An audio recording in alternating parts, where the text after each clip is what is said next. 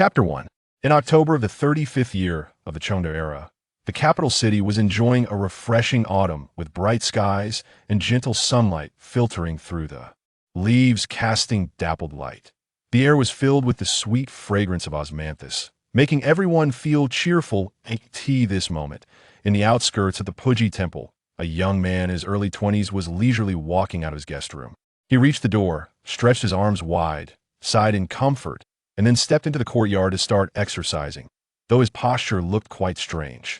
This person was Shen Qing, a scholar who had come to the capital for the imperial examination, and he was a changed Shen Qing. Shen Qing felt quite bitter about his situation. He had been living well in modern times, but after a drunken night, he woke up to find himself transformed into the eldest son of a small family in the Great Yu dynasty, going from 37 years old to just 15. That he was younger, but his mother was dead, his father was ill, and his younger sister had almost been abducted. Whenever Shen Qing thought about it, he couldn't help but shed a few tears of bitterness. While others transformed into princes and nobles, why did he end up in such a predicament? Although the original father was a teacher, he had exhausted the family fortune on his wife's medical treatment and accumulated a mountain of debt. When Shen Qing first arrived, the family was destitute, with nothing but simple vegetables to eat, making him wish he could just die.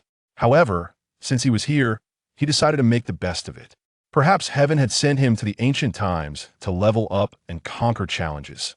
Thus, Shen Qing began to strive forward. What if the family was poor? Earning money was a piece of cake for him. Studying was even simpler. The original owner was already a scholar, well-versed in the 4 books and 5 classics. With his modern perspective and the vigor he once had during college entrance exams, he easily became a Jiren provincial graduate. As time flew by, Shen Qing had spent 5 springs and autumns in this place. Next year would be the year of the grand examination, so Shen Qing arrived in the capital early, both to acclimatize and to understand current affairs. He dared not slack off in his studies and was busy day and night. Sometimes, when he was truly exhausted, he would indulge in daydreams.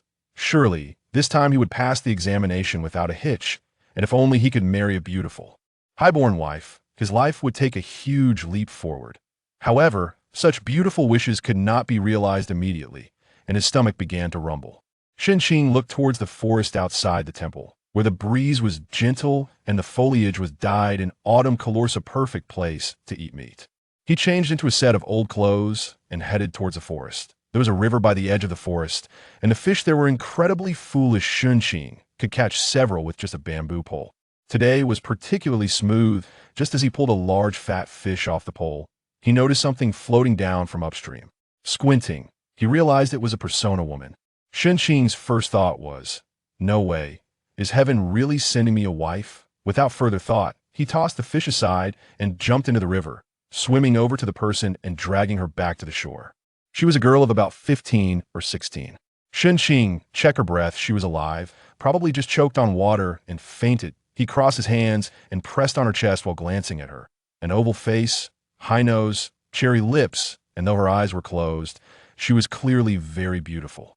Her waist was slim, but a bit small down there. While Shen Qing was lost in thought, a loud voice suddenly called out from nearby. "What are you doing?"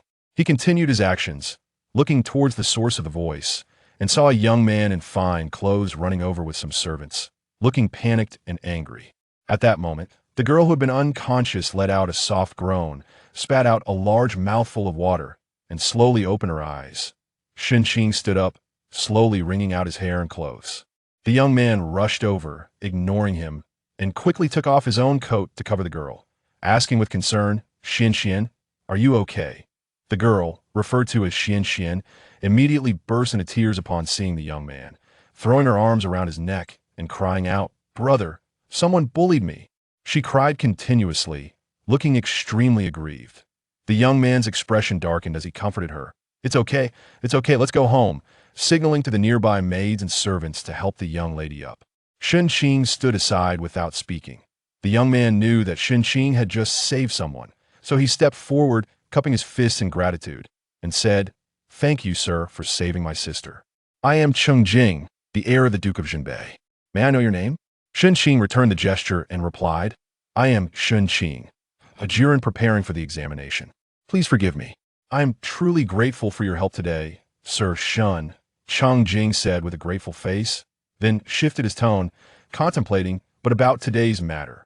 Shen Qing immediately understood and said, "Rest assured, young Master Cheng, I did not see any young lady today. Having lived in this dynasty for 5 years, Shen Qing knew that the etiquette towards women was quite harsh at this time. In modern times, getting wet was nothing, but in ancient times, it could lead to gossip that would make it difficult for a woman to marry for life." Cheng Jing had revealed his identity early on, likely to intimidate him. Cheng Jing was somewhat surprised. The young man before him stood tall, had handsome features, and appeared dignified, but his attire suggested that he came from a poor family. He had saved his sister, and initially, Cheng Jing worried that Shen Qing might take advantage of the situation, but it seemed this person was quite perceptive and intelligent. Cheng Jing once again cupped his fists and said, "Thank you, Brother Shen. If you need any help in the future, feel free to come to the Duke of Zhenbai's residence. I will always welcome you." Shen Qing returned the courtesy, "Thank you." After satisfying his hunger, Shen Qing returned to the temple and saw someone sitting at a stone table in the courtyard, fiddling with chess pieces. This person was also a Jiren who had come to the capital for the examination, named Zhang Ji, who was currently living in the same courtyard as Shen Qing. Seeing Shen Qing return, Zhang Ji called out from a distance, "I see that Brother Shen's fortune is shining, and your complexion is rosy. It seems a good fate is approaching." Shen Qing laughed. "When did you learn to read fortunes, Brother Zhang?" Zhang Ji winked at Shen Qing and said, "I saw everything earlier. You saved that girl. She might have fallen in love with you at first sight and want to offer herself to you." Shen Qing laughed outright this time, saying, "Brother Zhang, just look at Mimi clothes aside. I smell of fish. That girl probably wouldn't want to glance my way." Zhang Ji couldn't help but laugh as well, saying, "That's not necessarily true. Perhaps she likes you just the way you are."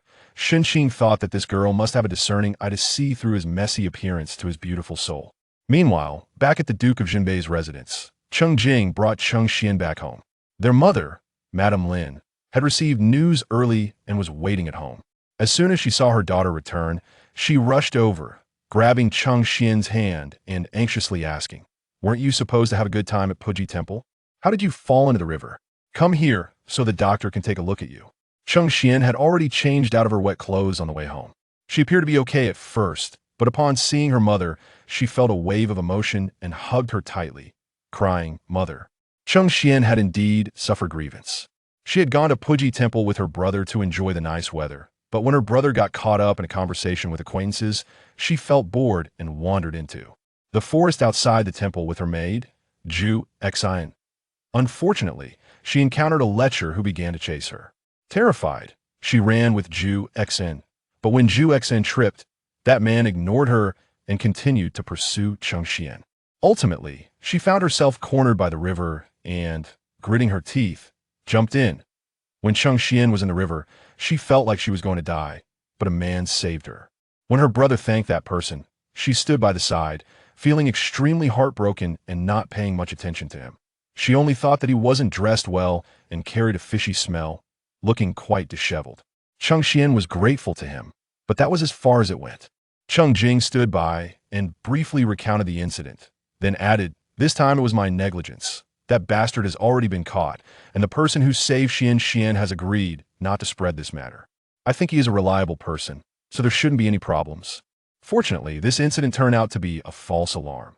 Lin Shi listened, feeling anxious, and patted Cheng Xian's hand, saying, "That's good, that's good." At that moment, there was a commotion outside, and a maid stepped forward to report, "Madame, Auntie, and the second young lady, as well as the cousin, have arrived." 3 people entered through the door, the leader being a noblewoman around 40 years old, dressed in a deep purple silk top and a plain white skirt, with several gold hairpins. In her hair, her eyes and brows conveyed shrewdness, and as soon as she entered, she grasped Cheng Xian's hand and asked with concern, "I heard that Xian Xian fell into the water. What happened?" Lin Shi and Cheng Jing exchanged glances, and Cheng Jing replied, "It's nothing. Xian Xian was playing by the river and accidentally fell in. Fortunately, it wasn't a big deal." Cheng Xian listened from the side, knowing that her brother was protecting her. Her aunt had lost her husband early and had been living with her children in her maternal home. It was fine in earlier years, but her temperament had grown increasingly difficult, stirring up trouble even when there was no wind. It was better for her not to know the specifics. Did you think you were about to become the sixth princess and got so excited that you fell into the river without paying attention to the road? The person who said this was Cheng Yi, the eldest daughter of the second branch, and also Cheng Xian's rival. Cheng Yi had an oval face and phoenix eyes, looking charming, and both she and Cheng Xian had their own merits. They were born in the same year and had never gotten along. They could put on a facade in front of outsiders, but within the household, they were always at odds. This moment, Cheng Yi was referring to the selection of a princess for the sixth prince in the palace. The biggest news in the capital recently was the selection of a princess for the sixth prince. The sixth prince was the son of concubine Yun and was highly favored by the emperor. The sixth prince himself was also graceful and gentle, and many young ladies in the capital dreamed of becoming the sixth prince's princess. Concubine Yin had once mentioned that she liked the eldest daughter of the Jinbei Marquis, Cheng Xian, which made her a popular candidate. When Qingyi heard this, she was furious, not because she liked the sixth prince, but because she thought if Cheng Xian could do it, why couldn't she? She wasn't inferior to Cheng Xian. So, upon hearing that Cheng Xian was in trouble, she immediately came to watch the spectacle and take the opportunity to taunt her. Lin Shi's expression darkened, but as an elder, she couldn't quarrel with the younger generation. Cheng Jing, being a man, also found it inappropriate to speak up. At this moment, another young lady who had just arrived stepped forward and approached Cheng Xian with a concerned look, saying, "Sister, are you okay? Last time I mentioned that the riverside by the Pajizi temple is very slippery, and it's easy to fall in if you're not careful. You must be cautious in the future." The speaker was Qin Yao, the daughter of Cheng Xian's aunt, who spoke gently and was also beautiful, with bright eyes and white teeth. Lin Shi's expression softened upon hearing this and said to Cheng Xian, "Since you fell into the water, let's have a doctor take a look." As Lin Shi and Cheng Xian were about to go inside, suddenly a maid rushed into the room, flustered, and said, "Not good, not good." Lin Shi felt that there were too many incidents today and couldn't help but press her forehead, asking, "What happened?" The maid didn't dare to lift her head and spoke in a stammer. "People outside are saying that today the eldest lady fell into the water and was saved by a man." And Lin Shi felt dizzy, her heart racing, and leaned against a chair, urgently asking, "What else?" The maid lowered her head even further, her voice growing softer. "They also say that the eldest lady was seen undressed by that person." Lin Shi could no longer bear it and collapsed into the chair. Chapter 2. Jinbei Marquis Cheng Duo returned with a dark face. While he was working at the Ministry of War, a soldier came to find him, saying that a servant at home had urgent news to report. Such things were rare, and Cheng Duo walked to the door. Upon hearing the servant's report, his face darkened, and he hurried home. Lin Shi and Cheng Jing were waiting for him inside. As soon as Cheng Duo entered, he sternly ordered Cheng Jing, "Kneel down." Cheng Jing, who usually joked around and was never serious, immediately knelt down with a face full of remorse, saying, "Father, this time it was my fault. I harmed my sister." The Marquis of Cheng had his hands clasped behind his back, his face serious, and said, "Tell me exactly what happened." Cheng Jing briefly recounted the incident and concluded, after hearing the rumors outside, "I first thought that it was that Shen Qing who leaked the matter. But then I realized that this incident spread throughout the capital in an instant. How could a poor scholar like Shen Qing have that capability? So I sent someone to interrogate the man who pursued my sister. At first, he claimed to have mistaken her for someone else, but after being tortured, he revealed that someone paid him to take advantage of my sister, and that if he succeeded, might even get a beautiful girl from a high family. That's when we realized it was a setup." Cheng Jing finished with a face full of anger, thinking that if he found out who plotted against their family, he would make sure to deal with them. The Marquis of Cheng rubbed his fingers and asked, "Have you found out who is behind this?" Cheng Jing lowered his head. "There's not enough time, we're still investigating." At that moment, Lin Shi suddenly said, "Could it be related to the sixth prince's selection of a princess?" The Marquis of Cheng nodded. "It's very likely." The Jinbei Marquis family was a founding family, with generations guarding the north.by Cheng Duo's generation. He had taken the civil servant route, while his brother Cheng Feng inherited the family legacy, currently leading troops at the northern border. The Jinbei Marquis family was powerful, and Cheng Duo knew that concubine Yin in the palace wanted to win over their family, which was why she had publicly stated her fondness for Cheng Xian and this news spread widely. Today's incident was directed at Shen Qing. Whether it succeeded or not was irrelevant. But once this rumor spread, their family would be excluded from the candidates for the sixth princess. That he didn't know which family was behind this. The Marquis of Qing himself did not wish to marry his daughter to the sixth prince, not because he wanted to be a pure minister, but because he did not think highly of the sixth princess. Oh, what if his mother was a concubine? His vision was too narrow and ultimately wouldn't go far. However, not wanting to marry was one thing, but being forced into it was another. Chung Duo tapped the table and said sternly, "Investigate this matter." Chung Jing agreed and stood up to leave when he suddenly heard his father say, "Also investigate that Shen Qing." Chung Jing was taken aback and asked, "Father, do you think he—" The Marquis of Qing pondered, "It's better to investigate, just in case." After Chung Jing left, Lin Shi worriedly asked the Marquis of Qing, "Marquis, what should we do about Shen Qing? With such rumors spreading, how could she find a match in the future?" The Marquis of Qing sighed and comforted Lin Shi. "Shen Qing is still young, there's no rush for her to marry. This matter will fade after a few years, if it really comes to it." The Marquis of Qing patted Lin Shi's hand and said, "Jinger mentioned that the one who saved Shen Qing, is a scholar, right? The spring examination is coming up next year. Perhaps he can even become a top scholar." Lin Shi knew this was just the Marquis's way of comforting her. There were so many scholars each year, only one could become the top scholar. Lin Shi forced a smile and said, "Let's hope so. I'll go check on Shen Qing." It was not easy to get her sleep just now. She must have woken up by now. "Let's go together." Chung Xian had already woken up, sitting on the bed wrapped in a quilt, staring blankly and not speaking. As soon as the Marquis and Lin Shi entered, they saw this scene.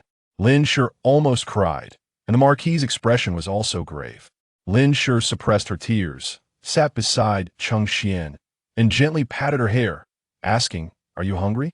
Would you like me to have them make osmanthus pastries for you?" Chung Xian slowly raised her head and looked at her father still dressed in official robes, clearly having rushed over without changing. Her eyes brimmed with tears as she said, "I'm not hungry. I'll eat again soon." Lord Chung had 2 sons and 1 daughter, and he had always doted on his only daughter, cherishing her in every way. Who would have thought that she would be schemed against now? Lord Chung squatted down in front of Chung Xian and gently asked, "Shen Qing, do you trust your father?" Chung Xian looked at her father, confused, but still replied, "Of course I do." Lord Chung stroked Chung Xian's head and said, "Don't worry. Whoever harmed you today, your father will make them pay. None of them will get away with it, all right?" Chung Xian nodded, tears streaming down her face as she responded, "Okay." The next day, Chung Jing returned in the evening and rushed to Lord Cheng's study, saying, "I found out it was the Duke of Ning's residence that did it." Lord Chung raised an eyebrow, somewhat surprised.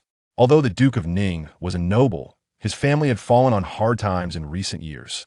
How could they dare to do something like this now? Chung Jing continued, "I traced it back to the person who paid a ruffian named Zhao Sanner to target my sister. The person who bought Zhao Sanner appears to be the owner of a casino, but in reality, he is someone from the Duke of Ning's residence. Very few people know about this connection. I had to ask a friend to dig around for me. Also, the legitimate daughter of the Duke of Ning is quite infatuated with the 6th prince. This isn't widely known outside, but many of the servants in the Duke's residence are aware." "Are you sure?" Lord Chung asked seriously. "Absolutely," Chung Jing asserted confidently. Lord Chung snorted coldly and said, "They've even thought of scheming against us. They're quite impressive. He wants his daughter to marry the 6th prince, but I won't let him have his way." Chung Jing was excited and said, "Father, just tell me what to do, and I'll take care of it for you." Lord Chung gave Chung Jing some instructions, and Chung Jing's face lit up as he said, "Just wait and see." He was about to leave when Lord Chung called him back and asked, "Didn't I ask you to investigate the person who saved Shen Qing? Have you found out?" Chung Jing had indeed looked into it and said, "He's not from the capital. I only found out that he came to the capital in September, and since then, he's been living in the Puji temple, mostly reading. People say he seems quite nice. The locals speak well of him, and I've heard the monks at the temple are kind to him." Lord Chung thought for a moment and said, "Keep investigating. Find out where he's from, send someone to his hometown, gather information about his family, his character, and how he performed in the autumn exams. I want to know everything, no detail too small." Chung Jing was puzzled and asked, "Is that really necessary? As long as we find out he's not involved, isn't that enough? Your approach seems like—" Suddenly, an idea struck Chung Jing, and he blurted out, "Father, you don't have that kind of thought, do you? He looks so poor. Lord Chen glanced at his foolish son, thinking, what does it matter if he's poor? As long as the person has ability, he, Chung Duo, could elevate him. However, discussing this matter was still too early, so he merely replied, what thought? I don't know. Just go investigate. Chung Jing thought, fine, I'll investigate. You're my father. How could I not listen to you? He bowed and left. Meanwhile, Shen Qing didn't think much after that incident and continued to read all day, taking walks in the woods when he got tired. One day, Zhang Ji came back from outside and rushed straight to his room, looking mysterious as he said, Shen brother, guess what I heard this time when I came down the mountain? Shen Qing was reading and casually replied, is the chief examiner for this spring's examination decided? Not yet, it's too early for that. Shen Qing continued, then is the deputy examiner decided? Zhang Ji was about to go crazy, grabbing Shen Qing's arm and shouting, it's from the Duke of Jinbei's residence. It's spreading everywhere that the Duke's eldest daughter fell into the water and was saved by a man, and that man. Zhang Ji paused deliberately, wanting to see Shen Qing's surprised expression, but Shen Qing remained expressionless. Zhang Ji then helplessly said, they say the eldest daughter Chung was seen naked by that man. Shen Qing finally showed some interest and asked Zhang Ji, is there any other news about the eldest daughter Chung, like if she has any enemies?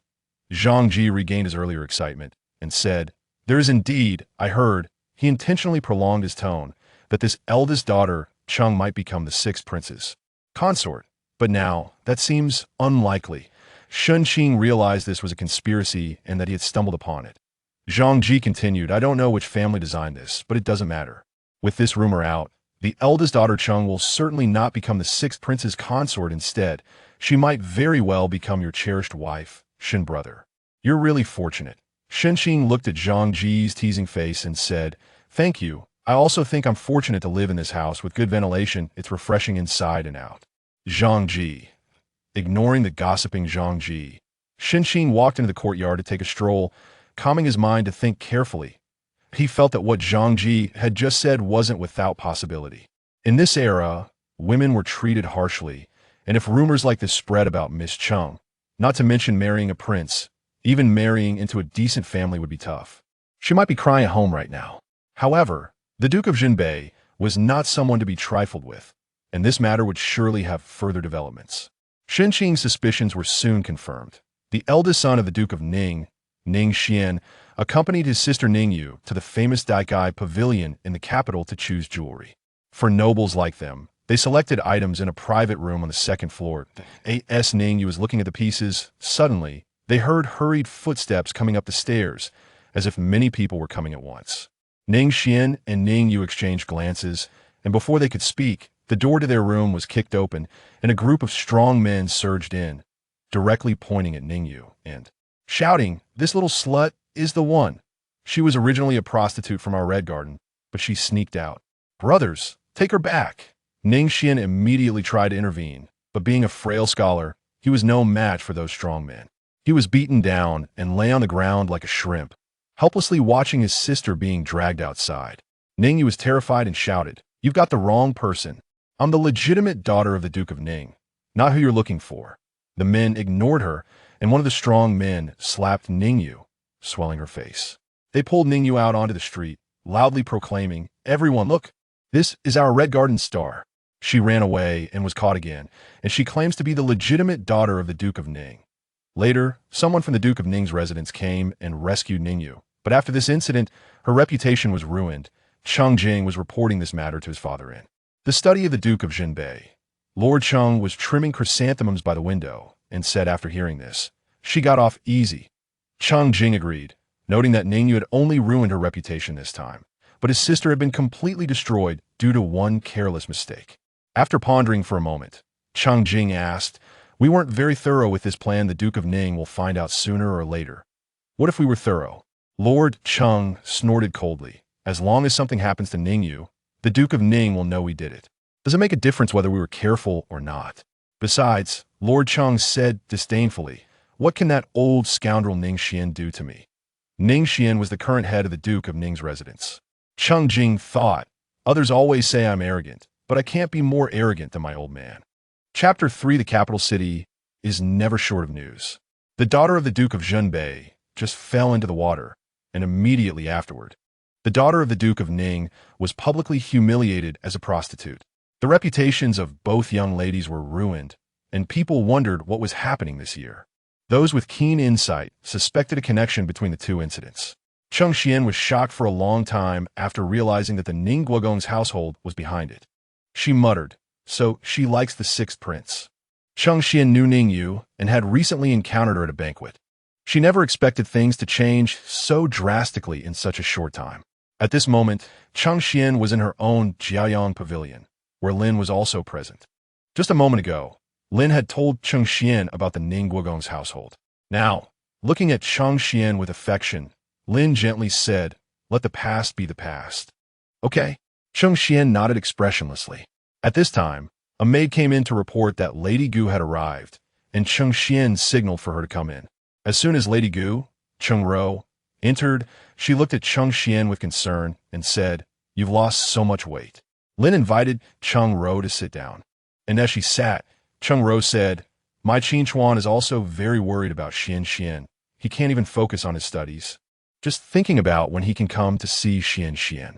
Lin had a good impression of Qin Chuan and casually said, "He can come whenever he wants." Cheng Ro's eyes lit up, and she said, "Then let's do it now. Qin Chuan happens to be free." After saying this, she sent her maid to find Qin Chuan. Cheng Ro sat there for quite a while before her maid returned, standing at the door and saying, "Madam, the young master said he is studying and will come to see the young lady when he has time." Cheng Ro was taken aback, a look of embarrassment appearing on her face as she said, "This child is just too serious about his studies. I'll go see him." After saying this, she hurriedly left. In the Qingfeng courtyard of the Zhenbei Duke's residence, where Lady Gu Chengro and her daughter Qin Yao lived, Chengro was talking to her son and daughter in the main room, while the maids waited outside. "I told you to see what happened to your cousin. She is in trouble now. Can't you, as her elder cousin, show some concern?" Chengro was scolding her son Qin Chuan, looking frustrated. Qin Chuan sat there without lifting his head and muttered, "You said she's my cousin. As an elder cousin, it isn't proper for me to go and see her all the time. It goes against propriety." Chengro thought about how she had given birth to such a blockhead and couldn't tell if he genuinely didn't understand her meaning or was just pretending. Qin Yao, watching from the side, also urged, "Brother, mother is doing this for your own good. Just listen to her." Qin Chuan raised his head to look at his mother and sister, saying, "I understand what you mean, but I can't do that. It's not appropriate for me and my cousin." "Mother, you don't need to worry about this anymore." Chengro was furious and said, "Why isn't it appropriate? She used to be the legitimate daughter of the Duke's household. If you weren't worthy of her, that would be one thing, but now her reputation is ruined. What good marriage can she hope for in the future? Marrying her would be saving her. Don't you understand? I cannot take advantage of her misfortune." Qin Chuan still refused, showing that he hadn't taken his mother's words to heart. Cheng Ro's eyes turned red as she pointed a trembling finger at Qin Chuan. Her voice hoarse as she shouted, "Have you ever thought about us, mother and son? We are now living as guests. Do you know what that means? It means we could be forced to leave at any time. But what do we have? Your father died early and left us nothing. If I hadn't shamelessly stayed at my mother's house, we would have been homeless by now. If you could marry your cousin, everything would be different. Your uncle and aunt care for her so much. After you marry, we could continue living here, and with your uncle watching over you, your career would go smoothly. We would have everything we need. Isn't that good?" Qin Chuan looked at his mother and said, "Are you trying to marry my cousin for her? Or do you just want her family's wealth?" With a loud slap, Cheng Ro struck Qin Chuan's face. She was stunned by her own action and quickly reached out to touch his face, crying, "Does it hurt? Mother was wrong. I shouldn't have hit you." After her husband died, Qin Chuan became her only hope. She usually cared for him deeply, and it was out of extreme anger that she struck him. After the slap, Qin Chuan didn't react much, but Cheng Ro couldn't handle it anymore. Qin Chuan remained expressionless and said, "It's my fault for being useless and not being able to provide a good life for you. I will study hard, but marrying my cousin is simply not possible. Please give up on this idea, mother." After saying this, he left, leaving Cheng Ro and Qin Yao behind. Cheng Ro was crying uncontrollably, and Qin Yao, while wiping her mother's tears, said, "What if brother doesn't agree?" Cheng Ro dried her tears, her eyes firm, and said resolutely, "He has no say in the matter." That day, Lin was having a meal with Cheng Xian. Over the past few days, Cheng Xian's spirits had improved significantly. At least she was willing to eat properly every day. Lin visited daily to accompany her, fearing she might have a moment of despair and cause an accident. After finishing their meal and talking, a maid came in to report that Lady Gu had come again. Cheng Xian frowned, clearly annoyed, and Lin felt equally troubled. Lady Gu had been coming over frequently these days, often mentioning Qin Chuan, and they understood her intentions very well. Cheng Xian directly told the maid, "Just say I've gone to bed, and let Lady Gu come another day." The maid went off to relay the message. Lin looked at Cheng Xian, wanting to say something, but hesitating. Finally, she spoke up, "Your aunt may not be easy to get along with, but Qin Chuan is a good boy. He is honest and has a talent for studying. He will participate in the spring examination next year, and you see." Lin carefully asked this question, knowing that after the incident, it would not be easy for her daughter to marry into a prominent family. Rather than marrying into a hollow family, it would be better to find someone among relatives, at least for peace of mind. She had thought of suitable candidates at night, while lying in bed, and felt that only Qin Chuan and Lin Feng from her family were somewhat appropriate. But she needed to ask her daughter's feelings first. Cheng Xian did not lift her head and replied coldly, "Mother, cousin Qin Chuan is great, but I don't like him." Lin sighed and continued, "Your maternal cousin Lin Feng is younger than you, but, Mother, I'm tired and want to sleep." After saying this, Cheng Xian left without looking back, leaving Lin feeling as if her heart was being torn apart. In the study of the Cheng Duke's residence, Cheng Jing was talking to his father about Shen Qing. "I never expected that my little servant would find out about Shen Qing as soon as he arrived in Luoyang. Even an 80-year-old old lady knew him, and she just started talking without the servant needing to ask anything." Shen Qing lost his mother at an early age. His father is a teacher, and he has a younger sister. Their family is quite simple. As for his character, Dad, you won't believe it, but the locals all say Shen Qing is a really good person. Not only is he kind, but he is also very clever. Many local gentry want to marry their daughters to him, and even the county magistrate has that intention, but he didn't agree. Also, 3 years ago, Shen Qing achieved a good ranking in the autumn examination, but for some reason, he waited 3 years and only came to the capital this year. The Cheng Duke listened attentively and then asked, "Is there more?" Cheng Jing smiled, revealing a row of white teeth, and said, "Of course there is more. My little servants are all well trained." Cheng Jing then asked mysteriously, "Dad, do you know why the locals all say Shen Qing is a good person?" The Cheng Duke maintained a serious expression and asked, "Why is that?" Cheng Jing replied, "I thought Shen Qing was a poor man, but after investigating, I found out he comes from a wealthy family. When Shen Qing was 16, he developed a method for making flower paper. He wasn't sure how he managed it, but the flower paper he created was printed with peony petals and had a faint scent of peony when smelled closely.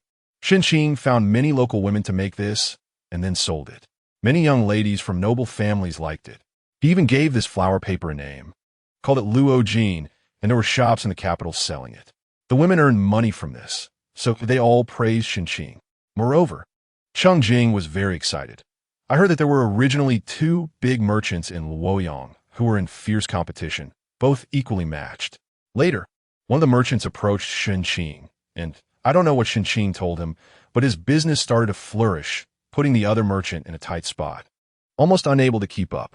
However, Shen Qing didn't do this for free. Every time he gave advice, that merchant paid him 10 taels of silver, which Shen Qing called a consulting fee." Cheng Jing's eyes widened as he gestured with his hands. "Father, 10 taels. Just a touch of the lips, and he earned it." Lord Cheng looked at his foolish son and truly felt like kicking him out.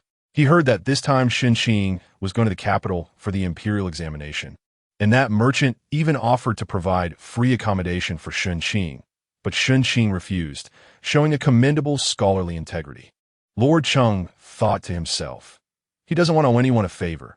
If he accepts it now, he will have to repay it later, and it won't just be as simple as returning a house. In summary, I think Shen Qing is a very capable person, Cheng Jing concluded, and then asked, "Father, do you want to meet him?" Lord Cheng had already stood up and was walking outside, saying as he walked, "You go see him again. If you think he is truly good, bring him back to the residence for me to meet." Chapter 4. On that day, Shen Qing was playing chess with Zhang Ji while casually listening to the latest news from the capital. When he heard that the young lady of Ningwa Duke's mansion had been humiliated in public, he thought the retaliation from the Jinbei Marquis mansion was indeed swift and violent.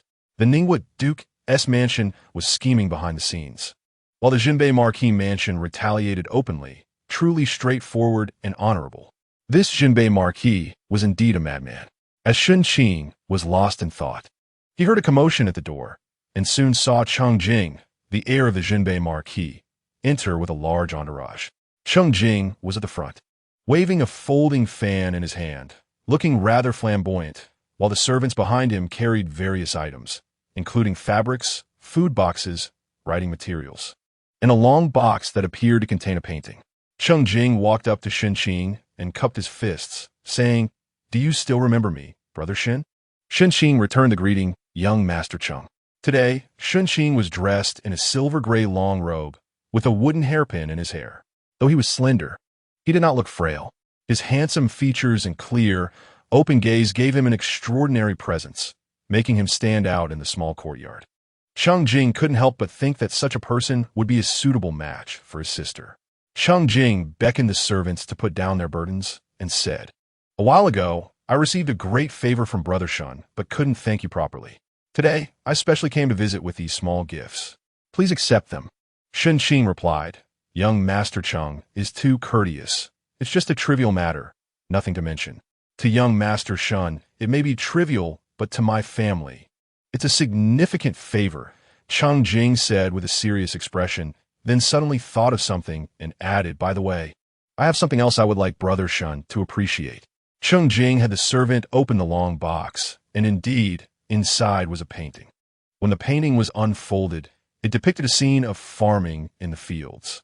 Under the scorching sun, the farmers were working hard in the fields, their faces filled with anxiety and fatigue. The painting was exceptionally well executed, vividly capturing the farmers' wrinkles and beads of sweat, allowing viewers to immediately appreciate their hardships. Zhang Ji couldn't help but exclaim, "Truly exquisite." Cheng Jing beamed with pride and asked Shen Qing, "Brother Shen, do you recognize this painting?" Shen Qing remained calm and said, "It's Fuxing, isn't it?" Cheng Jing showed a hint of surprise, while Zhang Ji's mouth dropped open in shock. "This is Fuxing? The Fuxing by Master Lu Ziyuan?" It's no wonder Zhang Ji was shocked. Master Lu Ziyuan was a renowned figure in contemporary times, excelling in all arts, and his disciples were all knowledgeable and talented individuals.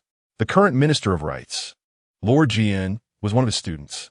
Scholars revered Master Lu greatly, and anyone who earned his favor would see their status and reputation soar among scholars.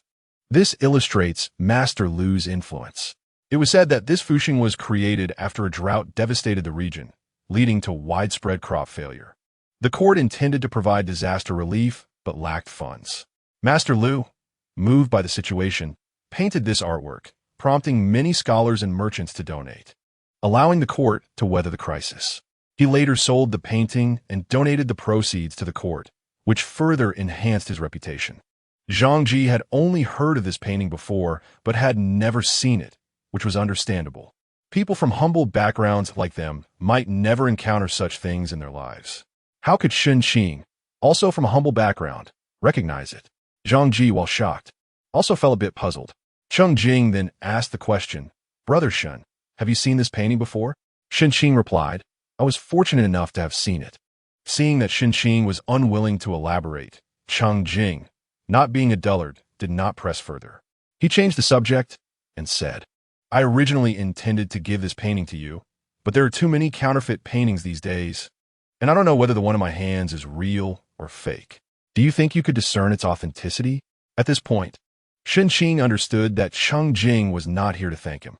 He was clearly here to test him. Shen Qing chuckled inwardly, thinking this might be a good omen, and decided to play along. Maintaining a calm demeanor, Shen Qing showed no excitement when Cheng Jing offered the painting, nor did he appear flustered when asked to identify its authenticity, truly embodying the composure of someone unperturbed by the collapse of a mountain in front of them. Both Zhang Ji and Cheng Jing, watching from the side, felt that this person truly possessed a remarkable demeanor. Shen Qing himself felt that his ability to put on an act had improved recently. While Shen Qing was still marveling, Shen Qing slowly uttered 2 words. It's fake.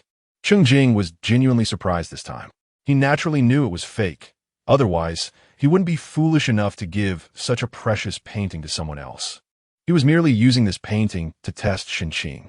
However, how did Shen Qing know it was fake?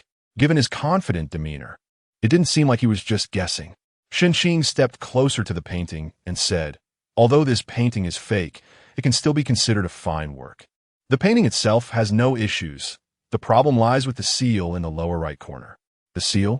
Shen Qing and Zhang Ji asked simultaneously. Yes. Shen Qing pointed to the seal in the lower right corner and said, this seal is too vibrant. When Master Lu created this painting, he was in the countryside under poor conditions and used a low-quality seal. After all this time, the seal should have faded and the inscription blurred. But this seal is bright, yet not gaudy, delicate and heavy, indicating that it was made with high-quality materials. Just this point reveals the truth. Jacques pondered deeply, while Shen Qing looked confused, unsure if Shen Qing was right or wrong. For Shen Qing, he was quite knowledgeable about matters of food, drink, and entertainment. But discussing such refined topics felt like playing music to a cow. However, this did not diminish Shen Qing's growing admiration for Shen Qing. It was like he had casually bought a cricket for a contest, only to find it unbeatable. This created a sense of surprise for Shen Qing. Originally, he thought Shen Qing was just a poor scholar, but he found him to be quite impressive, a person worth befriending. Shen Qing thought that even if Shen Qing couldn't become his brother-in-law, he could still be his friend. Shen Qing praised Shen Qing, saying, Brother Shen, you are truly knowledgeable and talented. I am genuinely impressed. Shen Qing cupped his hands and continued, I came here today for another matter. My father has long wanted to thank you in person, but he's been bogged down with mundane affairs. He finally found time recently. If Brother Shen is willing, could you visit my mansion in 3 days? Shen Qing chuckled inwardly, thinking your father is busy, truly busy, more so than modern programmers. I wonder if your father's hair is still intact. While Shen Qing was internally mocking, he maintained a righteous demeanor and replied, there is no need to mention that matter again. Good people will act accordingly. I have always heard that Marquis Cheng is upright and capable, a role model among officials, a pillar of our dynasty. If I could meet Marquis Cheng, it would indeed be a great honor for me. Shen Qing watched Shen Qing speak without changing his expression, and his admiration for Shen Qing rose another level. He also pretended to be serious and said, then I will look forward to it. You're too polite. After Shen Qing left, Zhang Ji teased Shen Qing. So how about it? Wasn't the face reading I showed you earlier accurate? Now they're coming to your door. Perhaps soon we will witness a wedding night, and when the gold list is named. Shen Qing looked at Zhang Ji and said, are you envious, Brother Zhang? Zhang Ji quickly denied. What am I envious of? I already have a family. Shen Qing said, I see that Brother Zhang is neatly dressed, and your room is well stocked. Your wife must be virtuous and thrifty. With a wife like that, what more could a husband want? As for me, talking about the young lady of the Cheng family now is truly premature. I haven't even started yet. Even if there is a possibility in the future, marrying a wife would be no different from marrying an ancestor. Perhaps I would even have to serve her. Both of them laughed. And Zhang Ji thought to himself that this was indeed the truth. The young ladies from noble families were not easy to serve. Perhaps they would be tightly controlled for their whole lives, unlike in his own home where, although his wife was illiterate, she was obedient. Shen Qing knew that although Zhang Jiming appeared open-minded, his temperament was actually not very broad. Such people could be somewhat frightening, as they might betray you at any moment. So it was wise to be cautious. 3 days later, Shen Qing tidied himself up a bit, neither shabby nor showy, just looking quite proper, and went to the Ho residence in the north of the town. When he arrived at the entrance, a servant stepped forward and asked, are you Shen Qing? Young Master Shen? Indeed, the young master has already instructed us. Please follow me. Shen Qing followed the servant inside, walking as if he were strolling in a park, with his back straight and his demeanor relaxed, showing no signs of tension or awkwardness, which made the guiding servant realize that this person should not be underestimated. He had known for a long time that today's guest was a scholar, but having spent a long time in the Ho residence, he thought that even if one was a scholar, they were still just a poor student from the countryside. However, upon seeing Shen Qing, he felt that after all, he was a guest of the Marquis, and his demeanor was indeed different. As the servant led Shen Qing to a courtyard, Cheng Jing came forward and said, "Brother Shen has arrived. Come in quickly." Shen Qing surveyed the courtyard, which had a large osmanthus tree, exuding a faint fragrance at the moment. There were many potted plants on the steps, mainly welcoming pines, both large and small, with exquisite shapes, indicating that the host was also a person of refinement. Above the house hung a plaque with the three large characters Wu Wei, Zhai written in cursive. Shen Qing asked Cheng Jing, "Does Lord Cheng like Laozi and Zhuangzi?" Cheng Jing was taken aback for a moment, looked at the plaque, thought for a bit, and agreed, yes, my father loves freedom, haha. As Shen Qing followed Cheng Jing inside, he saw a middle-aged man standing there practicing calligraphy. Hearing the noise, he raised his head, his gaze piercing as he looked directly at Shen Qing. Shen Qing met his gaze calmly while also observing Lord Cheng. There are some people whom you notice not for their appearance, but for their imposing presence. Clearly, Lord Cheng was such a person. Standing there, he looked only at you, and you would feel pressure, wondering if there was something inappropriate about yourself. This was a kind of aura cultivated from long years of being in a position of power. A deep-seated presence accumulated over time. Shen Qing thought, what an impressive person. As Shen Qing assessed Lord Cheng was also evaluating Shen Qing. He felt that Shen Qing had a sense of incongruity. Though he was a young man, he possessed a pair of gentle and insightful eyes. This gentleness was not merely a trait of character, but seemed to be a calmness born from having experienced the complexities of life. While most people could maintain their composure under scrutiny, their eyes would show fluctuations or even avoidance. But Shen Qing stood there openly and confidently, calm and collected. Lord Cheng thought, this person is not simple.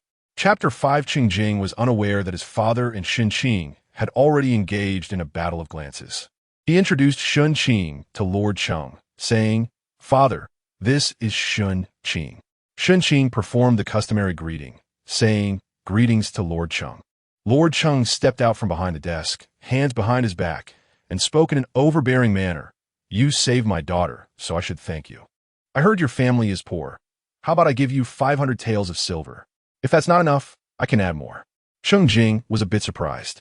How could his father say such things? Scholars are supposed to have integrity. Wouldn't Shen Qing just leave in anger upon hearing this? Just as Cheng Jing was about to interject, he was silenced by a glance from Lord Cheng and immediately wilted. However, Shen Qing did not react as Cheng Jing expected. Instead, he looked calmly at Lord Cheng and said, "It seems Lord Cheng has a good impression of me." Huh? Cheng Jing's mouth dropped open in shock, wondering if Shen Qing had lost his mind from anger. Lord Cheng, on the other hand, looked appreciative and asked, "Why do you say that?" Shen Qing, in a leisurely manner, countered, "Does Lord Cheng not like scholars?" Lord Cheng rubbed the ring on his thumb, a slight smile on his lips, and replied, "A little." Shen Qing smiled back and said, "Perhaps Lord Cheng might be interested in me." Lord Cheng laughed heartily, looking quite pleased, and told Cheng Jing, "Get some tea. I want to have a good chat with young Master Shen." Cheng Jing stood there, confused, unsure if there was something wrong with his ears or his brain, as he couldn't understand a word of their conversation. He stood there in a daze, and Lord Cheng, feeling quite troubled, thought about how he ended up with such a dull son. While others understood things quickly, his son's mind seemed to be stuck. Shen Qing, being kind, explained to Cheng Jing, "Just now, Lord Cheng was testing me. This test was not easy to handle." Lord Cheng made things awkward for Shen Qing right from the start. If it were someone with a fiery temperament, they might feel insulted and leave in a huff. However, it was clear that Lord Cheng did not appreciate such people, as evidenced by his methods of revenge against the Duke of Wen's residence and the phrase governing without action on the plaque, indicating that he was a person with a very arrogant inner self who could not tolerate fragile hearts. But if Shen Qing bore the insult and responded with a smile, it could be seen as trying to curry favor with the Cheng family. However, it was evident that Shen Qing's response was quite to Lord Cheng's liking. Cheng Jing seemed to understand a bit better and went out to call for someone to bring tea. Inside, Lord Cheng had already invited Shen Qing to sit and asked, "How confident are you, young Master Shen, about this year's spring examination?" Shen Qing felt that Lord Cheng was about his age, and their temperaments were somewhat compatible. If they were in his previous life, they might have become good friends. In front of him, there was no need for the usual scholar demeanor, so he replied honestly, 1 or 2 of the top ranks. Lord Cheng raised an eyebrow and said, I heard that this year's exam in the capital has attracted many candidates, nearly 10,000, and only the top 300 will be selected. The top 2 ranks together only amount to about 150 people. You're young but quite confident. Lord Cheng thought that confidence was good, but if it became overconfidence, one might end up looking foolish. Shen Qing just smiled. He had lived so freely and confidently in his previous life, never losing in verbal exchanges. Now in this place, he had to restrain himself a bit. But meeting someone like Lord Cheng today brought out a bit of his old character, so he said, I was indeed a bit arrogant. Lord Cheng felt that Shen Qing didn't seem like someone with a mental issue. Since he had admitted to being arrogant, he should have some confidence, so he said, just in time, my nephew will also be taking the exam next year. When you write an essay, I'll take you to visit Lord Ji, the Minister of Rights. This was an unexpected delight. Shen Qing was not naive. Many people waited outside the Minister of Rights residence, hoping for some guidance from Lord Ji. But he wouldn't even glance at them. Now that Lord Cheng was willing to take him, it was a significant favor. Shen Qing cupped his fists in a salute and said earnestly, Thank you very much, Lord Cheng. Lord Cheng nodded and continued, There's one more thing. You must be aware of my daughter's situation. It's not easy for women to survive these days. A slight misstep, and they could be pointed at by others. But you know my daughter is innocent and has suffered this ordeal for no reason. I always feel heartbroken whenever I think of this. What was this sudden display of sympathy? Where did the domineering presence go? Shen Qing remained silent. Lord Cheng continued, I don't expect my daughter to marry into some high family. I just want a family that is decent and honorable. I see my nephew as very suitable. If you pass the examination, I could arrange for my daughter to be promised to you. That would be a lovely story. What do you think? Shen Qing almost laughed. Did he mean to call himself nephew? Shen Qing tilted his head slightly and playfully asked, What if I don't pass the examination? Then my nephew would have to study hard, and I wouldn't want to disturb you with marriage matters. Lord Cheng replied with a smile, looking quite understanding. It has been said since ancient times that one should establish a family before pursuing a career. The gentle embrace is the tomb of heroes. If my nephew focuses on other things and neglects his studies, that would be my fault. This old fox. It seems that only if I pass the examination can I marry your daughter. If I fail, I'll have to say goodbye. Shen Qing didn't show it on his face, still smiling as he said, Lord Cheng truly has a fatherly heart. Lord Cheng sighed deeply, saying, My nephew is still young. When you reach my age and have your own children, you will understand my feelings. Shen Qing thought to himself, I am indeed at your age. Unfortunately, I don't have children. Thus, Shen Qing's first meeting with Lord Cheng ended. Their impressions of each other were quite good. But whether they would have a future as father-in-law and son-in-law remained uncertain. After bidding farewell to the Cheng family, Shen Qing wandered the streets. The sun was just right, and the streets were bustling with people. In an open area, Shen Qing saw a large crowd gathered, clearly the onlookers. Shen Qing, unable to resist, strolled over to take a look, and then he witnessed a classic scene. A girl selling herself to bury her father. In front, a girl about 15 or 16 was kneeling, looking somewhat pretty, dressed in mourning clothes, crying like a rain-soaked pear blossom. Behind her lay a person covered with a bamboo mat, clearly her deceased father. As she cried, she pleaded, Please, everyone have mercy by me, so my father can be buried soon. Someone in the crowd asked, How much? The girl replied, Not much, just 5 taels. The crowd began to murmur. 5 taels was not much. It could be exchanged for 10 stones of rice, enough for a family of 5 to live for a year. Shen Qing looked seriously at the person lying on the ground, wondering if the portrayal of people pretending to be dead for money in dramas was real. As the bamboo mat obscured the view, just as he leaned in to get a better look, he suddenly heard a smiling voice from beside him. What are you looking at, my friend? Turning to the side, Shen Qing saw a man in his 30s, hands behind his back, tilting his head to look at him. The man was quite handsome, with a full forehead, sword-like eyebrows, phoenix eyes, a prominent nose, and well-shaped lips, truly an outstanding face. Influenced by the scene of selling oneself for burial, Shen Qing felt as if he were in a modern setting and blurted out, "Brother, your features are great. You clearly have the fate of an emperor or a general."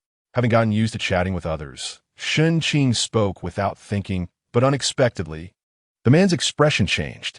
Shen Qing felt a shiver down his spine, secretly thinking that he had begun to attract the protagonist's aura today. First, he encountered the scene of selling oneself for burial, and now, was he about to meet an emperor in disguise? But that's not right. The current emperor is an old man. Could this be a prince? Shen Qing guessed correctly. This is indeed the current fourth prince, Fu Xiu. Fu Xiu was feeling bored in the palace today, and seeing the weather was nice, he took his guards out for a stroll. When he saw a crowd, he came to take a look. Before he could even see the woman selling herself to bury her father, he was captivated by someone. This person looked like a scholar, with a decent appearance and demeanor, but the way he craned his neck to look was a bit comical. He inadvertently asked what he was looking at, and the person turned around to look at him for a moment before saying he had the fate of an emperor or a minister. Fu Xiu was taken aback and thought, could this person be someone with real insight? Shen Qing immediately reflected on himself, thinking he had been too reckless today, and bowed to Fu Xiu, saying, "I apologize for my rudeness. Please forgive me." If Shen Qing had continued to dwell on the matter of fate, Fu Xiu would have suspected he was a fraud, but Shen Qing deliberately set that aside and returned to a nonchalant demeanor, which left Fu Xiu a bit disappointed. Fu Xiu said to Shen Qing, "No worries. I see you are cultured and refined. Are you perhaps a scholar heading to the capital for the imperial examination?" Shen Qing replied, "You have a good eye. I am from Luoyang, Shen Qing." Fu Xiu said, "I am from the capital. I'm slightly older than you. You can call me fourth brother Fong.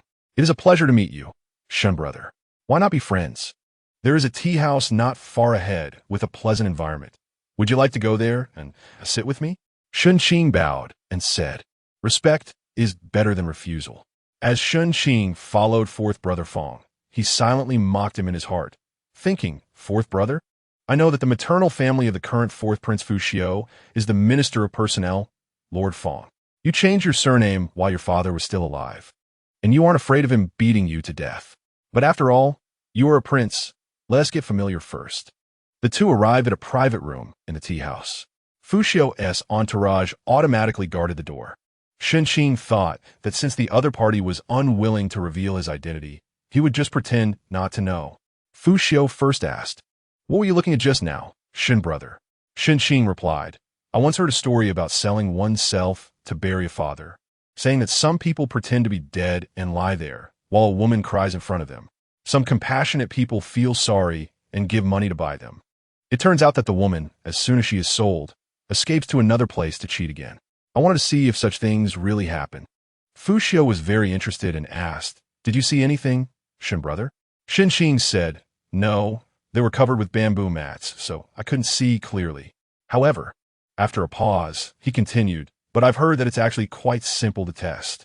Just take a small stick and scratch the soles of the feet a few times, and you'll know."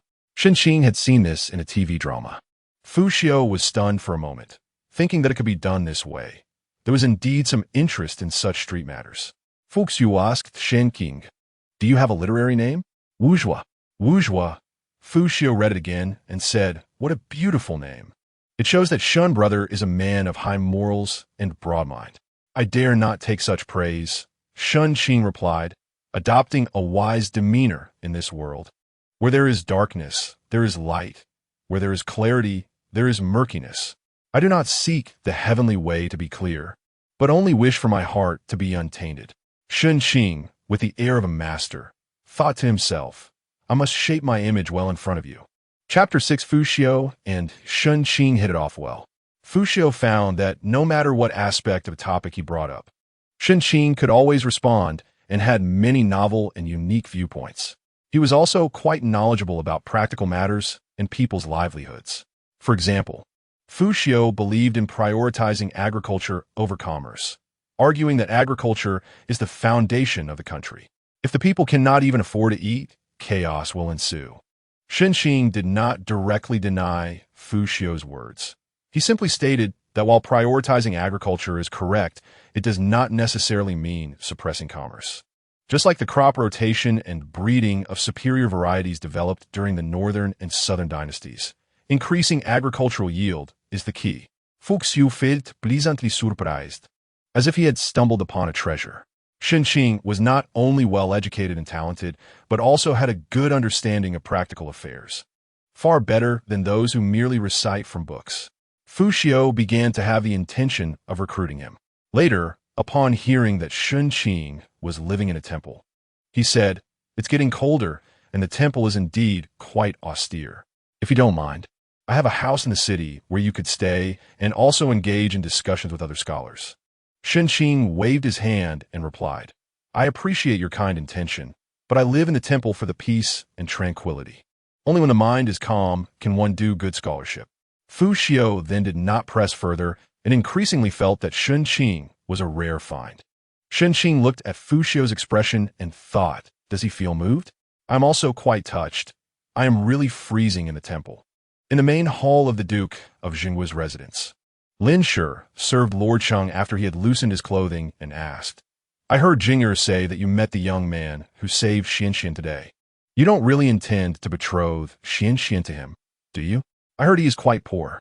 Lord Cheng frowned disapprovingly and said, "What's wrong with being poor? This Shen Qing is not simple. Although Cheng Jing seems quite formidable, he would be no match for Shen Qing." Lin Shi raised her eyebrows and asked, "Is he a person with deep scheming?" When someone mentions a person with deep schemes, it often brings to mind a cunning villain. Lord Cheng recalled Shen Qing's clear and candid gaze, which looked like that of a gentleman, and shook his head. Not necessarily. In any case, he is a very intelligent young man, suitable for Xian. As for his poor background, that doesn't matter. With his abilities, he will be able to gradually establish a household in the future. I have already told him that if he does well in the spring examination, I will betroth Xian to him. You should also mention it to Xian in the next few days to prepare her mentally." Lin Shi was surprised to hear that her husband had already proposed marriage, but then she thought that Lord Cheng's judgment was usually quite good. She had originally wanted to mention Qin Chuan, but thought about her mother-in-law and swallowed the words back down. Having such a mother-in-law was also a hardship. The next day, Lin Shi went to Jiaoyang Pavilion, where Cheng Xian was practicing her calligraphy. Upon seeing her mother, Cheng Xian welcomed her over. Lin Shi held Cheng Xian's hand and said, "Don't practice calligraphy for too long. Your wrist will get sore." Cheng Xian nodded. Lin Shi had Cheng Xian sit down and sent the other maids away.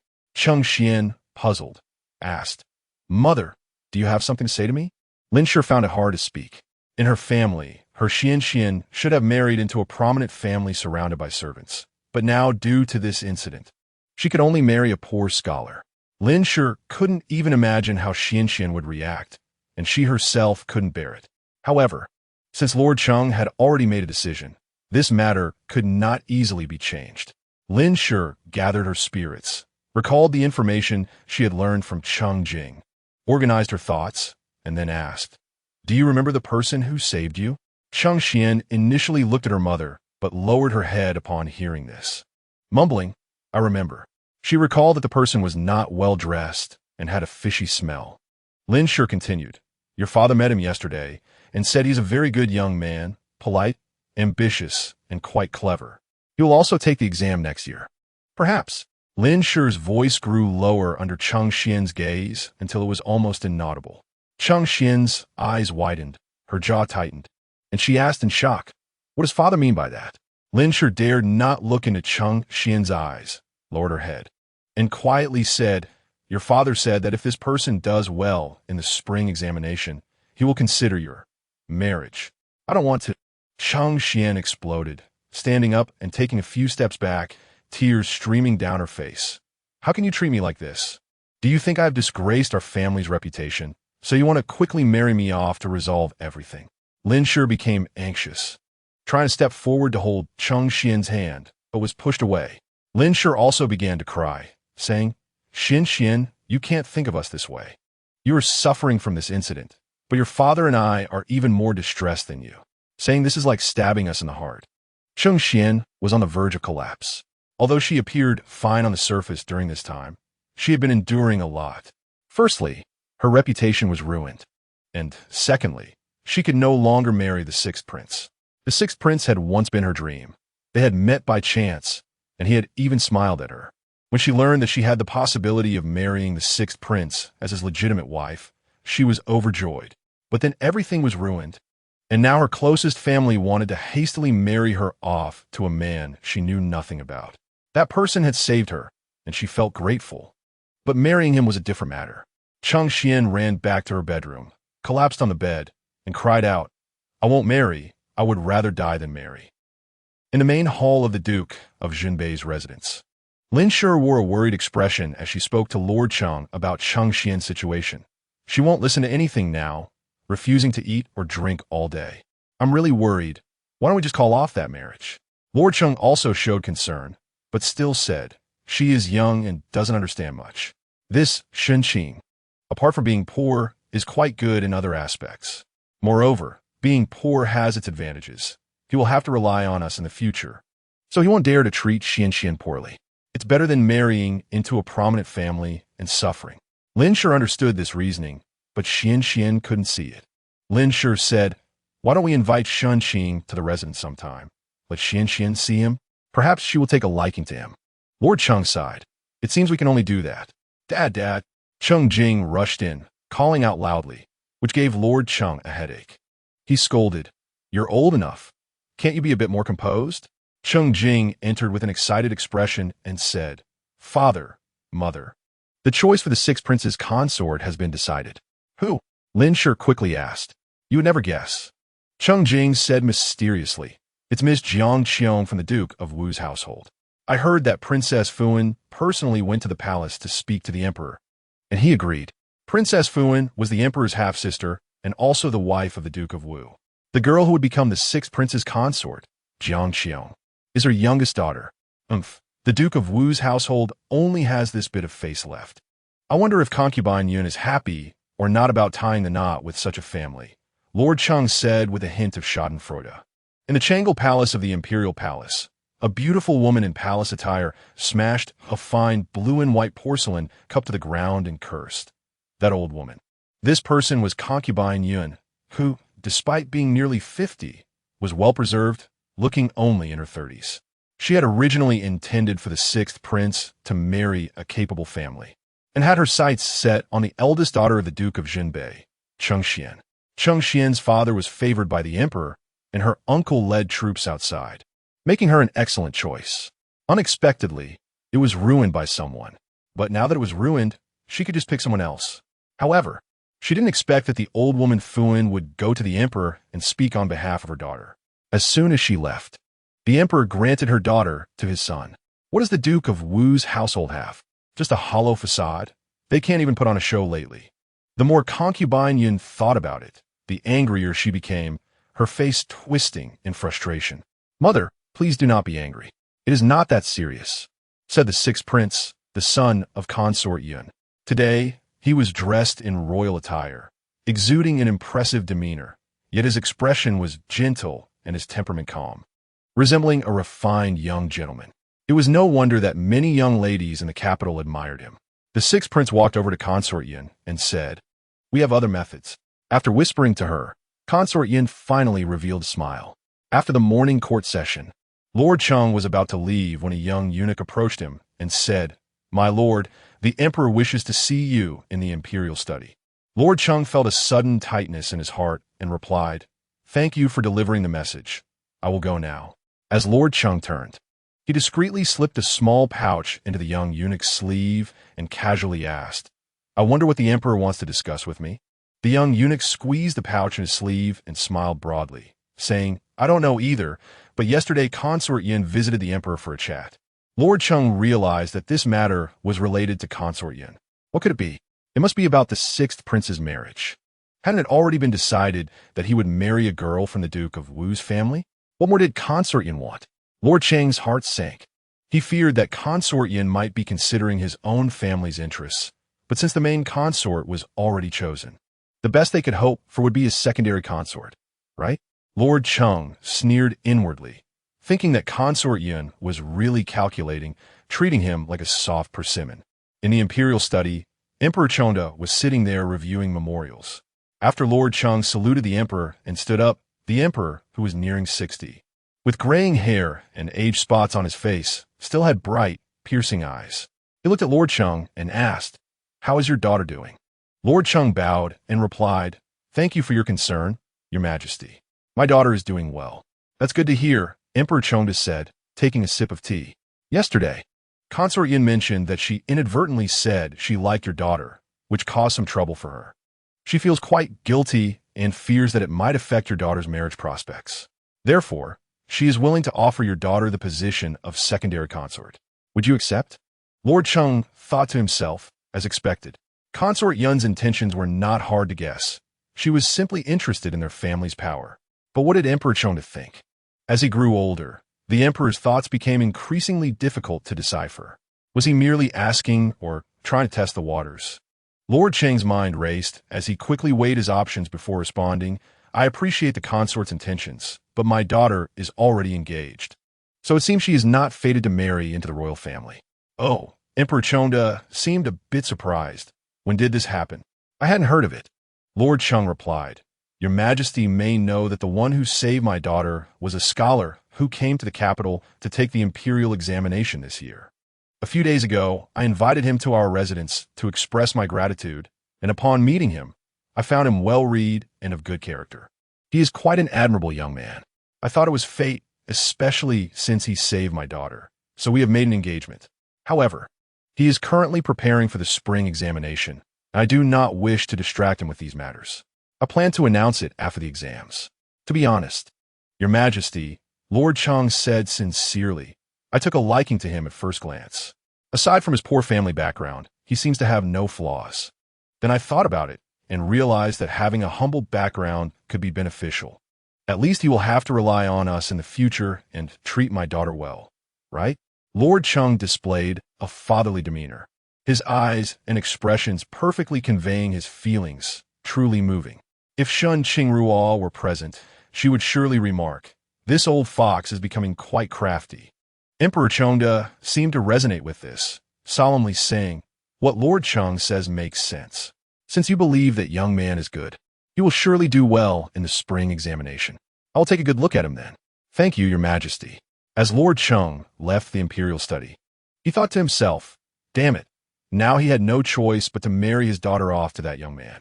Chapter 7. After returning home, Lord Cheng called Lin and Chang Jing to discuss the matter. "The Empress Dowager Yun is still not giving up on our family and is thinking about marrying Xian to the sixth prince.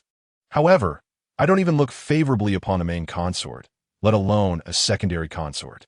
Is my daughter Cheng Duo going to be a concubine? But I can't directly refuse the emperor, so I mentioned that Xian is already engaged to Shen Qing.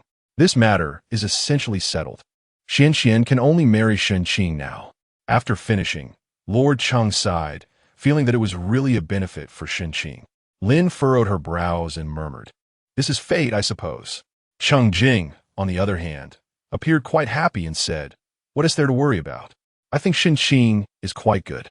Many families specifically have their daughters marry down. This way, Shen Qing will have to respect his sister, which is nice. Shen Qing is a smart person. He knows what to do." Lord Cheng thought to himself that while Shen Qing is clever, most people can't tame him. If he has a conscience, that's good. But if he is heartless, who knows how things will turn out. However, the situation has reached this point, and there is no turning back. Lord Cheng said to Cheng Jing, "Have him come again on the next rest day, and tell him to dress a bit better." He then turned to Lin and said, "Don't tell Xian about this yet, otherwise she'll resist even more. Just say that I'm not letting her marry Shen Qing. But since Shen Qing saved her, let her come to thank him later. Maybe it will gradually improve." Lin agreed. Lord Cheng felt that he had grown several gray hairs recently. He had to subtly counter the Empress Dowager Yun while also matchmaking for the younger generation, which was truly exhausting both mentally and physically. On Shen Qing's side, he welcomed Cheng Jing again. Cheng Jing, acting friendly, patted Shen Qing on the shoulder and said, "Since we last parted, my father has missed you very much. He asked me to invite you again. The day after tomorrow, my father is resting at home. Would it be good for Brother Shen to come again? My father said he wants to take you to meet Lord Ji, the Minister of Rights." Shen Qing thought it was strange that his father would miss him, but still replied in a gentlemanly manner, "Thank you, Lord Cheng. I will definitely go that day." Shen Qing looked at Shen Qing's attire today. He still wore that wooden hairpin, but had changed into a brown robe. Although Shen Qing was good-looking, little girls probably wouldn't tea like it. So he said to Shen Qing, "Lord Ji pays great attention to a person's appearance. If someone dresses well, he will think more highly of them. I think Brother Shen could wear a white jade hairpin that day and a silver-gray embroidered bamboo leaf robe, holding a folding fan in hand. You would definitely be extraordinarily handsome and charming." Shen Qing looked at Cheng Jing and thought, "Are you sure you're talking about the traditionally strict minister of rites, Lord Ji, and not some lovesick girl?" Cheng Jing assumed Shen Qing didn't he have such things, so he kindly said, "If Brother Shen doesn't he have anything suitable, I can lend you some. They're all new." At this point, Shen Qing was no longer the same person he was when he first arrived. He had money, and quite a bit at that. However, he understood the principle of the bigger the tree, the more it attracts the wind. His family was originally poor, and if he suddenly flaunted wealth by wearing gold and silver, it would be too ostentatious and draw unwanted attention. Therefore, Shen Qing's attire had always been quite ordinary, but not shabby. In the eyes of a young master like Cheng Jing, however, what one wore was a sign of poverty. Shen Qing had a thought that this invitation to the Marquis' residence might involve something else, possibly related to the Marquis' young lady, which was why Cheng Jing said such inexplicable things. Shen Qing didn't expose it. "No need, Lord Cheng, don't worry. I will definitely dress neatly." Cheng Jing thought that since Shen Qing wasn't exactly poor and was still living in a temple, he must be rather frugal and probably didn't have any decent clothes. But it was fine. If it didn't look good at the time, he could just take him to the Marquis' residence to change. On Shen Qing's side, he was thinking that Cheng Jing's advice was probably aimed at matchmaking him with his sister. But hadn't Lord Cheng already said to discuss this matter after the spring examination? Why had things suddenly changed? It seemed something had happened. But which girl's marriage isn't arranged by her parents and a matchmaker? There shouldn't need to be any matchmaking.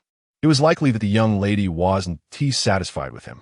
Shen Qing thought about how he presented himself that day and figured it was normal for the young lady to be dissatisfied. He chuckled to himself.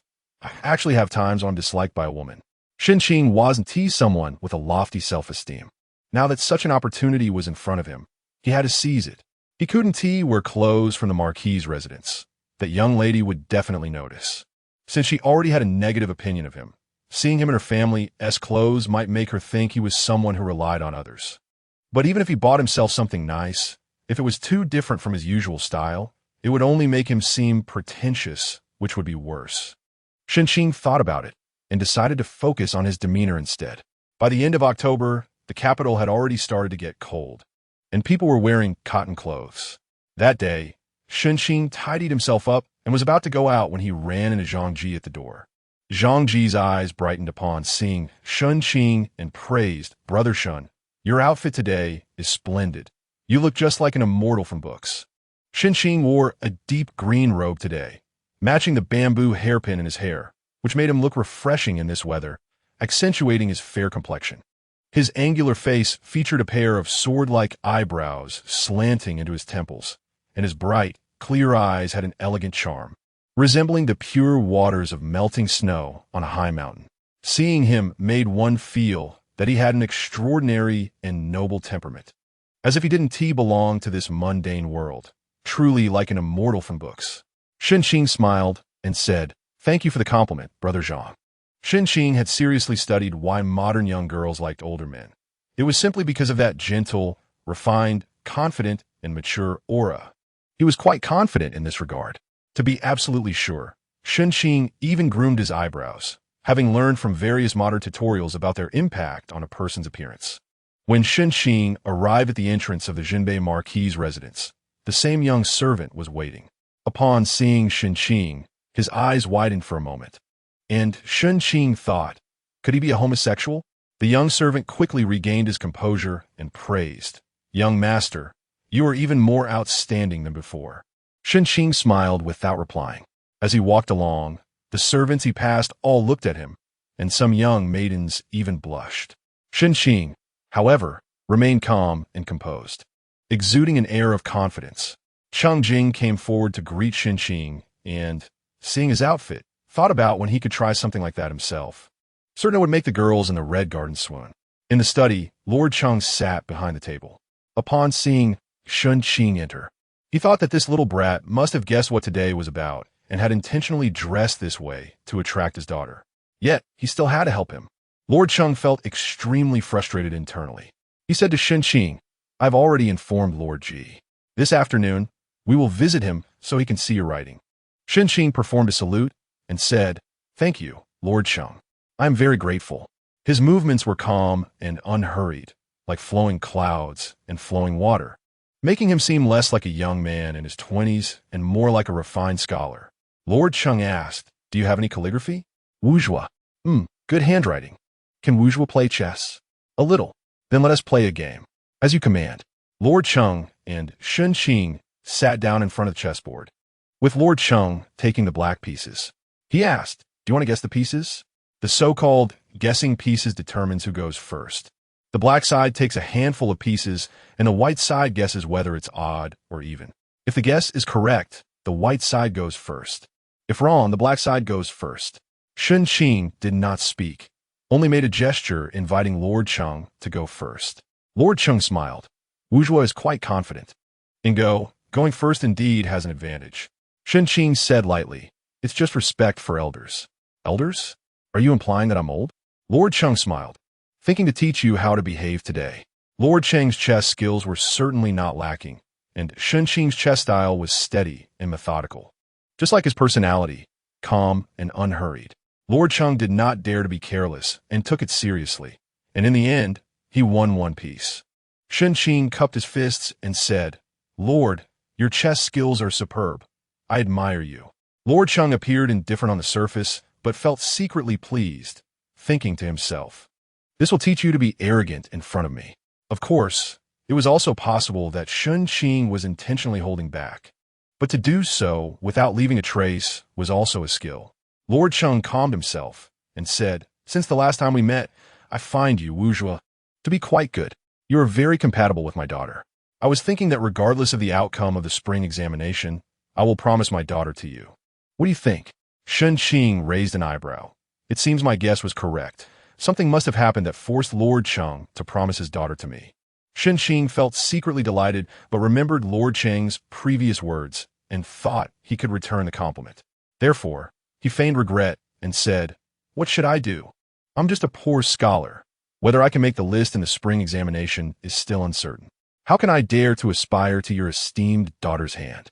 I truly cannot accept." Lord Cheng looked at Shen Qing's pretentious demeanor with hidden resentment, but his face remained impassive. "Wuzhua, you are talented and accomplished. You are indeed a young talent. If we judge you by whether you succeed in the spring examination, that would be too narrow-minded.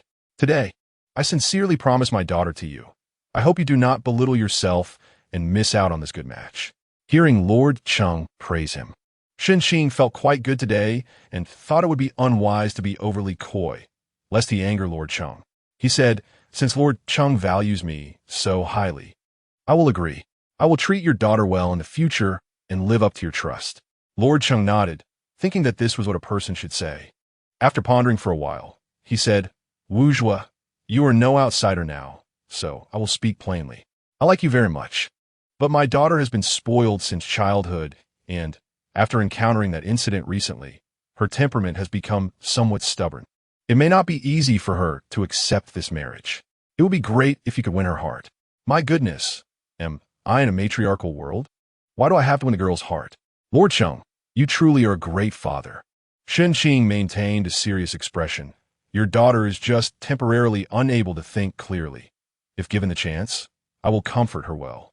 Lord Cheng continued, "I think we should not tell her about this matter for now, as it might cause her to resist." Shen Qing agreed. "Lord, your considerations are thorough. I understand."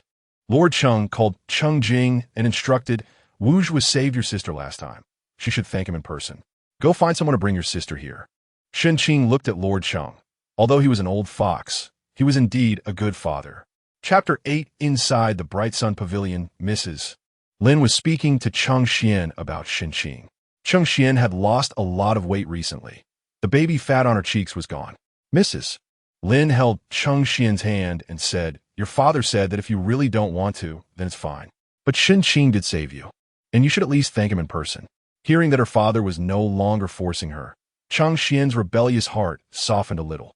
After hearing her mother's words, she nodded and said, "Daughter understands." Seeing her daughter's attitude soften considerably, Mrs. Lin sighed in relief and continued, "This Shen Qing is also not an easy person. His mother passed away early, and his father is in poor health. He has a younger sister to support.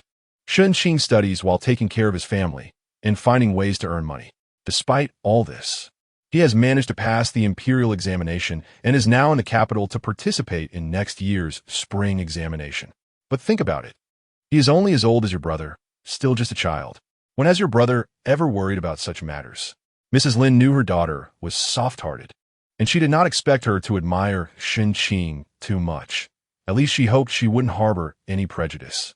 Sure enough, she saw Cheng Xian bite her lip, looking reluctant. Just then, Cheng Xian's maid, Zhu Exin, came in and said, "The eldest young master sent someone to say that the young master Shen, who saved you the other day, is now in the Marquis' study and would like you to meet him to express your thanks." Mrs. Lin stood up and said to Cheng Xian, "Let's go, I'll accompany you." Regardless of her thoughts, Cheng Xian stood up, allowing her maid to tidy her up before heading to the Marquis' study, Wu Wei's studio, with Mrs. Lin. Inside Wu Wei's studio, Shen Qing was playing chess with Cheng Jing. Cheng Jing had not succeeded in his studies but had a passion for chess. However, he was notoriously bad at it. His friends did not enjoy playing with him, and the Marquis preferred to play alone rather than call him. Just as Cheng Jing saw his father playing chess with Shen Qing, he felt uneasy. Once they finished a game, Cheng Jing immediately drove his father away and sat across from Shen Qing, saying with a serious demeanor, "It is said that one's chess skill reflects one's character. Today, let me experience Shen's chess strength." Shen Qing smiled gently, dividing the pieces, and replied, "Then the young master may take a seat." The Marquis watched from the side, thinking his son was about to be defeated. The Marquis guessed correctly. When Mrs. Lin and Cheng Xian arrived at the entrance of Wu Wei's studio, they heard Cheng Jing shouting, repeatedly saying, "How could this be? How could this be?" When Cheng Jing was playing chess with Shen Qing appeared nonchalant, casually playing with a few chess pieces, placing them wherever he felt like it, while also observing the room's decorations. Even the Marquis felt that the boy deserved a good beating, and Cheng Jing felt the disdain even more intensely, vowing to defeat Shen Qing and teach him a lesson about humility. Cheng Jing played with the black pieces and initially thought he was evenly matched with Shen Qing, even feeling he had a slight advantage. However, just as the game was nearing its end, Shen Qing casually placed a piece, and the scattered white pieces formed a massive dragon, surrounding and eliminating a large portion of Cheng Jing's pieces, leaving him utterly defeated. The Marquis could no longer bear to watch. Cheng Jing stared blankly for a moment, eyes wide and mouth agape, looking as if he was about to explode with anger. Mrs. Lin, hearing her son's cries, said to Cheng Xian, "Your brother still doesn't know when he'll grow up." After entering the study, Cheng Xian kept her head down. Mrs. Lin asked Cheng Jing, "What were you shouting just now?" Cheng Jing, still looking frustrated, replied, "I just made a careless mistake and lost the game." "I'm not satisfied." He pulled Shen Qing's sleeve and said, "Shen brother, come on, let's play again. This time I guarantee I can win." Shen Qing thought about how he wanted to see into Cheng Jing's head. Was that really just a careless mistake? "If I had known your chess skills were so bad, I wouldn't have played with you. Do you have any idea how much effort I put in to avoid letting you lose so badly?" Shen Qing waved his hand and said, No, I won't play anymore. Playing chess with the young master is really too exhausting." Hearing this, Cheng Jing's face actually broke into a smile, and he said eagerly, "Is it difficult to win against me? They all say I'm terrible at chess, but I feel like I've made a lot of progress recently." The Marquis truly wanted a facepalm and sigh. Cheng Xian kept her head down since entering the study. Hearing her brother lose to Shen Qing in chess didn't bother her. After all, her brother couldn't even beat her in chess. So losing to Shen Qing was no big deal. But when Shen Qing spoke, Cheng Xian's first impression was that his voice was quite pleasant, deep and melodious, calm and composed. suggesting he was a very stable person. Even though Cheng Xian had not been in a good mood lately, she found his words interesting. Just as she thought her brother was being self-righteous, she couldn't help but look up at Shen Qing. Upon seeing him, she was stunned. In her mind, Shen Qing had always been somewhat disheveled, even carrying a fishy smell, but the Shen Qing she saw today was completely different from her imagination. He stood there, tall and graceful, with handsome features and an extraordinary demeanor. It seemed he noticed her looking at him. He slightly turned his head to meet her gaze. His eyes warm and clear, like the shimmering surface of a lake under the bright March sun. Cheng Xian suddenly felt a bit nervous and hurriedly lowered her head. Her face slightly flushed. Today was also the first time Mrs. Lin met Shen Qing. Unlike Cheng Xian, who held prejudices against him, Mrs. Lin had always felt grateful. Now that she saw Shen Qing in person, she was pleasantly surprised, thinking he looked good and was composed and courteous, a very fine young man. Shen Qing bowed to Mrs. Lin and said, "Greetings, madam." Mrs. Lin returned the courtesy and gently said, "What a good child. I should be the one thanking you." "Madam is too kind." With a smile on her face, Mrs. Lin called Cheng Xian over. "Xian Xian, young Master Shen saved you. You should come and thank him." Hearing this, Cheng Xian slowly walked over with her head down, curtsied, and said, "Thank you, young Master Shen, for the events of that day." Shen Qing looked at Cheng Xian as if she were a child, stepped aside, and said, "It's just a small matter. There's no need to take it to heart. Just take care of yourself." Cheng Xian didn't know what to say next and stood there with her head down, creating a moment of silence in the study. Cheng Jing, however, understood his father's intentions and suddenly said, "Xian Xian, I just lost to young Master Shen in chess. You play better than I do, so help your brother play a game with him. If you win, I'll take you horseback riding in a few days." Cheng Xian bit her lip. She really liked horseback riding, but she felt it was not very appropriate to play chess with Shen Qing. Just as she hesitated, she heard her father say, "Then Xian Xian, you should play. If you win, your father has good things for you too." Shen Qing glanced at the Marquis with a hint of mischief in his eyes, then walked directly to the side of the chessboard with the white pieces. Slightly bending down in a gesture inviting Cheng Xian to play, exuding a gentlemanly demeanor. Cheng Xian felt her heart race. She glanced at Shen Qing, gritted her teeth, and sat down at the chess table. Cheng Xian played black and placed her first piece, followed closely by Shen Qing with his piece. Unlike his casual demeanor when playing with Cheng Jing, Shen Qing was very serious this time. At first, Cheng Xian was quite reserved and afraid to look up. But as she focused on the game, she forgot about her nervousness. Shen Qing had to balance allowing her to win while not letting her realize he was letting her win, which was quite a mental challenge. After all, he intended to marry her. Cheng Xian found the game quite difficult, but fortunately, she ultimately won by half a piece. Shen Qing clasped his fists and said, "Miss, you have excellent chess skills. I have lost." Beside them, Cheng Jing exaggeratedly said, "Sister is really impressive, helping me win back a round." Cheng Xian's face turned slightly red as she softly replied, "Young master, you are too kind," but inside she felt a secret joy. She slightly raised her head to look at Shen Qing opposite her, thinking that she might have misunderstood him before. Shen Qing had lunch at the Ho residence, sitting at the same table as Lord Cheng and Cheng Jing. Every move he made exuded elegance and composure. His fingers were well-defined, with a slight redness at the fingertips. And even the way he held his chopsticks could be framed as a painting, making Cheng Jing beside him seem like a country bumpkin. Suddenly, Cheng Jing asked Brother Shen, "Are you sure your family is poor? Is it possible that your ancestors were from an official family, but later fell into decline?" Shen Qing glanced at Cheng Jing and replied, "You might need to ask someone else about that." "Who should I ask?" Cheng Jing asked seriously. "My ancestors," Shen Qing said. Cheng Jing. In the afternoon, Lord Cheng kept his promise and took Shen Qing and Qin Chuan to visit the Minister Ji's house. As the main examiner for this examination, Minister Ji was a popular candidate, and many people had been waiting at the door, all eagerly anticipating. However, under Lord Cheng's guidance, Shen Qing quickly met Minister Ji.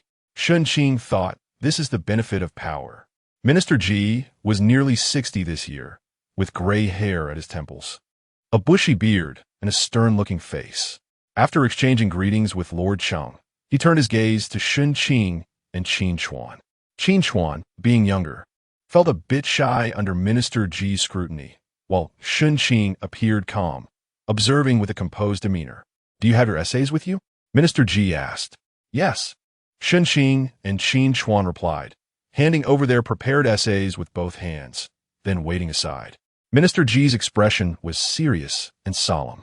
Shen Qing suddenly felt like he was back in his past, watching a teacher grade his paper, feeling a bit nervous. Although he believed his essay was good, everyone has different preferences, and he wondered how Minister Ji would evaluate his work. Despite his nervousness, Shen Qing was used to maintaining an indifferent facade, while Qin Chuan was quite different. Shen Qing had already seen the beads of sweat forming on his forehead. After about the time it takes to burn an incense stick, Minister Ji picked up one of the essays and asked, "Whose is this?" Qin Chuan stepped forward a few paces and respectfully said, "It's mine." Minister Ji succinctly replied, "The writing is still shallow. It needs polishing." Qin Chuan's face flushed, and he bowed in gratitude, saying, "Thank you, dear sir, for your guidance." Then Minister Ji picked up another essay and looked at Shen Qing, asking, "Is this one yours?" Shen Qing replied respectfully, "Yes." Minister Ji gazed at Shen Qing for a few moments and said, "This essay is beautifully written, with profound ideas. The most crucial point is that it has substance, not just ornamental language. For someone your age, to write such an essay is quite impressive." Shen Qing felt delighted and bowed in gratitude, saying, "Thank you for your guidance, sir." Lord Cheng glanced at Shen Qing and said to the two of them, "You two go out first.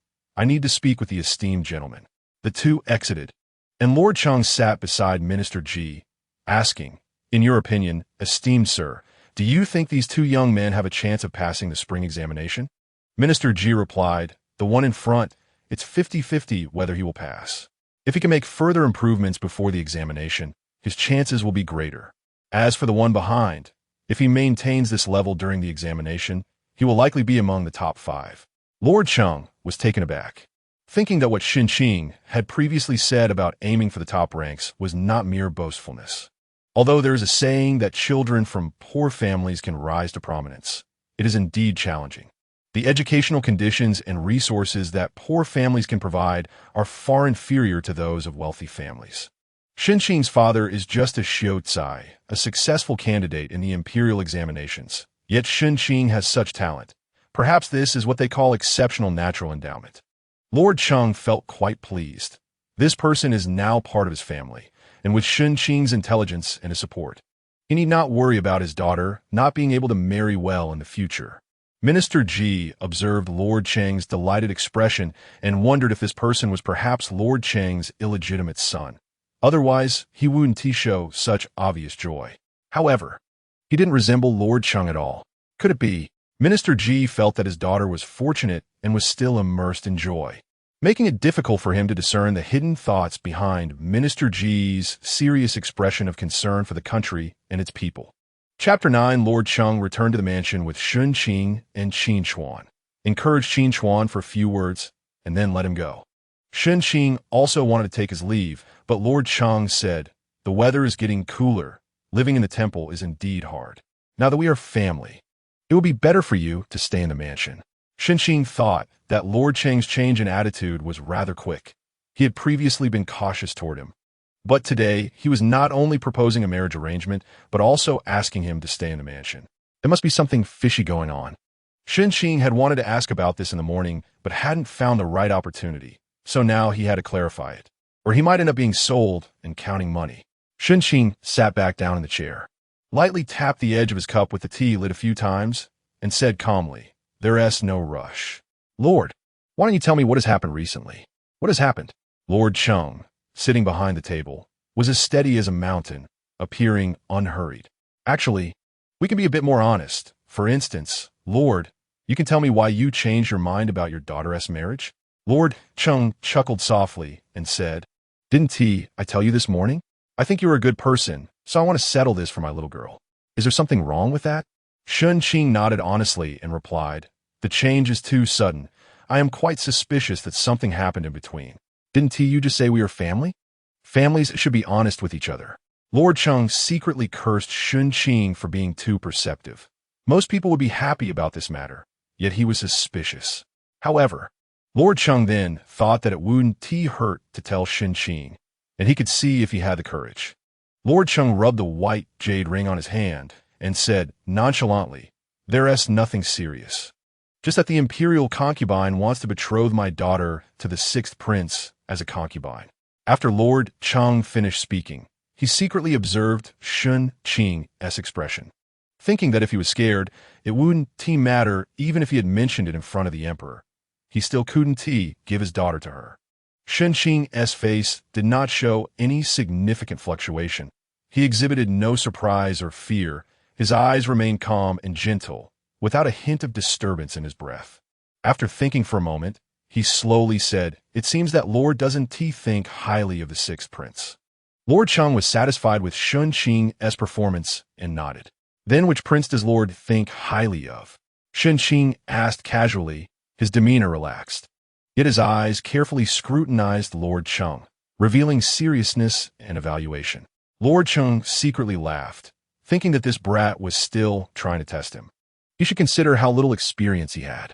Lord Cheng straightened his back and spoke with righteous seriousness. "There is no such thing as thinking highly or not. The Jinbei Marquis mansion has always been loyal to the emperor."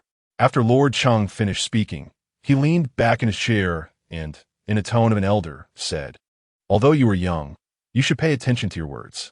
One careless remark can lead to disaster."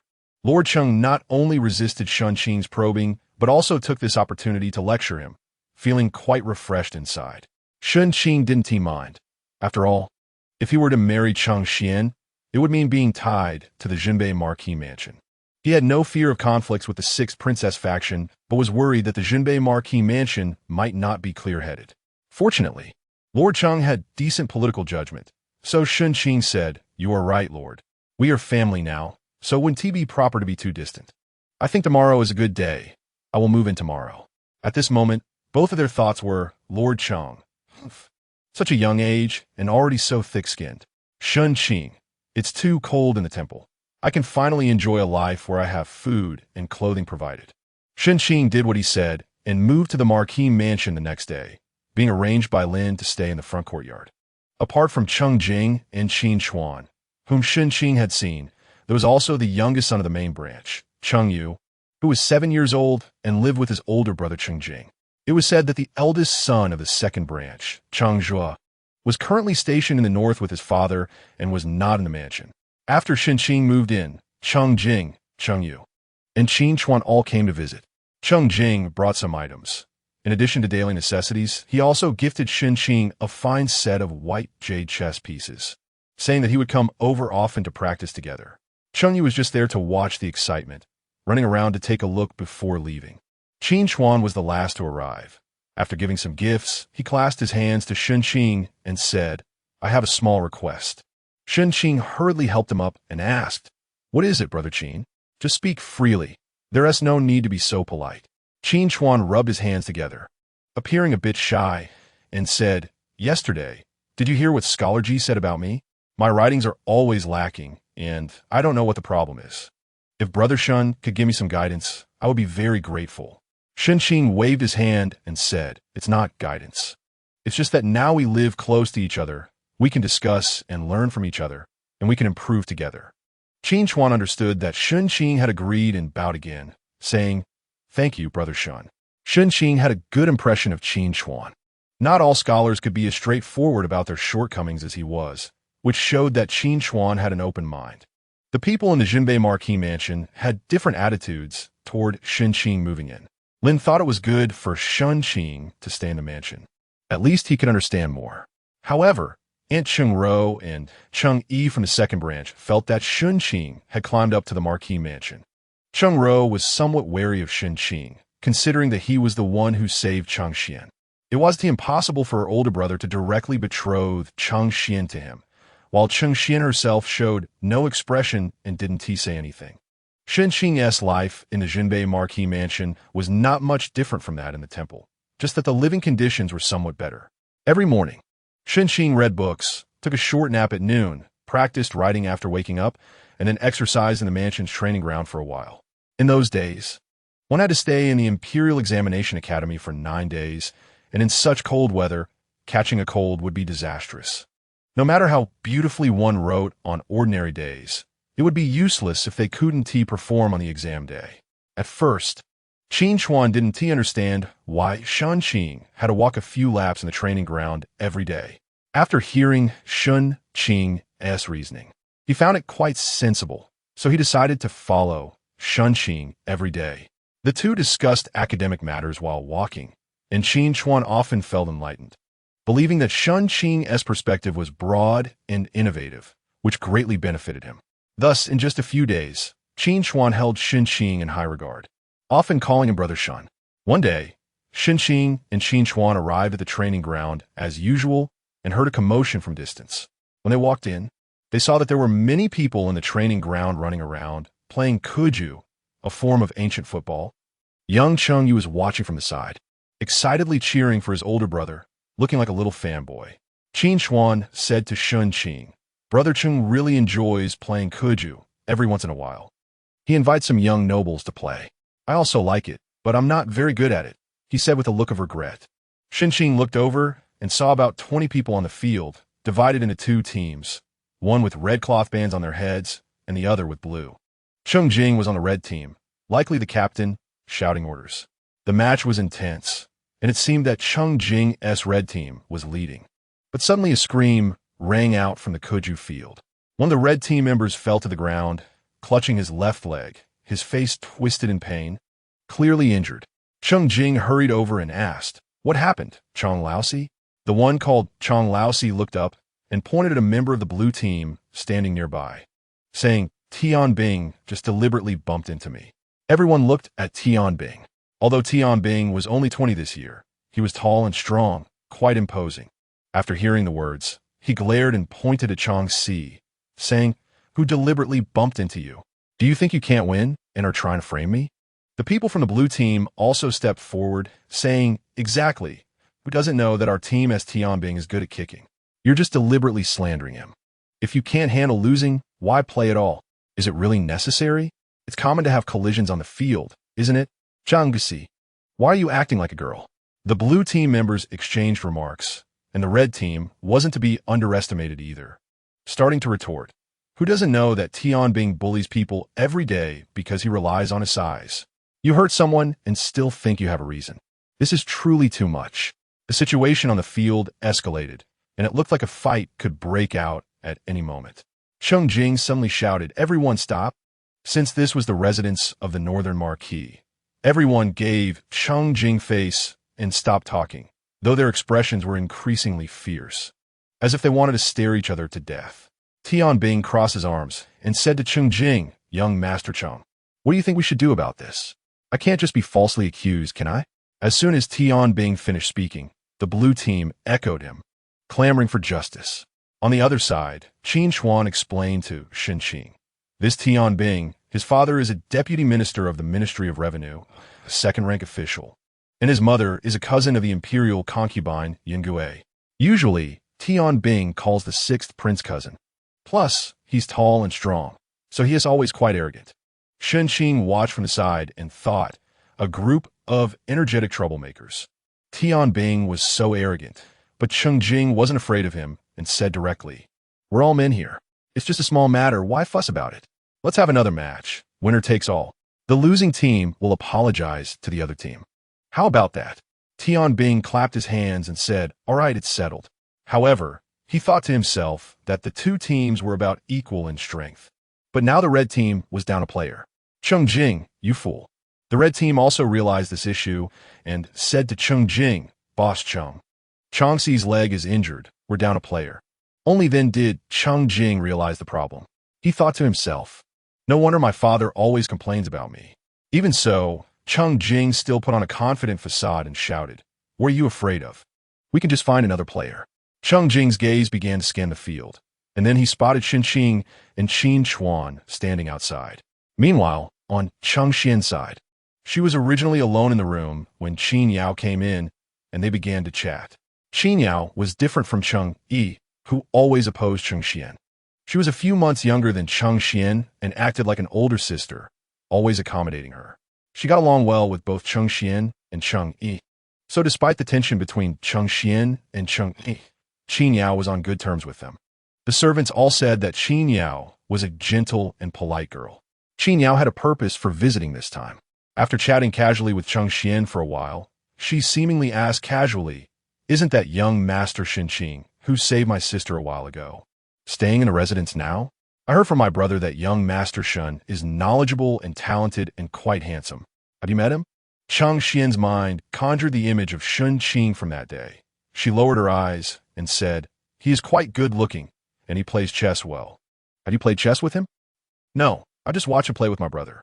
Qin Yao observed Cheng Xian's expression and slowly said, "Is uncle keeping him here for other reasons?" Cheng Xian recalled that her father had once suggested she marry him, but that was dismissed when she disagreed. She thought that he must have kept Shen Qing here because he valued talent. So, she said, "I heard my brother say that young Master Shen is very talented. Father must have taken a liking to him." Qin Yao saw that Cheng Xian's expression didn't seem to indicate she was lying and thought that her mother must be overthinking it. Uncle probably didn't intend to marry Cheng Xian to Shen Qing. Cheng Xian was also thinking about Shen Qing. She didn't feel repulsed by him, but she was unclear about her own feelings. When Qin Yao had asked if she had played chess with Shen Qing, she had instinctively denied it, and she didn't know why she had done that. At that moment, Zhu Xian came in and said, "The young masters are playing kuju, kickball, in front, and it seems that the eldest young master has had a dispute with young Master Tian. The young master wants you to go take a look." It was common for her brother to have disputes with Tian Bing, so Cheng Xian didn't want to go see. Just as she was about to decline, she heard Qin Yao say, "Didn't you used to like playing kuju, sister? Let's go take a look. You've been cooped up in here too long. It's good to go out for some fresh air." Cheng Xian, feeling helpless, agreed and went with Qin Yao and the maid to the training ground. Chapter 10. The drill ground. Over at the drill ground, Cheng Jing approached Shen Qing and Qin Chuan, sizing them up. Qin Chuan could play kuju, but his skills were terrible. As for Shen Qing, it seemed that he, as a child of a humble family, didn't really engage in such activities.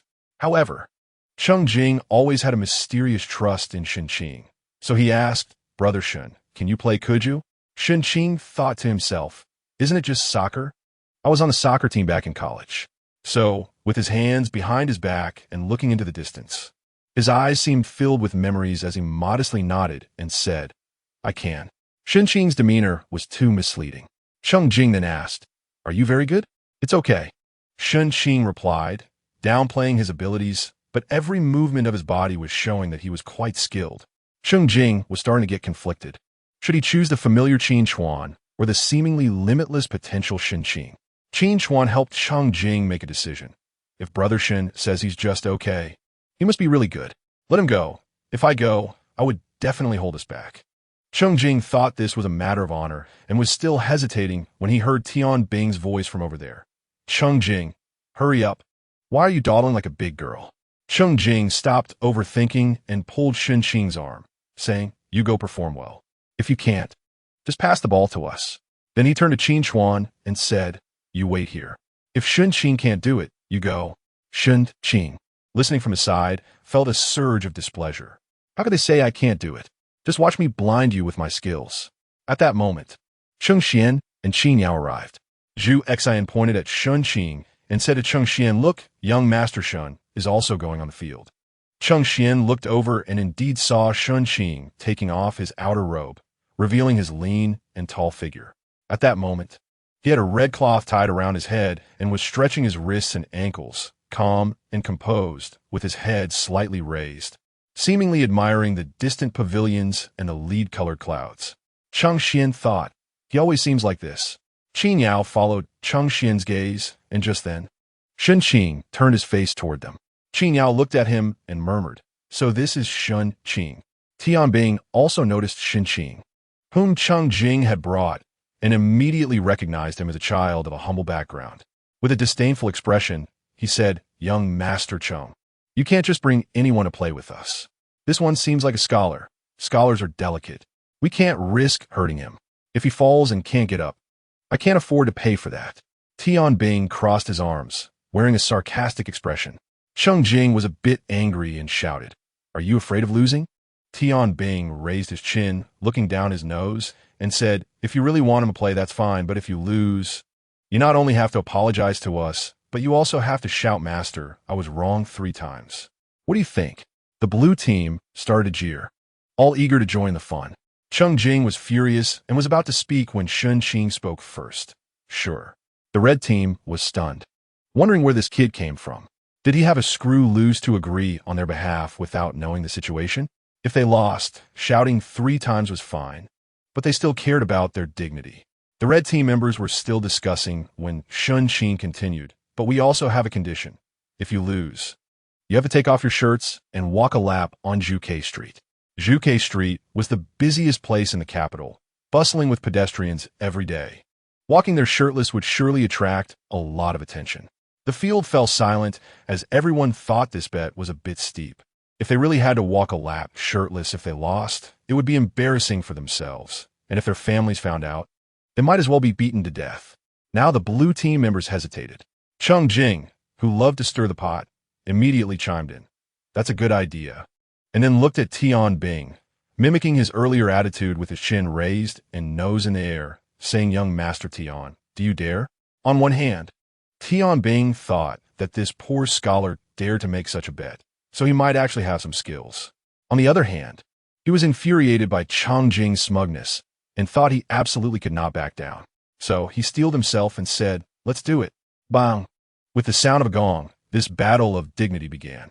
The young masters of the capital were all very concerned about their image, each one focused and serious, not daring to slack off. Cheng Yu was shouting from the sidelines, while Cheng Xian and Qin Yao watched the match, looking nervous and tightly gripping their handkerchiefs. Cheng Xian thought, Shen Qing seems steady, but it turns out he is so competitive at heart, and a bit mischievous. If we were to say who was the center of attention on the field right now, it was undoubtedly Shen Qing. With his broad shoulders, narrow waist, perky butt, and long legs, when the ball reached him, it seemed alive. No matter how others tried to block him, the ball seemed to stick to his foot, and no one could take it away. Shen Qing lifted his foot and shot with power, the ball curving beautifully into the goal, scoring a point for the red team. The red team immediately cheered and rushed over to pat Shen Qing on the shoulder, while Cheng Xian and Qin Yao outside the field couldn't care less about their modesty and cheered as well. Cheng Yu, the little boy, was even more excited, bouncing around like a ball. The blue team was not weak either. Tian Bing, tall and strong, charged forward with the ball, and no one could stop him. He quickly evened the score. Time passed second by second, and the match grew more intense. The incense was about to burn out, and the red team was now 1 point ahead.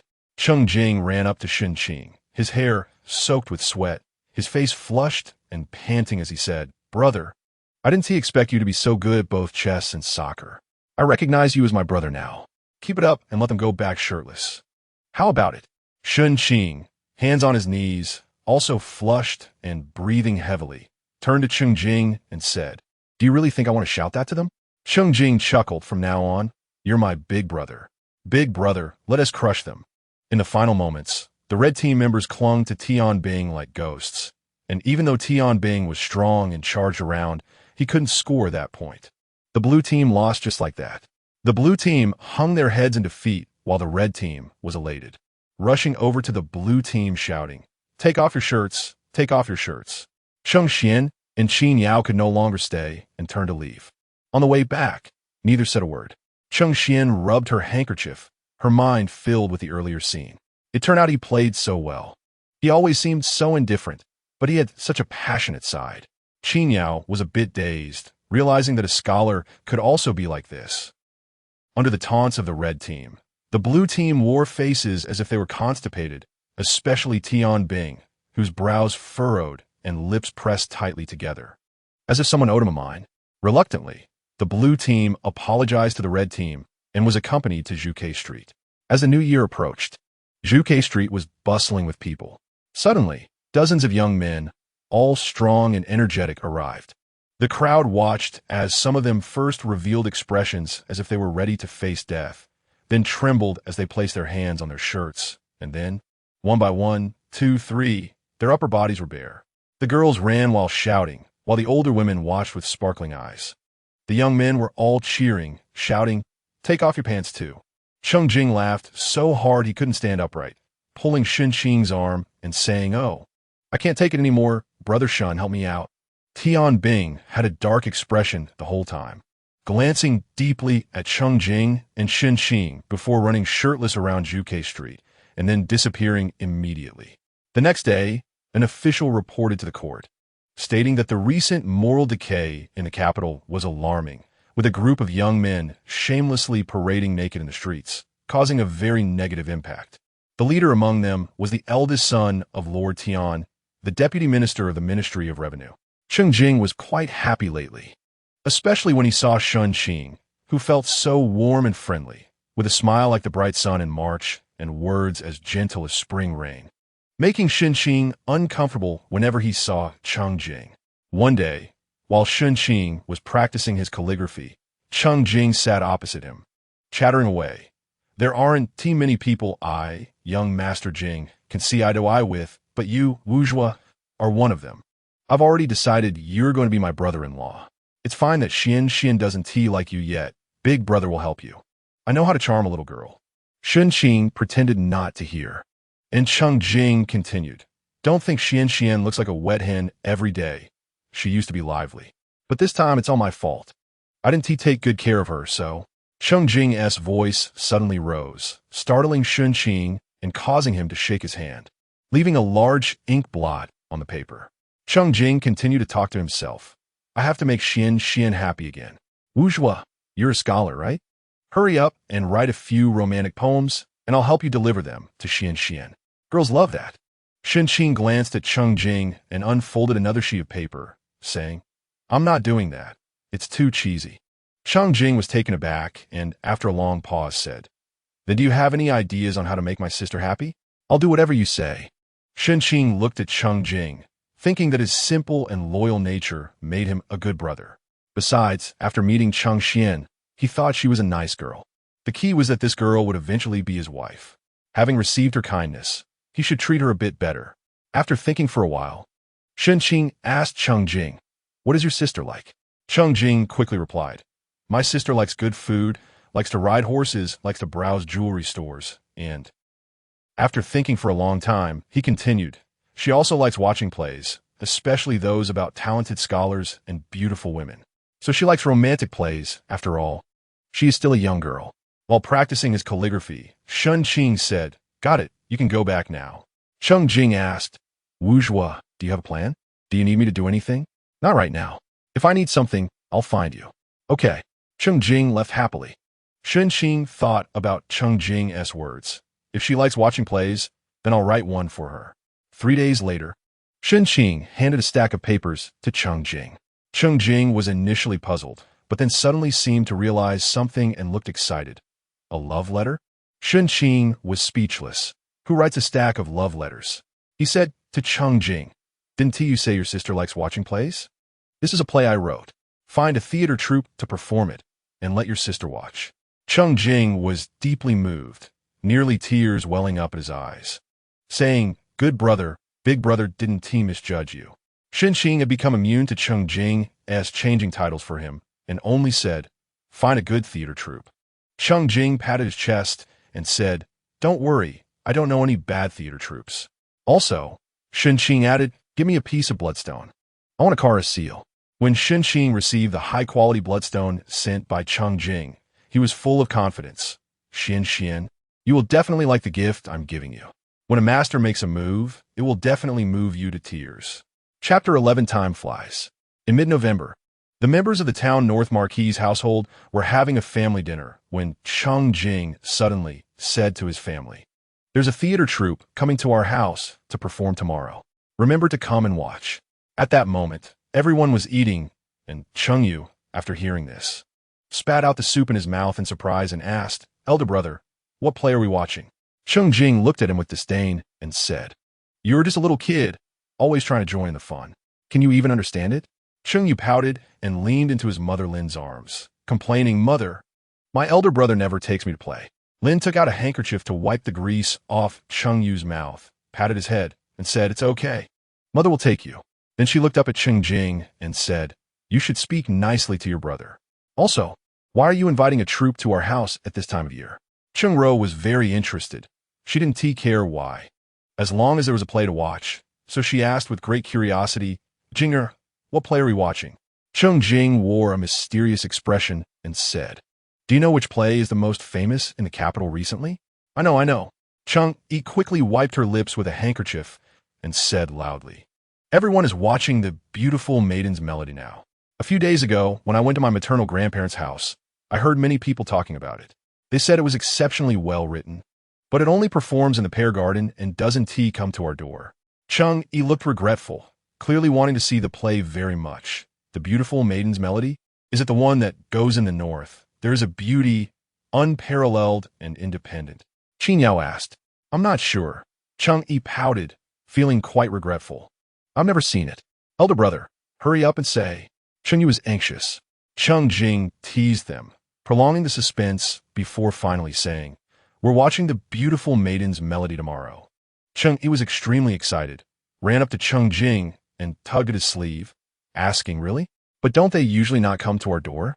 Chung Jing looked smug, thinking that others certainly couldn't get them to come. "I'm the one who provided the script, after all. Now, the owner of that theater treats me better than his own father. He keeps saying that if there are new scripts, he'll let me have first dibs. And the price is easy to negotiate." Chung Jing really wanted to show off a few times, but Shen Qing wouldn't allow it, saying that it wouldn't reflect well on scholars to be writing plays. Chung Jing felt quite regretful about this. Chung Jing tilted his eyes and shook his leg, saying, "Don't you see who I am? I'm the famous young Master Jing in the capital. I have quite a reputation." Marquis Chung couldn't bear to see his son acting so smug and thought to himself, "You may have a reputation, but your face is just big. You're so pleased to run errands for others. Did you drink too much when you just got married?" Regardless of his inner thoughts, Marquis Chung maintained a serious demeanor as the head of the family and said to Lin, "There aren't many matters lately, so you all should relax a bit. But since it's cold, add a few more braziers so no one gets chilled." Everyone looked forward to it, as entertainment for the women was truly scarce in those times. Being able to watch a play, especially a popular one, made everyone very happy, and Chung Xian rarely showed a smile. The next day, except for Marquis Chung, everyone in the household gathered in front of the temporary stage that had been set up. Even the maids and servants stood in a large crowd, bustling with excitement like it was the new year. Suddenly, a gong sounded, and everyone knew it had begun, all focusing intently on the stage. The large red curtain in front slowly moved to the sides, but the stage was empty, with no accompaniment. As everyone was puzzled, a heavenly female voice began to sing. "In the north, there's a beauty unparalleled and independent." The voice was melodious and enchanting, deep and pleasant to the ears. Although there was no accompaniment, it highlighted the ethereal quality of the voice, capturing everyone's attention immediately.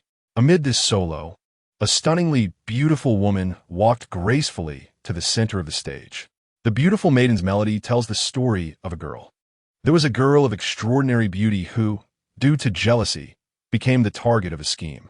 After her reputation was ruined, she was sent by her family to live alone in a distant place. The hardships she faced were countless, but fortunately, she overcame them all. Unbeknownst to her, a scholar was secretly helping and watching over her, allowing her to escape from danger time and again. Until one day, when she was captured by evil men, the scholar risked everything to rescue her, and it was then that she learned of his existence. The girl was deeply moved, and they shared their feelings, eventually becoming a couple and living happily together. In the end, the scholar passed the imperial examination and became a high official, and they spent their lives together in happiness and contentment. After the performance, everyone was still in a daze, unable to pull themselves away from the play. Strictly speaking, this performance was not a traditional opera, but rather resembled a musical, with accompaniment from instruments like the qin, flute, guzheng, and sun. The melodies were sometimes light and ethereal, sometimes deep and sorrowful, accompanying the girl's singing and narrating a beautiful and tender story that reached deep into people's hearts. Some of the lyrics were particularly exquisite. For example, when the girl felt unworthy of the scholar and rejected him, he sang, "One life, One world, one pair of people. Why must two places cause heartache? Longing for each other, but not being close. For whom does spring come? Many women shed tears upon hearing this, sighing at the scholar's deep feelings while pondering how talented the lyricist must be. Shen Qing sat in the back, thinking how fortunate it was that this place was not in the Qing dynasty, allowing him to take notes. After the performance, Changxian returned to her room, still in a daze. She felt as if she were the girl in the play, having her reputation ruined due to someone else's scheming. But would someone like that scholar protect her? Suddenly, Shen Qing's face appeared in her mind, startling her. Why did she think of him? As Changxian was lost in thought, she saw her brother walking in with his hands behind his back, a smile on his face, gently asking, "Did you like that play just now?" Changxian nodded and said, "I liked it. Do you know who wrote it?" Cheng Jing asked mysteriously. Who? Changxian was also curious about who was so talented. Cheng Jing didn't answer, but instead brought his hand forward, holding a square enamel box about a foot in size. As he placed the box on the table, he said, "This is from Shen Qing for you. Take a look." Changxian stared at the box, momentarily hesitant to open it. She glanced at Cheng Jing and finally slowly reached out her hand. Inside the box was a thick stack of paper, with the top page boldly written with 3 large characters, "The Beautiful Maiden's Melody," and in the lower right corner, it said Shen Wuzhua. Changxian looked up in disbelief and asked, "Shen Qing? The Beautiful Maiden's Melody was written by Shen Qing?" Cheng Jing nodded and explained. Wuzhua is Shen Qing's pen name. Changxian was incredulous. As she flipped through it, she discovered that it was indeed the manuscript of the Beautiful Maiden's Melody, written entirely in regular script with strong and sharp strokes, tidy and even, just like him. At the end of the manuscript was a poem by Su Shi titled Ding Feng Bo. Do not listen to the sound of the wind through the forest and the beating of leaves. Why not hum and stroll slowly? With a bamboo staff and straw sandals, one is lighter than a horse. Who is afraid? Let the mist and rain take their course in life. The light spring breeze wakes one from drunkenness, slightly chilly, yet the slanting sun on the mountain welcomes you. Looking back at the desolate place, returning home, there is neither wind nor rain nor sunshine. Changxian silently recited the last 2 lines, feeling as if something was flowing in her heart, making her eyes warm. Cheng Jing watched from the side and said, "I told him you liked watching plays, so he wrote this for you." Also, Cheng Jing took out a small box from his sleeve and placed it in front of Changxian, saying, "This is the seal that Shen Qing carved for you. He heard you like painting, so he made this seal for you. When you have a masterpiece, you can stamp it. Years later, you can look back at it yourself or show it to your children. This is also a kind of interest, and at that time, you will discover that there is nothing in this world that cannot be overcome." Cheng Jing had been gone for a long time, and Changxian was still holding the stamp in her hand. She took some paper and ink, gently dipped the stamp in the ink, and slowly pressed it onto the paper. Looking at the pattern that was printed, Changxian chuckled. In the center of the pattern was a little pig, vivid and adorable, and in the lower right corner, there was a small character for Xian. Changxian thought to herself, "Does he know I was born in the year of the pig? Or is it just a coincidence?" She felt as if her heart was immersed in warm water, soothing and comfortable. She took her manuscript and pressed the stamp firmly beside Shen Wuzhua's name on the cover, murmuring, "Wuzhua, such a nice name." The people of the Jinbei Marquis' residence noticed that the young lady seemed to be in much better spirits lately. She was coming out for walks every day and even had a smile on her face. Since that incident, the household had not seen her smile for a long time, mainly because she rarely came out. Moreover, the young lady had recently become quite obsessed with painting, which the kitchen staff had experienced firsthand. Many times, meals were sent in only to be taken back to be reheated because the young lady was so focused on her painting that she forgot to eat. Shen Qing smiled upon hearing this, thinking that there was some truth to the saying, "Girls tend to daydream when they have too much free time. They just need something to occupy themselves with." Afterward, Marquis Qing also heard Cheng Jing talk about the play and the stamp. Cheng Jing said, "Wuzhua is really thoughtful. As an observer, I was deeply moved. I've noticed my sister's spirits have improved a lot recently, and she's willing to talk now." Marquis Qing scoffed. "This Shen Qing is really a jack of all trades, good at everything, even charming girls in a unique way. He's a natural playboy, a little flirt, a veteran in the flower garden. After all that time trying to charm my daughter, he still can't compare to a few sheets of paper and a stamp. The key is that the bloodstone is from his own residence. Looking at Shen Qing in front of him, Marquis Cheng secretly cursed what a brainless waste. Shen Qing suddenly felt a chill at her neck. Seeing her father's gloomy little eyes, she felt a pang of panic. Thinking carefully, she hadn't done anything foolish recently. Could it be that her father knew she had spent Cheng Yu's pocket money? Chapter 12. The weather in the capital was getting colder, and Shen Qing was staying indoors, rarely going out. One day, a servant delivered an invitation, saying that someone outside had sent it specifically for Shen Gongzi of the mansion. It was a large red pine flower note, on which fine black lines outlined the strong, twisted branches and scattered plum blossoms. The brushwork was simple yet vivid, showcasing the owner's elegance and refinement. Upon opening it, Shen Qing saw that it was written in slender gold script. Plum blossoms are in full bloom. Invite you to come and appreciate. In the bottom right corner, there was a square seal, and at the end were the time and address. Shen Qing thought, so it's the fourth prince, huh? This nobleman still remembers me. Not bad at all. The date on the invitation was 3 days later. Shen Qing pondered that it wouldn't be good to visit empty-handed, so he wondered what he should prepare. However, he figured that whatever he bought wouldn't be to the fourth princess taste. As he was thinking, he heard a commotion outside. After a while, a voice called out, "Is Shen Gongzi in?" "I am Ju-Xen." It was Cheng Xian's maid. Cheng Xian had been sending Shen Qing food and necessities from time to time lately, and sometimes when they accidentally bumped into each other, they both felt shy. Shen Qing thought to himself, it was worth it to have stayed up several nights writing plays and carving seals. Finally, there was a return. Shen Qing let her in. Ju-Xen held a food box and, after bowing, said, "Shen Gongzi, this is a plum blossom cake freshly made by the kitchen. The young lady asked me to bring it to you for a taste." Shen Qing accepted it and said to Ju-Xen, "Thank you, young lady, for me." "Yes." After Ju-Xen left, Shen Qing opened the food box to try the pastries. They were all shaped like plum blossoms, small and cute, carrying a faint fragrance of plum blossoms. Shen Qing swallowed one in one bite, thinking that in winter it was all about plum blossoms. First there was the plum blossom banquet, and now there were plum blossom cakes. Ancient people really knew how to enjoy life. Just as Shen Qing was about to eat a second one, a sudden thought struck him, the plum blossom banquet. I know what I should send. 3 days later, Cheng Xian was in her room painting. Recently, she wanted to depict a plum tree in the snow, with plum blossoms blooming amidst the swirling snowflakes. How beautiful! However, she could never capture it right, always feeling it lacked a certain artistic conception. Cheng Xian was resting her chin in her hand, deep in thought, when her maid, Ju-Xen, walked in, holding a large yet somewhat strange camphorwood box. She walked up to Cheng Xian, raised the box with a smile, and said, "Miss, this is from Shen Gongzi."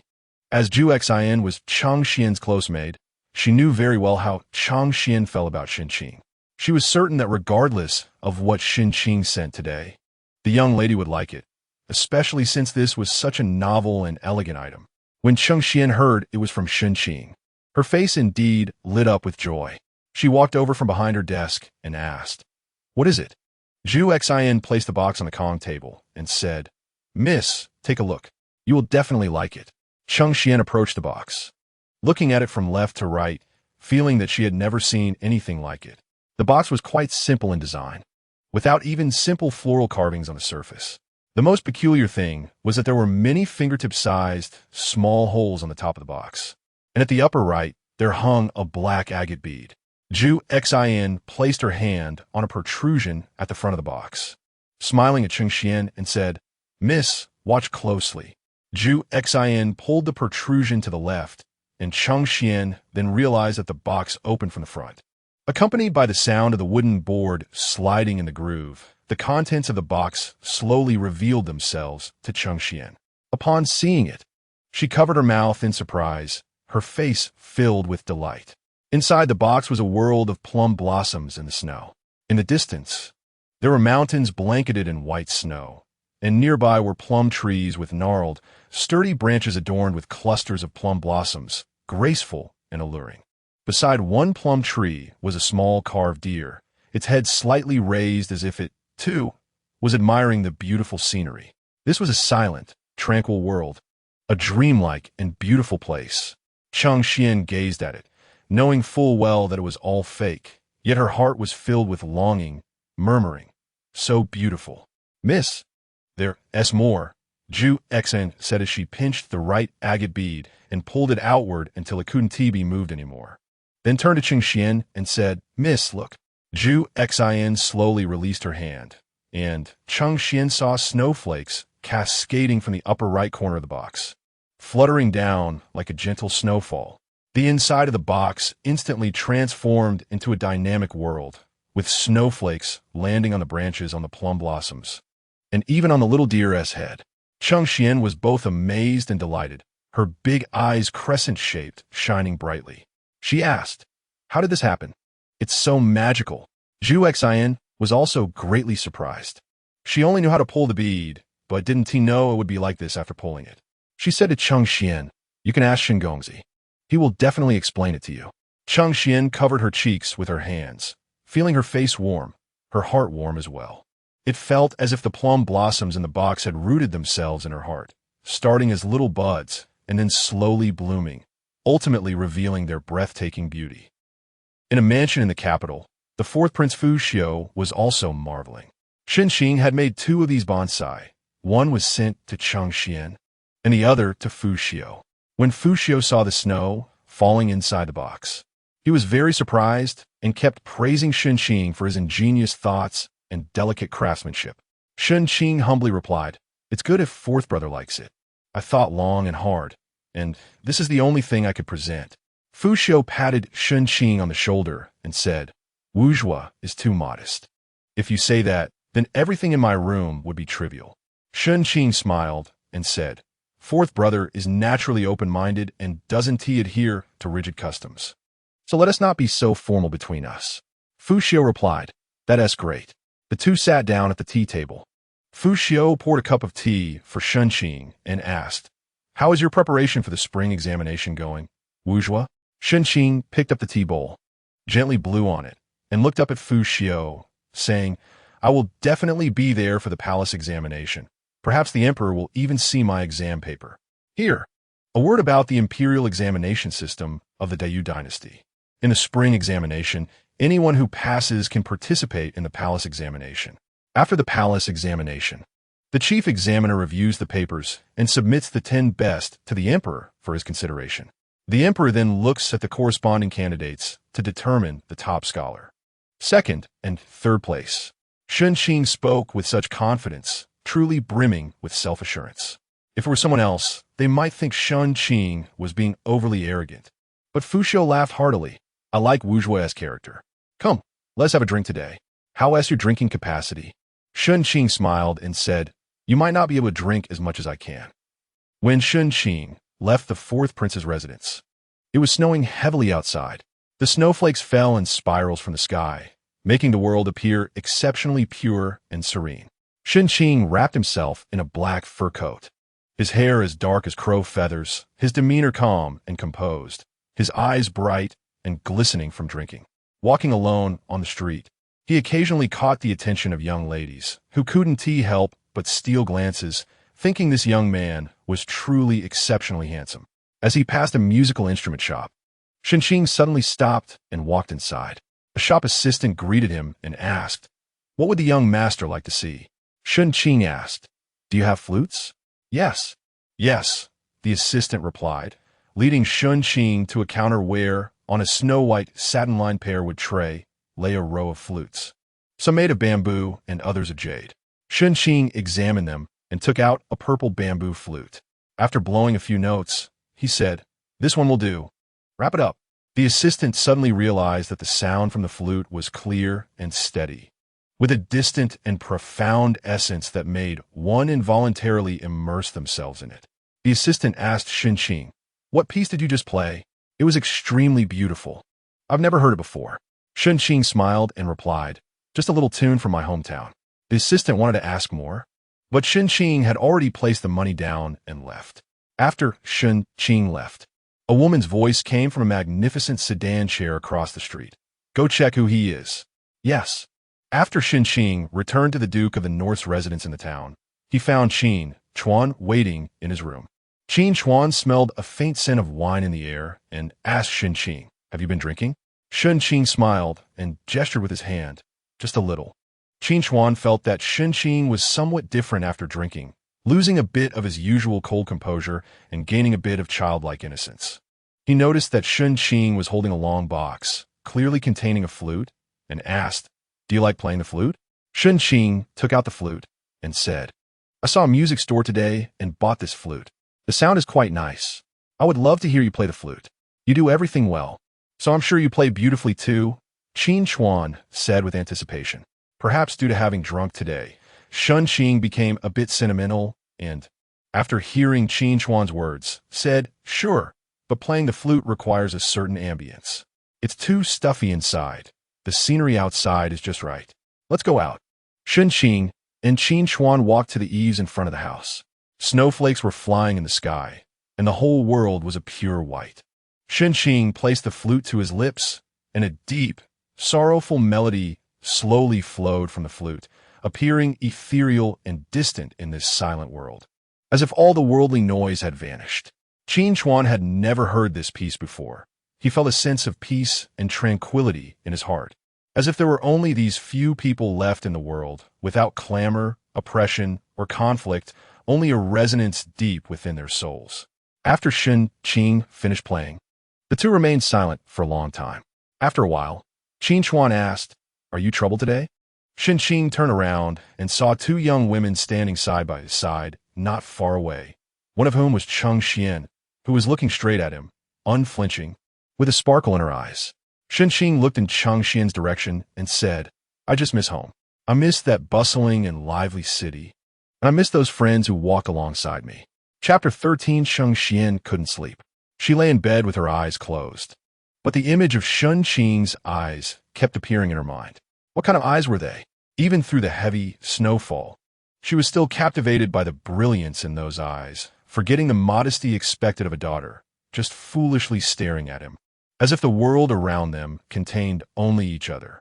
She thought, so, it turns out he plays the flute so well, and beneath his cold exterior lies such deep affection. Shen Qing.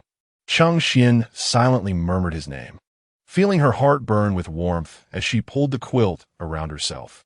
Besides Cheng Xian, Qin Yao was also unable to sleep that night. She had originally planned to take Cheng Xian to see her brother after hearing that Shen Qing had gone out, thinking it would take some effort to persuade Cheng Xian. To her surprise, Cheng Xian immediately agreed to go to the front yard upon hearing it, and although she noticed the joy in Cheng Xian's eyes, she also knew that this joy was not due to her brother. Their mother's wish was probably not going to be fulfilled. As they walked to the front yard, they saw Shen Qing standing under the eaves from a distance. He had already returned. Qin Yao wasn't sure whether to feel regret or happiness. Just as they were about to continue walking, the sound of the flute began to drift through the air, its tones so deep and melodious that it instantly captivated her. Amidst the swirling snow, that figure stood tall and graceful, like a meticulously painted ink wash painting. This painting reflected in her eyes and in her heart, and she longed to walk over to get closer to him so that he could also see her in his eyes. Lord Cheng was always aware of the affairs in the manor. That morning, he said to Lin, you should check how Shen Xian feels these days. That boy Shen Qing knows how to charm people. Shen Xian will likely be willing. Lin agreed and soon added with a smile, I also saw the plum tree bonsai that Shen Qing sent Shen Xian. It's truly exquisite, and Shen Xian loves it dearly, spending time admiring it every day. I also asked Zhu Xin, and now, whenever Shen Qing is mentioned, Shen Xian's eyes light up. This matter is likely settled. Lin continued speaking to herself, not noticing that Lord Cheng's face was extremely sour. He snorted coldly and said, how good can it be? Can it compare to the coral tree I gave Shen Xian? You lot have no appreciation. Lin smiled without saying anything. Her lord had a serious jealousy streak. After breakfast, Lin went to Jiayong Pavilion and saw her daughter propping her chin up, staring at the plum tree bonsai. Lin smiled, finally seeing some semblance of her daughter from before. When Changxian saw her mother come in, she hurried to greet her. After they sat down, Lin told the maids in the room, "You all go out for a while." Changxian felt a bit puzzled and asked Lin, "Mother, is there something you want to tell me?" Lin looked at Changxian, who was styled with a drooping moon bun and a red jade droplet gold hairpin, with her small face glowing and looking lovely. Lin thought, Shen Qing must be quite happy lately. Without further hesitation, Lin pointed to the box and asked, "Do you like this very much?" Changxian seemed a bit shy, but still nodded. Lin smiled and said, "You see, Shen Qing has been living in our manor for a while now. I see he is indeed a good boy, excelling in his studies, and is steady. Even Minister Ji says he will likely pass the exam next year." Lin only said half of it, watching Changxian's expression. Her daughter lowered her head and said nothing, her fingers continuously fiddling with the tassels of her purse. Though her face wasn't visible, her ears seemed to be red. A mother knows her daughter well.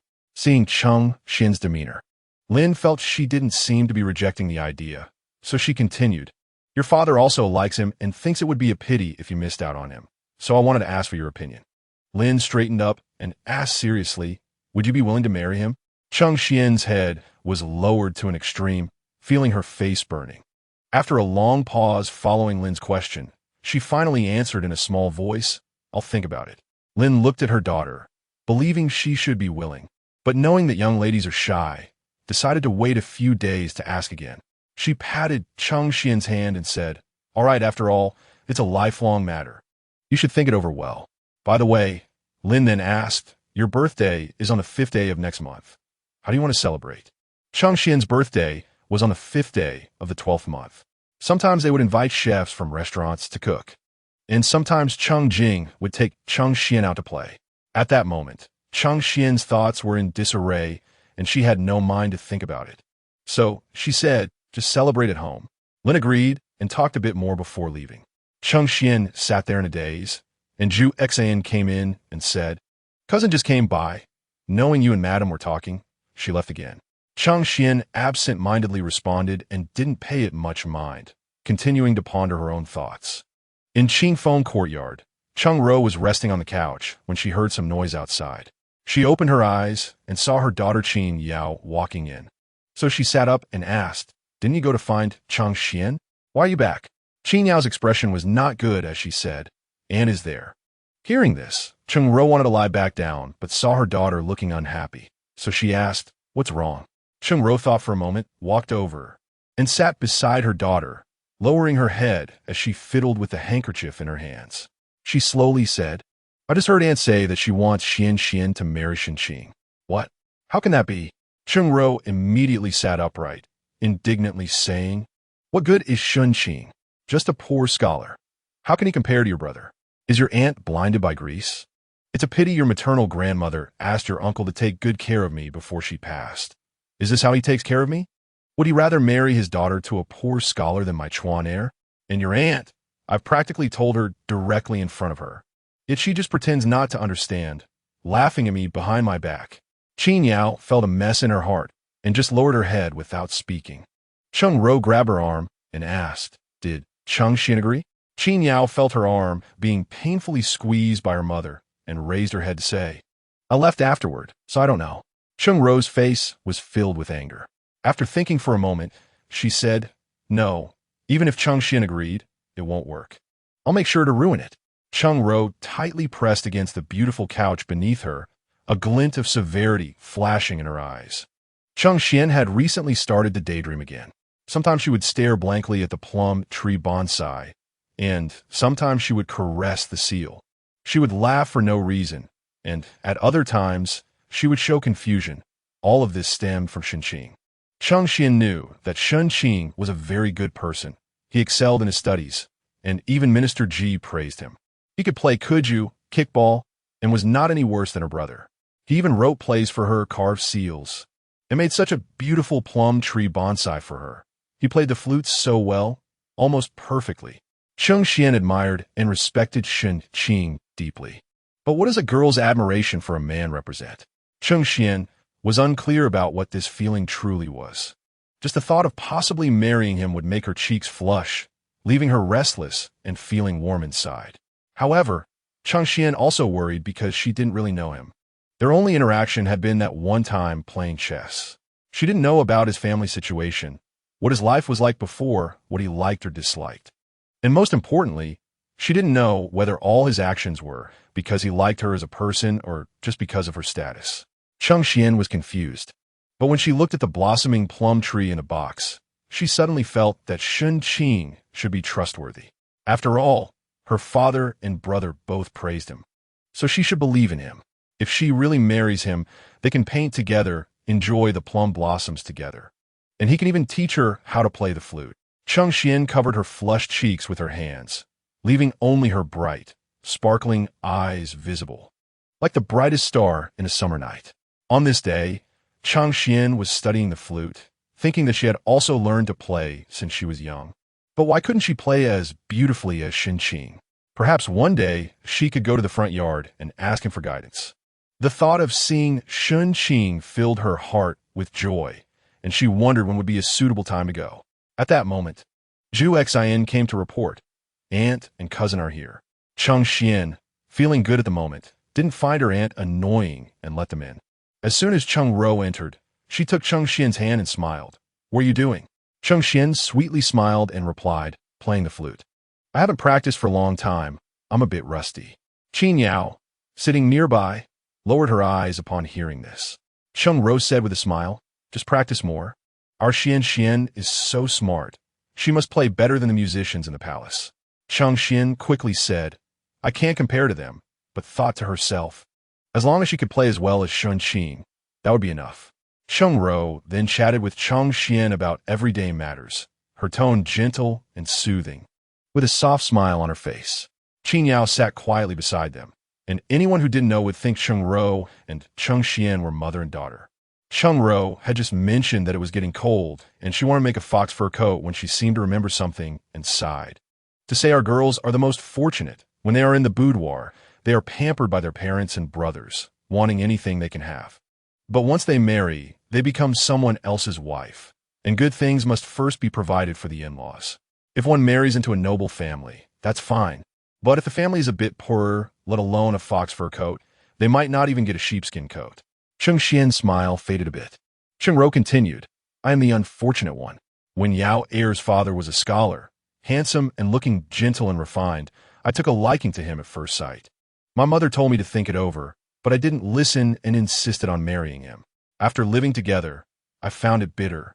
Things like jewelry and clothes are not a problem. Money can buy those. It's just that I've grown increasingly distant from my former close friends." "Why is that?" "They married into high families, and you married a scholar. We are not in the same circle. They must look down on you, right? Sometimes, you even have to flatter them." Cheng Ro noticed Changxian's expression growing worse, and secretly felt pleased. While continuing to talk, "Life is hard. But if there is someone who knows how to care for you, that would be good. But these scholars, they all seem polite on the surface. Yet they do heartless things. My life is ruined." "Mother," Qin Yao said with a disapproving look. Cheng Ro angrily replied, "Your father wouldn't let me say it. Didn't he just marry me because of my status? Before we married, he swore he would treat me well for a lifetime, but just a few years later, he was clamoring to take a concubine. When I disagreed, he said I was not virtuous. I've seen through these scholars. They seem glamorous on the outside, but they are all unfaithful, only wanting the power of my Marquis family." Changxian's face had turned very pale, her nails digging deep into her palms, her lower lip already marked by her teeth. Qin Yao looked at Cheng Ro and said, "Sister seems tired. Let's go." Cheng Ro looked at Changxian's expression with great satisfaction, agreed, and left gracefully. Chapter 14 days passed day by day, and soon it was December. As the saying goes, once December arrives, it's the new year. The capital city became more and more lively, and the Duke of Jinbei's residence grew busier. Every day, visitors came to pay their respects and bring gifts, and the estate also received account books and New Year supplies. One day, Shen Qing was in his room writing a letter to his family. He had been away for 3 months and had no idea how his father and younger sister were doing at home. Although Shen Qing came to this place where the family was somewhat poor, he held a deep regard for his original body's father and sister. The original body's father. Shen Qing was a gentleman who cared deeply for both Shen Qing and his sister Shen. After the death of his wife, he did not remarry, but devoted himself to caring for his two children. Later, when the family's conditions improved, there were people who advised Shen Qing to find a new wife, but he refused. Others thought it was because Shen Qing feared his children would suffer under his stepmother. But Shen Qing knew it was also because he had always been thinking of his deceased wife. Shen Qing had seen Shen Qing lost in thought before his wife's memorial tablet more than once. Shen Qing himself was a rather indifferent person, but he respected someone like Shen Qing very much. The original body's sister, Shen was a well-behaved girl, 13 years old this year, with big bright eyes and shallow dimples when she smiled. Shen Qing remembered that when he first arrived, she was only 8 years old and could already cook in the kitchen. Because she was too small to reach the stove, she would stand on a mud brick. She would sweetly call him brother and even sew clothes for herself. Shen Qing had no siblings in his previous life, and now having such a sister here, he truly loved her from the bottom of his heart. As Shen Qing was thinking about his family, he heard loud shouts coming from outside, getting closer and closer. Soon reaching his room, without needing to look, he knew who it was, but he still put down his pen and went outside. Just as he reached the door, he saw Chengyu rushing over like a little cannonball. Shen Qing crossed his arms and leaned against the doorframe, ready to watch the show. Oh, what is chasing you this time? A goose. A big white goose. It kept chasing me and almost pecked my butt. Chengyu was bent over, out of breath, looking as if he had just escaped a disaster. Such scenes have been happening frequently lately as the chickens, ducks, and geese sent from the estate, which were originally well kept in cages, ended up being opened by Chengyu every time. He would insist on pulling their feathers, and of course he would get chased. The key was that he always ran to Shen Qing whenever he was being chased. Even someone as clever as Shen Qing couldn't figure out what this kid was thinking. Chengyu was about the height of Shen Qing's waist. So Shen Qing squatted down to ask, "Are you very free?" Chengyu immediately stood up straight and replied, "I'm very busy studying every day. It's really hard work." Shen Qing thought, "All right, you've developed a conditioned reflex at such a young age. You've already turned into a little slickster, truly inheriting your brother's traits." Shen Qing tilted his head and asked, "Really very busy?" Chengyu's little face was serious as he said, "Really, I don't even have time to play." Chengyu is only 7 years old this year, still a child, raised plump and fair by the Lin family, standing properly in front of Shen Qing, his baby fat face still rosy from running. Shen Qing couldn't help but think of his sister Shen and looking at Chengyu, he thought he might as well take him out for some fun. Shen Qing stood up, straightened his clothes, and said with a look of regret, "That's too unfortunate. I was just planning to go out for a stroll, and thought if you were free, you could come with me. But now it seems it's not going to work." Shen Qing's last tone was drawn out, pretending to turn to leave, when suddenly he felt his sleeve being tugged. He looked down to see Chengyu staring at him with wide eyes, saying, "Father taught me to be polite, and now that brother Shen has invited me. How can I refuse? Let's go out together." A smile broke out in Shen Qing's eyes, but he still maintained a serious expression, saying, "How can that be? You need to focus on your studies. How could I disturb you?" Chengyu's face started to show urgency, then suddenly thought of something and continued. "The teacher often says, reading thousands of books is not as good as traveling thousands of miles. I've read a lot of books, and I should go out and move around more." Shen Qing looked at Chengyu and began to feel emotional, thinking he was just like his father, equally changeable and thick-skinned. He would definitely be a good official in the future. Shen Qing took Chengyu out, asking, "Where do you want to go play?" Chengyu thought for a moment and said, "Let's go to the Red Mansion. My brother said the Red Mansion is a nice place, but I've never been." "The Red Mansion? If I remember correctly, that seems to be a brothel," Shen Qing said, looking down at the still innocent Chengyu. "At your age, it's not quite suitable to go to the Red Mansion. How about we go somewhere else?" "Where?" Chengyu asked. "Follow me." Shen Qing took Chengyu to the flower and bird market, where all kinds of small animals were sold, including kittens, puppies, parrots, and turtles. Chengyu had never been here before, and as soon as he arrived, he became as excited as a puppy out for a walk, running around and looking everywhere. Shen Qing told Chengyu's servant to keep an eye on him and began to browse slowly. Shen Qing said that the 5th day of this month was Chang Xian's birthday, and, as a gentleman and fiancé, Shen Qing certainly needed to give a gift. What a gift! As a modern man who understood how to win a girl's heart, Shen Qing thought he would buy a cute little pet. After searching for a while, he finally found his target, a pair of ugly yet adorable Pekingese dogs at a shop. Pekingese dogs existed in this era, but were not very common, mainly because the nobles didn't keep them, meaning they hadn't become popular yet. Shen Qing squatted down to look at the two cute and comical little dogs, wondering if a little girl would like such dogs. She definitely would. Didn't Cheng Yu's eyes light up when he saw them?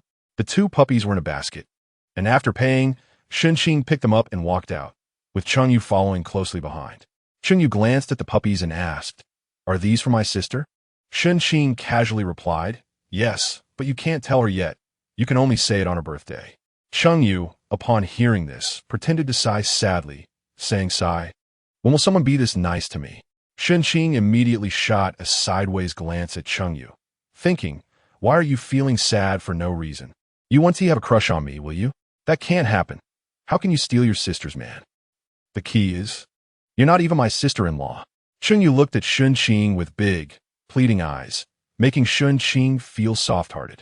Shen Qing thought Cheng Yu wanted a puppy, but unexpectedly, Cheng Yu twisted his clothes and stammered, "Brother Shen, since we both came out, we should be acquaintances now, right?" "Huh?" Shen Qing looked at Cheng Yu with confusion, thinking this kid was trying to get closer to him. What is his hidden agenda? Cheng Yu rubbed his hairless chin slowly and said, "Well, since we are acquaintances, can you give me something?" Shen Qing pointed at the puppy in the basket and asked, "You mean this?" "No." Cheng Yu waved his hand. "I mean that. The one you're giving to my sister." Shen Qing thought for a moment and seemed to understand, asking, "You mean the plum tree bonsai?" Cheng Yu immediately nodded. "Yes. That one. I saw it with my sister, and I really want one too, but she wanted to give it to me. Can you give me one?" Cheng Yu even started to act cute. Shen Qing suddenly understood why this kid came to him every day. It turned out to be for this purpose. If Shen Qing had a bigger imagination, he might think that even plucking goose feathers was intentional. Just as Shen Qing was about to speak, he suddenly saw a man hurrying past him, holding a child who was only a few months old. The man had triangular eyes, short and light eyebrows, and a mole on the left side of his nose. Shen Qing recognized him at a glance. Shen Qing quickly handed the basket with the puppies to Cheng Yu and said, "I have an urgent matter to attend to, so I need to leave for a bit. You wait here for me to come back. I trust you to take care of these two puppies." Cheng Yu looked at Shen Qing's earnest gaze and immediately felt a heavy responsibility. With a serious expression on her small face, she said, "Brother Shen, don't worry. I'll take good care of them." Shen Qing nodded, gave a few instructions to the servant, and then left. The man Shen Qing was chasing had a deep connection with him. It could be said that Shen Qing came to this dynasty because of him. When Shen Qing first arrived, he only felt a headache and thought it was due to drinking, but later realized it was because he had injured his head. It turned out that after the original owner's mother passed away, scholar Shen fell into despair and could not care for Shen Mu, which led to her being abducted by a human trafficker. When the original owner discovered this, he chased after the trafficker, but was pushed against a wall, injuring his head and dying on the spot. Shen Qing crossed over at that moment. Fortunately, a neighbor discovered the incident and brought Shen Mu back, but the trafficker escaped. He never expected to encounter him today. Shen Qing closely followed the man, determined to avenge the original owner today. He also thought about the child. Who knows how worried the parents must be. Shen Qing had no intention of being a lone hero. He planned to get the child back first. Unexpectedly, the man seemed to sense something and started to run. Shen Qing could no longer care about maintaining his demeanor. He shouted, "Catch the trafficker," while running after him. When they reached an alley, the thief suddenly turned around, holding a knife, and fiercely said, "Get lost, or I'll stab you." Shen Qing stopped, panting, and said, "Put the child down, and I'll let you go."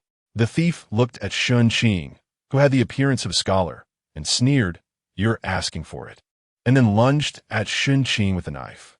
He was holding the child in one arm, making it inconvenient to wield the knife. Shen Qing was agile enough to dodge a few times, but because he was concerned about the child, he didn't dare to make any big movements, leading to a stalemate. Suddenly, the child began to cry. The thief, already anxious, became even more agitated upon hearing the cries and actually raised the knife to stab the child. Shen Qing could no longer hold back. He reached out to intervene, and the thief's knife grazed Shen Qing's arm, making him feel a chill as the blade drew blood. Seizing the opportunity, Shen Qing snatched the child and kicked the thief before turning to run. Just then, a large group of people arrived, and the leading man quickly came to check on the child in Shen Qing's arms, while the others surrounded the thief and tied him up. It turned out that the leading man was the child's father. Today, due to a moment of negligence, he had allowed the trafficker to steal his child. Now that they had found the child, he felt as if his heart was pounding and his legs were weak. The man held the child and bowed deeply to Shen Qing, sincerely saying, "I am Lu Qing, and I thank you for your great kindness." At this moment, Shen Qing also felt a wave of fear. Just now, if he had made a mistake, he could have caused the child's death. He quickly waved his hand, saying, it's nothing," but then noticed that his arm was hurting a lot. Looking down, he saw a long wound, and his clothes were soaked in blood. Lu Qing noticed and quickly said, "You're injured. Come with me to the medical clinic." Lu Qing turned to leave, but saw Shen Qing standing there motionless, staring down at his wound. Lu Qing called out again, "Young master?" Shen Qing raised his head, but his expression was blank and his eyes were unfocused. Then, his body went weak, and this tall man, who stood 8 feet tall, collapsed to the ground. As Shen Qing fell, he was still thinking, "Damn it. This body actually fainted at the sight of its own blood. My lifetime reputation is going to be ruined." Chapter 15 in the Bright Sun Pavilion. Lin was talking to Chang Xian. "What do you think about you and Shen Qing? Your father said if you agree, we can let slip during the new year, so that no one else will have ideas about you." Chang Xian lowered her eyes, looking gloomy. Lin noticed something was wrong and asked, "What's the matter? Do you have something on your mind?" Chang Xian was deeply troubled. Shen Qing was so outstanding and had done so much for her. Did he really like her? Or was it just her family's power that attracted him? Cheng Ro's words seemed to echo in her ears, and Cheng Xian really didn't dare to take that risk. Just as she was about to ask her mother for her opinion, her younger brother, Cheng Yu, rushed in like a gust of wind, shouting, "Sister, hurry and see Brother Shen. He was stabbed by a bad person and has fainted." Cheng Xian's heart skipped a beat, and she jumped up and ran to the front yard, with Lin hurriedly following behind. When they reached Shen Qing's bedroom, they saw him lying on the bed, pale, with his right arm bandaged, looking weak, and another man in his 20s was standing in the room.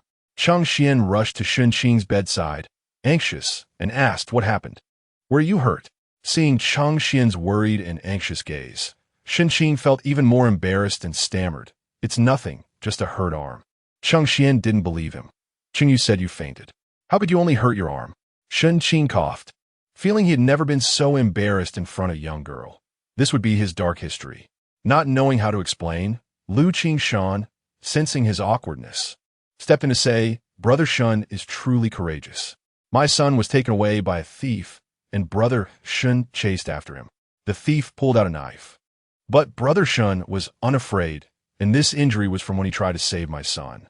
After hearing this, Lin felt a wave of fear and gently approached Shen Qing's bedside, saying, "You need to take good care of yourself these days. Be sure to watch the wound. I have some excellent wound medicine. I'll send someone to get it for you right away.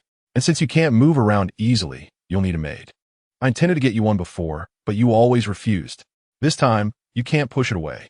Shen Qing looked grateful and said to Lin, "Thank you, madam. Just a little servant is fine. No need for a maid." Lin smiled and said that it's settled. Lu Qingshan's house was also in disarray. After a few hurried words and agreeing to visit Shen Qing again tomorrow, he left. Seeing that Shen Qing was okay and there were many matters waiting for her to handle at home, Lin prepared to leave. However, she noticed Chang Xian's worried expression and felt that there was no need to ask about it. Still, Lin said, "Shinner, I'm going back now. What about you?" Chang Xian turned to look at her mother, knowing she should go with her, as it wasn't appropriate for a man and woman to be alone in a room. But she really couldn't put her mind at ease about Shen Qing. As Chang Xian was in a dilemma, Qing Yu piped up, "Sister, you can stay. Brother Shen went out this time just to buy you."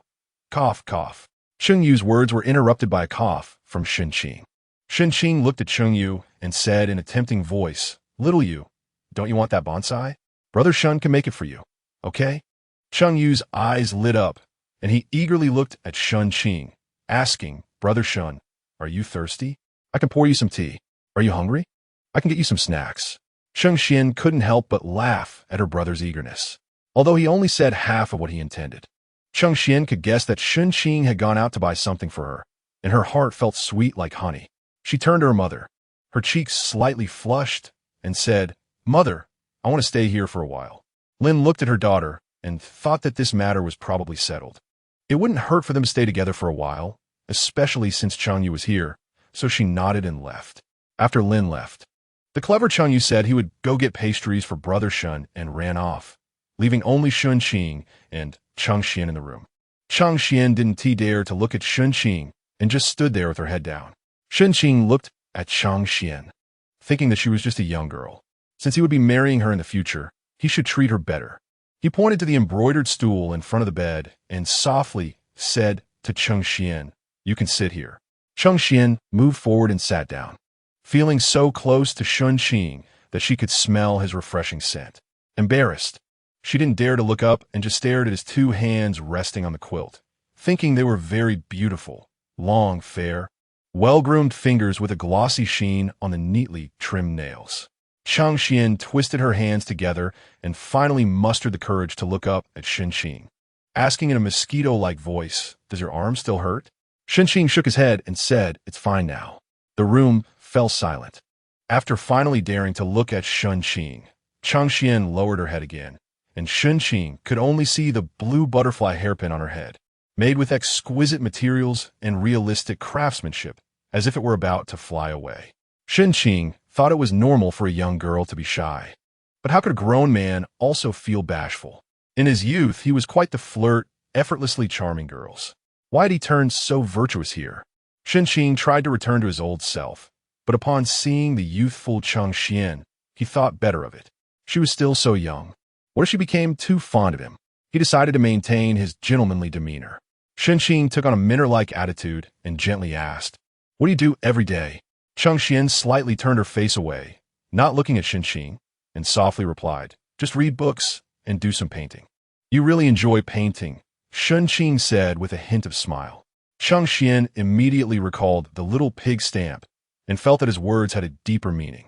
Just as she had relaxed a bit, her face burned again. Shen Qing stopped teasing her and said softly, "Staying at home all day can be boring. You could ask Cheng Jing to take you out for a walk. It would be good to clear your mind." Cheng Xian's face showed a hint of sadness. Shen Qing understood where her heartache lay and said, "Reputation is a double-edged sword. If you care about it, it can hurt you, but if you don't, it's just fleeting smoke. So many people care about you. You shouldn't make them worry." Shen Qing's voice was low and gentle, like clear spring water nourishing Cheng Xian's heart. She looked up at Shen Qing, her eyes shining clearly, as if asking, "So many people care about me, but what about you? Do you really care about me?" What a pure girl with such lively eyes. Shen Qing smiled, his handsome face full of sincerity. "I care about you too. I hope you can be happy every day." After saying this, Shen Qing slightly leaned forward, seriously asking, "Do you trust me?" Cheng Xian smiled, like an innocent and beautiful child. She looked at Shen Qing and softly said, "Of course I trust you." Although she still had concerns about the future, she thought that someone who could risk everything for others should be worth trusting. In the afternoon, after Lord Cheng returned and heard from Lin about the day's events, he learned that his daughter had come out of Shen Qing's room with a smile. He thought to himself how shameless Shen Qing was for seducing girls. His own daughter was so innocent. How could she compete with Shen Qing's charm? Even if the engagement was settled in the future, they should be kept apart. As for Shen Qing, he needed to be warned. Shen Qing was sitting at the desk reading, and because his right hand was inconvenient, he could only use his left hand to turn the pages. As soon as Lord Cheng walked in, he said, "Oh, why are you sitting up? You were told me you fainted from your serious injury. Why aren't you resting properly?" Cheng Yu, that big mouth. Cheng Yu had originally been waiting in place as Shen Qing instructed, but later, seeing some commotion in the distance, he ran over to take a look and ended up seeing Shen Qing fainted. Once Cheng Yu knew Shen Qing had fainted, the entire Marquis knew. Lord Cheng had a face full of glee, and when Shen Qing looked up, he felt that this was no Marquis at all. but clearly a gossipy old woman from the market. Shen Qing maintained a calm expression, turned a page with his left hand, and said lightly, "The Marquis seems to have a lot of free time. I've heard that Cheng Yu's tutor wants to see you these days, yet you don't have the time." Lord Cheng stiffened slightly. That rascal Cheng Yu never studies properly and always has problems, and his tutor is strict, planning to complain to Lord Cheng every couple of days. Each time he complains, it's like a downpour of words, making Lord Cheng afraid of him and wanting to avoid him. Yet today, this brat brought it up, which is just saying he came here to watch the fun. Hey, I really did come to watch the fun. Lord Cheng directly sat down opposite Shen Qing and said with great affection, "As soon as I heard my dear nephew fainted today, I was really very worried. Turns out it was just an arm injury. What a false alarm." Lord Cheng sighed dramatically, making Shen Qing's palms itch, wanting to scratch his face like those women would. Shen Qing smiled calmly, stopped flipping through the book, picked up the tea on the table, took a slow sip, and appeared leisurely, saying, "Fortunately, it was just a false alarm. Today, Shen came to see me and was so scared her face went pale. She only felt relieved after knowing it was just an arm injury. Sigh, making a young girl worry about me. Really, it's my fault." Shen Qing sighed dramatically, mimicking Lord Cheng perfectly. "Shen? You also called her that? You lecherous scoundrel." Shen Qing heard Lord Cheng grinding his teeth and felt all the gloom of the day vanish. Now he was feeling quite pleased and even wanted to hum a little tune to celebrate.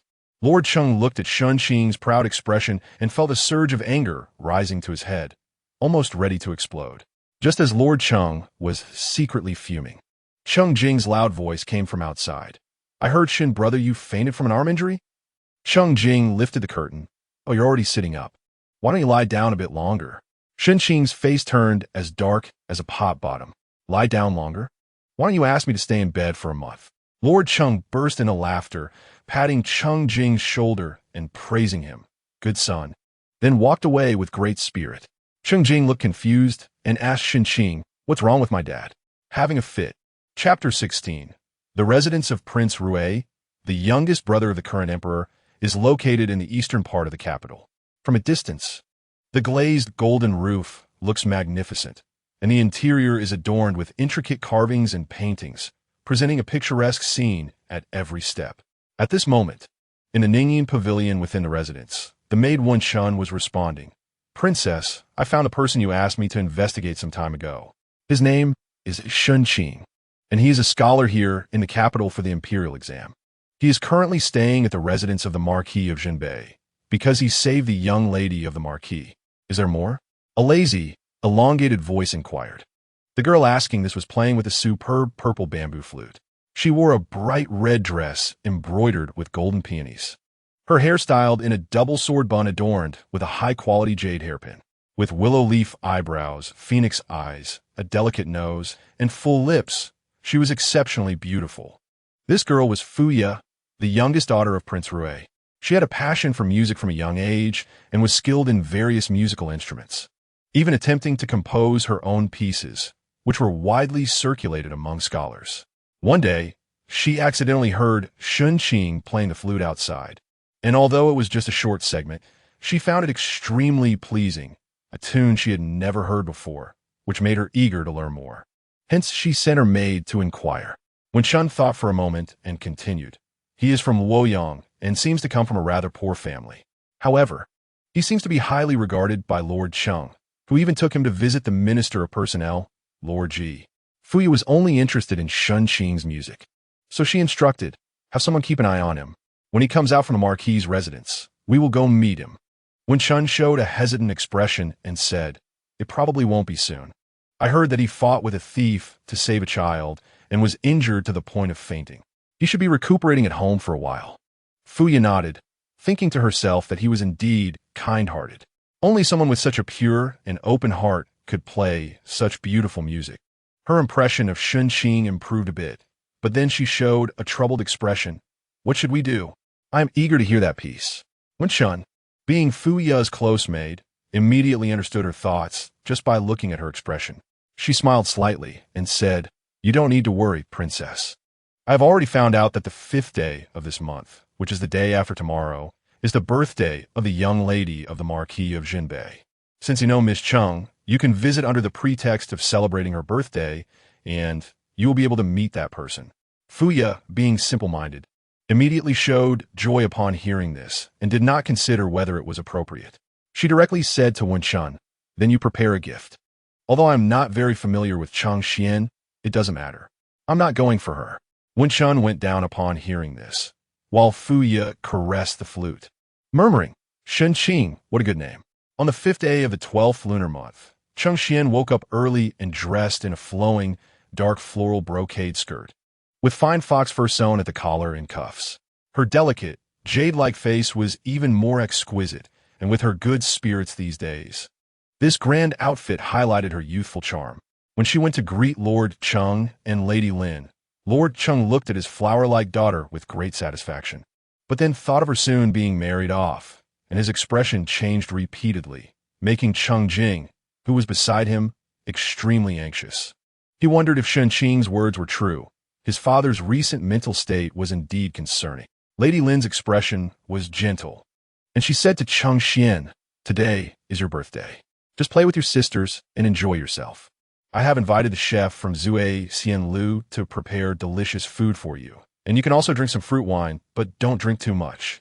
Chang Xian looked at her father and mother, thinking about how much they had worked for her in recent days and recalling the hurtful words she had said to her mother. She couldn't help but feel a pang in her nose and curtsied. "I have been thoughtless during this time, causing my parents trouble." Lady Lin's eyes glistened with tears, and she sighed, "My child is truly grown up, but today is a good day. Let's not think about these things. Hurry back to your Jiaoyang pavilion. They are all waiting for you." Chang Xian nodded, while Cheng Yu beside her was anxiously urging, "Sister, hurry back. Brother Shen is waiting to give you a gift." Upon hearing this, Chang Xian's face flushed, and she turned to go back. Cheng Yu wanted to follow, but suddenly heard her father's voice. "You were recently, Mr. Zhou told me." Before Lord Cheng could finish, Cheng Yu pretended not to hear and dashed away. Lord Cheng huffed and glared, shouting that he would deal with Cheng Yu properly, while Lady Lin watched and found it amusing, teasing, "Lord, you are the one who praises Shen Qing, yet also finds fault with him. They say a woman's heart is as deep as the ocean, but I think your thoughts are quite hard to guess as well." He was clearly not looking for trouble with Cheng Yu, but was deliberately picking on Shen Qing. In Lady Lin's view, Shen Qing was indeed a rare good child. Lord Cheng snorted, "I am not a child. Can you all really see through my thoughts at a glance? You women have all been deceived by Shen Qing's appearance. That boy has a dark heart." In the small living room of Jiaoyang Pavilion, as soon as Chang Xian returned, she saw Cheng Yi, Qin Yao, Qin Chuan, and Shen Qing all present. Chang Xian's gaze immediately landed on Shen Qing, who had recovered significantly from his hand injury. He was facing away from everyone, admiring a painting of misty rain in Jiangnan hanging on the wall. Today, he wore a white robe embroidered with bamboo leaves, edged with black thread at the collar and cuffs. With his hands behind his back and his head slightly raised, his back was as straight as ever, exuding an otherworldly demeanor. Though only his back was visible, he had the bearing of a celestial being. Chang Xian hurriedly lowered her head, feeling that the charcoal in the room was burning too fiercely. When everyone saw Chang Xian return, they exchanged congratulations and then presented their gifts. Cheng Jing gave Chang Xian a small curved dagger inlaid with gems, saying it was for her to play with. Though Qing Yi did not get along with Chang Xian, she would not be rude on such occasions. So she not only gifted her a gold begonia flower hairpin, but also presented a pair of white jade earrings on behalf of her brother Cheng Zhua. Qin Yao gifted a hand-stitched silk handkerchief, embroidered with Chang Xian's favorite magnolia flowers, and Qin Chuan presented a travelogue, saying it would let Chang Xian appreciate the beauty of nature without leaving home. Finally, it was Shen Qing's turn. Just as he was about to speak, Cheng Yu interrupted, pulling Chang Xian's hand and exclaiming, "Sister, Brother Shen bought you 2 puppies, super cute. I'll go get them now." With that, he dashed away like the wind. Shen Qing smiled helplessly at Cheng Xian, wondering how Cheng Yu could be so blunt. Did he understand the aesthetics? Did he understand the sentiment? Did he understand the atmosphere? Cheng Xian already knew that Shen Qing had bought puppies, as they required careful nurturing, feeding, bathing, and taking them for walks. The news had spread throughout the residence that the young Master Shen, who lived in the front courtyard, was taking great care of the puppies.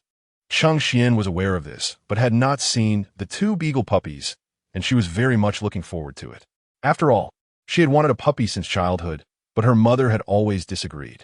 Now, she could finally have her wish, and she felt a little excited. Cheng Xian secretly looked at Shen Qing, wondering why he always managed to give her such thoughtful gifts. Was this what they called fate? If Shen Qing could hear Cheng Xian's thoughts at this moment, he would surely say, "Because I came from the 21st century, because I am a girl killer." Qing Yu quickly brought back two pugs. These pugs were light yellow, well-proportioned, with unique wrinkled flat faces, and their big, round, bright eyes looked adorably silly when they stare at people. They seemed to have been well taken care of these past few days, their fur smooth and soft. As they trotted around the room on their short little legs, making a purring sound in their throats, truly melting the girls' hearts. Cheng Xian smiled widely upon seeing them, and even Cheng Yi and Qin Yao looked delighted. They squatted down to pet the little dogs and groom their backs, their faces filled with smiles. Shen Qing, standing aside, said, "These pugs are intelligent and gentle, and they are also very clean. Having them at home is quite nice, and they can play with you." Cheng Xian, while petting the little dog, looked up at Shen Qing with a big smile on her face and said, "I really like them. Thank you, young Master Shen." "As long as you like them," Shen Qing replied with a smile, his handsome face showing a gentle and doting expression, making Cheng Xian blush and lower her head. Cheng Jing, watching from the side, thought to himself, "Wow, I used to think Shen Qing was a bit of a fool who wouldn't win the favor of girls. But today I realized he's quite the expert in this area. I'm the real fool." Before Qing Jing could finish his thoughts, he heard a maid come in to report, "Young master, miss, the heir of the Rue Wang mansion and the princess have arrived." The people in the room exchanged glances, especially Cheng Xian, who felt puzzled. She knew the princess of the Rue Wang mansion, but they were only acquaintances, just exchanging greetings at banquets without any private interactions. Why would the princess come today? Cheng Xian's mind flashed with various thoughts, but she didn't show it on her face and asked the maid to invite them in. Fuya had come with her brother Fu Zhong, as it was not proper for a young lady to go out alone. Lin Shi accompanied them to the Jiaoyang pavilion. Fuya said to Lin Shi, "Thank you, madam, for accompanying us. You can leave us here. If you have anything to attend to, please go ahead." Lin Shi was also puzzled, as her household was not familiar with the Rue Wang mansion, and she didn't know why the heir and the princess had come. She calmed herself and said to Cheng Jing and Cheng Xian, "Make sure to properly host the heir and the princess. If there's anything you want to eat or drink, just let me know." Cheng Jing and Cheng Xian agreed, and Lin Shi felt reassured enough to leave. Over here, Fuya spotted Shen Qing at first glance. Not because she recognized him, but because she felt that someone who could play such a tune must be someone like Shen Qing. What kind of person was that? Probably someone with a cold elegance and a distant gaze, clearly different from others. A woman's intuition is always particularly sharp. As soon as Fuya entered, she noticed Shen Qing. Others might not have noticed, but Cheng Xian did, and her heart felt a surge of irritation. Cheng Jing, who was more familiar with Fu Zhong, welcomed them to sit down and asked, "I didn't know that the heir and the princess would come today. I failed to welcome you properly. It's truly rude of me." Fu Zhong, probably around 24-25 years old, wore a golden embroidered purple gauze crown and had a handsome face, with a slight smile always playing at the corners of his mouth, making him quite the charming young gentleman. Hearing Cheng Jing's words, he couldn't help but touch his nose, thinking that Cheng young master's words were quite interesting. In this day and age, one usually sends a formal invitation before visiting, yet here he and his sister had come without any prior notice. Was Cheng young master being polite or making a sarcastic remark? Shen Qing could tell what Fu Zhong was thinking and really wanted to say, "You're overthinking it. Cheng Jing is just being polite. He doesn't have the brains to think so complexly." Fu Zhong smiled and said, "Isn't today the birthday of the eldest daughter of your household? My sister came to celebrate, so I escorted her here." However, he thought to himself that he usually hadn't seen his sister and the eldest daughter of the Cheng family being particularly close, but today his sister insisted on coming, and there was nothing he could do but accompany her. Cheng Jing turned to Cheng Xian, signaling with his eyes. Did you invite them? Cheng Xian had no time to respond to Cheng Jing's look. She was watching Fu Ye, who seemed to be glued to Shen Qing's side, and snorted inwardly, staring at a man as soon as she walks in. How shameless. Shen Qing, of course, felt the princess's gaze and looked off into the distance with an indifferent expression, but internally he was thinking, is my charm really this great? One loves me while another is interested? Fu Zhong looked at his sister, then followed her gaze to Shen Qing, and internally he roared, damn, you're not here to find a man, are you? Fu Ye seriously examined Shen Qing, feeling quite satisfied. What an elegant person with a temperament like a clear breeze and bright moon. The atmosphere in the room immediately became subtle. Chapter 17. Fu Ye looked at Shen Qing's handsome and aloof profile and felt that this person was very much to her liking, both in appearance and temperament. She walked gracefully in front of Shen Qing and asked, is this gentleman Shen Qing, the young master Shen? Shen Qing did not look sideways, clasped his fists, and bowed, saying, indeed. Fu Ye smiled, her face radiant like peach blossoms in March, while Cheng Jing next to her stared. And Cheng Xian felt like she was about to explode with anger, thinking that he was stealing my man and on my territory too. Fu Zhong quickly lowered his head and took a sip of tea, pretending not to see, but thought to himself, sister, you are being unreasonable. Fu Ye stood in front of Shen Qing and said, this is my second time meeting young Master Shen. The last time was when you bought a flute, and you played a piece then that was deep, melodious, and beautiful. I liked it very much and was hoping to meet you again to ask for some guidance. Shen Qing appeared calm on the surface, but internally he was frantically complaining. You came to find me under the pretense of celebrating a birthday? If you're going to come, at least say a few words of congratulations to cover it up. If you don't say congratulations, you can't just stare at me without stopping. Can you? Look at Cheng Xian. Her little face is turning purple with anger. Shen Qing knew it was time to show his fidelity. As the saying goes, a woman should not marry two husbands. Although he was a man, he was a devoted man, having crossed over to ancient times. He aimed to be a refreshing presence among men, a benchmark for husbands. The key was that if he smiled at her now, Lord Cheng, that old fox, would not let him off the hook.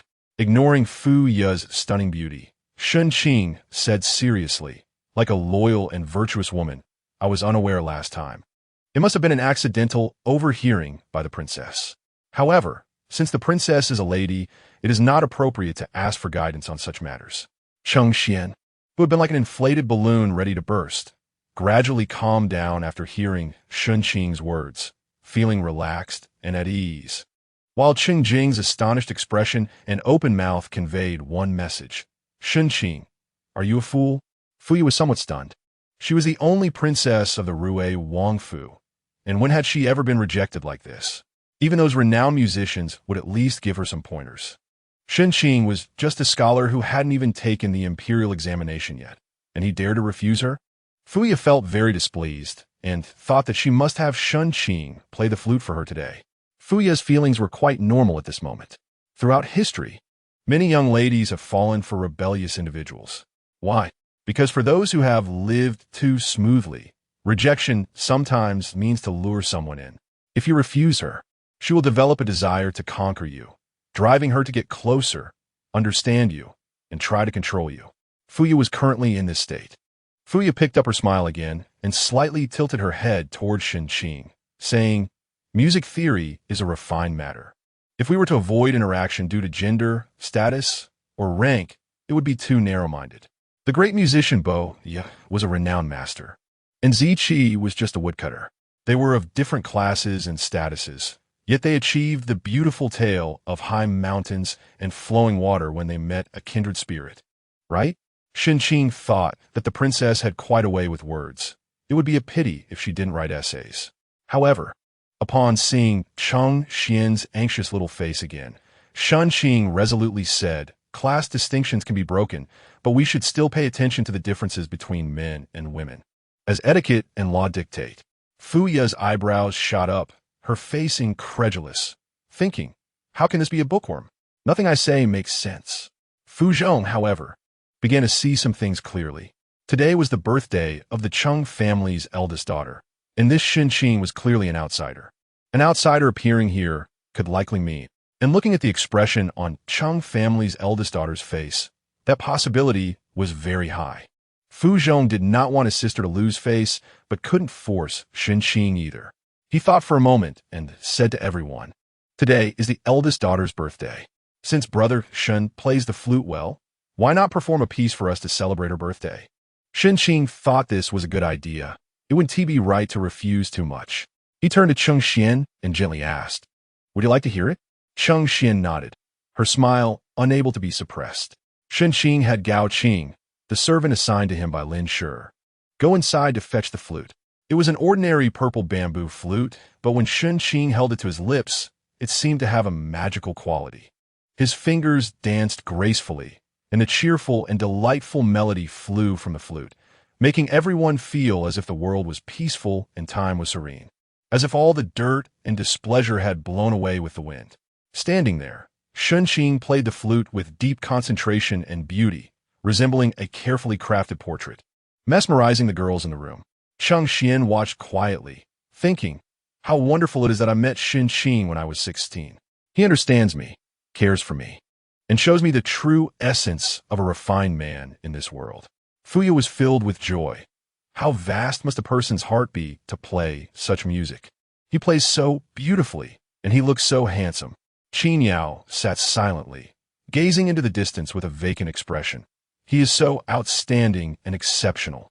But unfortunately, he does not belong to me. After one piece, Fu Zhong clapped his hands in praise, saying good 3 times, then added, "To be honest, brother Shen, my younger sister loves music, and I have been exposed to many great musicians since childhood. But today I feel that only your music can touch the heart and linger in the ears." Shen Qing humbly replied, "You flatter me." But internally he knew that aside from technique, his experience from this crossing had greatly changed his mindset. He felt that the vast world was in his heart, and this mindset was something many could not compare to, so the music he played naturally had a deeper meaning. Fuya's purpose for coming had been achieved. Fu Zhong said to Fuya, "The family is also busy. We should head back." Fuya looked at Shen Qing reluctantly, but Shen Qing did not give her a glance, leaving her helpless as she prepared to leave with her brother.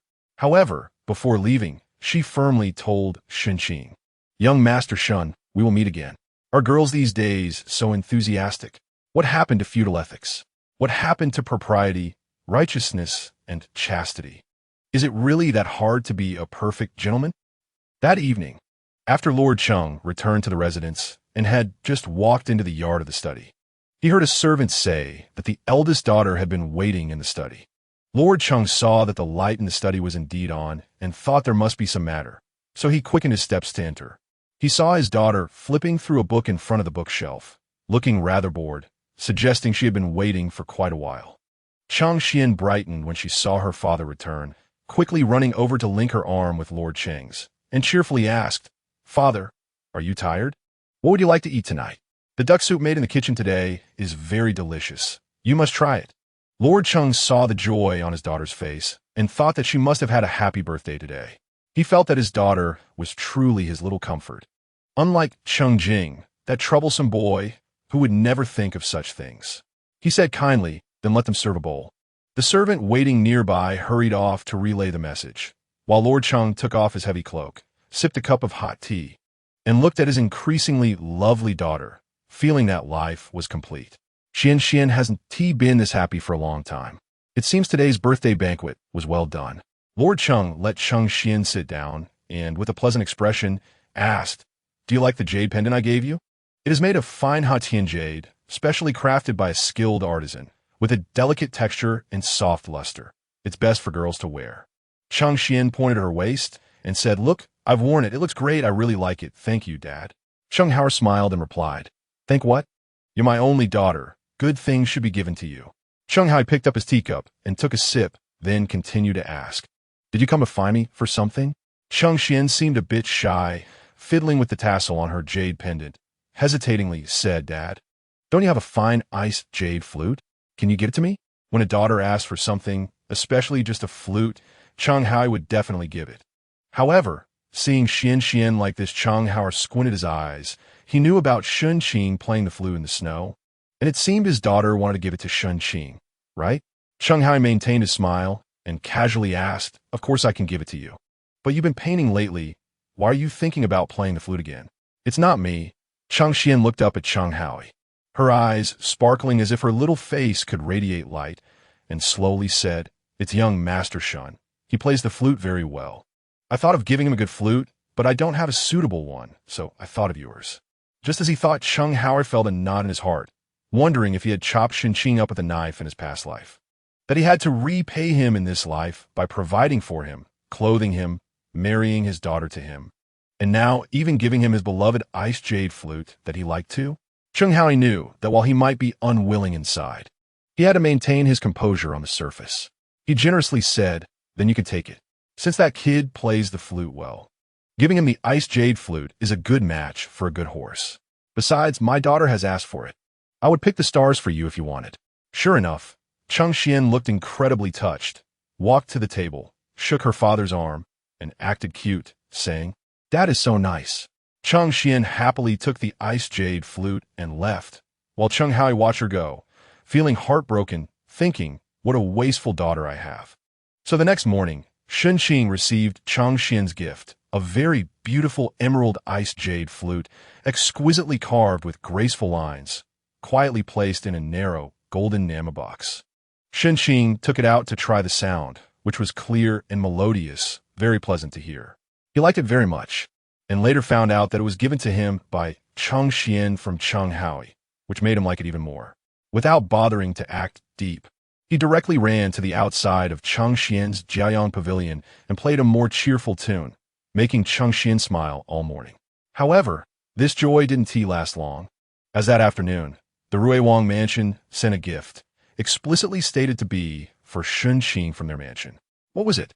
In Cheng Jing's later words, it was a top-quality emerald flute. The color was exceptionally transparent, and even the box it came in was made of agarwood, making the ice jade flute look like trash in comparison. Cheng Xian was furious. Chapter 18. After receiving the flute sent by the Duke of Rui's residence, Shen Qing did not hesitate and immediately sent it back, fully demonstrating his gentlemanly integrity. Later, when Cheng Jing told Lord Cheng about this matter, he asked, "That princess from the Duke of Rui's residence won't have taken a liking to Shen Qing, will she? On Xuan's birthday, I felt something was off. Why would a young lady keep staring at Shen Qing?" Lord Cheng, upon hearing this, was both annoyed at Shen Qing for attracting attention and pleased with Shen Qing's actions. He thought, what if it was the Duke of Rui's residence? The meat in Cheng Duo's mouth wouldn't be taken away by others. Lord Cheng said, "Don't worry. Shen Qing is a smart person. He knows what to do. Historically, those who sit on the fence die the fastest. Shen Qing wouldn't abandon the Duke of Jinbei's residence to climb up to the Duke of Rui's. If a person is too greedy, the end result might be nothing at all." Shen Qing's thoughts on this matter were in line with Lord Cheng's expectations. He wasn't short-sighted. Although the princess of the Duke of Rui's residence showed him some affection, if he thought he could rise by associating with the Duke of Rui, he would be making a big mistake. He couldn't be ambiguous. He needed to clearly show his stance, which is that he was already on the boat of the Duke of Jinbei's residence. He wouldn't be fickle or would try to take shortcuts. Only by doing this could he gain the support of the Duke of Jinbei's residence. As for the princess of the Duke of Rui's residence, a noble and beautiful lady might have an interest in him. As a man, it would be impossible for Shen Qing not to feel a bit pleased. But he wasn't one of those foolish people who think they are charming and fall in love with every pretty face they see. Cheng Xian was decent and came from a good family. She would eventually marry him, regardless of whether he loved her or not. He would always give her the respect and dignity she deserved, not because of her status, but because it was his responsibility and obligation as a man. Cheng Xian was his responsibility, and he would ensure she had a good life. As time passed, the new year approached, and the capital became more lively. More officials came to visit the Duke of Jinbei's residence, while Shen Qing maintained his studious life, unhurried and calm. Lord Cheng watched from the side, praising Shen Qing's composure.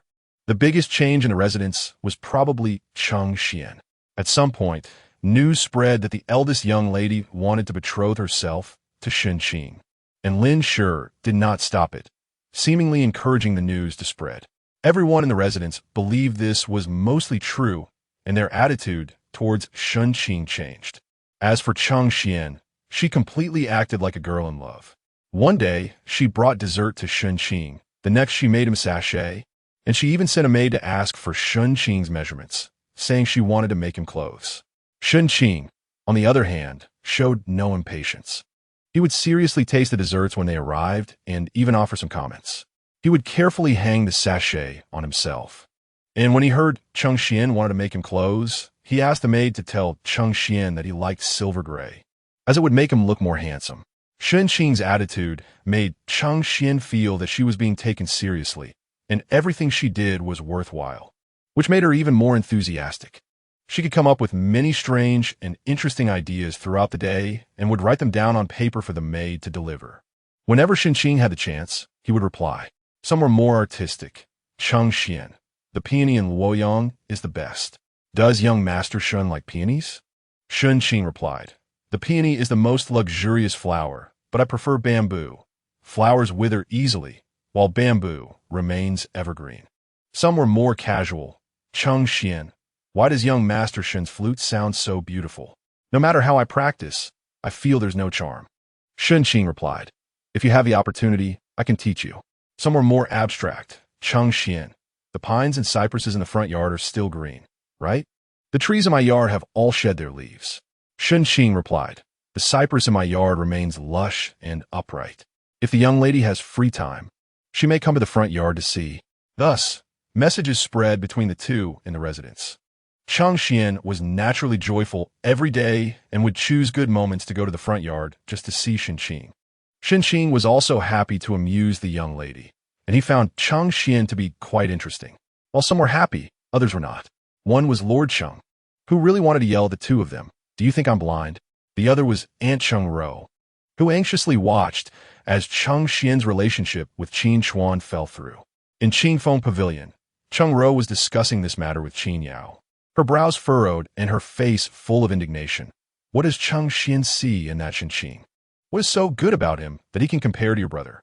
She thought Shen Qing truly liked her daughter, but she believed he was only interested in her status and was just flattering her. Chang Xian thought he was perfect now, but she would realize how tough it would be later on. Cheng Ro paced back and forth in the room, feeling a blockage in her chest, and muttered to herself, I need to think of a way to break them apart.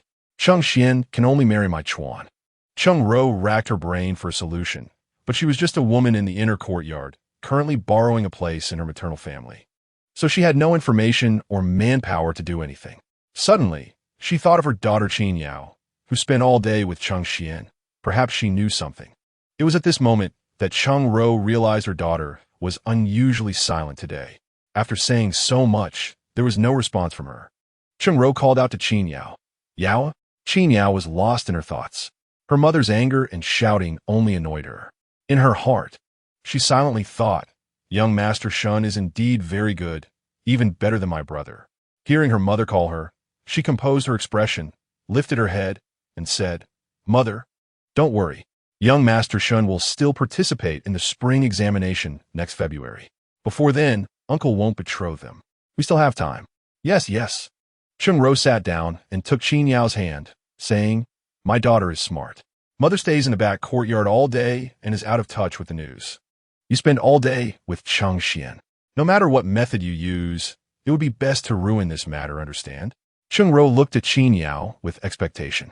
Qin Yao's mind involuntarily flashed the elegant and handsome face of Shen Qing, and she lowered her eyes and nodded, I understand.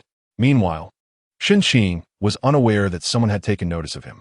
Early that morning, he went to the market, thinking of buying some things to bring home for his father and sister. The closer it got to the new year, the more he thought of them. Shen Qing was looking at a small ceramic chubby doll, with two big red cheeks, smiling cheerfully. He thought his sister would definitely like this. Just as he was about to pay for it, he felt someone patting his shoulder. Shen Qing turned around and saw it was Zhang Ji. Shen Qing clasped his fists and said, Brother Zhang, it's been a long time. I didn't expect to run into you here. Zhang Ji returned the greeting and said, where else could I be? Shen brother, you never say you would come back to the temple to see me. As for me, I can't even enter the Duke of Zhenbei's residence. If it weren't for running into you today, You might have forgotten me. Zhang Ji's words were somewhat amusing. Shen Qing laughed on the surface, but inwardly thought that if a young lady said this, it could be considered cute for a grown man to say it. It felt a bit sour. Not at all. Shen Qing thought, I haven't done anything wrong, so I can't just take your sarcasm. He replied, when I moved away, I intended to say goodbye to you in person, but unfortunately, you weren't at the temple that day and didn't return all night. I thought you had moved away. Shen Qing secretly thought, don't think I don't know what you were doing that night.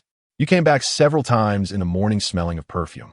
Upon hearing this, Zhang Ji unconsciously touched his nose and then smiled at Shen Qing. Let's not talk about the past. We haven't seen each other for a while, and you seem to be even more charming than before. Come on, there's a tea house ahead. Let's have a good chat. Shen Qing followed Zhang Ji to a tea house, which had a relatively serene environment and was not too crowded at the moment.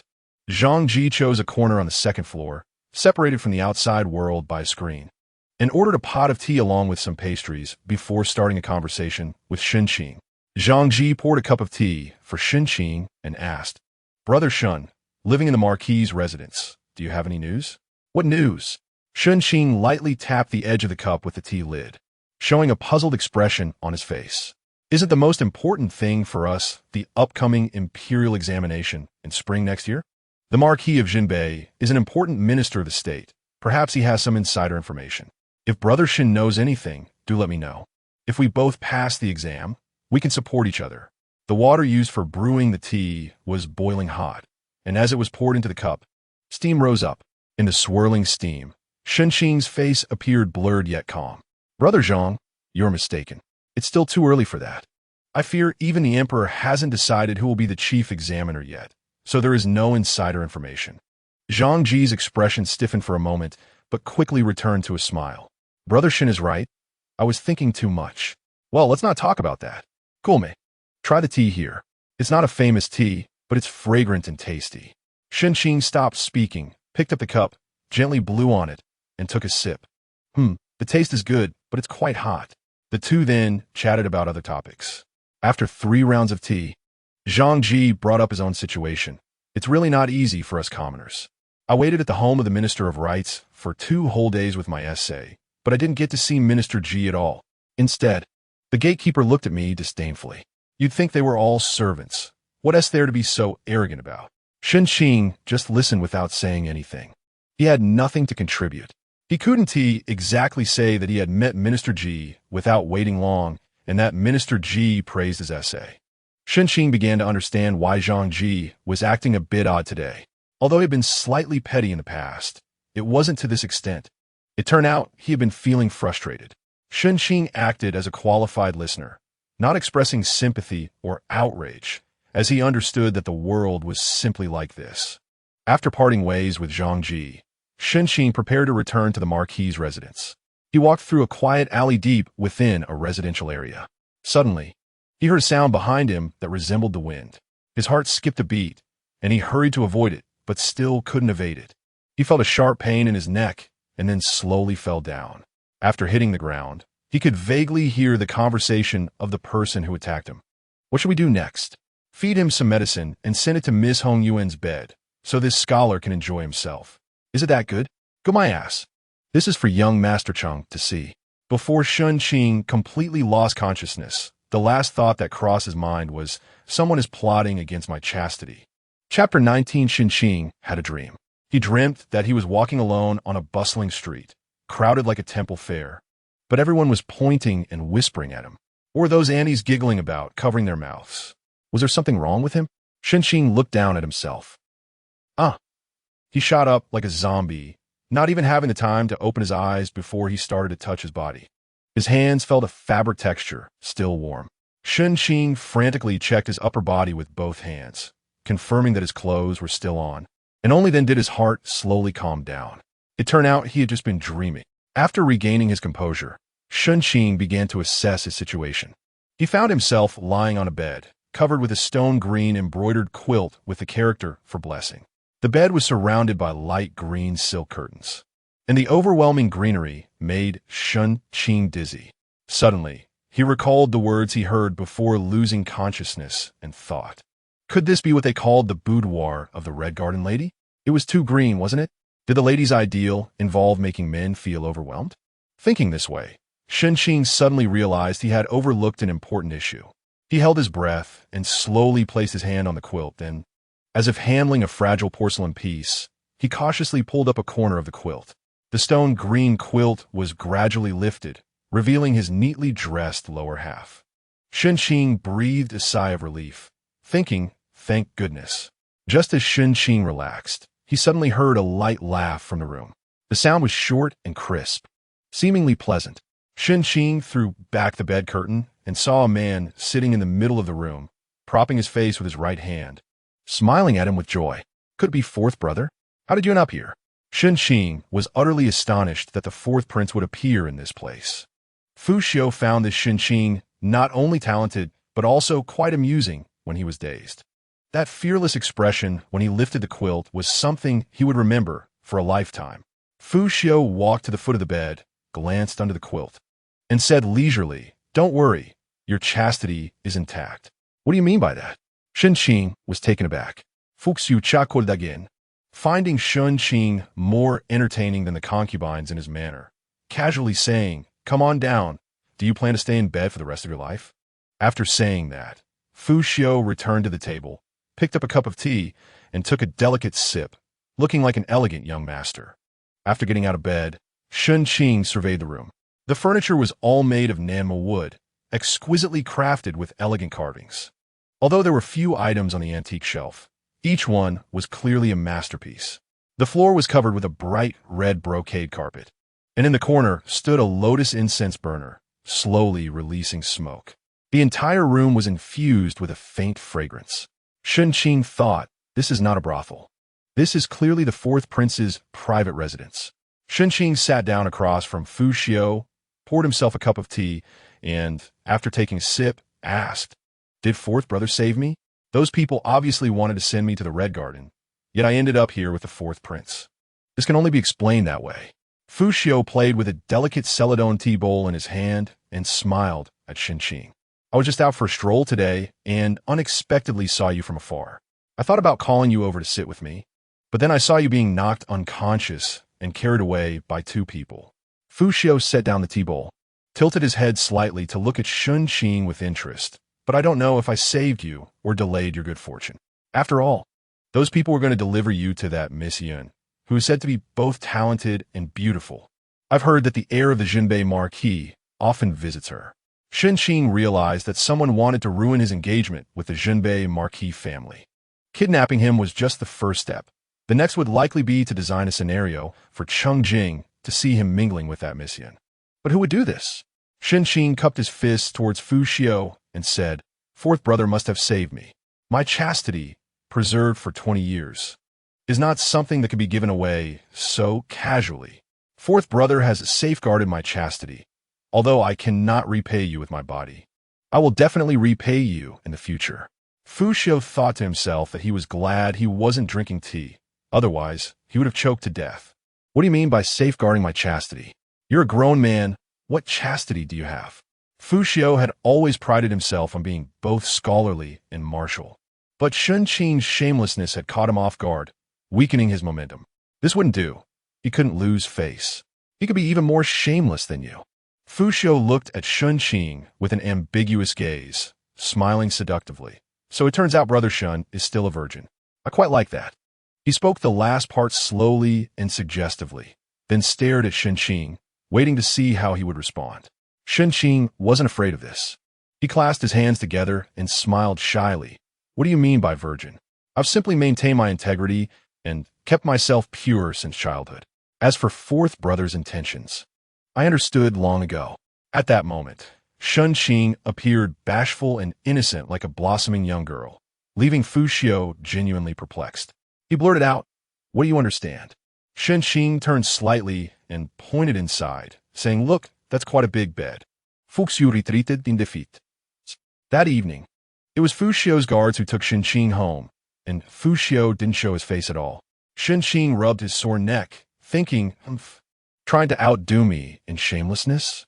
I have no limits." After returning to the Jinbei Marquis residence, Shen Qing didn't go to his own room, but went straight to Lord Chang's study.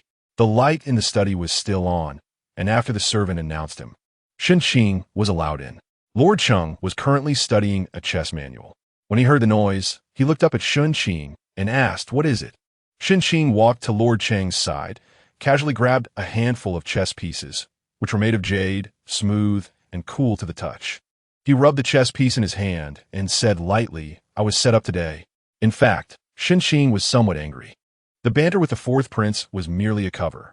If the mastermind succeeded today, Shen Qing would undoubtedly present a disgraceful image before Cheng Jing and many others. He would lose the engagement with the Jinbei Marquis family and would be labeled as lewd and debauched. Was reputation important? Yes, it was extremely important. In an age that valued propriety, integrity, and shame, scholars regarded their reputation as their life. If a person's reputation was tarnished, many would disdain associating with them. The imperial examination would also become difficult. No matter how brilliant your writing was, as long as the examiner uttered the words morally corrupt and unworthy of responsibility, you could be removed from the list. In other words, reputation was tied to one's career. Was the mastermind merely trying to ruin Shen Qing's engagement? Not only that, they aimed to destroy Shen Qing's prospects as well. Just like that, no matter how hard you studied for decades, a single command from those in power could throw you into the abyss. Shen Qing understood this was a world with clear social hierarchies. Yet he still felt a chill in his heart. After hearing Shen Qing's words, Lord Cheng paused for a moment before resuming his normal pace of arranging the chess pieces. Saying calmly, "Tell me about it." Shen Qing recounted the situation briefly, omitting the part about the fourth prince, only mentioning that he was saved by a friend. After Shen Qing finished, Lord Cheng asked, "Do you know who the mastermind is?" The Marquis should have guessed by now, right? Shen Qing leaned back in his chair, his gaze intense. He indeed knew who the mastermind was. The fourth prince's guards had made it clear to him that those who knocked him out were the household servants of Minister Tian. Minister Tian Bing. How could someone as straightforward as Tian Bing come up with such a scheme? The mastermind must be the sixth prince. They must think he is in their way, ruining Shen Qing while simultaneously warning the northern town Marquis' mansion, killing two birds with one stone. This sixth prince is indeed quite arrogant. Lord Cheng showed no visible reaction on his face as he slowly collected the pieces from the chessboard, his movements calm and unhurried, and his tone surprisingly tranquil. Does Wu Zhuo want to retaliate? Does the Marquis not think I am overestimating my abilities like an ant shaking a tree? Even a 1,000-mile dike can be destroyed by an ant's burrow. You are now a person of the northern town Marquis' mansion, and I will naturally protect you. All those schemes and tests will be sent back to them, all right? Lord Cheng looked at Shen Qing, speaking the most domineering words in the gentlest tone. Shen Qing tilted his head and smiled, revealing 2 rows of small white teeth. He gave Lord Cheng a thumbs up and sincerely praised, "A real man." Lord Cheng had an expression as if it were only natural, and slowly said, "My manly demeanor cannot be compared to you young brats." The two began discussing countermeasures. "I find it strange. Does the current emperor really favor the sixth prince?" Shen Qing asked. "From today's events, it is clear that the sixth prince is a narrow-minded person who repays even the smallest grievances. How could someone like this win the emperor's favor?" Shen Qing thought that it could either be genuine father-son affection or that this favor is false, leaning towards the latter. The emperor is getting old. He doesn't favor the sixth prince, but feels the most at ease with him. Shen Qing understood. The emperor is aging day by day, while his sons are in their prime, constantly encroaching on his power. How distressing for the emperor. At this time, he discovers that the sixth prince is a naive little white sheep who listens to him the most. Isn't he the one he dotes on the most? He can also balance various forces. Shen Qing chuckled softly. The sixth prince definitely isn't as honest as he appears, right? Those who seem honest are often the least so, just like you. Wow, why are you attacking me personally? Shen Qing no longer cared about engaging in a war of words with Lord Cheng and leaned forward, saying, "Then this matter will be easy to handle. Just tear off his facade and show it to the emperor." Lord Cheng glanced at Shen Qing, "Then you go tear it off." Shen Qing leaned back in his chair, imitating Cheng Jing's carefree demeanor, saying, "From now on, you'll be my father-in-law. With a dad in front to shield me, why should the son exert any effort?" Lord Cheng looked at Shen Qing's appearance and laughed, saying, "Good son, then you just watch." Recently, a major incident occurred in the capital. It started when the most famous iron-faced official, Yu Hong from the censorate, was stopped in the street by a woman who wanted to report a grievance.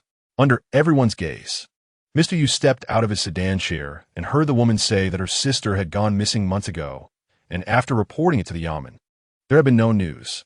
Later, her brother accidentally discovered that her sister was trapped in a dark den.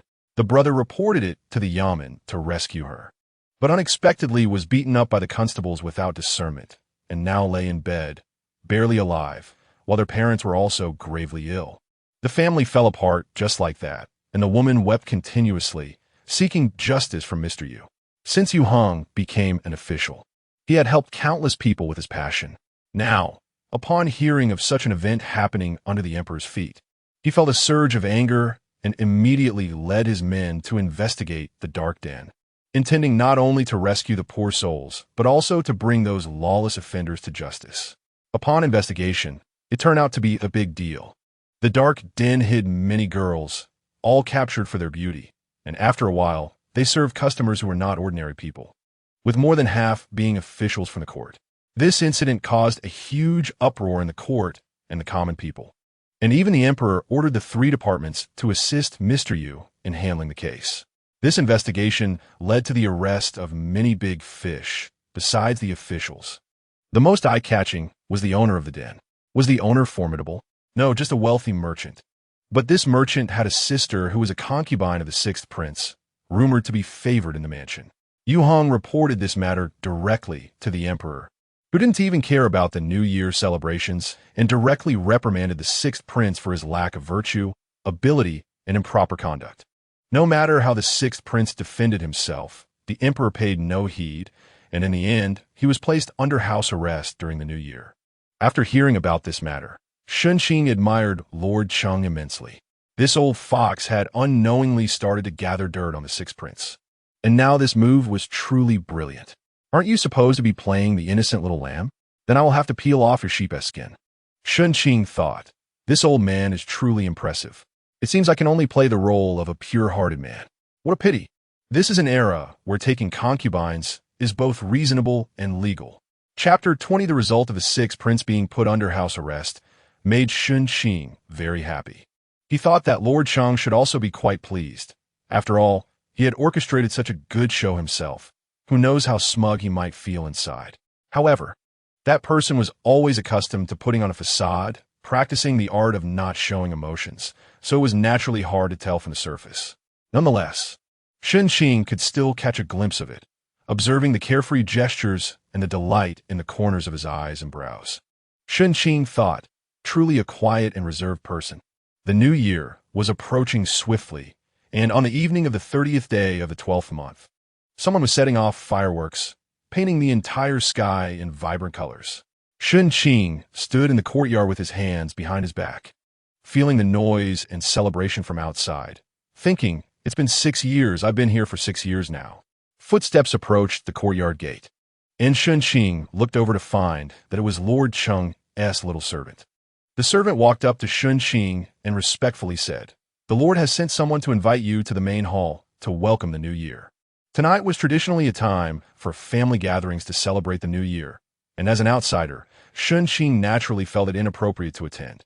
However, since Lord Cheng had sent someone to call for him, Shen Qing followed the servant to the main hall. The main hall was brightly lit, warm as spring. As Shen Qing entered, he saw that everyone from the Cheng family was present in the hall. Even the usually reclusive second lady, Madame Wang, was there, chatting with Lin Shi and Cheng Ro. Lord Cheng sat alone at the head of the table, leaning back in his chair, playing with a sky-blue thin porcelain wine cup, appearing less serious and formal, adding a touch of charm to his demeanor. At that moment, he was watching Cheng Jing and Cheng Yu play dice with great interest. Upon seeing Shen Qing arrive, he waved to him.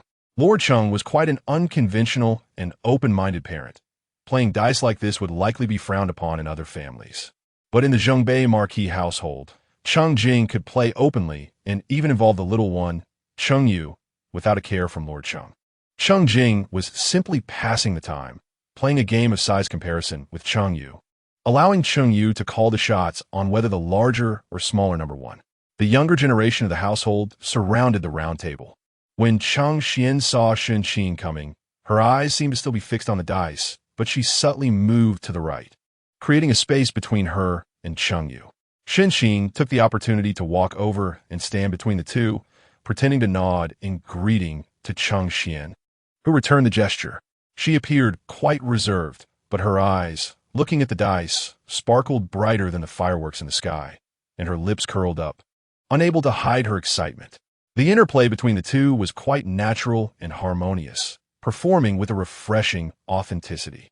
At that moment, Cheng Yu's loud cries could be heard again. Cheng Jing held the dice up to his eyes, smirking at the left corner of his mouth, and spoke to Cheng Yu in a tone of feigned sympathy. It's not that I don't want to play with you, but your luck is just too bad.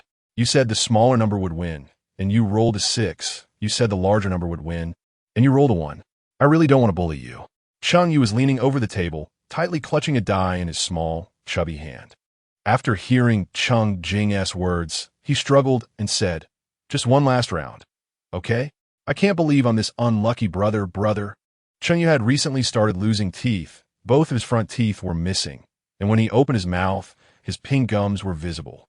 He, who usually cared about his image, had recently started to adopt a refined young man style, focusing on not showing his teeth while smiling. Today, however, he was so anxious to win that he didn't care about the gap in his mouth, pulling at Cheng Jing and puffing up with frustration. If one listened closely, one could even hear the whistling sound. Cheng Yu's spoiled behavior was truly hard to resist. Cheng Jing used his pinky to dig at his ear, wearing a reluctant expression as he said, "All right, just one last round. This time, do you say the larger number will win or the smaller one?"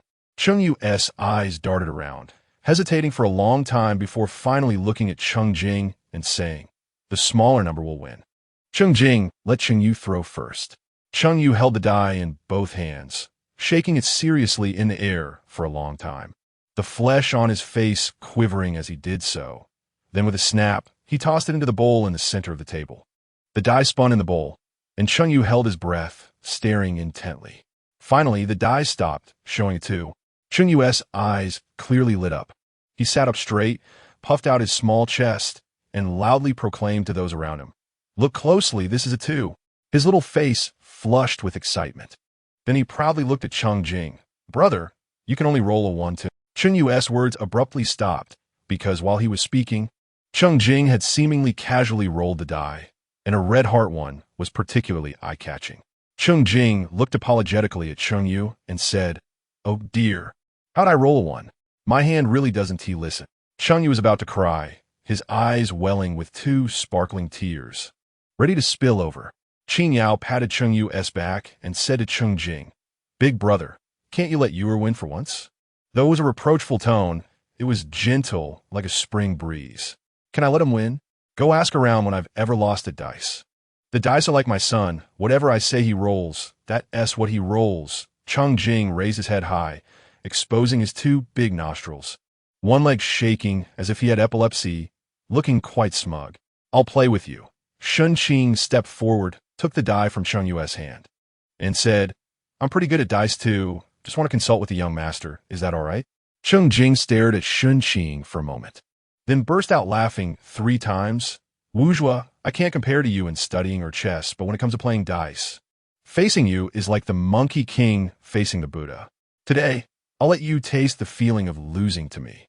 Shen Qing also twirled the die with his finger, not even frowning, and said, "All right, I also want to taste the feeling of losing to the young master.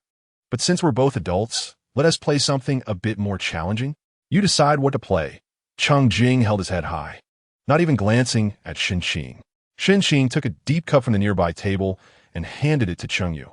"Let Yu shake the die, and we'll guess the number. How about that?"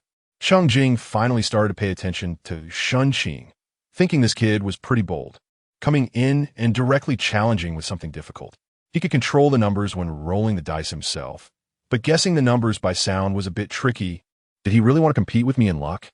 Qin Chuan directly voiced Cheng Jing's thoughts, glancing at Cheng Jing and then at Shen Qing, whispering, "Isn't this purely based on luck? Cheng Xian and Qin Yao thought the same, and Cheng Yu's mouth dropped open, finding the game increasingly exciting. Shen Qing looked at Cheng Jing with a calm demeanor, his eyes filled with confidence and determination, thinking, this is really not just about luck. Shen Qing's demeanor directly provoked Cheng Jing, who scrutinized Shen Qing, thinking, I can't lose to a scholar, and then clapped his hands. Let us play this. If both of us guess wrong, we'll start over. How about that? Okay. Shen Qing handed both dice to Cheng Yu and said, shake them. Cheng Yu's eyes sparkled with excitement, feeling he was truly entrusted with an important task. After knocking the dice into the cup, he shook it with all his might, so fast that there were almost afterimages. Finally, Cheng Yu stopped, firmly pressing his hands on the cup, glancing at Cheng Jing and then at Shen Qing, indicating for them to start guessing. Cheng Jing's eyes darted around before he slammed the table and exclaimed, 6. In contrast to Cheng Jing's decisive flamboyance, Shen Qing appeared particularly calm and unbothered, elegantly parting his lips to slowly say, 7. All eyes were focused on Cheng Yu's hands as he held his breath, slowly lifting the cup. Everyone then saw that one die showed a 3, and the other showed a 4, totaling 7. Cheng Jing was stunned. Cheng Xian clenched her fist in excitement. Qin Yao also showed a look of joy, while Qin Chuan wore a face of surprise, as if he couldn't believe his eyes. Cheng Yu directly grabbed Shen Qing's sleeve and cheered, we won, we won. Cheng Jing had a gloomy expression, feeling displeased with Cheng Yu, thinking, did you really win? You just shook it a few times, you're really just flattering yourself. Cheng Jing, not too anxious after losing a round, said, this time it was just your luck. Let's have another round. I'm sure I can guess right. Okay, Shen Qing readily agreed, then added, but this isn't interesting enough, let's bet something. If I win again this time, you have to. Shen Qing thought seriously for a moment and said, you have to keep watch over you for a night. In this era, keeping watch meant sleeping on the narrow, small mat in the outer room, which was meant for maidservants. At night, one would have to get up to cover the master with a blanket, pour water if the master was thirsty, and for Cheng Yu, it would also involve helping him relieve himself, making it a night of poor sleep. Cheng Jing firmly believed that Shen Qing's previous win was just luck, and he was confident he could turn the tables this time, so he didn't care much about the wager and agreed right away, saying, then if you lose, you have to play chess with me every day. Shen Qing nodded, then looked around at the others. Do you want to bet too? Cheng Yu immediately took out all the little golden pigs from his pocket and placed them next to Shen Qing, loudly declaring, I bet on you, brother Shen. He was clearly still touched by Shen Qing's previous gesture. Cheng Xian took off a jade hairpin from her head and placed it beside the little golden pigs, smiling as she said, I also bet on young Master Shen. Following that, Qin Chuan and Qin Yao also bet on Shen Qing. Cheng Jing, in disbelief, said, you guys have no vision. Do you know you've all been fooled by him? He then looked at Cheng Yi and said, good sister, you have to keep your eyes sharp so I can win.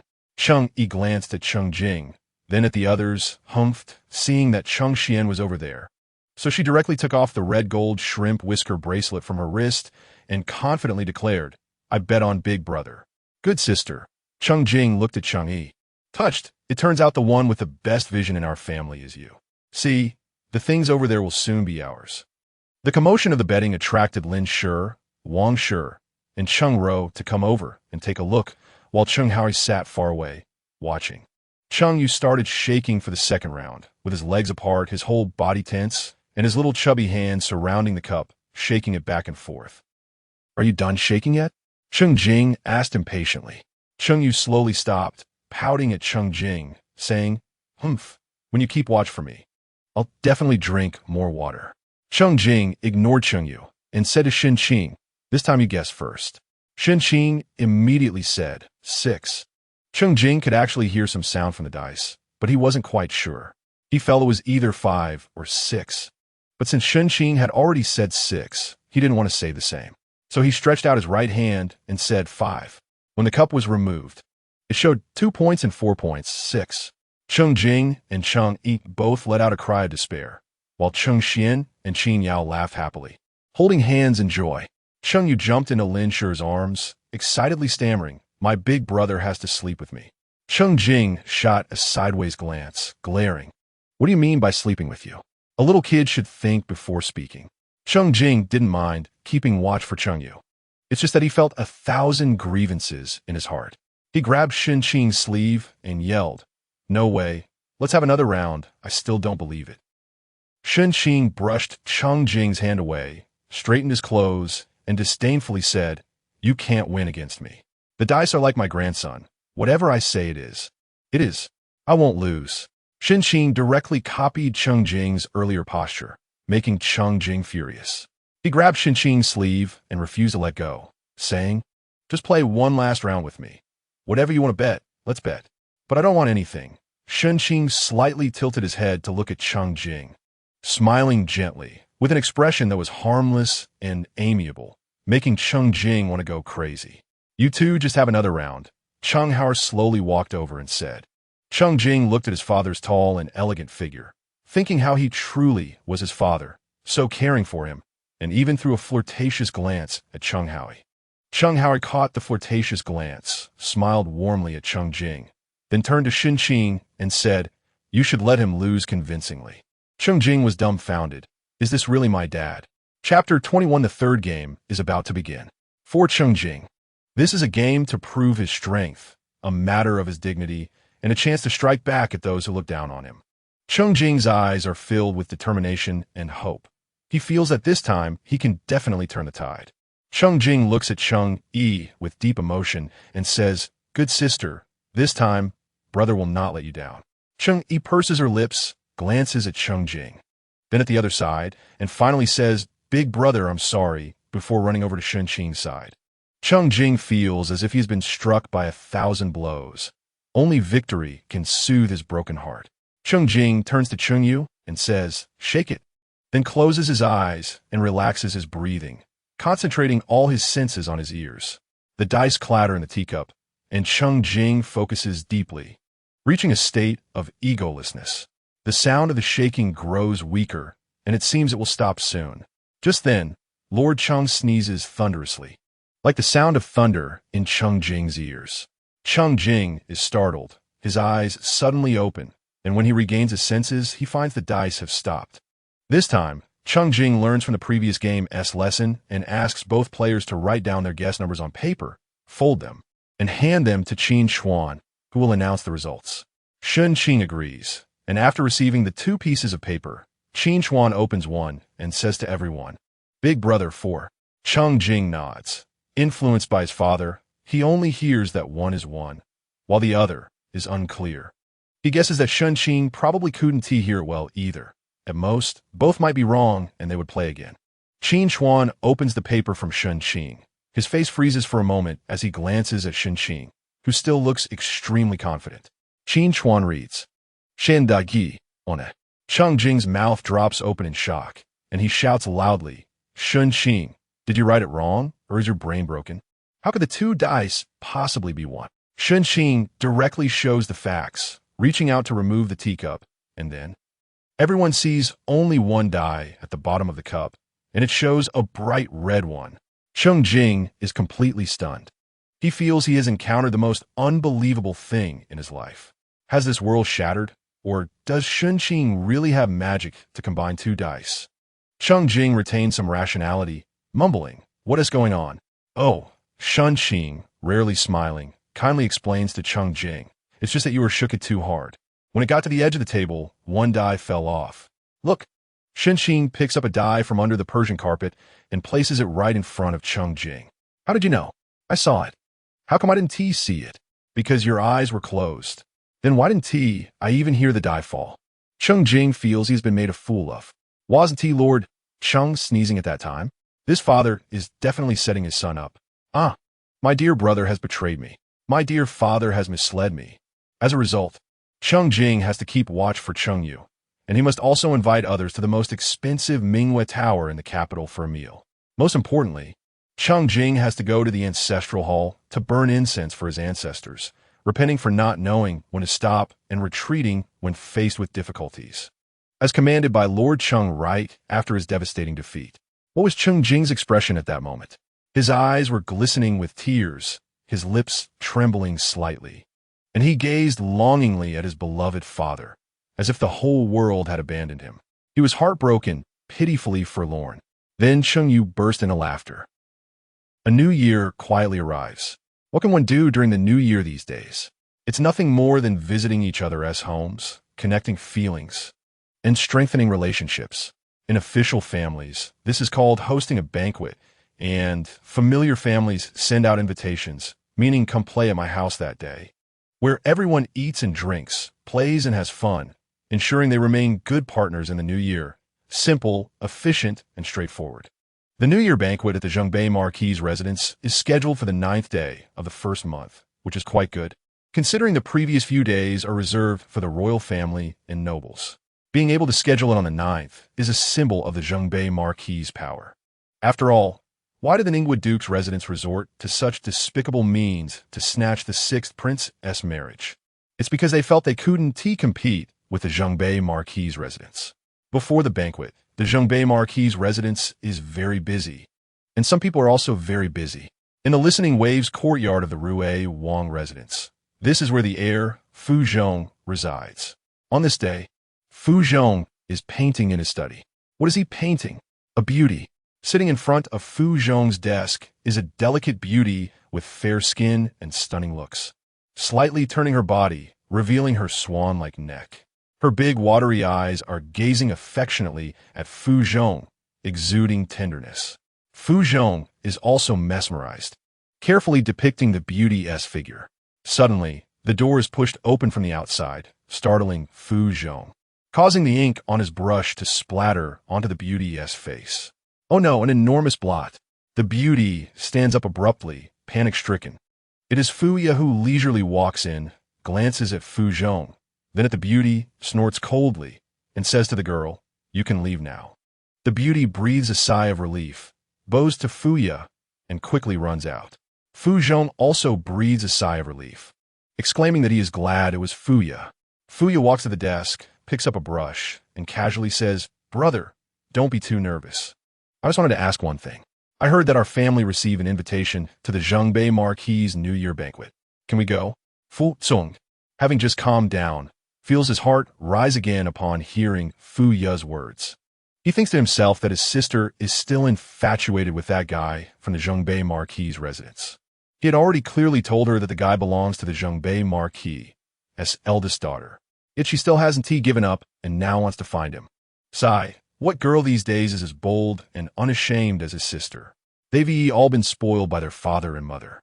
Fu Zhong has a myriad of thoughts in his mind, but his face remains calm as he tidies up the painting on the desk, saying, "Our family did receive the invitation from the Zhengbei Marquis' residence, but you know that our family's status, while esteemed, is also awkward. We want to have too much interaction with the important officials in the court. The Zhengbei Marquis' residence knows this, and sending out an invitation is just for show. So, our family will not be attending. Even if you ask father and mother, you still can't go." Fu Zhong's eyes ati Fuya, thinking that he has made himself clear enough for her to understand. This banquet is different from the last time she went to celebrate someone's birthday.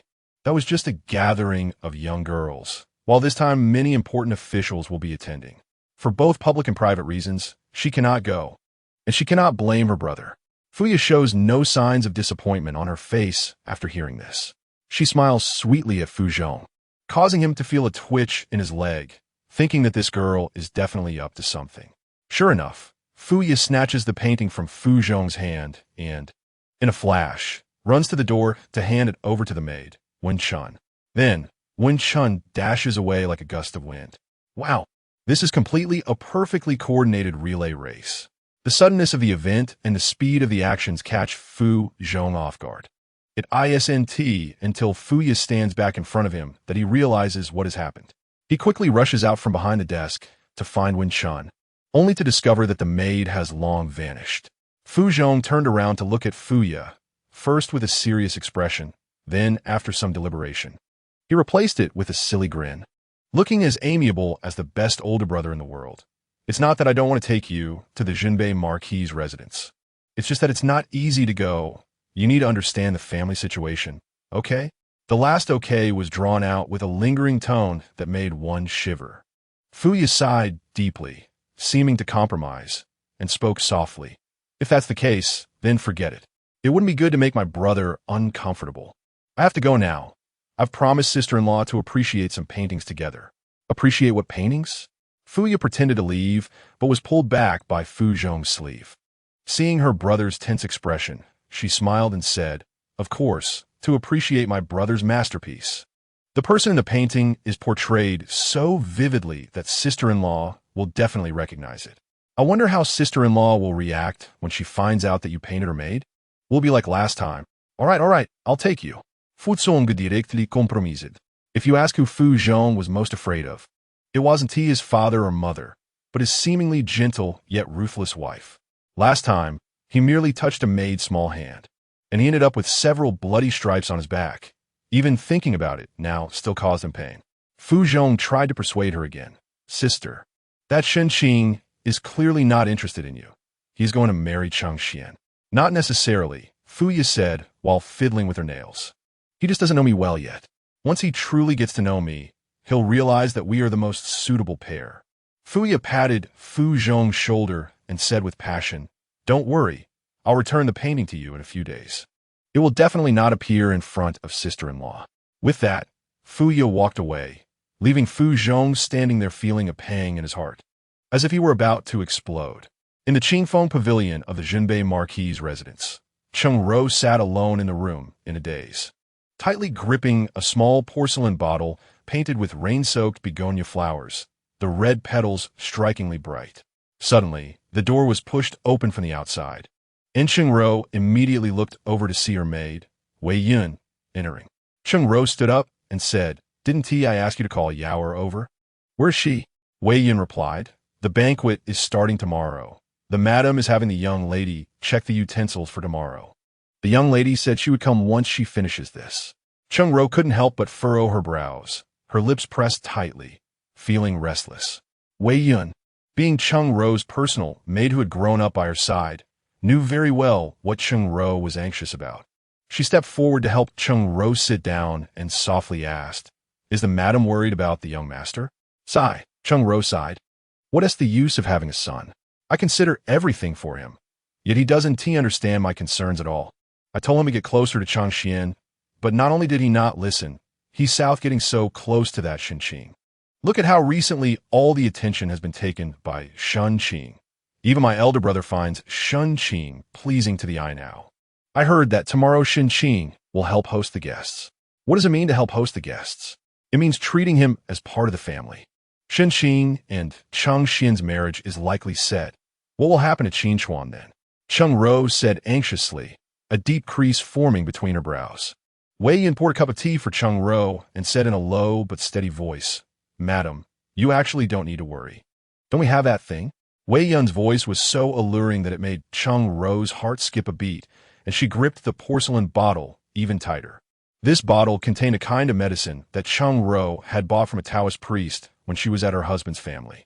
At that time, there was a small concubine who was very disobedient but won the favor of Cheng Ro's husband, Lord Qin. Cheng Ro hated her immensely, but that small concubine was slippery and hard to deal with.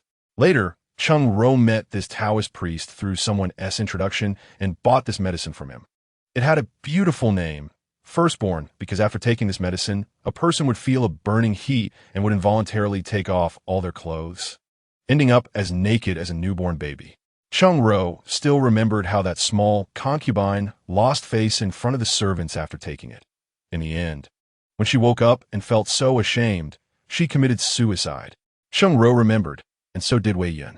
When she saw Cheng Ro take out this bottle today, she knew what was on her mind, knowing that this medicine worked on anyone. Wei Yun was actually a maid from the Qin family, and after following Cheng Ro back to the Marquis' residence, she witnessed what it meant to be in a wealthy family. The nice clothes she could only wear during the new year were easily accessible to the maids in this residence. Her thoughts were the same as Cheng Ro's. Only by tightly clinging to the Marquis' residence could their lives be good. And having their young master marry the Marquis' daughter would be the best outcome. Now that the madam hadn't made up her mind, she certainly had to advise her. Wei Yun's voice sounded again. "Tomorrow, find an opportunity to make that young Master Shun take this medicine. he will surely embarrass himself in front of the guests. At that time, the Marquis will definitely be fed up with him, and the marriage will naturally fall through. In the end, who will marry the young lady? Of course, it will be our young master. Wei Yan's words were exactly what Cheng Ro was thinking. The difference was that Cheng Ro had grown up in the Marquis' residence and valued its reputation greatly. If she did this, Shen Qing's reputation would definitely be ruined. But the Marquis' reputation would also be tarnished. Cheng Ro originally wanted to discuss this with Qin Yao to see if there was a foolproof plan, but Qin Yao hadn't come. Wei Yan seemed to see through Cheng Ro's thoughts and slowly said, "The madam is thinking of the Marquis." But the Marquis hasn't thought of the madam. Cheng Ro raised her eyebrows. Indeed, if her brother were willing to marry Cheng Xian to Qin Chuan, she wouldn't have to resort to such means. All of this was forced upon her.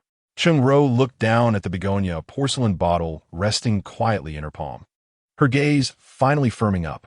Chapter 22. On the 9th day of the first month, early in the morning. The main gate of the town North Marquis mansion was wide open. The blue bricks in front of the gate were spotless, and even the head of the stone lion guarding the door was polished to a shine, looking almost bald. Cheng Jing stood at the door in a long robe of bright red with golden embroidery, making him appear rosy and spirited, completely unrecognizable from the tragic state he was in on New Year's Eve. If he added a big red flower to his chest, he would look just like a groom, but unfortunately, Cheng Jing was still a single dog, so he could only enjoy the moment. Standing beside Cheng Jing was Shen Qing. Lord Cheng had asked Cheng Jing to bring Shen Qing to greet guests at the door, treating Shen Qing as one of his own. The guests today were all from official families. Even if they couldn't get to know each other right away, it was good to at least make a familiar face. Shen Qing was dressed in clothes meticulously prepared by the Lin family, wearing a rain-washed sky blue robe. The hem of the robe was outlined with 2 black threads depicting blooming hibiscus flowers. The pure black belt at his waist accentuated his broad shoulders and narrow waist. And combined with his indifferent and reserved face, he was incredibly alluring.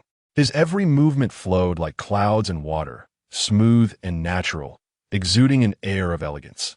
The two stood side by side at the door, one flamboyant and the other understated, creating a harmonious and striking contrast that made people marvel at the beauty of the young man. The young ladies entering the mansion couldn't help but steal glances at them. Some guests inquired about who Shen Qing was. Following his father's instructions, Cheng Jing proudly pointed at Shen Qing and said, "This is the son of my father's old friend, named Shen Qing. He is outstanding in character and literary talent, and my father is very fond of him." At this point, Shen Qing only needed to maintain a smile. Among the guests, some had already heard the news and knew that this was the fiancé chosen by Lord Cheng for his daughter. Previously, they had thought that Lord Cheng might have lost his mind, but seeing him now, they felt that although Shen Qing came from a humble background, he had a remarkable demeanor. Of course, there were also those who were blind to the situation, like Tianbing. After losing a game of Kuju, he had run around Zhuke street bare-chested, and when he got home, he was beaten by his father. Tianbing had always held a grudge against Cheng Jing and Shen Qing, thinking about how to get back at them. It was as if heaven had heard his thoughts. Not long after, the 6th prince instructed him to kidnap Shen Qing and send him to the Red Garden. Although it was still kidnapping, taking him to the Red Garden seemed too good to be true. Wouldn't it be better to just beat him up directly instead of going through all this trouble? But he had to follow the 6th prince's orders. In the end, the plan failed, and the 6th prince was grounded, only sending word to him not to act rashly. Today, Tianbing came to the town North Marquis mansion with his family. Seeing the two standing at the door, he was infuriated by both old grudges and new animosities. After a heavy huff, he entered. As the host today, Cheng Jing could not hold it against him and quietly told Shen Qing that he was like a bull. Shen Qing couldn't help but chuckle. Tianbing was tall and strong. Yet today he had dressed like a scholarly gentleman in a white robe adorned with ink paintings of rolling mountains. The mountains, which were originally slender and handsome, looked stretched on Tianbing, losing all artistic essence. Shen Qing's eyes sparkled with amusement, only to see Fuya behind him staring in awe. Fuya's family held a high status, so she arrived later. Upon seeing Shen Qing's faint smile, it was as if sunlight illuminated snow on the cloud ridge. captivating and enchanting. Cough, cough. Fu Zhong, standing next to her, saw that it was not good and began to cough. Fuya turned to glance at her brother, recalling what had happened that morning, feeling frustrated. She huffed and turned her head away. Earlier that morning, Fuya had dressed up to meet Fu Zhong, who was leisurely drinking tea in a grand chair. When he saw her, he said, "I've arranged for a maid for you to take along." Then he called out, "Ru Su." Upon hearing the name Ru Su, Fuya thought it sounded quite nice. She wondered why her brother was arranging a maid for her without reason. Before she could figure it out, Ru Su appeared, dignified and graceful like Fuya. However, the moment she saw Ru Su, Fuya felt her expression slip. She looked at Fu Zhong, silently accusing him with her eyes. "Are you sure this is a maid and not some tough man in disguise?" Ru Su was indeed a maid, but she was somewhat rough around the edges. Her fierce eyebrows paired with a predatory gaze, thick lips, and visible stubble, along with her muscular build, made her look intimidating. Dressed in a pale yellow maid outfit with a green skirt, Fuya thought. Even if you said 100 times that she was a girl, I wouldn't believe it. Seeing Fuya's expression, Fu Zhong finally felt some of the pent-up frustration release. He stood up and patted his sister's shoulder, smiling. "Ru Su is strong. Don't be fooled by her being a girl. 2 strong men can't beat her. With her by your side, I feel at ease today." Fu Zhong thought to himself, "Want to compete with me? You don't know how much effort it took me to find a maid like her overnight." Before Fuya could say anything, Fu Zhong looked outside and said, "It's getting late. If we don't leave now, we'll be late." In the end, Fuya followed Fu Zhong, bringing along her 2 maids, one sturdy and one petite, creating a striking scene as they arrived at the town North Marquis mansion. Shen Qing first noticed Fuya, admiring her beauty, when he suddenly felt a malicious gaze sizing him up. Following his instinct, he looked over and saw Ru Su behind Fuya. Shen Qing's mouth dropped wide enough to fit a goose egg, and he wished he could poke his own eyes out. My goodness, how can she be even stronger than Tianbing? In her presence, Tianbing felt like a delicate bird. Is the princess here to attend the banquet or to cause trouble? Fuya didn't want to linger at the door. After giving Shen Qing a polite yet alluring smile, she gracefully walked away, followed by Fu Zhong, who also laughed before leaving. Shen Qing turned to Shen Qing with a serious expression. "Brother, you must be loyal to my sister." Lin Wang and Cheng Ro were entertaining the female guests in the inner courtyard, while Cheng Xian and Cheng Yi were welcoming girls a similar age. Lin was accustomed to this, methodical and unhurried. Seeing that it was almost noon and time for the banquet to start, she asked Cheng Ro, "You just came from the hall. Is the charcoal fire sufficient? It would be bad if it got cold during the meal." After asking, Lin waited for Cheng Ro's response, but saw her frowning. Looking lost in thought, clearly not having heard Lin's question, Lin called out again, "Sister?" Cheng Ro suddenly came to her senses, looking at Lin with a confused expression. "What's wrong?" Seeing Cheng Ro's unusual demeanor, Lin knew something was off. Previously, whenever there was a banquet, Cheng Ro would socialize with the noble women. But today she was alone and appeared absent-minded. Lin asked again, "What are you thinking about?" "I just wanted to ask if it was cold in the hall, since you just came back from there." Cheng Ro's gaze wandered, and she quickly smiled. "It's nothing. I just found it a bit strange that the princess from the Rue Wang mansion is here too." Lin raised her eyes to where the girls were gathered and saw the princess from the Rue Wang mansion sitting there, surrounded by several people. Her own daughter was entertaining the guests, looking polite and smiling, but Lin knew that wasn't a genuine smile. Lin was puzzled. Previously, sending invitations to the Rue Wang mansion was just a formality, and they never expected them to come. However, the princess had come twice recently. What could be the reason? On Chang Xian's side, she was smiling brightly, but feeling frustrated inside, thinking that the princess was quite thick-skinned.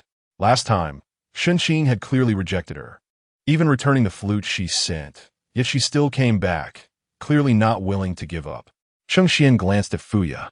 Today, she was wearing a luxurious white dress with golden embroidery, which looked beautiful but was rather too extravagant for an occasion that wasn't a palace banquet. Was she trying too hard? Cheng Xian thought her own outfit, a cloud-sleeve shirt paired with a moonflower skirt, was quite nice, elegant, and appropriate. Looking at Fuya's headdress, she noted that Fuya had styled her hair in a Chaoyan Jinxiang bun, and the phoenix hairpin she inserted was quite nice, with round, lustrous beads below it. But it was also too dazzling. People would be too busy admiring the beads to notice her. Cheng Xian's own headdress, with its gilded floral design and playful pearls, was both understated and luxurious. As for her looks, Cheng Xian stared for a while and ultimately preferred her own face, firmly believing that Shen Qing must also like her just the way she was. Inside, Cheng Xian's thoughts were like a barrage of complaints, one after another. But in front of her rival, she couldn't lose her composure. Her smile was particularly radiant as she said to Fuya, "Princess, please try this tea. It's osmanthus tea made by my cousin last autumn. It's sweet and fragrant, perfect for this kind of weather." Fuya smiled slightly, lifted her teacup, took a sip, and praised, "Not bad, not bad. I wonder which young lady made this." Cheng Xian then pulled Qin Yao to the front, saying, "This is my cousin Qin Yao, a very clever girl." Qin Yao offered Fuya a wadam's smile. Fuya returned the smile casually, saying, "I know the second young lady of your household. She plays the guqin beautifully. I've been thinking about when we could exchange some skills. Now seeing your cousin, it seems both of you are quite talented." After Fuya spoke, her gaze turned to Cheng Xian, her smile hinting at a critical look as if asking what Cheng Xian had to offer. Cheng Xian gritted her teeth internally, but her smile grew even more amiable. She took a few steps forward, holding a celadone teapot with her right hand while her left hand lightly held the flowing sleeve, revealing her fair, slender wrist. While pouring tea for Fuya, she said, "As for the young ladies in our household, I must be the most foolish. It seems I'm not proficient in anything." However, Cheng Xian paused, purposely showing a hint of shyness, and whispered, "But it's okay. Young Master Shen says I have talent too, and he is going to teach me to play the flute. I even gifted him a frozen jade flute, and now he often takes it out to play with. I don't have any talents. No matter, Shen Qing will teach me." "You gave him a rare and precious jade flute?" "But he only accepted the frozen jade flute I gave him." Cheng Xian's smile was so sweet that when she exchanged glances with Fuya, those unaware might think the two had a good relationship. However, the two could feel the tension in the air like flashes of lightning, exploding with intensity. The competition between women is subtle yet fierce. They wouldn't fight like men, but every word they spoke had a single purpose: to infuriate each other. Chapter 23. At noon during the banquet, Fuya, being the most distinguished young lady among them, naturally sat at the same table as the hostess, Cheng Xian. The table was lively with the chatter of young ladies, but if someone observed closely, they would notice that the two most prominent figures at the table, Cheng Xian and Fuya, had not exchanged a single glance. Even if they accidentally made eye contact, they would quickly avert their gazes. Fuya felt a bit anxious. Her purpose for being here was to see Shen Qing, and she had only caught a glimpse of him at the entrance without having spoken to him yet. She needed to find an opportunity. Fuya's opportunity soon arrived when a maid whispered something into Cheng Xian's ear. After Cheng Xian acknowledged everyone, she hurriedly left. Seizing the chance, Fuya raised her arm deliberately as a maid approached with a pitcher of fruit wine, causing the wine to spill onto her hand and sleeve. The maid was terrified and was about to kneel, but Fuya supported her and said with a gentle smile, "It's fine. Please find me a place to change my clothes." The maid felt relieved, thinking that the county princess was both beautiful and kind, and led Fuya deeper into the inner courtyard, where there were rooms arranged for the ladies to rest or change clothes. The deeper they went into the inner courtyard, the fewer people there were. Just as they were about to reach the place, Fuya suddenly stopped and said to the maid, "The place to change clothes is just ahead, right?" "I understand. Since there are so many people today, you should return to the hall and serve there for now." Though the maid found the princess a bit strange, she didn't think much of it and bowed before leaving. Once the maid was far away, Fuya immediately turned and headed toward the front courtyard. In large households, the layout was generally similar. Fuya had specifically asked Wen Shun to inquire earlier and knew that Shen Qing was staying in the Cangbai courtyard in the front yard. She chose a less crowded path and instructed Wen Shun, "Go find Shen Qing and tell him I'm waiting for him in Cangbai courtyard. Ask him to come over." What if young Master Shen doesn't come? Fuya had always been bold, but it was her first time doing something like this, and Wen Shun felt a bit scared. Fuya paused, thinking that Shen Qing, that bookworm, might really not come. She gritted her teeth and said to Wen Shun, "Tell him that if he doesn't come, I will tell my father that he has treated me lightly. I can definitely make that happen. It just depends on whether he dares to take that risk. Wen-chun was stunned, realizing that the county princess was indeed serious this time. Their lord father doted on his daughter without limits. Once the princess told the lord that young Master Shen had treated her lightly, there would only be two outcomes for him: either marry the princess or be dealt with by the lord, resulting in ruin and disgrace. Wen-chun was also a bit worried for Fuya. Princess, is it safe for you to go to the front courtyard? There are many drunken people in such occasions. Am I not safe? Fuya felt she had heard the funniest joke. Wen-chun glanced at the accompanying maid, Ru-su, and also realized her question was quite foolish. The young master had said that unless the princess did something too outrageous, Ru-su would generally protect her. Wen-chun then darted off like smoke. The back courtyard was lively, and the front courtyard was no less so. Cheng Jing had invited two opera troupes, one before and one after the banquet. After the midday feast, the lead actress on the stage was singing the classic piece The Drunken Concubine, while the young gentlemen below were already gathered together, drinking and laughing. Shen Qing, Cheng Jing, and Fu Zhong sat at one table. Cheng Jing introduced Shen Qing to Li Shuyuan, the son of the Hanlin Academy head, who was of similar age to Shen Qing, handsome, and had shallow dimples when he smiled. He was a steady and sincere person and was also a popular candidate for this year's imperial examination. As the four of them chatted harmoniously, Shen Qing's cup was empty. A maid approached to refill his glass. When Shen Qing glanced over, he noticed that the wine pot was different from the one he had just used. Although both were white porcelain double-handled pots, the patterns were different. When he looked up again, he realized that the maid holding the pot was not the same one as before. After filling his glass, the maid left, and Shen Qing felt a bit suspicious, wondering if he was being overly paranoid. Just then, Tianbing approached. Although the sixth prince had instructed Tianbing not to act rashly, Tianbing clearly was not someone who could hold back his anger, especially after seeing Cheng Jing, Shen Qing, and Fu Zhong chatting happily. He felt a surge of anger, thinking that Shen Qing, a scholar from a humble background, was indeed climbing the social ladder. Unable to endure any longer, Tianbing approached Cheng Jing's table and exclaimed, "Why didn't young Master Cheng invite the performers from the Pear Garden to perform the beautiful woman's song today? I heard the owner of the Pear Garden is very accommodating to young Master Cheng." Tianbing had already investigated Shen Qing thoroughly on the sixth prince's orders, so he naturally knew that the beautiful woman's song was written by Shen Qing. He thought it was truly degrading for a scholar to write plays, and he wanted to publicly embarrass him today. Cheng Jing, quick-witted, replied, "Tianbing, do you understand? The beautiful woman's song is something that requires a quiet mind to appreciate slowly. In such an occasion, it's better to enjoy lively performances." Tianbing smirked contemptuously and said, "I heard that the beautiful woman's song was written by this young Master Shen. If I were you, young Master Cheng, I wouldn't be so stingy. Young Master Shen is already living in your residence, and I heard he's about to become your family's future son-in-law. Yet he still has to rely on writing plays to make money. It's truly a pity for a scholar to do such self-degrading things." Tianbing feigned a look of regret, but his eyes, nose, and mouth only made people feel that he was simply enjoying the joke.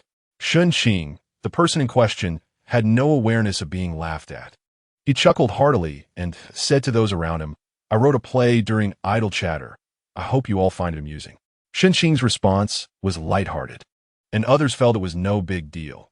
After all, he had written a play that was so exquisite, showcasing his extraordinary talent. The idea of making money was not a concern. Cheng Jing was known for being generous. How could he possibly treat Shen Qing poorly? Didn't they see how he welcomed guests today? Tianbing was clearly envious and resentful. Everyone thought there was nothing wrong, and Li Shuyuan was even pleasantly surprised, expressing that he really liked the beautiful woman's song and wanted to discuss it further with Shen Qing. The table was filled with laughter, making Tianbing seem particularly unnecessary and annoying. As Tianbing was about to say something else, a maid rushed to Shen Qing's side and whispered something in his ear. Shen Qing then clasped his fists to the crowd, saying he had an urgent matter to attend to. Others thought nothing of it, but Fu Zhong's eyes widened. The maid was Wen-chun, who was beside his sister. What was she doing looking for Shen Qing? He knew Fu Ye had ulterior motives for coming here. But what exactly was she planning? Fu Zhong didn't want to engage in wild guesses or be anxious, so after saying a few words to everyone, he left. Tian Bing looked at Shen Qing, then at Fu Zhong, and plopped down in Shen Qing's original seat, draining his cup in one go. With a smirk, he said, "Now that Shen Qing has left, and the son of the Rue, Wang has left too, what are those two up to?" Tian Bing suddenly revealed an extremely lewd expression, leaning forward and whispering to the crowd, "This young Master Shen looks so good. Could he be?" His eyes roamed up and down. And although he didn't finish his sentence, the implication was clear. He wanted to suggest that Shen Qing was someone who served the son of Rue Wang. Although Fu Zhong was the son of the Rue Wang, due to the current emperor's restrictions, the Rue Wang's residents only had a nice title without much power. Therefore, Tian Bing was not afraid of him and dared to speak such words today. As soon as Tian Bing finished speaking, Cheng Jingxian got angry, pointing at Tian Bing and saying, "Don't forget who ran around Zhuke Street bare-chested back then. There were so many men there. Who knows who might have taken a liking to you? Maybe one day, we'll see you pinned down by someone while you're naked." Cheng Jing was fired up at the moment and blurted out these words without thinking. It wasn't until later, when certain events unfolded, that the young masters of the capital gave Cheng Jing a nickname, Cheng Ironmouth. Everyone saw Tian Bing slam the table and stand up, the force so great that the dishes on the table shook 3 times. The onlookers' eyes lit up and they straightened up, ready to watch the show.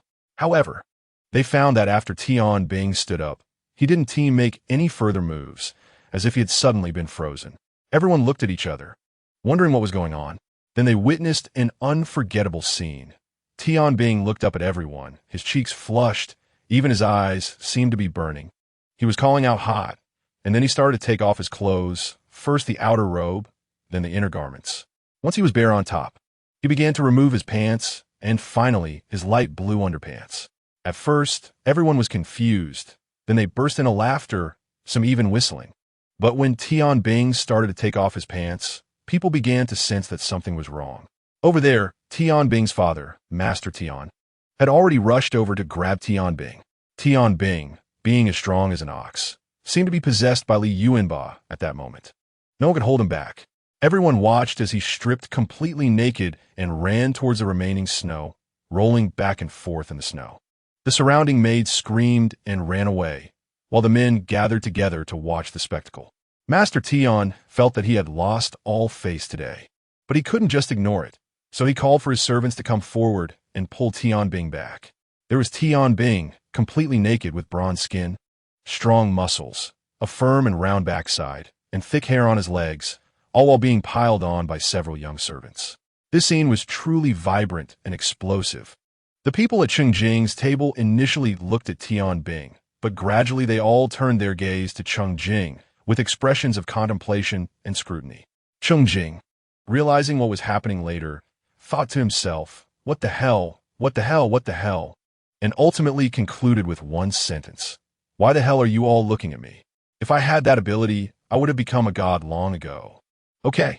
Chapter 24. Shen Qing was unaware of how lively the front hall had become after he left. He walked alongside Wen Chun and, upon reaching a fork in the path, decisively chose to go left, where a small road led through the inner courtyard.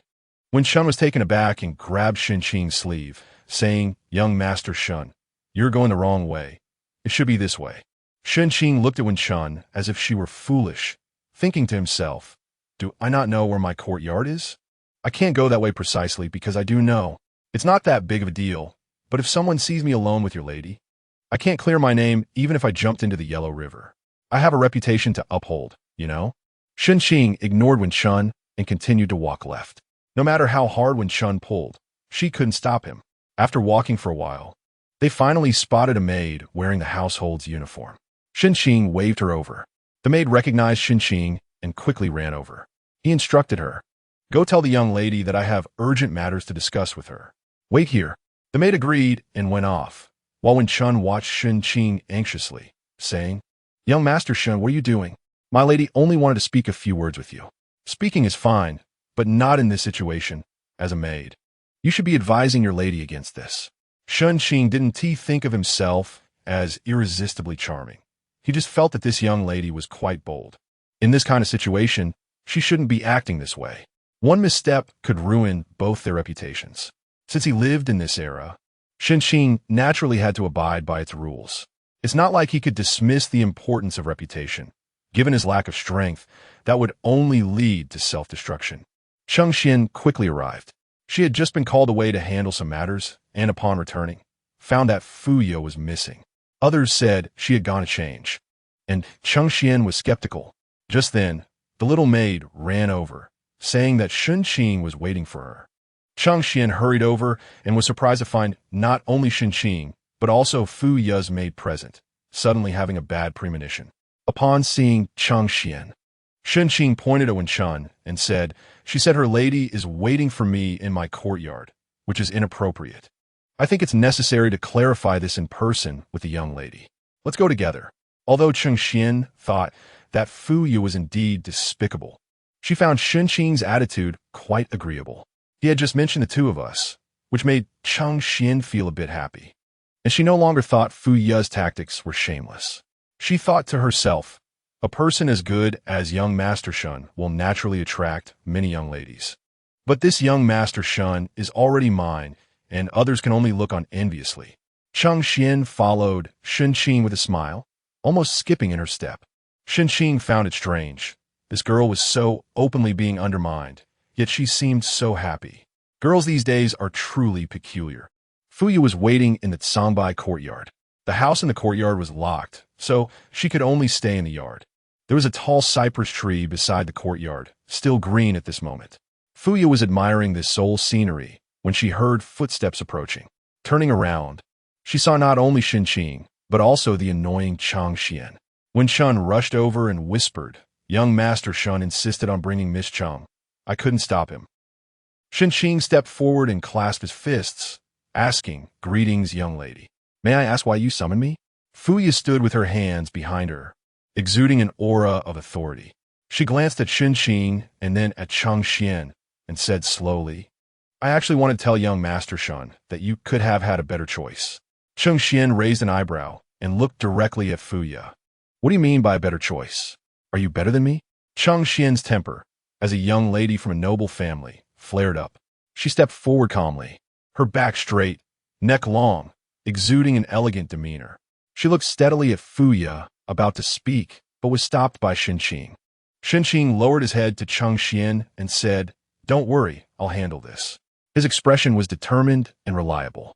Cheng Xian smiled at him, reverting to her obedient self. Shen Qing asked Fu Ye, "Do you believe in fate?" Fu Ye answered affirmatively, looking at Shen Qing. "The moment I encountered you playing the flute, I assent that fate. That was your fate, but for me, my fate began the moment I saved her from drowning." Shen Qing said, glancing at Cheng Xian, "I'm willing to write operas for her, carve seals for her, and play the flute for her. I always hope she's happy. In the future, we will marry, and I will care for her and love her. She will be the one to accompany me for life. Do you understand, young lady?" Fuyas gazedarkenet, her.Lips tightly. While Cheng Xian was already on the verge of tears, covering her mouth with her hand and gazing at Shen Qing, feeling warm currents surging within her, both tender and exhilarating. Fu Ye clearly wasn't ready to give up and questioned Shen Qing. "Do you like her?" Shen Qing did not answer directly, but countered, "Do you think you like me? You know nothing about me. You don't know what I'm like privately, nor my flaws. You don't even know if I'm a good person or a bad person. You only like an imagined version of me. To go further, you don't truly like me. You merely want me to submit." Fu Ye lowered her gaze, uncertain if Shen Qing was right or wrong, needing to think it over. At that moment, Fu Zhong arrived. He had been following Shen Qing and had just been standing outside the courtyard, clearly hearing their conversation. He walked up to Fu Ye, tucked a stray lock of hair behind her ear, and softly said, "Let's go back." Fu Ye looked at her brother, nodded, and walked away with him. As they passed by Shen Qing, she said, "I indeed don't know you well, but I think you should be a good person. I will think it over when I get back." With Fu Zhong and Fu Ye gone, only Shen Qing and Cheng Xian remained in the courtyard. Cheng Xian's eyes were still red, clearly moved by what had just happened. In this day and age, girls are quite reserved, hearing such declarations of love. It was already good that she didn't break down in tears. She looked up at Shen Qing, her voice a bit hoarse, saying, "But I don't know you either. I don't know what you were like privately, nor do I know your flaws. But like Fuya, I know you must be a good person." Shen Qing gently patted Cheng Xian's head, saying warmly, "It's okay. We will have a lifetime to get to know each other. Although I can't love you yet, you are my lifelong responsibility, and I will take good care of you for life." During the annual banquet of the 36th year of Chengde, the Jinbei Marquis' residence did not have overly extravagant displays or unique dishes. Yet it quickly became the focus of the official circle due to an unusually peculiar incident of public nudity, sparking much discussion and excitement, leaving a lasting impression even years later. That evening, Cheng Duo, Lin Shi, and Cheng Jing sat in the study discussing the matter. After Cheng Jing briefly recounted the events, he emphasized, "I just said that I would eventually see him naked and being pressed down by someone, and then he ended up like that. I really don't know how it happened." Lin Shi was also worried. How could this happen? Although it was Tianbing who embarrassed himself, it did occur at the Jinbei Marquis' residence. Who knows? He might have eaten something unclean at the residence. Who would dare to visit our residence after this? Thankfully, he is a boy. If it were a girl, wouldn't he that just force her to her death? Just thinking about this makes me tremble. Our family is girls too. Cheng Duo's expression was grave as he stroked the jade ring on his thumb, remaining silent. After a while, he asked Cheng Jing, "So you're saying that Tianbing later sat in Shen Qing's place?" Cheng Jing had already started to grasp his father's meaning, his eyes widening in surprise. And he nodded. "Can he use the drinks on Shen Qing's table?" "I didn't notice." Cheng Jing spread his hands. There were so many people making a fuss at that time. Who would pay attention to whether he drank or not? Lord Cheng ordered, "Go find Shen Qing." After the incident, Shen Qing had already learned about Tianbing's situation, and after some thought, he felt that this matter was likely aimed at him. The wine pot was different, and even the maid serving it wasn't the same person, which was already very abnormal. At that time, he was called away by Fuya. But what if he hadn't been? Would he have drunk that cup of wine? Even someone as calm as Shen Qing felt a bit scared. What kind of person is this? So malicious. When Shen Qing heard Lord Cheng calling for him to go to the study, he knew that Lord Cheng probably had this suspicion as well. However, it was hard to say. The maid pouring the wine was wearing the house's clothing, and it was possible that she was disguised from the outside, but what if she wasn't? These days, one must be cautious about internal and external matters.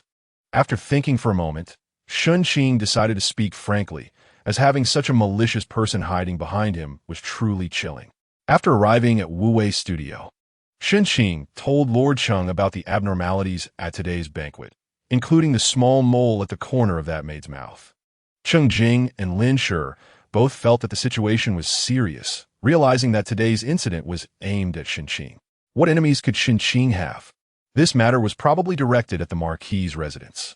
Lin Shi felt very fortunate that Shen Qing was able to avoid disaster today and thought about giving more incense to the Buddha upon returning.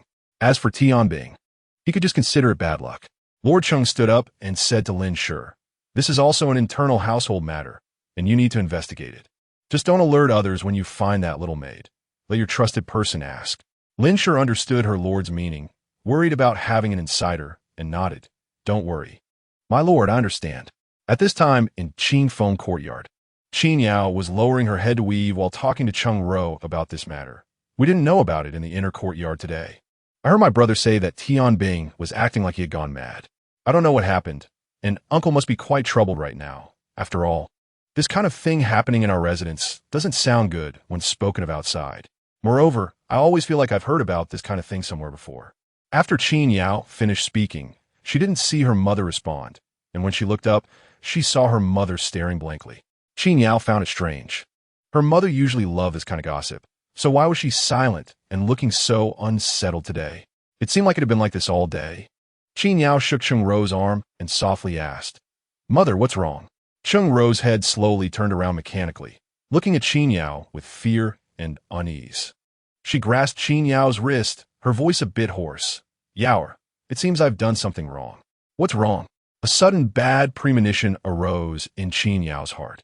The matter with Tianbing was done by me, but that cup of wine was clearly supposed to be drunk by Shen Qing. How did it become someone else? Chung Ro's voice already carried a sob, and at this moment, she looked so anxious and fragile. The weaving in Qin Yao's hand fell to the ground with a thud. Chapter 25. Shen Qing did not know how the Lin family found out, but she thought that as the matriarch of a household, Lin must have her own means. To her surprise, the very next evening, a servant came to summon her to Wu Wei Zhai. Shen Qing silently gave a thumbs up to Lin. When she arrived at Lord Cheng's study, she found not only Lord Cheng present, but also the matron of the house, Chung Ro, and her daughter, Qin Yao. Chung Ro was sitting with her back to Shen Qing. Usually, she sat up straight, but today her posture was somewhat hunched. Qin Yao stood to the side, her face pale. Shen Qing had a vague suspicion in her heart. Lord Cheng sat in the grand chair behind the desk, and, upon seeing Shen Qing, said to Qin Yao, "You tell her." Shen Qing did not often interact with Qin Yao and only thought of her as a very obedient girl who quietly accompanied Cheng Xian. They had never spoken privately, but she saw Qin Yao take a few steps forward, her eyes lowered, with faint dark circles under her eyes, her hands twisted together, looking quite anxious. Qin Yao never lifted her gaze, and Shen Qing could vaguely see tears glistening in her eyes. Finally, she spoke softly. "This matter was caused by my mother. She misjudged the situation for a moment and did something wrong. I apologize on behalf of my mother, Shun Gongzi." With that, she knelt in front of Shen Qing. "Is it for your brother?" Shen Qing had long sensed the hostility from this matron towards her and, after a moment's thought, understood why. However, Qin Chuan was truly a good person, and Shen Qing did not wish to create a rift because of this. She did not expect this matron to have such a strong prejudice against her, willing to ruin her reputation regardless of the reputation of the Jinbei Marquis residence. Qin Yao nodded. After a moment of contemplation, Shen Qing said, "I won't tell Qin Chuan about this matter, and you don't need to tell him either. Let him remain unaware. However, it will be best if the matron does not do such things in the future. Qin Chuan has been studying day and night recently, aiming not to disappoint everyone's expectations. You shouldn't make him feel disheartened." At that moment, Chung Ro had already choked up, and from Shen Qing's angle, she could see her shoulders trembling slightly. Qin Yao was already in tears, repeatedly saying, "Thank you, thank you." Qin Yao's emotions were complicated. After learning about the incident from her mother, she knew that her uncle would definitely find out. Rather than being questioned later, it was better to confess directly to her uncle. At least it would not become common knowledge. They could endure gossip, but what about her brother? How would he accept this? Qin Yao brought her mother to apologize, and her uncle insisted that they personally apologize to Shen Qing. She certainly could not let her mother suffer humiliation, but this was Shen Qing, someone she admired. To speak of such an unworthy matter in front of him made Qin Yao feel as if she had become dirt. However, she had to do it. Fortunately, he did not pursue the matter further, and thankfully, her brother would ultimately remain unaware. Later, Shen Qing heard Cheng Jing mention that Lord Cheng brought heavy gifts to the home of Minister Tian and secured a position for Tian Bing in the Northern Army. With General Cheng there, Tian Bing could utilize his expertise, and perhaps he could even achieve merit. Most importantly, Tian Bing had been quite prominent lately, so it was better for him to lay low for a while. As for Chung Ro, although she was Lord Cheng's sister, she was punished by being confined to her room to copy Buddhist scriptures, which she claimed was for Qin Chuan's blessings. Meanwhile, Wei Yun and the little maid who poured wine for Shen Qing that day were dealt with as well. The little maid was sold off, and Wei Yun, as Chung Ro's personal maid, was punished by being sent to the servants' quarters to wash clothes. In the cold winter, washing clothes was done with cold water, so this punishment was quite severe. Shen Qing had no time to focus on other matters, as the once every 3 years spring examination had finally arrived. The so-called spring examination was the imperial examination, a national-level test. Students studied hard for 10 years just to stand out in this examination and enter the court. For those from humble backgrounds, this was the best opportunity to leap into success. Even Shen Qing had to be extremely cautious at such a time. This year, there were 2 candidates from the Jinbei Marquis residence. As the date of the spring examination approached, the atmosphere in the residence became increasingly tense. Lin would send nourishing soups and medicines to Shen Qing and Qin Chuan every other day, but was afraid of overdoing it. It was said she consulted a doctor about it. Qing would come back every afternoon to share any gossip he heard about the examination, such as rumors that this year's exam questions seemed to relate to agriculture. And the next day, he would say they might be testing on strategies for enriching the country. As for Xian, she had recently refrained from disturbing Shen Qing and even stopped sending letters, instead going to Lin's small shrine every day to pray to the Buddha. Shen Qing's state of mind was relatively calm. After all, she had participated in the college entrance examination before. Recently, she not only studied, but also took Qin Chuan to practice cooking, knowing that during the spring examination, they would be confined to a small room for 9 days, needing to eat, drink, and relieve themselves in there, making it necessary to practice survival skills in advance. On the day before the examination, Lin and Xian came to Shen Qing to pack things. Bedding, charcoal for the stove, food, and writing materials were all prepared. Jing, fearing that Shen Qing was too anxious, provided her with psychological counseling from the side. No worries, just go take the exam boldly. It's okay if you don't do well. We can wait another 3 years. After all, we are young, and there are plenty of old men taking the spring examination every year. Brother, Xian shot Jing a glare, her eyes almost sparking with fire. Are you encouraging her, or are you just saying demoralizing things? Lin also glared at Jing and then said to Shen Qing, don't listen to Jing's nonsense. Just focus on your exam. There's nothing else to worry about. She pointed at the box and continued, everything I prepared for you is in there. Make sure to check it carefully. I haven't been through this myself. It was Xian who went to ask at her maternal family. I don't know if it's correct. Xian's maternal family, which is Lin's family, is a scholarly family, and someone from the last session even participated in the spring examination, so they were quite experienced in this matter. Xian asked in detail and brought back a list written on paper. Shen Qing was sincerely grateful to both Lin and Xian, and with a smile on her face, she said, everything is very well prepared. Even if I had prepared it myself, it wouldn't have been this good. Thank you for your hard work, madam and Xian. Xian smiled sweetly. She was no longer as shy around Shen Qing as before. Every time she saw Shen Qing, she had a smile on her face. She understood deeply that if she didn't act quickly, Shen Qing might be taken away by someone else, so she had to keep a close eye on him. Lin was a gentle person and said with a playful expression, what is so hard about it? After giving birth to Jing, I always thought about when I could do something like this for him. I had almost lost hope, but I didn't expect to have this opportunity. It fulfills my wish. Jing, who was munching on apple, nearly choked when he heard this. After swallowing, he exclaimed, Mother, how can you belittle me like this? I may not be good at studying, but you can still count on Yu. If he doesn't do well either, I can always give you a grandchild like Shen Qing in the future, right? Shen Qing glanced sideways at him. Isn't that insulting? How come you didn't choke on that apple just now?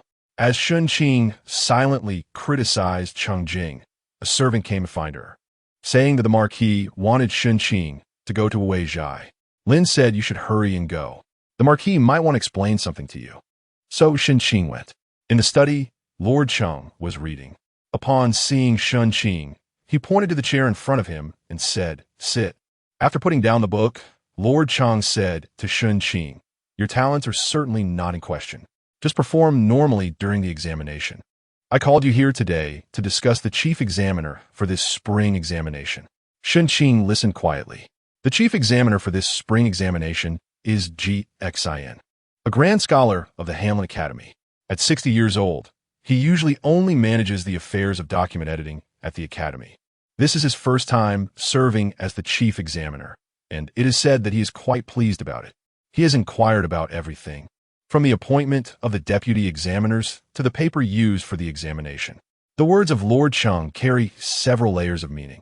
At 60, he is still only managing document editing, suggesting he has been underappreciated and may have character issues, indicating that G is likely a rigid and stubborn old man. Even overseeing the appointment of deputy examiners is not really within his purview. He should only speak if the emperor asks for his opinion, and if not, he should refrain from voicing his thoughts, which can be quite annoying, showing he indeed lacks flexibility. Even the examination papers are under his control, revealing a strong desire for authority. Shen Qing found it quite painful to listen to this. They were all familiar with each other, so why not speak more directly? Why cloud things in ambiguity? Shen Qing began to ponder. According to Lord Cheng, Xin is not a suitable candidate, yet he still became the chief examiner. What could have happened?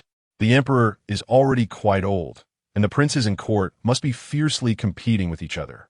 It is likely that various factions are vying for this position because the chief examiner is not only responsible for the spring examination, but also for the future prospects of the successful candidates, who will address him as their mentor. There is a close relationship here, as the ancient saying goes, heaven, earth, emperor, parents, and teacher. The princes are competing for connections. To maintain balance, could the emperor directly appoint someone who does not belong to any faction? This is very possible. There must have been intense arguments in court over the selection of the chief examiner, right? Although Shen Qing was asking a question, it was more of a statement. Lord Cheng smiled slightly and said to Shen Qing, "You are naturally suited for officialdom. You think quickly, respond swiftly, and crucially, you have a clear understanding of the intrigues in the court. You don't at all seem like someone from a humble background, but rather like a carefully cultivated heir from a prominent family." Sometimes, Lord Cheng couldn't help but marvel at talent. Cheng Jing had been meticulously taught since childhood, yet his political awareness did not match Shen Qing's. However, that did not matter, as the person before him was on his side and a gift from heaven, which made Lord Cheng feel quite proud. Lord Cheng stopped being cryptic and said directly, "Although Xin is the chief examiner, the real decision-maker is the deputy examiner Jiang Weixian. Jiang Weixian is a direct descendant of the emperor, but due to his limited qualifications, he cannot hold the position of chief examiner. Jiang Weixian is young and impetuous, unruly, and likely does not appreciate bland writings, which is the opposite of Xian's taste. Therefore, I cannot tell which style of writing will be favored in this spring examination, as I do not know who can outshine whom. It is indeed hard to predict who will have the final say, while Jiang Weixian enjoys the emperor's favor. Xin is older and has a strong temper. Who knows what might happen when the old man becomes stubborn?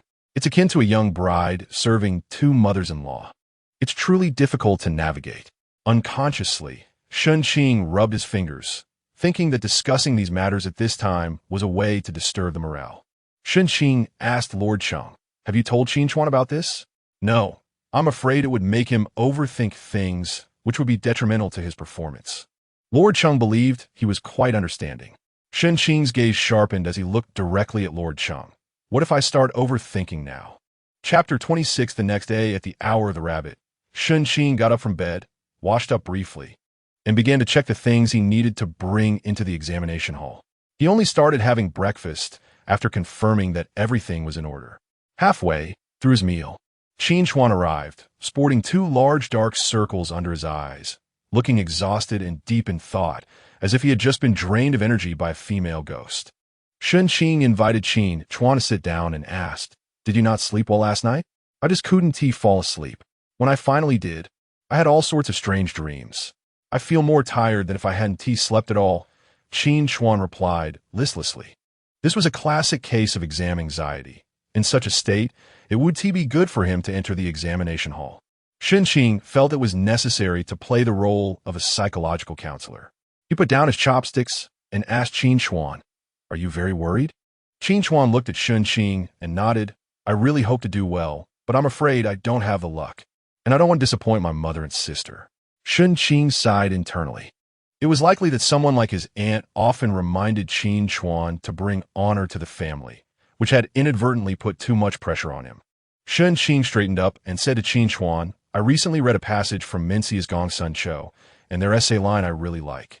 Qin Chuan looked at Shen Qing with a puzzled expression, wondering why they were suddenly discussing scholarly matters. Shen Qing continued, "Self-reflection leads to self-improvement. Even if there are thousands or millions, I will still go." Qin Chuan's eyes lit up. "Where there is a path, even if there are thousands or millions, I will still go. Where there is affection, worldly rituals and laws are like dirt. Where there is joy, let us drink 300 cups together."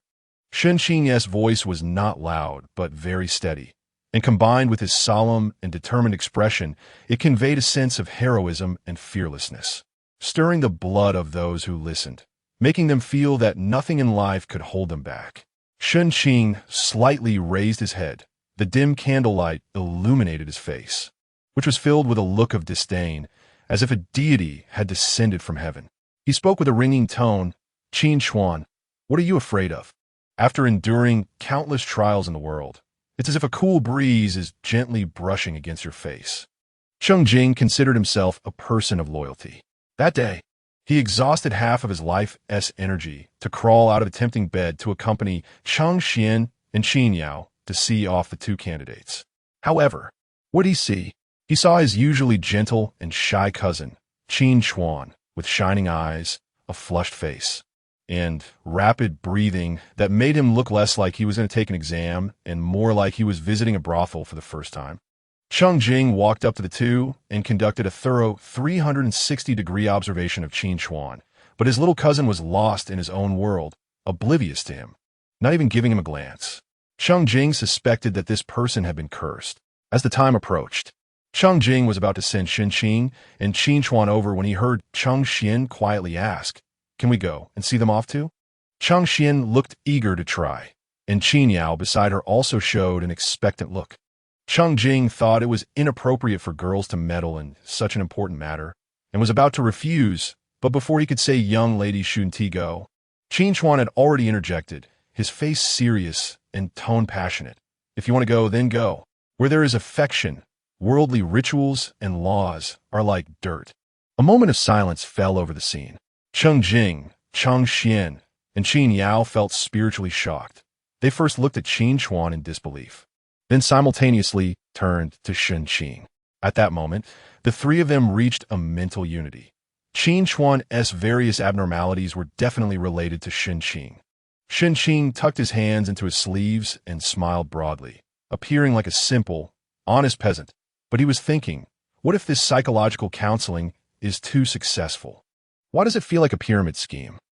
The imperial examination was divided into 3 sessions, each lasting 3 days, meaning they would have to stay in the examination hall for 9 days.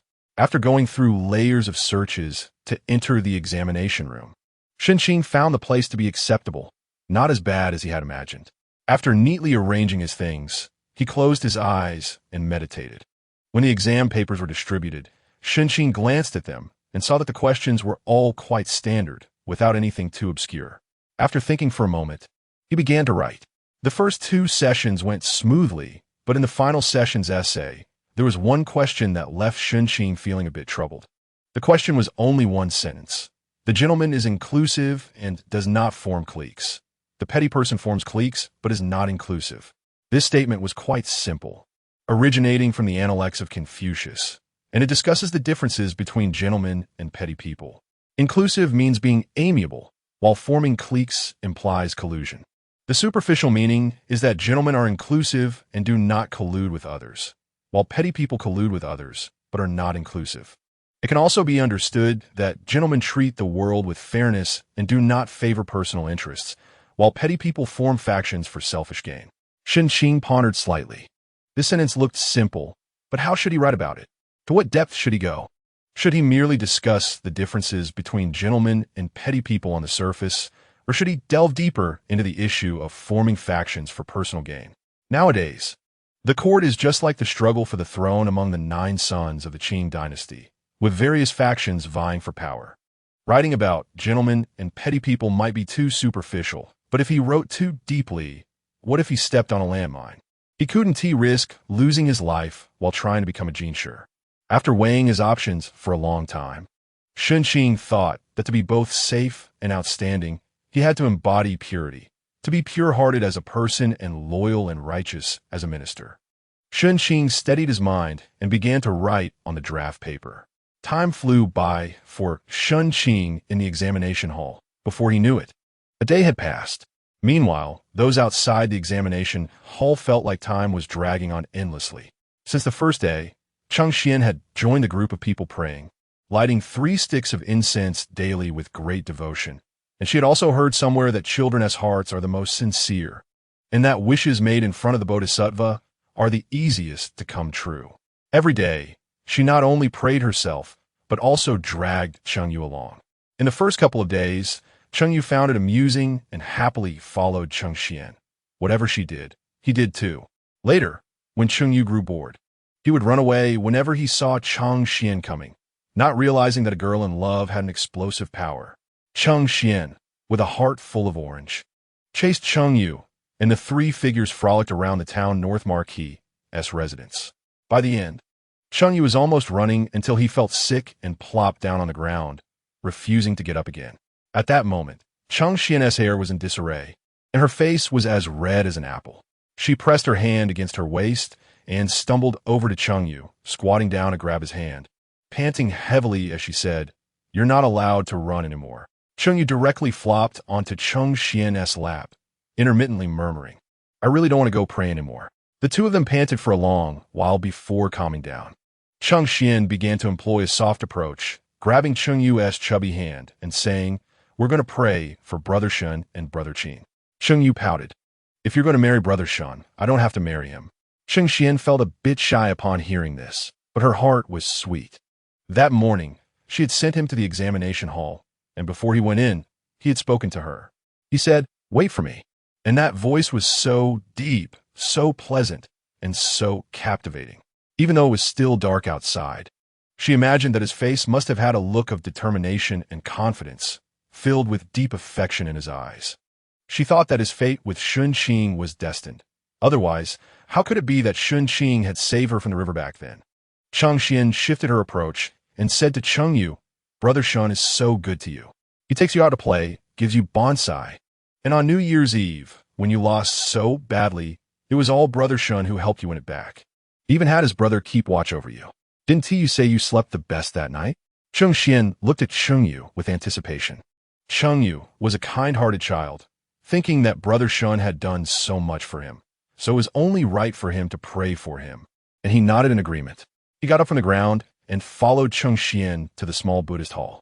Chengyu was very serious this time when praying to the Bodhisattva. He didn't know much about the imperial examination, but he understood that the top scholar was the most impressive, so he knelt on the mat and loudly said, "Bodhisattva, please let my Brother Shen become the top scholar."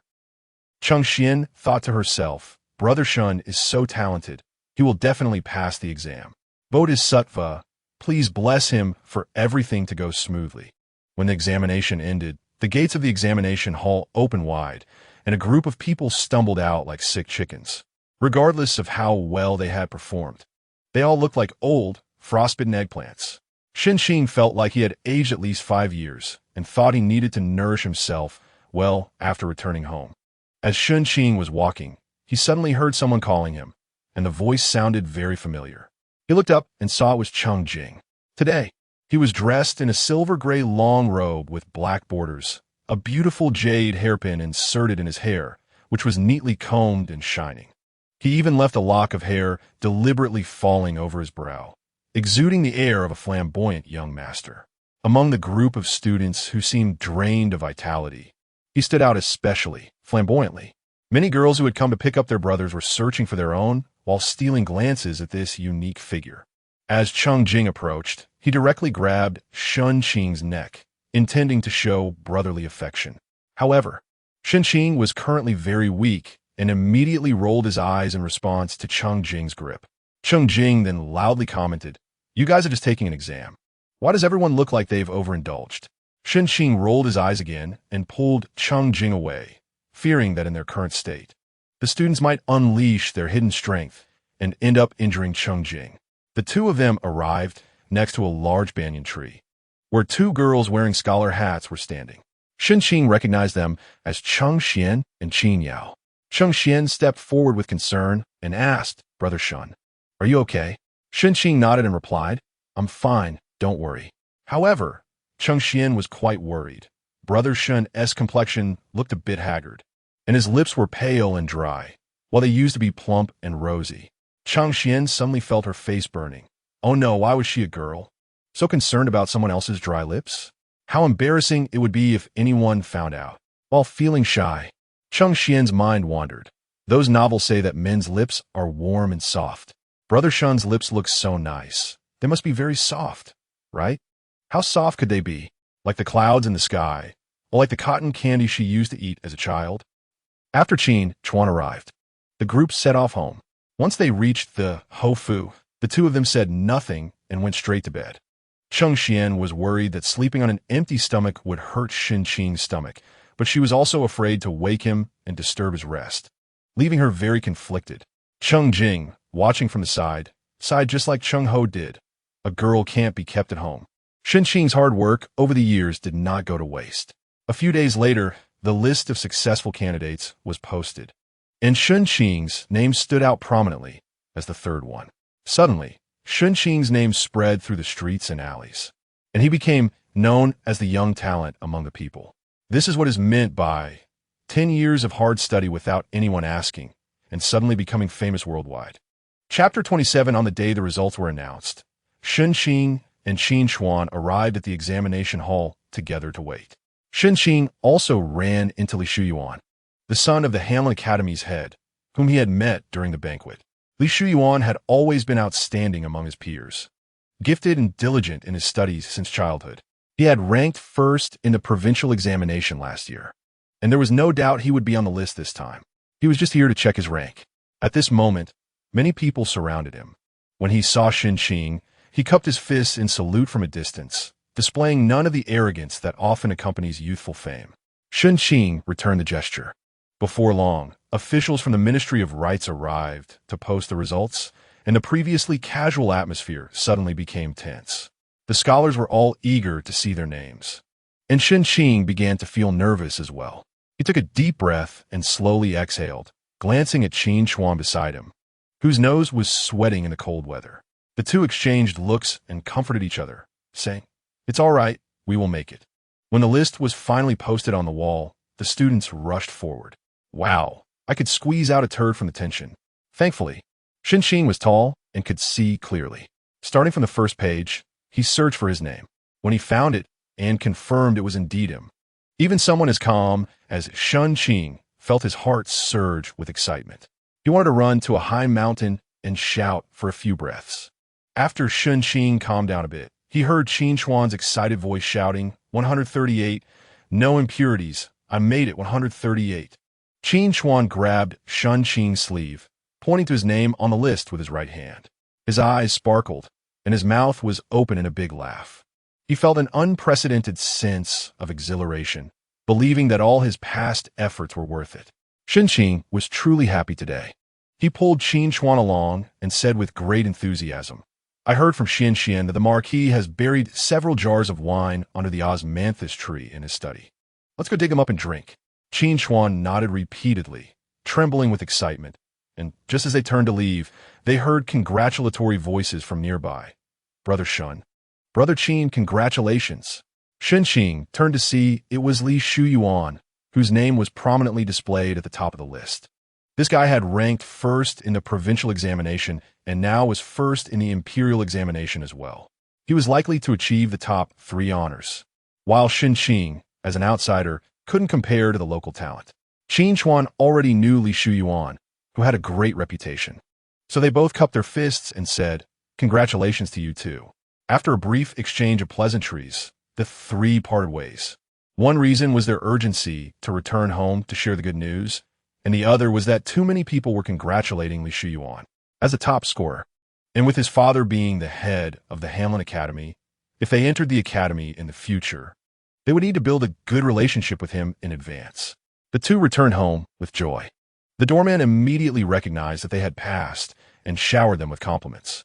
Shen Qing was not the type to ignore such things and exchange a glance with Cheng Qing, who then began to distribute rewards.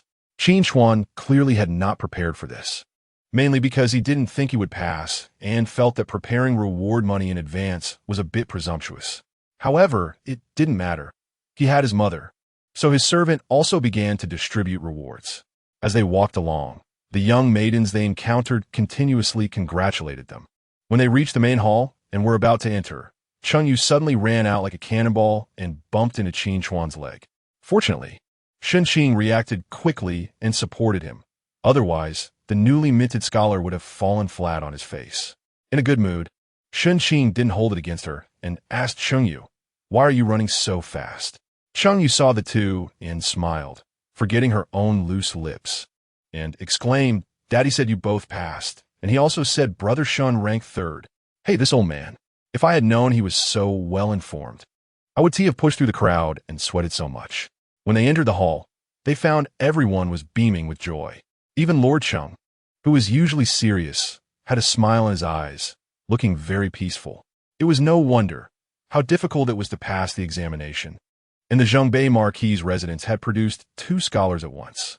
This greatly enhanced the reputation of the household and alleviated the negative impact of the previous year's banquet incident. Others would see that the Zhongbei Marquis family had a respectable and profound family background, with wealth, power, and substance. Cheng Xian's rival, Cheng Yi, also looked proud.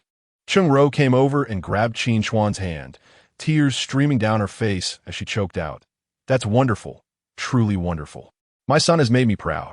Qin Chuan held his mother's hand in return, feeling a surge of emotions. He felt that he had finally lived up to his mother's expectations. In the past, her earnest hopes often made him feel pressured and uncertain, but today he finally felt liberated. Cheng Xian stepped forward to congratulate them both. She looked at Shen Qing, her face slightly flushed and her eyes filled with affection, radiating joy. She felt it was wonderful that the person she admired was gradually realizing his dreams. She was genuinely happy for him, especially as they were getting closer. Now that he had passed the examination, what would happen after the palace exam? Would they get married? Shen Qing gazed at the girl before him, blooming like a flower, and thought that since he had passed, how far could the day of becoming a groom be? Since he was going to be a groom, how far could the wedding night be? He wanted to experience the wedding night in ancient times. He had just made his name on the gold list. Ha ha ha ha ha. Shen Qing's heart felt as beautiful as the fireworks on New Year's Eve. At that moment, a particularly unromantic voice interrupted. "In a few days, it will be the palace exam. You two must not let your guard down, especially you, Chuaner. I still have some concerns about your ranking." Qin Chuan's heart instantly sank, and the fiery excitement he had just felt cooled immediately. In the Dayu dynasty's imperial examinations, only the top 150 in the first and second classes could be selected, while those ranked lower would only be considered as scholars. What does it mean to be a scholar? Generally speaking, those of the same rank would be assigned to local positions, and the highest position they could reach would be a provincial governor, which meant they could hardly enter the highest decision-making body of the court, indicating limited prospects. Although Qin Chuan felt lucky to have passed, as a man, with opportunities right in front of him, it would indeed be a pity not to strive for more. He felt unwilling. Qin Chuan slightly bowed and said, "Thank you, uncle, for the reminder. I understand and will go back to study." Shen Qing watched from the side and thought about what kind of person Lord Cheng was. Qin Chuan had already suffered enough. Couldn't they let him enjoy a moment? And Qin Chuan, you are too honest. You treat everything your uncle says as a profound truth. Look at your respectful and admiring face. Do you think of him as a Buddha? As Shen Qing was still reveling in his thoughts, he caught Lord Cheng looking at him, with a clear and sharp gaze that seemed to know he was mocking him. Lord Cheng smiled gently at Shen Qing, a kind expression that sent shivers down Shen Qing's spine. Lord Cheng said, "No impurities did well this time, but you must remain humble and not get complacent. Now that you are third, it would look bad if you dropped down after the palace exam. Damn it, in front of so many people, you're scolding me.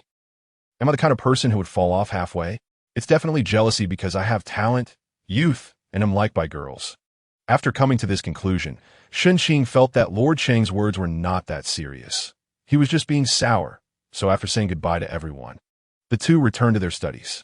On the day of the palace examination, Shen Qing and Qin Chuan arrived at the palace gate together to line up. They were both wearing the tribute scholar robes issued by the previous examination, in a refreshing and elegant sky blue color, to accommodate everyone's physique. The robes were made slightly larger. Shen Qing already had a face that exuded restraint, and when he donned the long robes with wide sleeves, tied with a pure white silk belt around his waist, he appeared exceptionally graceful and ethereal, almost as if he belonged to another world, ready to ascend to the heavens. When Cheng Xian sent Shen Qing off, she wore a starry-eyed expression the whole time. Qin Chuan intentionally kept his distance from Shen Qing while standing next to him, and when he noticed Shen Qing's confused gaze, he hesitantly explained, Chung, you just said that standing next to you makes me look a bit ugly. Is Qin Chuan ugly? Certainly not. He had thick eyebrows and big eyes, a perfectly symmetrical face, a standard scholarly appearance. However, people are always afraid of comparisons. Shen Qing, in such a color, looked like a celestial being, while Qin Chuan, in this color, appeared rather potato-like. This was quite hurtful to Qin Chuan's feelings. Thus, Shen Qing arrived at the palace gate, naturally radiating a spotlight, and after greeting the many friends who had suddenly appeared, he lined up there. The queue was arranged according to the results of the previous examination, with the first being Li Shuyuan, followed by a man who could be referred to as an older gentleman, with half-white hair, sparse beard, and a slightly stooped back. It was not easy to reach this step in the examination. Shen Qing had some impression of him from the rankings. He seemed to be from Jiangnan, named Fan Yunxi, which was indeed a nice name. Shen Qing also noticed the person behind him, who appeared to be around 23 or 24 years old, with a strong build, deep-set eyes, a prominent nose, and even full, sensual lips exuding a strong masculine aura. In modern times, he would definitely be a walking embodiment of hormones. After waiting for a while, everyone entered the palace. The palace examination was held in the Hall of Preserving Harmony, and the palace architecture was naturally grand and imposing. However, what was even more intimidating was the atmosphere here. This was the imperial palace, the center of power struggles, where there had been incomparable glory as well as cruel and intense bloodshed. Shen Qing felt as if he were immersed in the heavy and vicissitudinous history, and he couldn't help but feel solemn in his heart. Emperor Chongde soon arrived. After everyone paid their respects to the emperor and listened to a round of admonitions, they took their seats to begin the examination. Shen Qing did not lift his gaze throughout, so naturally, he did not see his future father-in-law accompanying the emperor around the hall. Emperor Chongde was already in his 60s and was pleased to see a row of young scholars, thinking to himself that these were the hopes and pillars of the nation. He particularly noticed the row in front and found that there were indeed more young scholars among the tribute scholars today. Not only were they young, but they also looked quite good. He had seen Li Shuyuan before and thought he was a dragon among men.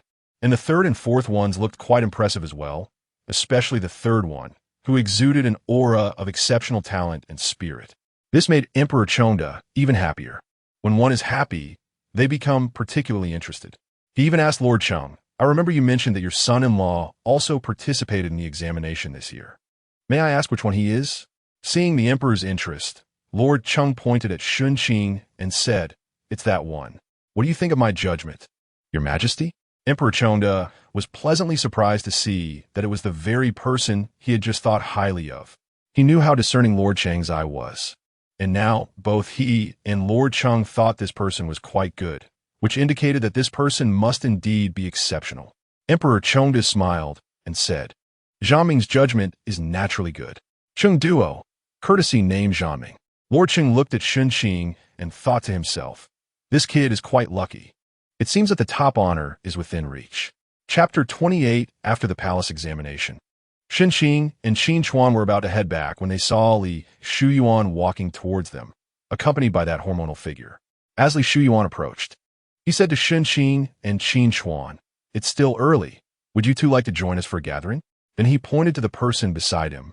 "This is Xia Chun. Shun, you should have met him just now. We've known each other since childhood, but he later moved to Jiangnan with his father and only returned last year. We are both from the same batch of Jinshi, so we could indeed have a gathering together." Xia Chen nodded in greeting to the two of them. Qin Chuan looked at Shen Qing, knowing that Li Shuyuan was primarily inviting Shen Qing, and he was just tagging along. Shen Qing was not a reclusive person, and besides, these two were both pure and handsome young men, so there was no reason not to go. He replied, "I would be more than happy to." The four of them went to the famous Zui Xianlu in the capital, ordered a pot of wine and a few dishes, and started chatting. Shen Qing then learned that Xia Chen's father was also a well-known scholar, currently serving as the Grand Secretary of the Hamlin Academy, and was a close friend of Li Shuyuan's father. They did not discuss the imperial examination, but purely engaged in casual conversation. Shen Qing found that Xia Chen had a slow, unhurried manner of speaking, yet was quite witty and had a magnetic voice, making him a very charming person. Chen thought that although Shen Qing was from a humble background, his eloquence and insight were exceptional, making him worth befriending. Their first impressions of each other were all quite good, leading to a pleasant and harmonious atmosphere. Shen Qing, recalling the close relationship between the Li and Xia families, joked, "With such a good relationship between your families, did you two have a childhood engagement?" Li Shuyuan and Xia Chen exchanged glances and both laughed. Xia Chen said, "You guessed right, Shen. Our families indeed had a childhood engagement, saying that if we had suitable children, we would arrange a marriage. However, they had 3 boys in a row, and my family had no more children after me. I thought the engagement would not happen, but then my mother gave birth to a younger sister. However, at that time, we were far away in Jiangnan, so we did not mention it again. This time back in the capital, both Shuyuan and I are preparing for the imperial examination, so this matter has been delayed." Shen Qing understood, estimating that Li Shuyuan was going to marry Xia Chen's sister. After a few rounds of drinks, Shen Qing went to the restroom, and upon returning, he unexpectedly ran into Cheng Jing, who was also coming towards the restroom. Shen Qing realized he hadn't seen Cheng Jing for quite some time, probably since the time he returned after the preliminary examination. They met at the restroom door, and Cheng Jing noticed Shen Qing. While loosening his belt, he asked, "What are you doing here?" Shen Qing replied, "I'm just gathering with a few friends." Cheng Jing idly asked, "Who are they?" "Just Qin Chuan, Li Shuyuan, and a new acquaintance named Xia Chen," Shen Qing said.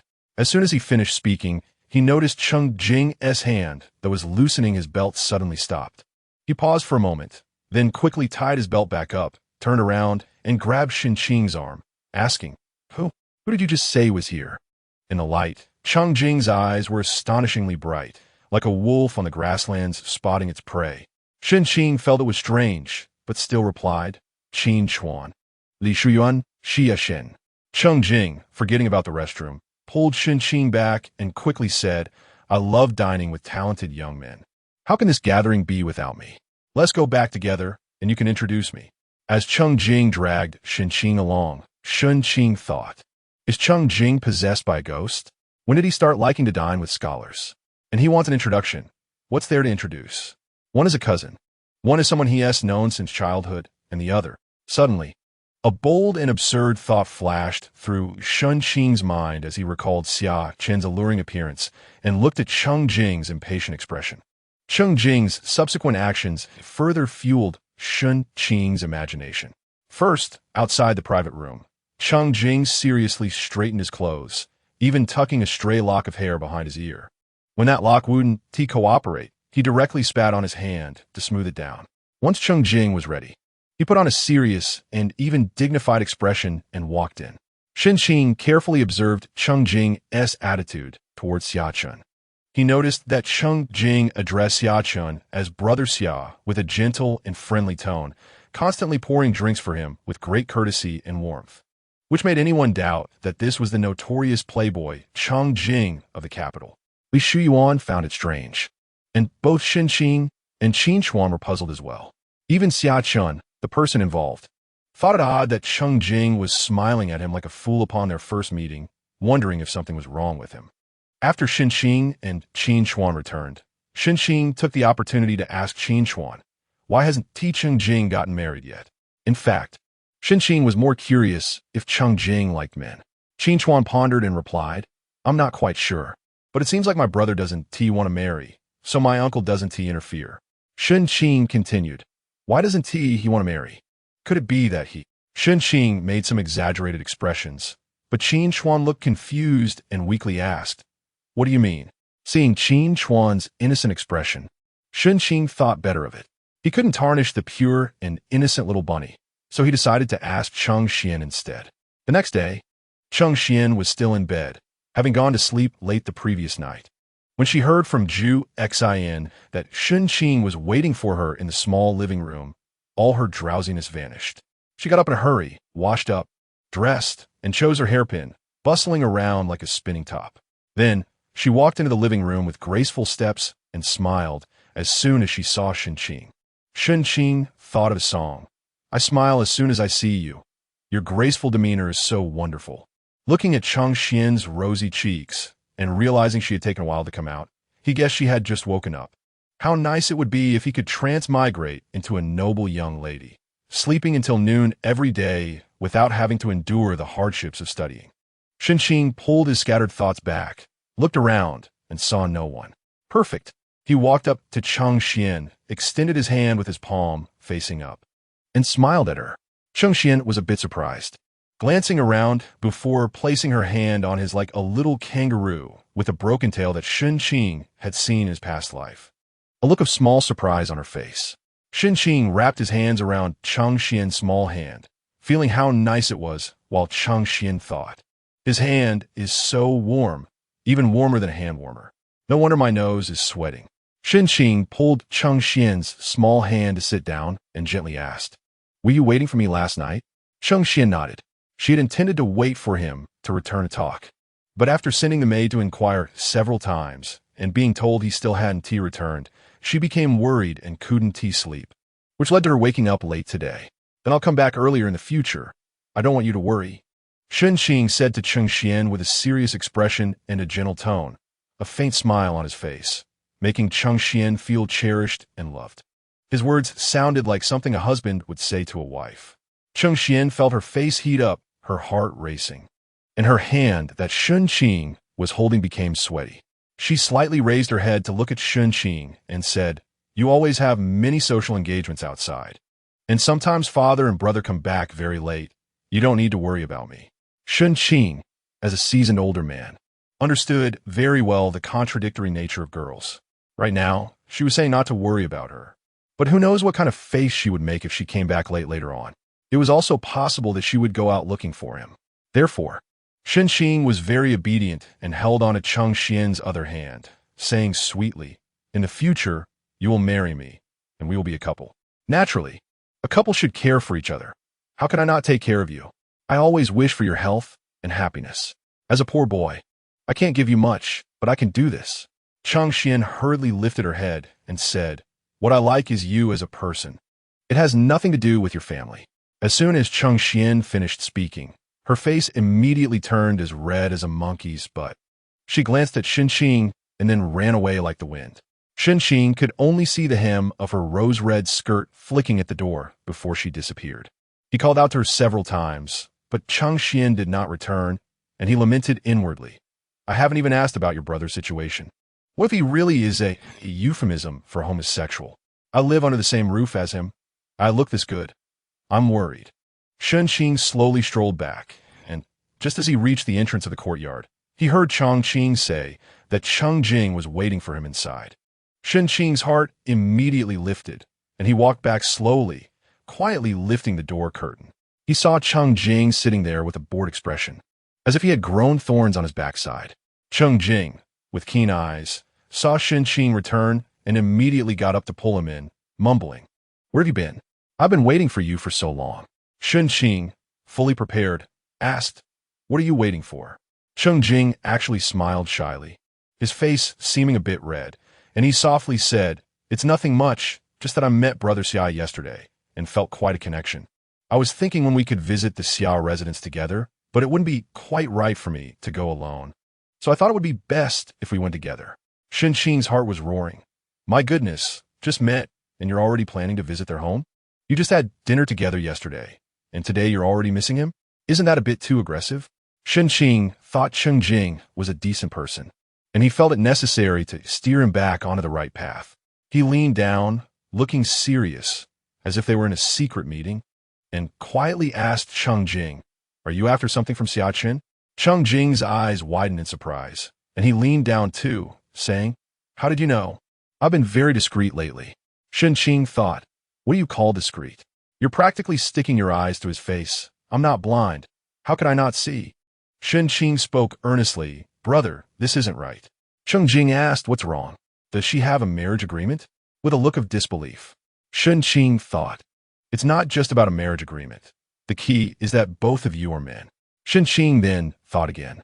If Cheng Jing's idea was that if the other party had a marriage agreement, he wouldn't pursue them, then it might be necessary to tell a kind lie. So, Shen Qing nodded and said, "Yes, there really is one. This matter hasn't been announced yet. It was told to me at yesterday's banquet. They're going to arrange it soon."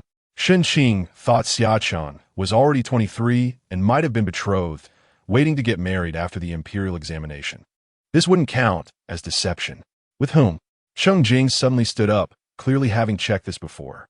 She just returned from Jiangnan last year and didn't have a marriage agreement. Shen Qing felt that since he was lying, he shouldn't be too clear, so he spoke vaguely. I heard it's a childhood engagement arranged in the capital, and they're about to start preparing now. I've heard they have a good relationship. Childhood engagement? Shen Qing's heart raced, thinking, if it was a childhood engagement, it must be due to a family connection. The Li family? Uncle Li Wan. Uncle Li Wan. Shen Qing sat down with a face full of despair, really wanted to cry for himself. That day, when he went to the examination site to pick up Shen Qing, he accidentally bumped into a girl and knocked off her cap, revealing her face. She was really cute, with big eyes, a round face, and two little dimples on her cheeks. He knocked off her cap, but she wasn't angry and even said, "Young master, be careful," with a sweet, soft voice that was like sweet bean paste cakes, making one feel sweet in the heart. Shen Qing seemed to be enchanted. From that day on, he kept asking about that girl. Later, he found out she was the daughter of the great scholar Xia and had gone to pick up her brother Xiachuan from the examination site. Shen Qing planned to pursue true love and sat in the tea house in front of the Xia residence for several days without a chance encounter. Until later, he heard Shen Qing and Xiachuan were gathering. Shen Qing suddenly had a flash of inspiration, thinking he could approach from Xiachuan. Just as Shen Qing was filled with ambition, he suddenly heard the news that she was already engaged, like a boiling heart being doused with ice water, leaving only smoke. Shen Qing looked dispirited, his eyes losing their shine. Shen Qing looked at him with sympathy, feeling like the goddess of fate breaking up couples. But this was a forbidden love. If Cheng Haoi knew, he would kill them. The two of them exchanged silent glances until Shen Qing later figured out the whole truth, wishing he could stab Shen Qing to death. Chapter 29. Before the announcement of results. The top 10 candidates of the palace examination were to enter the palace to meet His Majesty the Emperor, and Shen Qing was among them. This was Shen Qing's first time seeing the Emperor since arriving in this place. The palace examination didn't count, as he was too focused on writing his essay to even look up. Shen Qing felt a bit excited inside. Meeting the Emperor, a living emperor, made him want to post about it on social media if he were in modern times. The meeting process went smoothly overall. The old emperor asked each person a few questions and then let them go back. Shen Qing felt that his responses were quite appropriate and thought he might end up being the third place, so he set the matter aside, thinking that the results would come out the next day anyway. Shen Qing felt relaxed, unaware that the imperial study was in an uproar over who would be selected as the top scholar. Emperor Chengde sat behind the imperial desk, resting his head on his hand, while the examination papers of the top 10 candidates were laid out on the table. The task now was to determine who among these 10 would be the top scholar, second place, and third place. Jiang Weixian, who was in his 30s, with long eyebrows and delicate features, exuded a sense of pride as he stood before Emperor Chengde and said, "I believe that Li Shuyuan's essay is lofty in intent and beautifully written. It is indeed an excellent piece and should be designated as the top scholar. As for Fan Yunxi, he is second, and regarding the third place, Shen Qing is young and handsome, making him a deserving candidate for the third place." Emperor Chengde had not yet expressed his opinion when Ji Xian spoke up. "Minister Jiang, your words are misguided. While I agree that Li Shuyuan's essay is good, it is overly ornate. In terms of depth, Fan Yunxi's work is stronger, so I believe it would be most appropriate to designate Fan Yunxi as the top scholar." After finishing, Ji Xian looked provocatively at Jiang Weixian. He had tolerated Jiang Weixian for a long time. This time, he was the chief examiner, yet Jiang Weixian, relying on the emperor's favor, opposed him at every turn. He had let past grievances go, but this time he had to argue for the top scholar position and could not allow this petty man to succeed. Seeing Ji Xian's expression, Jiang Weixian pretended not to care, but inwardly he scoffed. Ji Xian had been in office for so many years, yet still wrote essays like a novice. He had ignored him in the past, and now failed to recognize how he had become the chief examiner. Not only did he lack self-awareness, but he also wanted to suppress him at every turn. He was like a flea on a shoe, hopping around and annoying everyone. And he wanted Fan Yunxi to be the top scholar? Didn't he see how old he was? Was it possible that like attracts like an old men preferred old men? Jiang Weixian knew that arguing with Gxin was pointless. The key was to gain the emperor's approval. So he continued. Li Shuyuan also topped the provincial and national examinations. So it's only natural for him to take first place in the palace examination. This would be a story of the three honors, which would enhance the emperor's reputation. Emperor Chongda nodded, seemingly in agreement. Jiang Weixian smiled and cast a sidelong glance at GX, inwardly thinking, do you know why I rise so quickly? It's because I understand the emperor's intentions. Unlike you, old man, who constantly opposes him. You must be destined to write books for a lifetime. Seeing the emperor's expression and Jiang Weixian's smug demeanor, Gxin became anxious and shouted, if someone were to consecutively top the provincial and national examinations in the future, why bother with the palace examination? Just declare them the top scholar. Why? Because Minister Jiang has said, 3 honors is a good story. Go ask those candidates if they would agree. Gxin was truly frantic this time, his eyes bulging and his beard shaking, spitting saliva onto Jiang Weixian's face. Jiang Weixian frowned and cursed the old man inwardly, but still patiently said to Emperor Chongda, declaring Li Shuyuan as the top scholar shows the vigor of our dynasty. Furthermore, as Li Shuyuan is young, with a few more years of cultivation, he will surely become a great pillar of the court. This also sends a message to all diligent students that with hard work, young talents are not impossible. And what about those who have studied hard for many years? Gxin's expression was agitated, and he nearly pointed his finger at Jiang Weixian, saying, those who read until they are in their 30s or 40s will feel that even if they place in the top 10 of the palace examination, they will never become the top scholar. Why? Because they are old. How can they bear it? He continued, moreover, while Li Shuyuan is young, he is inevitably impulsive and inexperienced. It is better to have someone older, who has seen and heard more, who is steady and knows what to do and what not to do. Gxin flicked his sleeve, adopting an arrogant posture as if he were a lofty flower, too proud to associate with dirt. Hey, Jiang Weixian was also furious, thinking, you old man, are you talking about Li Shuyuan or me? You're old, yet you're still so proud. Can't you see your beard is almost gone? Just as Jiang Weixian was about to speak again, he heard Emperor Chongda's booming voice. Enough. As soon as the emperor spoke, the 2 men, who had been at each other's throats moments before, immediately fell silent, standing obediently without daring to utter a word. Emperor Chongda pressed his forehead and said to the chief eunuch, Gui Yuan, aren't the 4th and 6th princes in the palace? Have them come in. Yes. Gui Yuan replied, and then bowed and exited. The 6th prince had already been released, especially since he was to be married in June. It was said that the Duke of Wu's family had just pushed their daughter into the position of the 6th prince's consort, and yet the 6th prince had been confined, which was truly unfortunate. Princess Fuan, not caring about face anymore, would come to the palace every few days to speak with the emperor. Emperor Chongda, seeing how much his sister had aged over the years, felt a sense of shared suffering and decided to let the 6th prince out. After the 6th prince was released, if he had been a pure-hearted little lamb before, now he was like the young lady in the attic, staying inside the house, not stepping out the front or back doors, very well behaved, seeming to have no connection with court officials, only occasionally coming to the palace to see concubine Yin. Today, whether it was by chance or coincidence, he entered the palace.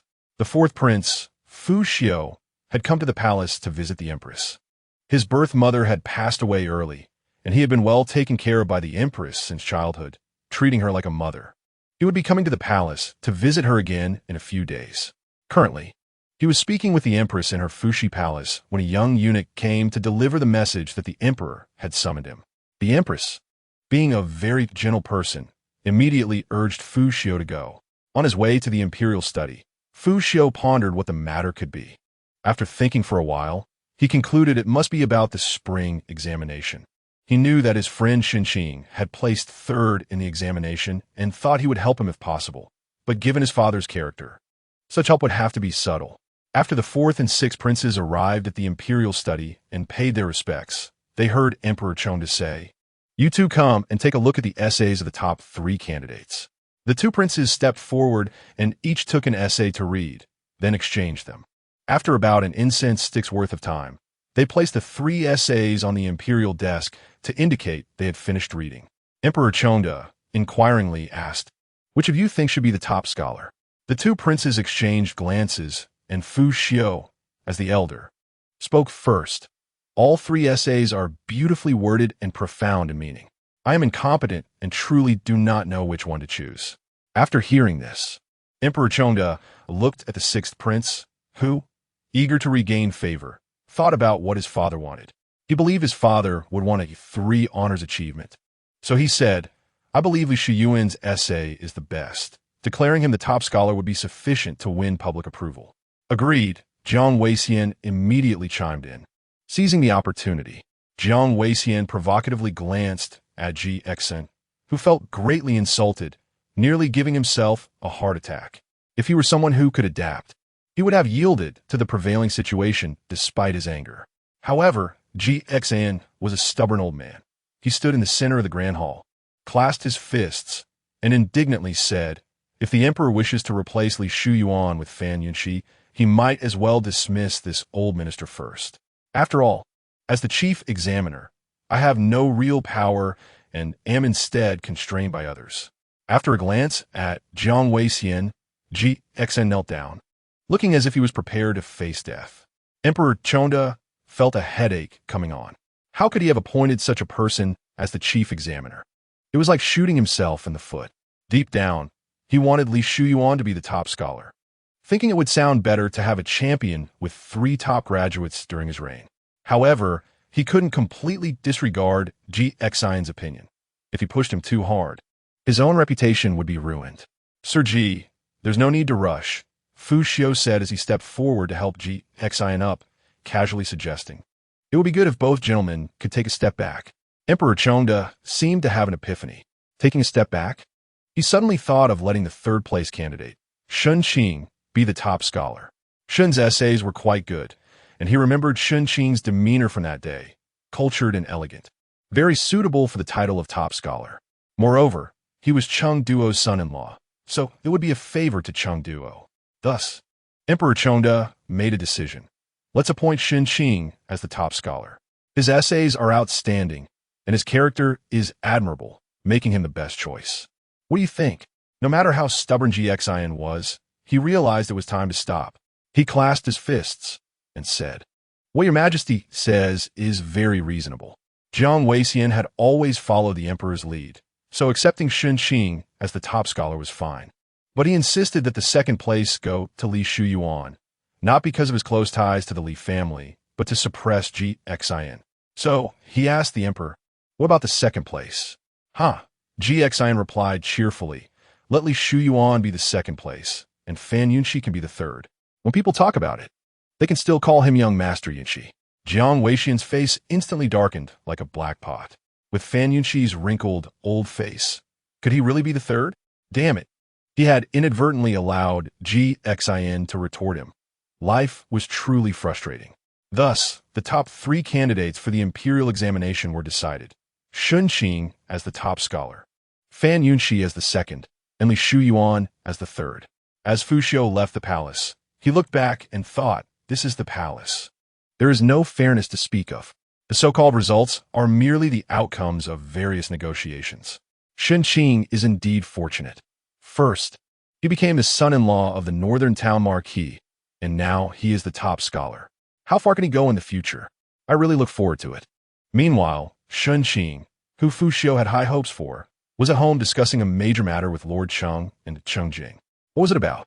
Shen Qing seriously said to Lord Cheng, "Tomorrow, I will go to check the results. How many people are you preparing to send to catch me?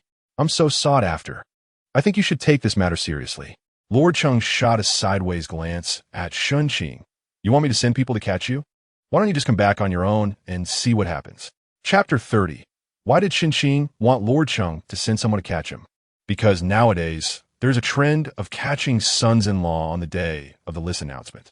On this day, families looking to recruit sons-in-law send strong young men to guard the entrance of the examination hall. When they see a promising scholar, they snatch him home, as these are all successful candidates for the imperial examination. If nothing goes wrong, they will become officials in the future. So it's not a loss to recruit them as sons-in-law. A bachelor like Shen Qing, who has a high rank and good looks, is a hot commodity. Being engaged doesn't matter. As long as he isn't married, he can be taken away. Sometimes, even if someone is already married, they will ask if there are plans to divorce and remarry. The scene at the spring examination list announcement is always exhilarating, and the subsequent son-in-law catching undoubtedly pushes the spring examination event to another climax. Shen Qing, who is somewhat reserved yet desires face, is actually looking forward to the son-in-law catching event. He not only anticipates it, but thinks that if there aren't 20 or 30 people, it would be embarrassing. So he directly discusses this with Lord Cheng. Lord Cheng thinks Shen Qing has a thick skin and surely believes he is a flower. He has no intention of snatching anyone. He just thinks that there are too many people in the capital who are blind. What if some family without insight snatches away Shen Qing? That would be a huge loss for him, and he wouldn't know how to explain it to his daughter. After pondering for a moment, he says, I will have Cheng Jing accompany you. He will take 20 young men with him. Is that all right? 20 isn't enough. There's also Qin Chuan to protect. Shen Qing replies. Then let's make it 30. Shen Qing thinks this is more reasonable and turns to Cheng Jing, saying, then we'll go together tomorrow. Cheng Jing is in a daze. Ever since he learned that the girl he likes is already engaged, he has been heartbroken and dejected, looking hopeless about life. He has thought about snatching her back, but her betrothed is Li Shuyuan. No matter how narcissistic Cheng Jing is, he knows that the girl prefers someone like Li Shuyuan, who is likely to be the top scholar this time, and both of them have dimples, which makes for a destined good match. Even if he could snatch her, he wouldn't be able to win her heart. Though Cheng Jing is lost in thought, he still hears Shen Qing's words and instinctively doesn't want to go. He doesn't want to face Li Shuyuan right now or see his glorious moment, which would make him feel sick. Even someone as open and cheerful as Cheng Jing becomes anxious when it comes to the girl he likes. Shen Qing interprets Cheng Jing's silence as heartbreak, not wanting to face Xia Chen. Shen Qing didn't expect that Cheng Jing, who is usually carefree, is not only a euphemism for a man who is attracted to other men, but also a deeply sentimental one, and he doesn't know how to comfort him. It's rare for Lord Cheng to see his son in such a bad state, but he doesn't ask. Men must endure their troubles themselves. He thinks Cheng Jing's ability to handle setbacks is strong, so he directly decides, you all go tomorrow and make sure to protect Qin Chuan. If he gets snatched away by some unreliable family, watch out, or I'll hit you with a stick. Then he sent the two away. After Shen Qing and Cheng Jing come out, Shen Qing rarely puts his arm around Cheng Jing's shoulder, showing concern. Are you all right? Cheng Jing looks at Shen Qing, his eyes vacant, and with a mournful tone says, now, I finally understand what it means to be the belt gradually widens without regret. For her, I have become haggard. Shen Qing shivers all over, touching the goosebumps on his arms, thinking it's better not to have a heart-to-heart with Cheng Jing. He can't handle it. While feeling a chill, Shen Qing doesn't forget to let his mind wander. In this pair, who is the dominant and who is the submissive? Looking at Cheng Jing's heartbroken look, he should be the submissive. Early the next morning, Shen Qing, Cheng Jing, and Qin Chuan go to Hongyan Lu next to the examination hall to wait. The entrance of the restaurant is already crowded with servants from various families, all eager and ready. Shen Qing asks Qin Chuan, what are your plans? Are you preparing to be taken away or to fight back to the end? Qin Chuan, rarely blushing, fidgets like a shy girl and says, I'm still worried about whether I can make it into the second tier. I don't have time to think about these things. But Qin Chuan pauses and continues, even if someone tries to snatch me, I can't go. Marriage should be mutual. I need to find someone I like. Shen Qing thinks Qin Chuan's view on choosing a partner is quite progressive.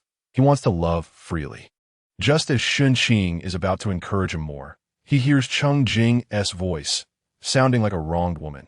There is a beauty unforgettable upon seeing. A day without seeing her, thoughts are like madness. Shen Qing has become immune to this over the past few days, while Qin Chuan's expression twists as if he has eaten a sour apricot. He quietly asks Shen Qing, what is wrong with him? What is wrong? P.S.A. But I can't say this to pure little sheep like Qin Chuan. Shen Qing chuckles and says, he has been learning poetry lately. The three leave the servant outside and enter the restaurant. As soon as they enter, they hear someone calling Shen Qing's name. Shen Qing feels a headache coming on. Thinking he doesn't want to see anyone, yet he has to. It's Xia Chun waving them over, with Li Shuyuan sitting beside him. Shen Qing quickly looks at Cheng Jing and indeed sees his expression darken. But they can't avoid it, so Shen Qing and the others walk over to that table. After greeting each other, they sit down. Shen Qing intentionally changes the topic and says to Li Shuyuan, "Shu Ti, I congratulate you in advance, brotherly.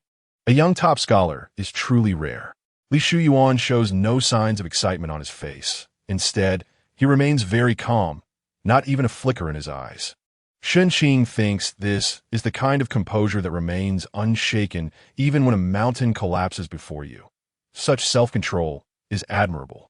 However, he doesn't know that Li Shuyuan feels a bit regretful inside. When he discussed the spring examination with his father at home, his father had said that with his strength and being first in the provincial and national exams, it was highly likely he would be the top scholar this time. However, the examiner this time is Xin, with Jiang Weixian as the deputy examiner, and the competition makes his chances of being the top scholar less certain. Last night, Jiang Weixian sent a message to the residents, saying to prepare psychologically. What kind of psychological preparation? It probably means he wouldn't be the top scholar after all. Li Shuyuan feels quite regretful. He has worked hard for so many years and hoped to achieve the top 3 positions. But the world is always so unpredictable. Li Shuyuan has been greatly supported by his family since childhood, so he can handle pressure better than others. He thinks if I'm not the top scholar, then so be it. Life.Shen perfect. Even Wang Yangming failed the imperial examination twice. What does it matter if I'm not the top scholar? There is still a long life ahead. Therefore, he is quite open-minded at this moment. After hearing Shen Qing's words, he doesn't get angry or humiliated. Simply saying, that is not certain. Maybe I can get the 3rd place. After all, I'm also a graceful and refined person. Everyone bursts into laughter.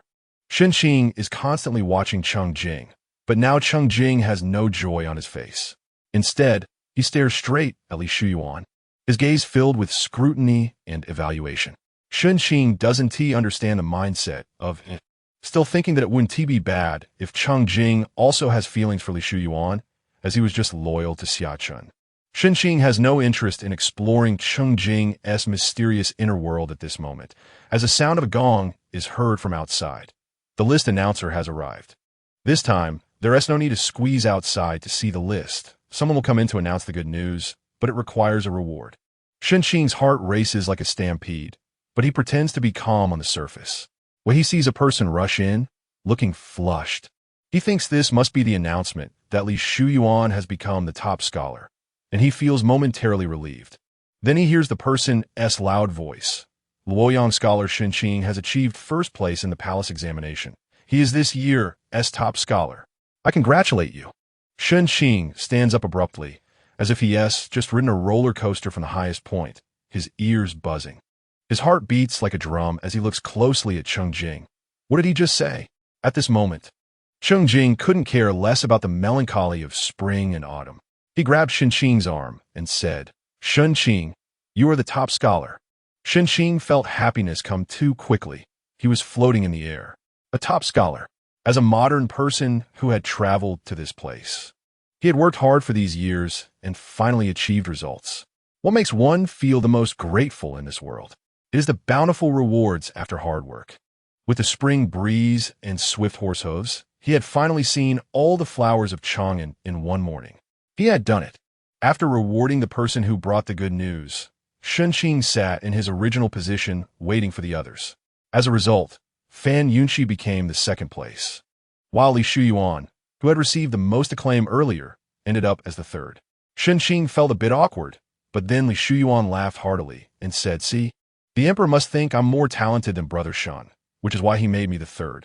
On the day of the parade, the girls will surely go crazy for me. The people around laughed, and the awkwardness vanished. Shen Qing thought to himself, Li Shuyuan is indeed worth befriending. Just based on this mindset, his future achievements will be significant. In the following results, Xia Chun secured the 4th place, while Qin Chuan ranked 137th. improving by 1 place compared to the previous examination, solidly placing in the second tier. After the results were announced, it was the most exciting moment. As soon as the last name was read, a group of strong and burly men rushed in, ready to snatch up anyone they deemed worthy. When Shen Qing saw a group rushing towards him, he was initially pleased, but then suddenly felt something was off. These weren't the people from the Northern Duke's residence. Each of them looked fierce and menacing. They approached Shen Qing without saying a word and just picked him up and carried him away. Shen Qing instantly felt like a helpless and vulnerable girl. He immediately reached out to grab Qing Jing, but just missed him, shouting loudly, "Qing Jing, save me." Despite Qing Jing having been in a depressed state these past 2 days, he allowed someone to take Shen Qing right in front of him. Wasn't this a blatant provocation? Qing Jing brushed up his sleeves, quickly followed, and shouted, "Boys, follow your young master Jing. Someone is snatching our person." Shen Qing, feeling disoriented from being jostled around, vaguely saw someone he recognized. He thought and thought, "Oh no, how could it be Fu Zhong? Is your sister still not going to let me go?" Fu Zhong smiled slightly at Shen Qing and said, "Father heard that my sister has taken a liking to you, so he sent me to bring you back." Shen Qing was dumbfounded. It felt like he was being taken to become a bandit's wife. Chapter 31, the incident of the son-in-law snatching under the means list or ranking in the 36th year of Chongde was truly grand and brutal. Did it not go directly from a robbery to a group brawl? Both the Rue Wang mansion and the Jinbei Marquis mansion are powerful families. Yet their heirs actually fought in the street, not in a graceful duel between experts, but completely like street ruffians, scratching and biting each other. The onlookers were packed 3 layers deep, causing traffic in the area to come to a standstill. And the one who caused all this was none other than the top scholar of this examination, Shen Qing. Shen Qing had already gained fame by becoming the top scholar, and now he had become the subject of such a major gossip news, instantly becoming the center of attention in the capital, rapidly radiating influence around the capital, ultimately gaining fame throughout the entire Diyu dynasty. The people of Luoyang felt immensely proud after hearing this, thinking to themselves, "Our Luoyang is indeed a place of extraordinary talent. Just a random scholar can make the girls in your capital fall for him." Now back to the matter of snatching a son-in-law. Fu Zhong came prepared in his father's name to rob Shen Qing. With 30 strong men and a delicate figure like Su, after capturing Shen Qing, they planned to leave swiftly.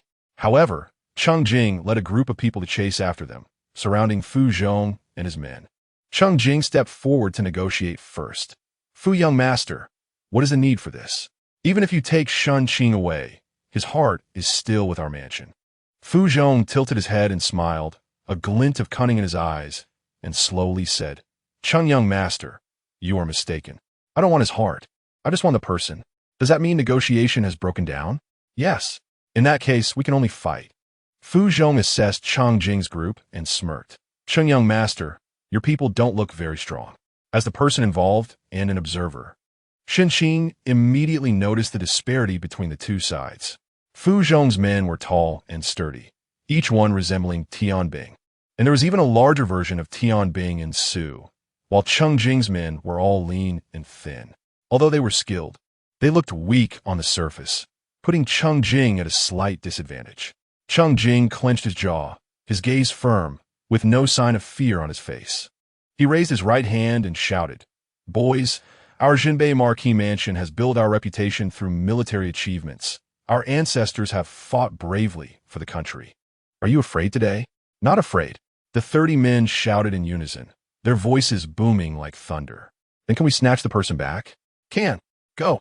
Although Shen Qing was still being carried on someone's shoulder at this moment, he felt a surge of blood rushing to his head.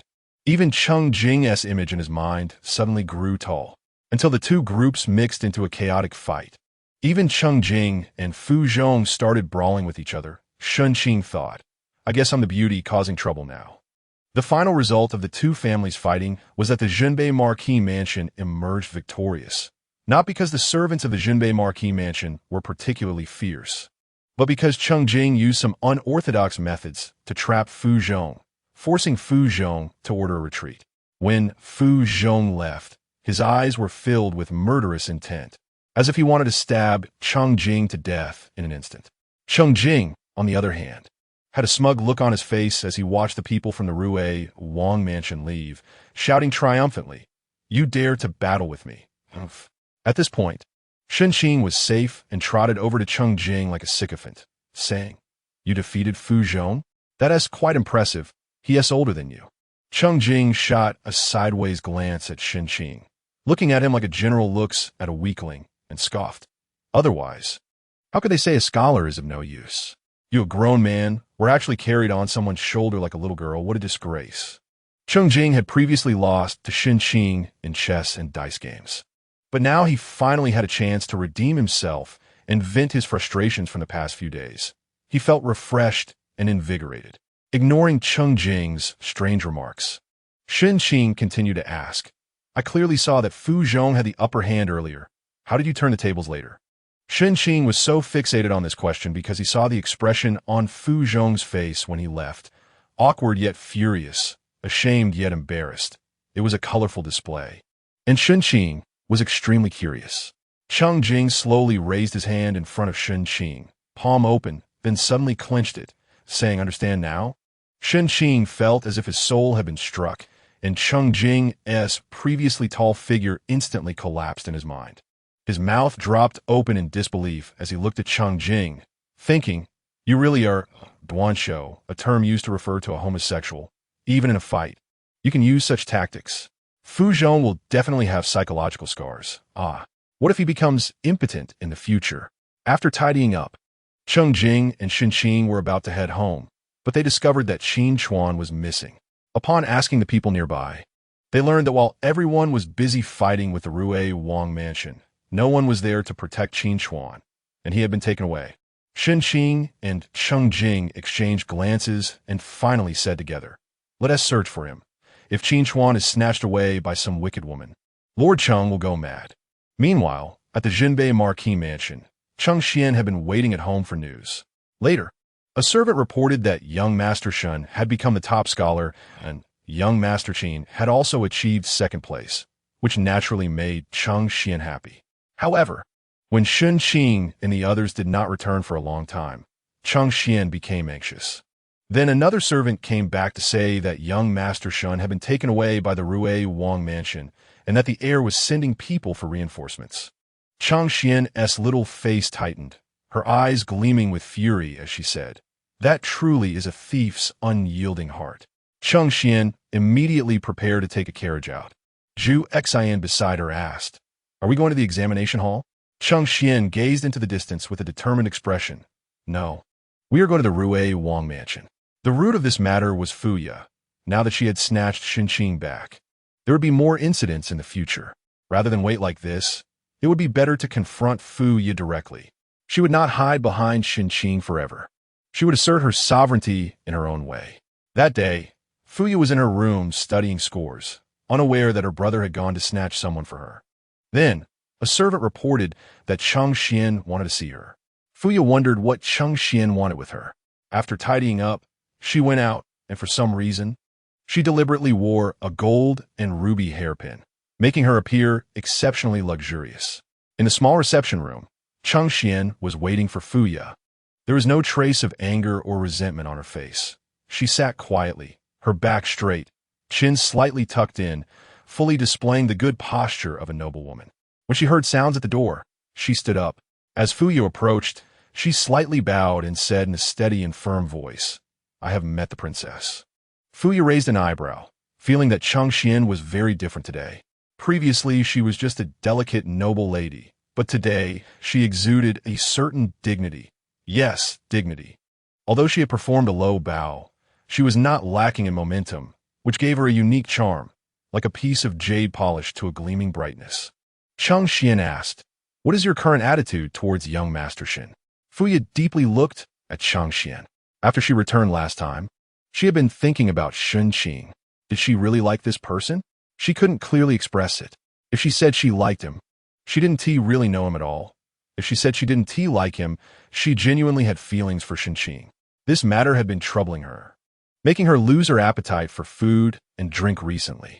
Her father had asked her about it a few times, and she had honestly told him, But her father had not given her any good advice. Now, Xian was asking, and she didn't even know herself. Fuya's expression remained calm as she countered. What does this have to do with Miss Cheng? It does. Xian maintained eye contact with Fuya throughout, and Fuya could sense her seriousness. Xian continued, I have a good impression of young Master Shen, and I believe the princess does as well. Last time the princess mentioned that young Master Shen could have better choices, I think that might be true. But regardless of the choice, it should be made by young Master Shen himself, right? Are you willing to let him make a choice? Feeling reluctant in her heart, Xian revealed a bittersweet smile. I'm not afraid of the princess laughing at me. I don't know when it started, but I really want to marry him. However, I'm not outstanding, and sometimes I wonder what Mr. Shen likes about me, or if he truly likes me at all. I've been troubled and worried about this, but only today did I realize that love shouldn't be like this. If I always tie him to my side, perhaps he won't be happy, and I won't be happy either. It's better to let go and let him choose. If he chooses me, my heart will be at peace, and I will wholeheartedly accompany him. If he doesn't choose me, I will be very sad, but I am willing to let him go. When Xian said this, there was a slight glimmer in her eyes, which might have been tears or perhaps just the clarity of her gaze. After hearing this, Fuya fell into a rare silence. She recognized that she couldn't do this for Shen Qing. Perhaps Xian was truly a good match for him. While Fuya was deep in thought, she saw Zhu Xian running back. After glancing at Xian, she leaned in to whisper in Fuya's ear. Fuya was stunned after hearing the news. Her father had actually sent her brother to pursue Shen Qing without even telling her. No wonder Xian came to her door. Fuya composed herself and said to Xian, I understand your intentions today, Miss Cheng. Mr. Shen has already returned, and such things will not happen again in the future. This left Xian momentarily stunned. She was still thinking about how to entangle further. But the other party agreed so easily. Did she have such good eloquence? However, since Shen Qing had returned, she should leave. Just as Xian reached the door, she heard Fuya's calm and gentle voice. Miss Cheng, you are actually worthy of being liked. Mr. Shen should be sincere, right? Xian paused for a moment and then replied, thank you, before leaving. Meanwhile, Shen Qing and Cheng Jing had found out through various inquiries that Qin Chuan had been taken away by Lord Wang, the head of the Imperial Academy. After hearing this, Cheng Jing pondered for a moment and suggested to Shen Qing, how about we go back? Shen Qing had the same thought. Why? The head of the Imperial Academy is a high-ranking official, and although his position may not seem high in the capital, he is of noble standing. To put it simply, the head of the Imperial Academy is equivalent to the president of top universities like Tsinghua or Peking University. For someone like Qin Chuan, marrying into such a family would be greatly beneficial. Moreover, although Qin Chuan is from a northern town Marquis family, he lost his father at a young age and has been living here, making his situation somewhat awkward. Being able to secure such a marriage proposal is indeed a stroke of good luck. So Shen Qing and Cheng Jing clapped their hands and went home. On the way, Shen Qing suddenly thought of a question and asked Cheng Jing, do you know much about Lord Wang's family? Their background is good. But how are the young ladies in the family? They won't harm Qin Chuan, will they? Cheng Jing had just had a fight and had vented his frustrations. So he replied casually, don't worry. Lord Wang's family is known for their good morals, and the young ladies are certainly good. You can rest assured. Just as Cheng Jing said, Lord Wang's family indeed has a good reputation, and even Lord Wang himself is kind and elegant. At this moment, he smiled gently at the nervous Qin Chuan and turned to his wife, Madame Zhang, saying, you did well today, my eldest son. You've taken a young, handsome, and, importantly, kind-hearted person. It's truly a good match. Madame Zhang also smiled and asked Qin Chuan, young man, do you have a family? Qin Chuan was confused. He had been watching his brother fight with young Master Fu and was worried about them. Suddenly, a group of people came and carried him away. He shouted loudly, brother, don't. However, everyone was too busy to pay him any mind. Then, he found himself here, with the uncle in front of him smiling at him, making Qin Chuan a little scared, especially since he hadn't expected to be taken away. Hearing the question, he reflexively answered, not yet. Do you have a marriage contract? Qin Chuan shook his head. Madame Zhang and Lord Wang exchanged glances, both showing satisfied expressions. Lord Wang coughed and said seriously, "Nephew, here's the thing. I have a daughter who has been well-educated and is knowledgeable. My family wishes to invite you to be her husband. Would you be willing?" Qin Chuan's face turned red instantly. Lord Wang felt delighted. Seeing this shy and innocent demeanor, he knew he could easily win him over. Today was truly a blessing from the ancestors, and he must hold on tight. However, Lord Wang also felt a bit bittersweet. My chubby daughter can finally be married off. Chapter 32. After Shen Qing and Qin Chuan returned to the residence, they found everyone waiting in the main hall.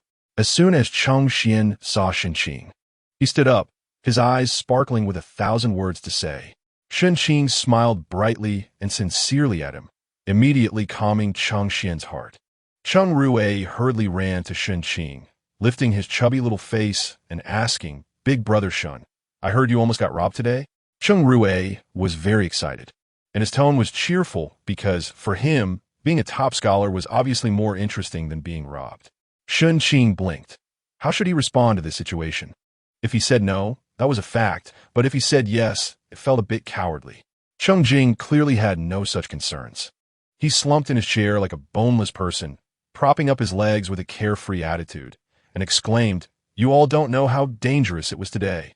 That scoundrel Fu Zhong brought a bunch of people to rob Shen Qing, and they were all big and burly, just like Li Kuei. Luckily, I was brave and fearless, risking my life to bring Shen Qing back." Shen Qing sat next to him, expressionless, not voicing any opinions. Lord Cheng was also aware of what happened at the entrance of the examination hall. What did it matter if someone got robbed? Even if Shen Qing went to the Rui Wang mansion, he, Cheng Duo, could still bring him back. The key was that Shen Qing had become the top scholar. It was once every 3 years, with thousands of candidates, and one top scholar emerged. To have him in his residence, especially when Shen Qing was still relatively unknown. What great fortune that was! Even someone as dignified and composed as Lord Cheng felt delighted and satisfied, thinking he truly had an eye for talent, having dug that nugget of gold out from the dirt.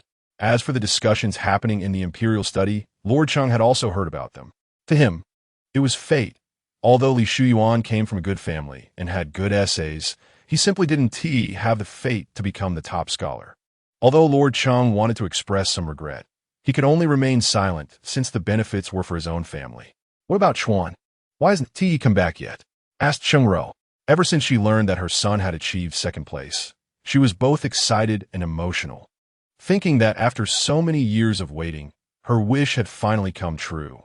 However, she also felt a bit uncomfortable, wondering why Shen Qing had become the top scholar instead of her son. It truly felt like heaven had no eyes. Cheng Ro's feelings were quite complicated.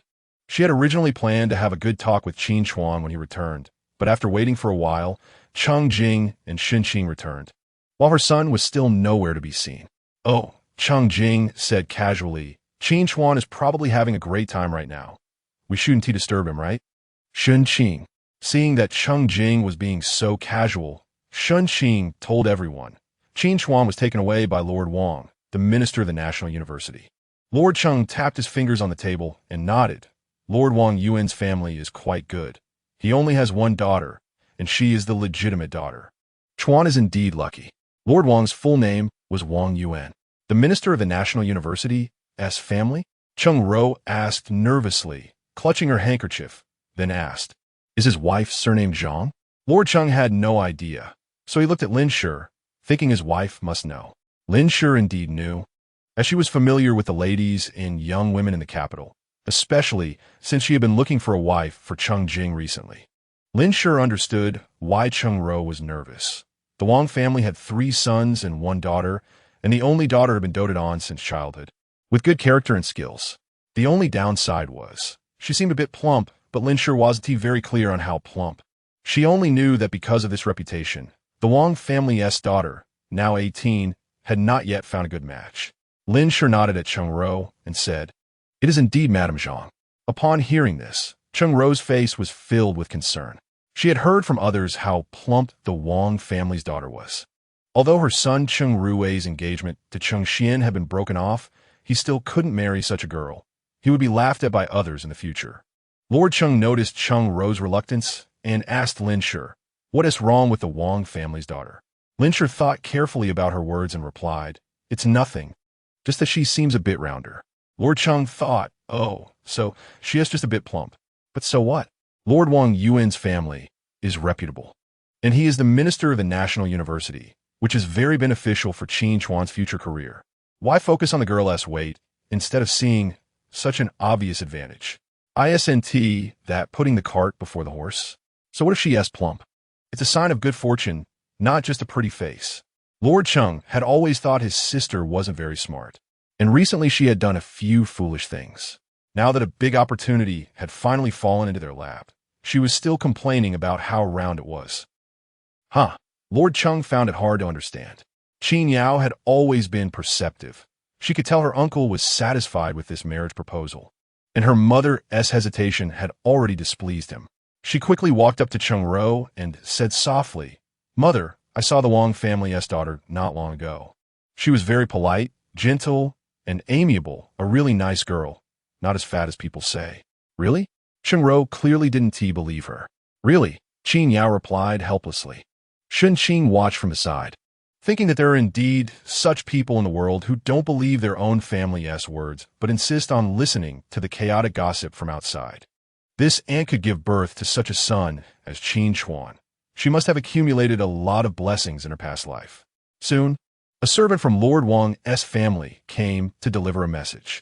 The servant was simply dressed with a neat appearance, and even her smile was just right, giving off the air of someone from a long-established family. After greeting everyone, she half sat on a small stool and sincerely addressed Cheng Ro and Lin Shi. The master of the house is very fond of young Master Qin and is willing to betroth his daughter to him. If Madam has time, you could come to our residence to discuss this matter. Everyone looked at Cheng Ro, as she was Qin Chuan's mother. However, even at this point, Cheng Ro was still hesitating and didn't respond. Lord Cheng thought that women often lack foresight, and, as the uncle, he couldn't just watch his nephew's future be delayed. He instructed Lin Shi, you go with her to see what Chuan thinks. This matter should still be based on Chuan's opinion. While they were willing, they shouldn't show it too obviously. A gentleman's integrity must still be demonstrated. Then Lord Cheng quietly advised Lin Shi, when you get there, persuade Chuan well. What is wrong with a girl being plump? Marrying a wife means marrying a virtuous one. However, Lord Cheng stroked his chin. If Chuan truly doesn't want to, then forget it. We can't force him. Lin Shi agreed and went with Cheng Ro to the Wang family. As soon as they arrived, Madame Zhang came to greet them from a distance, exuding a blend of nobility and warmth without being overly aggressive, indicating that while they were interested in a marriage alliance, they were not forcing it.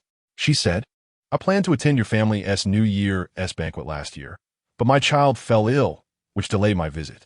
I regretted it quite a bit, but I didn't expect our families to have such a connection.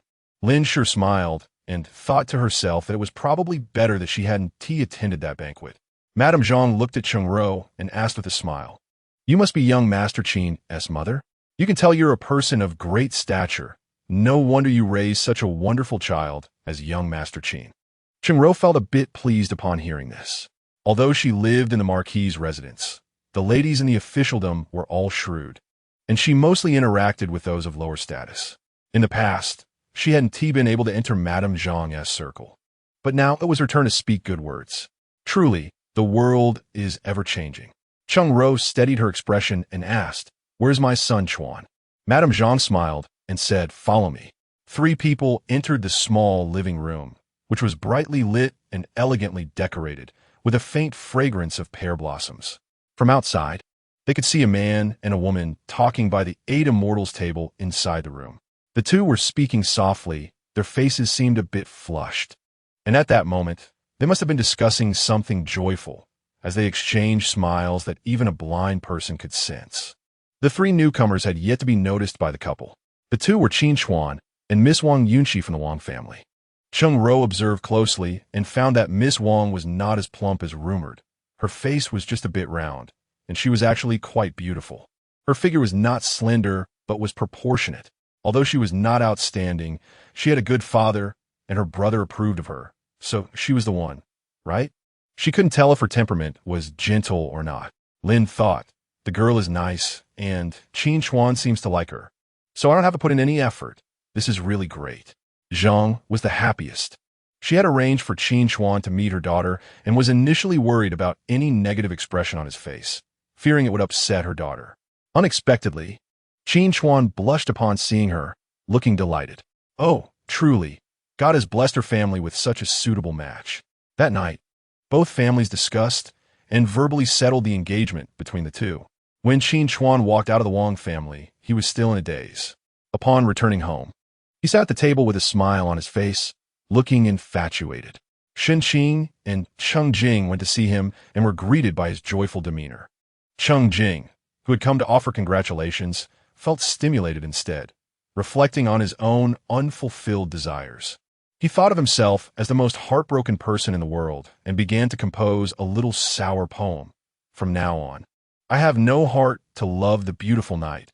Let the bright moon shine down on the western floor. Once I have seen the vast sea, nothing else can compare. Except for the clouds over Wushan, nothing is like them. What is love in this world that makes one willing to pledge life and death? Qin Chuan's ears automatically filtered out Cheng Jing's sour poetry as he sat there grinning, lost in thoughts of his recent time with Yunxi. Yunxi is so knowledgeable. It seems she understands everything. Her voice is so pleasant, like the sound of a babbling spring, and she is so adorable. Shen Qing looked at Cheng Jing, then at Qin Chuan, feeling like he was about to have a personality split. Shen Qing was preparing for the upcoming horse parade. He considered himself a person with rich life experiences. Having seen everything in his past life, he now had a chance to experience things he never could have.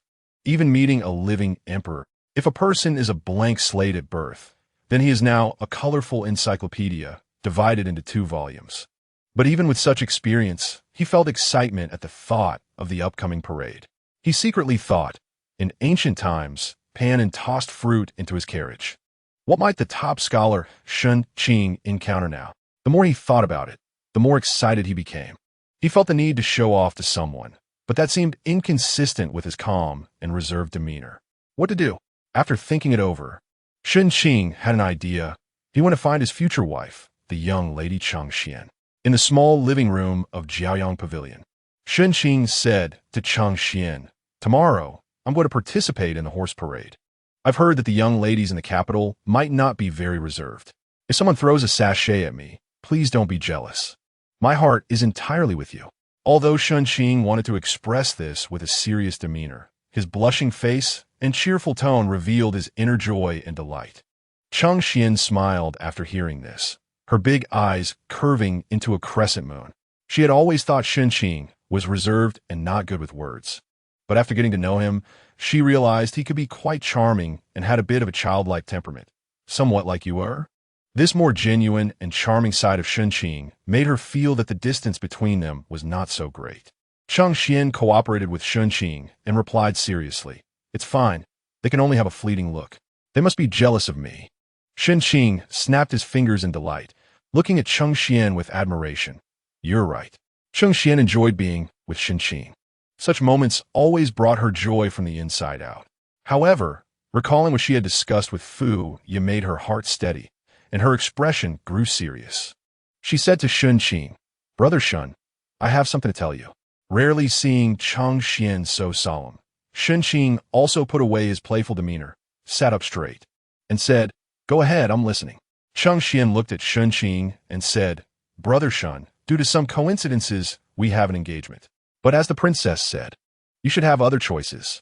I don't want to bind you to me just because you saved me. That would make you unhappy, and I would worry and overthink. Rather than that, I hope you can choose again. If you feel I'm not suitable, we can cancel this engagement." Changxian's eyes were clear and calm, her expression particularly serious, reaching a solemn level that conveyed her sincerity. She continued, "If I cannot marry you, I will feel regret. But perhaps I can have a more suitable marriage. Maybe I'll be happier that way. Brother Shen, your decision concerns both our lives, so please consider it carefully. As for my father, you don't need to worry. I will speak to him." After speaking, Changxian felt a mix of worry and urgency, but more importantly, she felt a sense of relief. Shen Qing was too excellent. She always felt she couldn't keep up with him. Now, she would let him choose for himself. If he chose her, she would stop overthinking and accompany him for a lifetime. If he didn't choose her, she would be sad. But meeting such a person in her life was enough. You are the treasured pearl of Lord Qing. Shen Qing's response was a nonsensical remark, leaving Chang Xian stunned. Then she saw Shen Qing's teasing expression as he casually said, "Your father is incredibly proud, always acting like I am the best in the world. And I am unmatched. Why are you so insecure? You should think this poor boy can marry me. He must have accumulated 8 lifetimes of good fortune." Shen Qing even showed a wronged expression, hooking his pinky around Chang Xian's sleeve and saying, "You don't want to get rid of me, do you?" Chang Xian hurriedly tried to explain, but Shen Qing held both of her hands in his and said solemnly, "I don't have many choices. My only choice is you. I willingly choose you.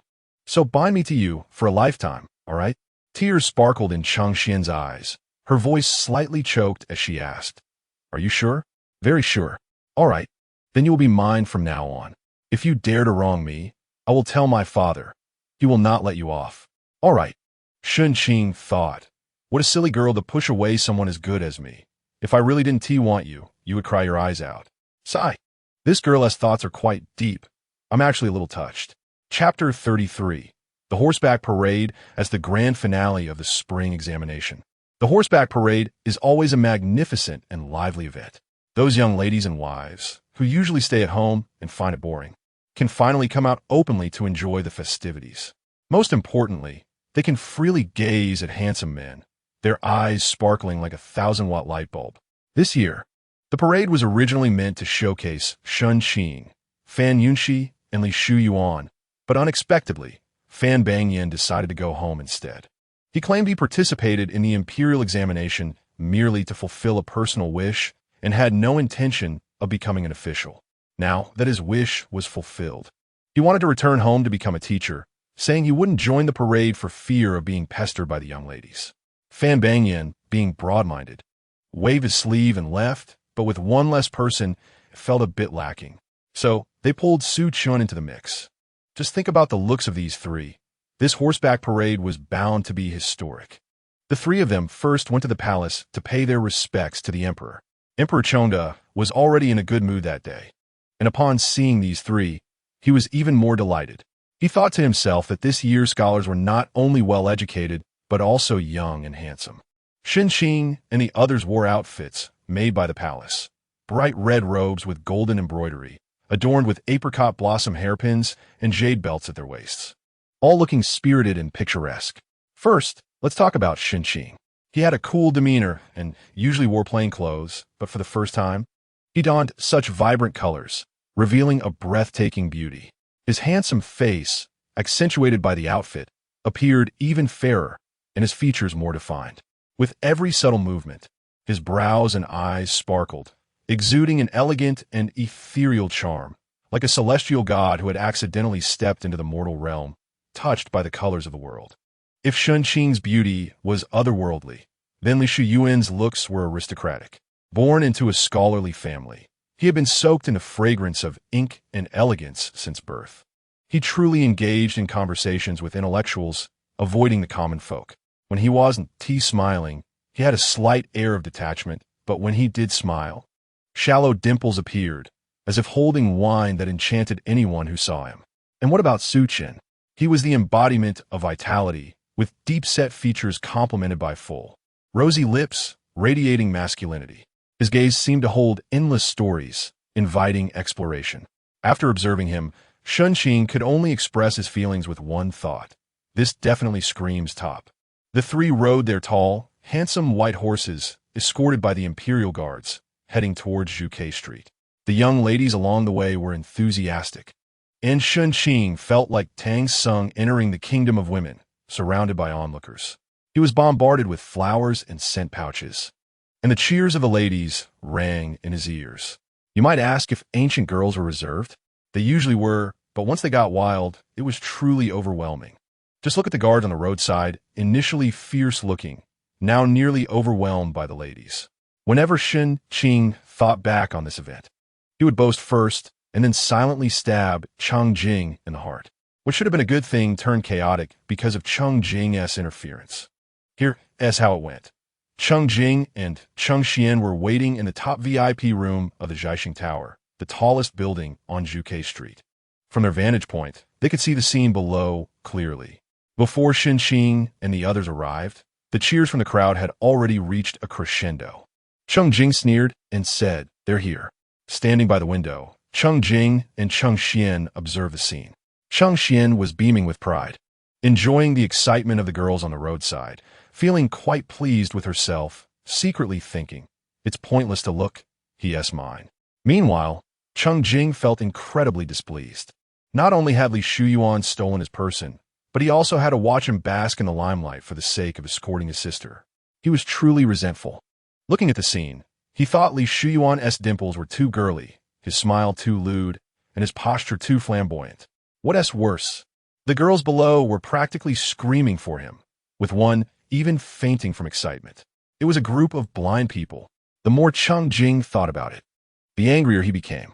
He casually threw the half-eaten apple in his hand towards Li Shuyuan's ear, intending to hit him.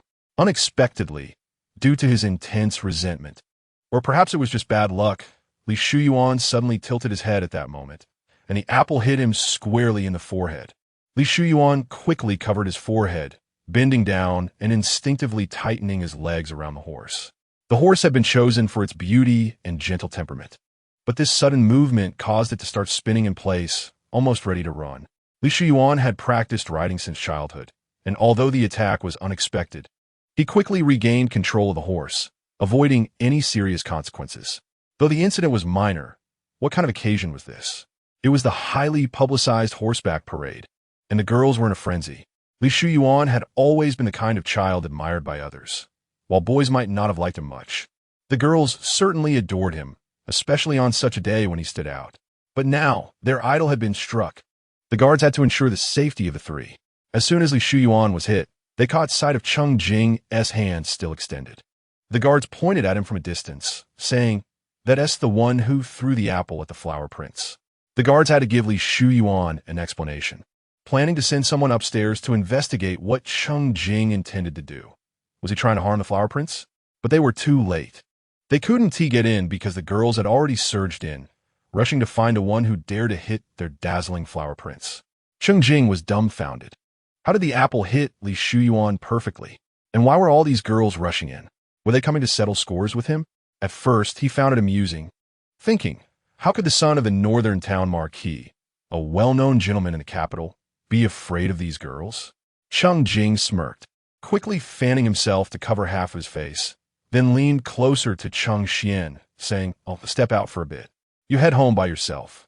Before making a hasty retreat, Cheng Jing's expression changed so quickly it could rival the face-changing acts in operas, leaving Cheng Xian completely taken aback. All she heard was the sound of his footsteps growing distant, followed by the girl's shouts and occasional cries from her brother. Zhu Xian rushed out to check the situation and returned to Cheng Xian, saying the eldest young master intended to go downstairs but ended up running back upstairs. After that, I don't know where he went. As the two wondered where Cheng Jing had gone, they heard the noise from the street below rising to a new peak. They leaned out the window to look down and saw Cheng Jing had somehow made it down, jumping and dodging through the crowd, clearly in a panic. Following closely behind him was a large group of girls, with one particularly small girl leading the charge, looking fierce. It seemed an immense power had erupted from her petite frame, and she was determined not to back down. Cheng Xian recognized this girl. She was Wei-Xian, the daughter of General Wen. With a bold and straightforward personality, she was born into a military family, but had a fondness for scholarly young men, much like Li Shuyuan. Cheng Xian had heard enough about this to know her brother was in for a tough time after hitting Li Shuyuan. Cheng Jing was indeed in a tough spot. He knew he couldn't run through the crowd. If he caused a commotion, it would be disastrous. So he took a small alley to get to the back street, which was empty and spacious enough for him to run. While fleeing, he couldn't help but glance back. And when he saw Wei-Xian's face, his heart felt bitter. That girl had been practicing martial arts since she was little. He wasn't even sure he could beat her. The key point was that even if she hit him, he wouldn't dare lay a finger on her because she had 6 older brothers. 6 brothers, each one strong and fierce. Cheng Jing, the young master, certainly didn't want to provoke them. while Shen Qing led some girls away.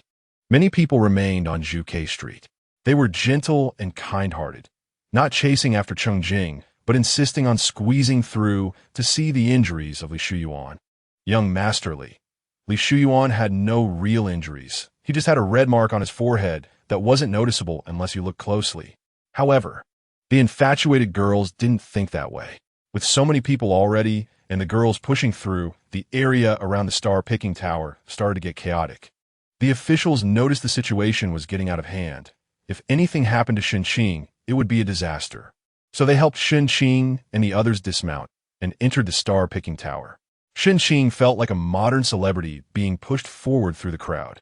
But the officials around her were quite useless because she clearly sensed someone groping her. And it wasn't just one person. In her panic, Shen Qing looked at the people closest to her and felt miserable. Why? Think about it. Those who could push to the front weren't delicate young ladies. They were all robust and hefty ants. Damn it, here she was a grown man getting groped. And in this strictly moralistic ancient society, by these aunties, life really is full of surprises. Shen Qing, you bastard, I won't let you off easily. Chapter 34. This conflict, neither too big nor too small, only ended in the afternoon. Fortunately, there were no stampede accidents. Shen Qing exerted the last bit of his strength to escape from Wei Xian's grasp, ultimately lying on the ground like a puddle of mud, unable to get up. After finally returning home, he was stopped at the door by Lord Cheng. Looking at his father's ominous gaze, Shen Qing's legs gave way. Today, this incident left him feeling somewhat fearful. With so many people at the scene, many were pushing towards Li Shuyuan. If things had not been controlled well, a stampede could have easily occurred, and what should have been a joyful occasion might have turned into a tragedy. The root cause of this incident was Shen Qing throwing an apple at Li Shuyuan. However, to say that it was entirely Shen Qing's fault would be too unfair to him. He had not anticipated that the girls would be so crazy as to come after him. He had already run toward the less crowded area. But the girls continued to crowd towards Li Shuyuan, which was beyond Shen Qing's control. But on the other hand, if Shen Qing hadn't thrown the apple, how could all the subsequent events have occurred? This matter was a muddled account, and in the end, people would blame Shen Qing. Lord Cheng looked at Shen Qing and uttered just two words: reason. Shen Qing thought about the fact that the girl he liked belonged to someone else, and that today had almost caused a major disaster. His eyes turned slightly red. He was not the kind of noble son who viewed human life as insignificant. If someone had died today, he wouldn't have been able to live with himself. Shen Qing knelt down directly, his voice despondent. This time, I was wrong. Reason? Lord Cheng's voice was not loud, but pressed down on Shen Qing like Mount Tai. Shen Qing lowered his head and after a long time said, Father, please give me some face. I am willing to go to the Shuntian prefecture to confess my guilt. I am willing to bear any punishment. Lord Cheng walked directly outside, and Shen Qing, supported by a servant, stood up and followed with his head down. Zhang Sheng, the prefect of Shuntian, had just returned from Zhuke Street and was now feeling both fearful and angry. He was responsible for this parade, and originally thought that sending some people to maintain order would suffice. Who would have thought that such an incident would occur? First, the popularity of the top scholar. Second place and third place forced him to increase manpower several times. Then, the son of the Duke of Beibei threw an apple at Li Shuyuan, which was like poking a hornet's nest. The events that followed had made Zhang Sheng break out in a cold sweat. Fortunately, the outcome today was not too bad. If anything major had happened, Shen Qing would not escape responsibility, and he would also have to bear the blame. Zhang Sheng was busy pouring tea like a bull when he heard that Lord Cheng and his son had arrived. Zhang Sheng had wanted to vent his anger, but upon thinking of Lord Cheng's face, he sighed and went out. In the living room, Lord Cheng stood silently at the back. When Shen Qing saw Zhang Sheng arrive, he stepped forward and clasped his hands in salute. Lord Zhang, today's incident was my fault. I acted thoughtlessly and inappropriately, causing you trouble. I am willing to bear all the losses caused by this matter, and I hope you can be lenient. Shen Qing's attitude in admitting his mistake was good, and with Lord Cheng also present, Zhang Sheng's anger dissipated considerably. Upon serious reflection, he felt that this incident could not be entirely blamed on Shen Qing, so he lectured for a few moments and then let the matter go. Before Lord Cheng could leave, General Wei also arrived. Zhang Sheng was unaware that Wei.Shen had chased Cheng Jing down the street.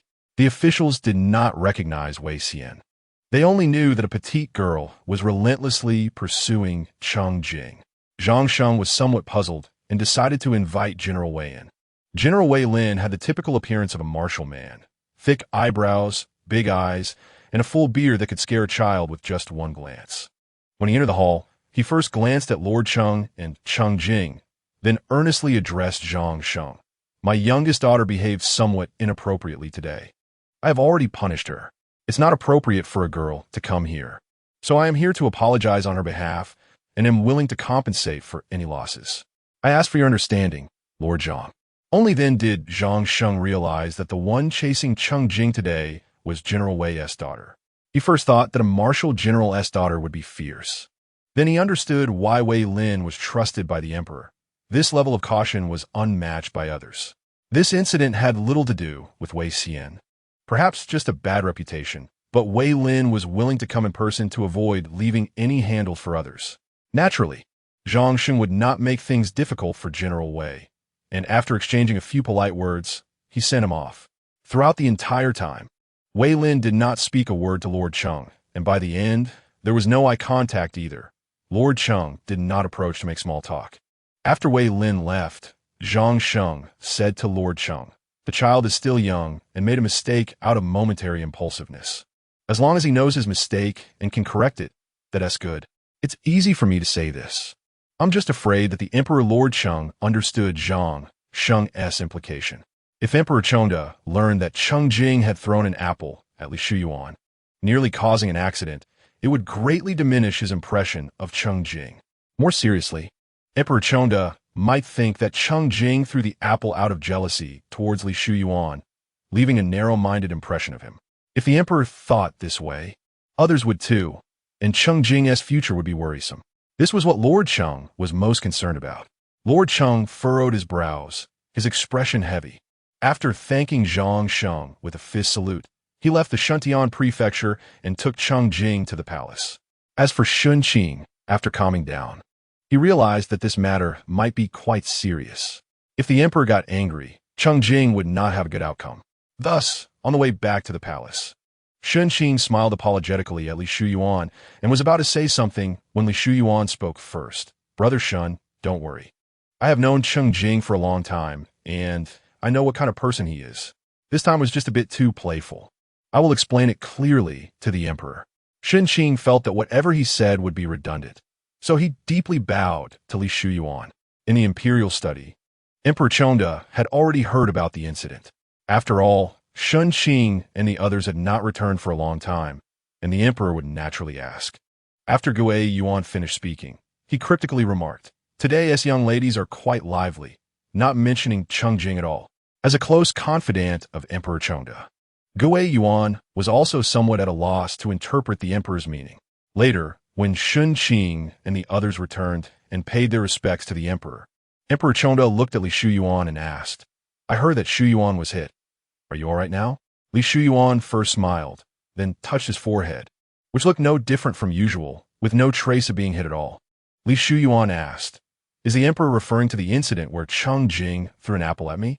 He directly mentioned Cheng Jing without any concealment. Then, with a playful expression, said, "I have known Cheng Jing since we were young, and we have a good relationship. Not to mention throwing an apple at me. We used to fight a lot. I could never beat him, but I was not convinced. Once, I tricked him into going to bathe and secretly took his clothes. Your Majesty, guess what happened next?" The youthful eyes were clear and bright, and his expression was particularly lively, eagerly waiting for the emperor to ask, making it quite amusing. Emperor Chengda laughed, thought for a moment, and said, "He couldn't have returned home naked, could he?" Li Shuyuan's eyes curved in a crescent, and his dimples were quite charming as he replied. Cheng Jing waited until it was dark and no one was around before sneaking to a farmer's house and took the clothes that were hung out to dry. Guess what happened? He actually took a skirt, but there was nothing he could do. He wore the skirt back home. Later, Cheng Jing said it was the greatest humiliation of his life. Li Shuyuan's storytelling was entertaining, and everyone in the hall laughed. Emperor Chengda found it quite amusing as well. Seizing the moment, Li Shuyuan added. Afterwards, Cheng Jing even sent money to that farmeress family. Cheng Jing is actually quite open-minded and soft-hearted. This time, he just wanted to tease me. It was just too coincidental that I got hit when I tilted my head. As for what happened afterwards, that's my fault. Who told me to be so popular with the girls? They insisted on coming to see me, and I felt a lot of pressure. Li Shuyuan pretended to be helpless, but his eyes were full of joy, making people feel that this young man was extremely lovable. Li Shuyuan first explained that Cheng Jing had a good relationship with him, and that his actions were merely a joke. Later, he used the issue of clothing to illustrate that Cheng Jing had a kind heart and that this was just an accident, so he couldn't take all the blame. Emperor Chonda laughed heartily. He was getting old and liked these vibrant young people. With Li Shuyuan's words, what was originally a dispute turned into a playful interaction among the youth, making it seem normal for young people to make small mistakes, which reduced the emperor's prejudice against Cheng Jing. The main reason was that the parties involved seemed indifferent to it. However, Emperor Chonda then asked Shen Qing, "What does Wu Zhuo think?" Shen Qing replied, "Let me put it this way to your majesty. Cheng Jing didn't like reading much before, but this time he suddenly found that the girls in the capital didn't like him anymore, so he spends his days at home writing little sad poems. And his favorite line is, 'What is love in this world that makes one willing to die for it?' He even puts on a lonely and haggard expression while doing it. I feel like I don't need to eat when I see it every day." After Shen Qing finished speaking, Emperor Chonda burst into laughter, thinking that Cheng Jing was just a child who hadn't grown up yet, with a rather interesting personality, and he should not be a narrow-minded person. At this moment, Gu Yuan came to report that Lord Cheng had brought Cheng Shizi, who was still kneeling outside. Emperor Chonda said to Shen Qing and the others, "Cheng Jing is in for a hard time this time. His father is quite harsh." After saying that, he let the two in. Seeing Emperor Chonda's relaxed tone and joking manner, Shen Qing thought the matter shouldn't be too serious, and he couldn't help but breathe a sigh of relief, feeling that today had been quite exciting and thrilling. Emperor Chonda did not punish Cheng Jing, but let him go back after saying a few words. While Emperor Chonda did not punish him, Lord Cheng would not let Cheng Jing off easily. To ensure that he learned his lesson, Lord Cheng gave Cheng Jing 20 lashes and personally supervised it. The person administering the lashes was quite careful and did not injure the young master, but it was still quite painful. Cheng Jing was first heartbroken and then physically hurt. The combination of the two made him fall ill, lying in bed all day, moaning that he couldn't go on living. Shen Qing brought Cheng Xian to see him and asked, "Why did you smash Li Shuyuan? Do you two have a grudge?" He even said so many good things about you in front of the emperor this time. Cheng Jing's lips were dry and cracked, his eyes vacant as he stared ahead. Murmuring, the hatred of a wife snatched away. Shen Qing and Cheng Xian were both stunned. When did Cheng Jing get married? Shen Qing felt Cheng Jing's forehead. He didn't have a fever. Cheng Jing, perhaps weakened by illness, had a strong desire to vent. He grabbed Shen Qing's hand, his face filled with sadness, his eyes slightly red, and said, "Why does she already have a marriage contract?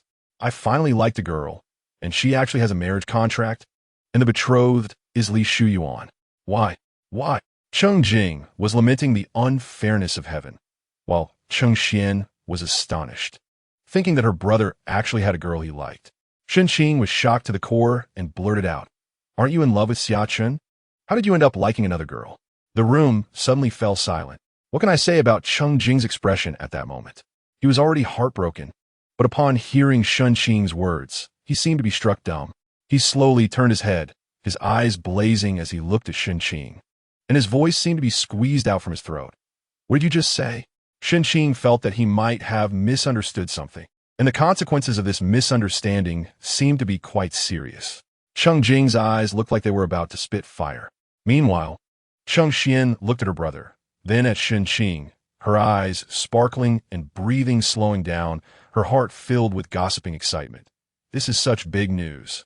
I'm so excited and want to know more. Chapter 35, Shen Qing felt a strong sense of danger. He was originally sitting on a small stool by the bed, and as he thought about how to speak, he quietly shifted his legs to the side, ready to escape at any moment. He smiled at Cheng Jing, showing 2 rows of particularly white and bright teeth, and then slowly blinked his eyes, displaying a hint of innocence and cuteness. He softly asked, "What did you just say you liked in a girl?" Shen Qing stared intently at Shen Qing, appearing exceptionally calm at this moment. He glanced at Shen Qing's restless legs, then slowly pulled Shen Qing's sleeve into his palm and gripped it tightly, asking calmly, "What do you mean by what you just said? What do you mean I like Xiaqin?" As soon as he finished speaking, Shen Qing's expression suddenly turned fierce, like a volcano that had been brewing for a long time, erupting all at once, shaking the heavens and the earth. He roared at Shen Qing's face. "Xiaqin is a guy. How could I like him?" Shen Qing felt like his ears were going deaf, and his face was drenched in Shen Qing's saliva. However, he felt particularly guilty and didn't dare to retort, explaining softly, "That night, you were so attentive to Xiaqin. Later, when I asked you if you had ulterior motives towards Xiaqin, you said yes, so I thought you liked Xiaqin." Shen Qing's voice grew smaller as Shen Qing's gaze became increasingly fierce.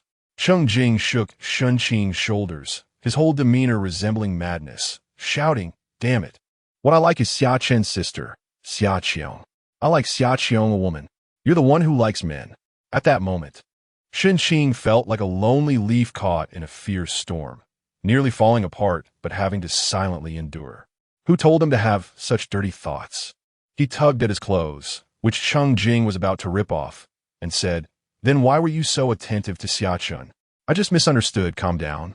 Calm down, you're still sick. Don't get too worked up." Shen Qing was definitely unable to calm down. He shouted, "What's wrong with trying to win over my future brother-in-law? If I can't see Xiaqiong, how can you still claim to be a scholar?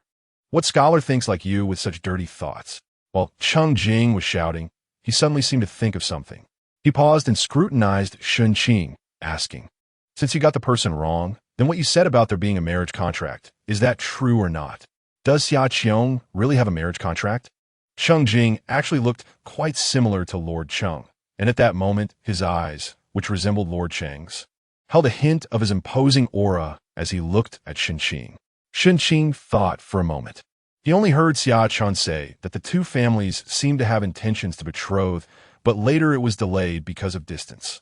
This time, the Xia family returned and was busy with the imperial examination, so they probably hadn't said anything yet. Shen Qing chuckled and shook his head at Shen Qing. Just as Shen Qing's large fist was about to smash down on him, Shen Qing darted out like a shadow. Then cautiously he poked his head back in and said to Shen Qing, "Do you think that girl from the Xia family has a marriage contract with Li Shuyuan? It seems like they were going to set it, but as of now, they probably haven't." With this, everything made sense. No wonder Shen Qing wanted to smash Li Shuyuan that day. Shen Qing's expression at that moment was a mix of laughter and tears. His eyes were red, but his mouth was grinning. His entire facial expression was extraordinarily tangled and vivid, but such a complex expression couldn't represent even a fraction of his inner feelings. He thought he was destined to have nothing to do with Xiaqiong in this life, but it turned out Shen Qing had made a mistake. Damn it, he even thought he was a short sleeve, and he had fooled himself into believing there was a marriage contract. If it weren't for Shen Qing's mistake, how could he have been so sad for so many days? How could he have smashed Li Shuyuan? How could such things have happened on the day of the parade? How could he have been punished by his father 20 times, but was almost split into 8 pieces? The culprit behind all of this was Shen Qing. That day, the servants of the Zhengbei Marquis residence were all busy. They first saw this year's top scholar, the always graceful Shen Qing, dash out at high speed, as if a wolf were chasing him. Then the servants realized there really was a wolf chasing him. No, it was someone pursuing him. This person wore a white inner garment, with hair flowing down like a demon, and a fiercely intimidating expression on his face. Upon closer inspection, wasn't this the young master? But wasn't he supposed to be resting because of illness? How could he look like this? Did he go mad? The chase between the two ended with Shen Qing getting a stitch in his side, and Shen Qing had no choice but to help him back to his room. Knowing that the girl he liked didn't have a marriage contract, Shen Qing felt that his illness had improved by more than half, returning to the carefree young master of the Marquis' residence. However, he clearly didn't want to let Shen Qing off the hook. Now, sitting with his legs crossed on the stool, he commanded Shen Qing like a master, "I want to meet the girl from the Xia family." At this moment, Shen Qing felt a strong sense of obligation toward Shen Qing but regarding this request, Shen Qing really wanted to say, I can't do it. After considering for a while, Shen Qing spoke in the gentlest tone he could muster, Brother, it's not that I don't want to help you, I just can't do it. Moreover, although the girl from the Xia family hasn't officially set a marriage contract with Li Shuyuan, it's only a matter of time. Why hang yourself on one tree? I don't care. Cheng Jing, like a stubborn child, was quite unreasonable. If there's a marriage contract, it would be one thing. But since there isn't one now, I definitely want to give it a try. Otherwise, I would regret it later. As long as there is no marriage contract, we have room to maneuver. Even if there's a marriage contract, Cheng Jing's eyes glinted. We should find a way to ruin it. Cheng Jing had figured it out. As long as they weren't married, everything was fine. He realized he had been too kind in the past. After this experience, Cheng Jing felt that love shouldn't be about reason. This time he had to fight for it. However, directly meeting Xia Qiong would indeed put Shen Qing in a difficult position. So Cheng Jing came up with a new idea. He jogged up to Shen Qing and proposed. How about this? Didn't you say the Xia family just returned from Jiangnan? Xia Qiong definitely doesn't have feelings for Li Shuyuan. Why not ask Li Shuyuan what he thinks? What if he has someone else he likes? Yes, that's it.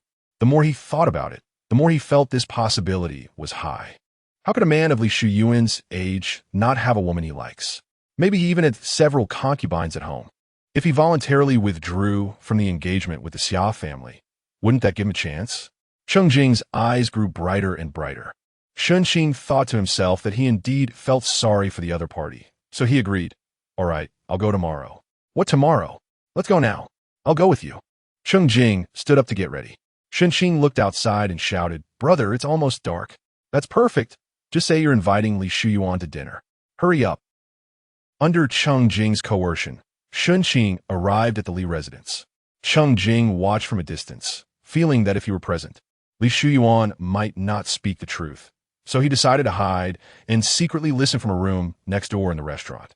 Meanwhile, after Shen Qing explained his purpose, he waited in the doorroom. At this time, besides Li Shuyuan's family, the Li residence also had the Xia family, including Cheng Jing's crush, Xia Qiong. The Xia family came to visit the Li family with the intention of discussing a marriage. Inside the Li residence, the Li family and Xia family members gathered together. Madame Li looked at Xia Qiong, who was with her daughter-in-law in the distance. Today, Xia Qiong wore a moon-white top paired with an indigo phoenix tail skirt, exuding an elegant and graceful demeanor. At this moment, she seemed to be talking about something joyful, her eyes crescent-shaped and her cheeks adorned with two small dimples, radiating the delicate beauty of a Jiangnan woman. Madame Li smiled and said, Qiong'er has grown even prettier. I guess I won't have the fortune to have a daughter in this life. I just love young girls. She turned to Madame Xia and said, Sister, do you still remember our previous agreement? Now that you have a daughter, you can't give her to anyone else. Madame Xia and Lord Xia exchanged a glance, then smiled and said, Of course we haven't forgotten. It's just that we are an open-minded family and hope that our children are willing. As she spoke, her gaze drifted towards Li Shuyuan, clearly expecting him to express his thoughts.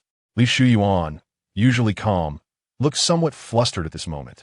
He awkwardly smiled while trying to say something, but after a long pause, he couldn't find the words. The two families thought he was just shy and began to laugh. Lady Li directly said, My son studies well. He is just a bit shy, and then asked Li Shuyuan, Yuan, how is Sister Qiong? Li Shuyuan felt a bit embarrassed, and didn't he know how to respond. Just then a servant came to report that young Master Shen Qing was outside waiting for the third young master, as Li Shuyuan was the third son in the family. Li Shuyuan felt relieved, stood up, and cupped his fist to both families, saying, I'll be back soon. I'll go too. Xia Chen followed him. Shen Qing watched the two approaching from a distance and sighed inwardly. Xia Chen is also here, which shows how close the two families are, but how should he ask? He couldn't just talk about their sister in front of them. After some casual exchanges, Shen Qing said, There's nothing much. I just wanted to invite Shuyuan to have a meal. Since Brother Xia is here, let us go together. I wonder if you all have time? We do. Li Shuyuan replied with unusual enthusiasm today, addressing the servant beside him. Go back and let them know. Just say I'm going out with Brother Xia. Xia Chen glanced at Li Shuyuan thoughtfully. The three of them arrived at Zui Xianlu. After ordering drinks and dishes, they fell silent. Shen Qing didn't know what to say. while Li Shuyuan seemed to have something on his mind, drinking cup after cup of wine. Xia Chen kept observing Li Shuyuan, which made the neighboring Cheng Jing quite anxious, thinking that Shen Qing was truly useless. Just as Shen Qing finally thought of something to say and was about to speak, Li Shuyuan spoke first. He looked at Xia Chen, his eyes showing conflict and guilt, and said softly, "Brother Xia, there is something I want to tell you. Do you not want to marry Qiong anymore?" Xia Chen's voice was hard to discern in terms of emotion. He sat up straight, half of his face hidden in shadow, making it impossible to read his expression. Li Shuyuan nodded, feeling that it was easier to continue. "To be honest with you, Brother Xia, I have someone I like. I can't marry Xia Qiong. It will be unfair to her and to me. Xia Qiong is so wonderful. She will have a good match." After hearing this, Xia Chen's feelings were unclear, but Shen Qing was truly delighted. He hadn't even said anything yet, and this matter was already settled, truly a blessing from the gods. At that moment, the door was suddenly pushed open from the outside, and Cheng Jing stood at the entrance, excitement written all over his face. He was about to step inside, saying, "This is just too great, Cheng Jing's words were abruptly cut off, accompanied by a dull thud as he fell face first to the ground, shaking the entire room. Shen Qing winced at the sight. Then, Cheng Jing slowly lifted his head, awkwardly smiling as he said, "The threshold is a bit high." Just as Cheng Jing finished speaking, 2 streams of blood began to flow from his nose. Chapter 36, in the private room of the drunken immortal tower. Shen Qing and 3 others sat around a round table. The noise outside was incessant, contrasting sharply with the tranquility and eeriness of the room. Shen Qing observed silently, his expression clearly conveying, "You can't see me. I can't see you." Xia Chen kept his lips tightly pressed, slightly tilting his head, revealing his strong facial features, exuding an air of "I don't want to deal with you." Li Shuyuan, on the other hand, lowered his eyes, his expression hard to read. And what about Cheng Jing? If there were a camera here, after filming the first 3, it would turn to Cheng Jing, and you'd see a dramatic change. At this moment, the tip of Cheng Jing's nose was bright red, with 2 long white strips of cloth stuffed in his nostrils, yet his eyes sparkled with brilliance, shimmering like waves. He tried to suppress a smile, but no matter how hard he tried, he couldn't hold it back. His mouth was bending and straightening, as if cramping. His whole face was incredibly animated, and you could feel every pore on him shouting joy. He turned his eyes around and finally said to Xia Chen, "Big brother, don't worry, Li Shuyuan doesn't like Xia Qiong, I do. As long as your family agrees, I can propose any time." Xia Chen cast a sidelong glance at Cheng Jing's comically flattering face and silently turned away. Shen Qing, sitting beside him, wore a guilty smile and said to Xia Chen, "He's still sick, his mind isn't quite clear, haha." Cheng Jing shot Shen Qing a glare, but seeing that Xia Chen ignored him, he wasn't annoyed. He felt great, thinking that after a streak of bad luck, today was finally turning around, and life was still so beautiful. He turned to Li Shuyuan, grinning, and asked, "Shuyuan, who do you like? Let us hear it." In that moment, both Shen Qing and Xia Chen's gazes focused on Li Shuyuan's face. Shen Qing was curious, while Xia Chen wanted to know for whom Li Shuyuan was giving up his sister. Under everyone's scrutiny, Li Shuyuan's face turned a bit red. He tightened his grip on the teacup, seeming a little shy, and slowly said, "It's wife.Shen." Cheng Jing's mouth immediately dropped open wide enough to fit a fist. While Shen Qing and Xia Chen looked confused, they didn't know who wife.Shen was. Li Shuyuan explained, "It's the girl who chased Cheng Jing on the day of the street parade." As soon as Li Shuyuan finished speaking, Shen Qing, Xia Chen, and Cheng Jing all synchronized with a look of shock, thinking in unison, "You really have a peculiar taste." Of course, Shen Qing and Xia Chen remembered that girl. The contrast was too great. She was small and delicate, like a beautiful flower, yet she chased Cheng Jing like a stray dog. Cheng Jing directly said, "Shuyuan, so you like such a fierce girl? You really are something," giving Li Shuyuan a thumbs up. Shen Jing genuinely admired Li Shuyuan. That way wife.Shen could take on 2 Li Shuyuans, and she had a father and 6 brothers behind her. If Li Shuyuan really married wife.Shen, he'd never be able to turn his life around. Li Shuyuan smiled slightly, his eyes filled with deep affection, and softly said, "Actually, wife.Shen isn't what you think. She might seem tough on the outside, but she's very gentle with me." As he spoke, his face turned even redder, his ears practically glowing. Shen Qing, keen as a police dog, immediately asked, "How far have you two gone? You didn't do anything, right? What nonsense are you talking about?" Li Shuyuan was almost startled to jump up, seriously telling Shen Qing, "You can't say that. A girl's reputation is so important. What if it gets out? Then why are you blushing?" Li Shuyuan paused, then said, "I'm just shy. Even if you were shy, it shouldn't be to this extent. You must have done something with her. Come on, tell me, you hypocrite full of righteousness." Shen Qing squinted at Li Shuyuan, waiting for him to confess. Yet no matter how Shen Qing questioned him, Li Shuyuan insisted that they had only met privately a few times, but had always been respectful. Finally, Shen Qing declared, "If you haven't done anything to wife.Shen, then she must have done something to you. In any case, you can't keep competing with me for Xia, got it?" Li Shuyuan was about to nod when he caught sight of Xia murderous expression across the table. Quickly lowering his head, silently thinking how close he had come to revealing everything. He hadn't really done much, just hugged wife.Shen a few times. He still remembered it was a warm and sunny spring afternoon, and he was walking down a quiet alley when wife.Shen suddenly rushed out, hugging him tightly and refusing to let go. He could tell it was intentional, but she argued it was an accident. She often played such tricks. At first, Li Shuyuan thought it was against propriety, but later he found it quite nice. wife.Shen was so soft and fragrant. Before he took the imperial exam, wife.Shen even pressed him against the wall and stole a kiss. Li Shuyuan was lost in his own world, his face radiating sweetness and bliss. While Xia was extremely angry, thinking Li Shuyuan looked honest, but turned out to be a lecher. Thankfully, this marriage hadn't been arranged, otherwise it would ruin his sister's life. Xia cleared his throat, waking Li Shuyuan from his reverie, who then returned to a guilty expression. "Big brother Xia, I'm sorry for your family." Xia stroked the cup in his hand, his tone steady. "You haven't wronged my family. I should be thanking you. It's better to address this now than for you two to become a pair of resentful partners after marriage." Shen Qing agreed with Xia's words, thinking that many men with someone in their hearts still married other women, harming both parties. It was better for someone like Li Shuyuan, who decisively broke things off. Shen Qing also agreed, but his way of showing support was more flattering. He looked at Xia and exclaimed, "Truly worthy of being a top scholar. Your insight is profound. I think the same way. If I marry someone in the future, I will definitely remain faithful and pure, so my wife can be happy." After Shen Qing finished speaking, he looked expectantly at Xia, as if asking for praise. Xia thought, "Is it appropriate to praise yourself in front of a top scholar and a second place? Are you complimenting me or belittling me? Even if my sister doesn't marry Li Shuyuan, she can't marry you. You look like a lunatic." In the following time, Shen Qing kept indirectly praising himself in front of Xia, portraying himself as the best man in the world. This time, he learned to be clever and subtly asked, "I wonder when your family will be free.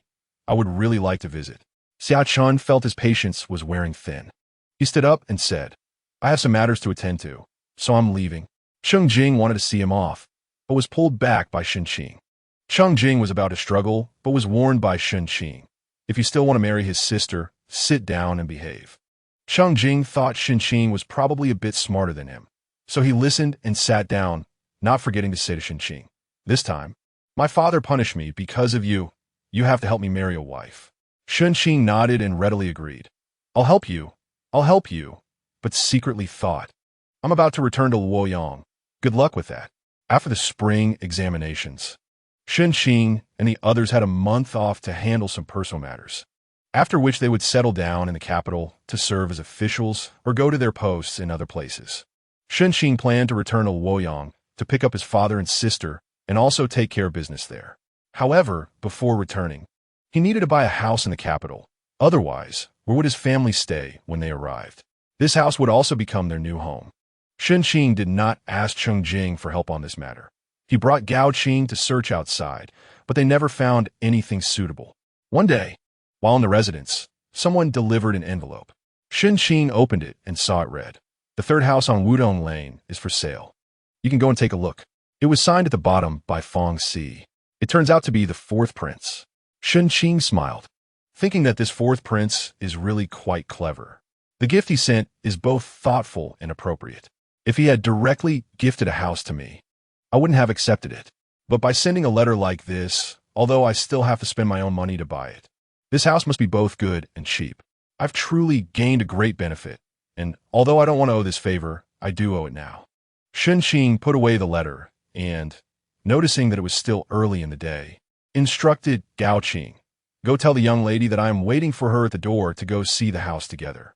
Shen Qing waited at the door, and when Cheng Xian appeared before him, looking beautiful after getting ready, it had already been quite a while. Cheng Xian, feeling a bit apologetic, said, "Did you wait long?" "No." Shen Qing helped Cheng Xian adjust her hat and smiled, saying, "You must feel that since it's your first time going out with me, you need to look particularly nice. That's quite normal, and I haven't waited long at all." Cheng Xian looked at Shen Qing, wondering how he could guess her thoughts so accurately. The moment she heard they were going out alone, she was extremely excited, trying on several outfits and accessories, wanting him to see her at her best. Now that Cheng Xian was growing more familiar with Shen Qing, she twirled in place and asked, "Do I look good today?" Cheng Xian wore a chest-high RU skirt with a light yellow top and a creamy white cloud skirt below, tied at the waist with a piece of jade pendant.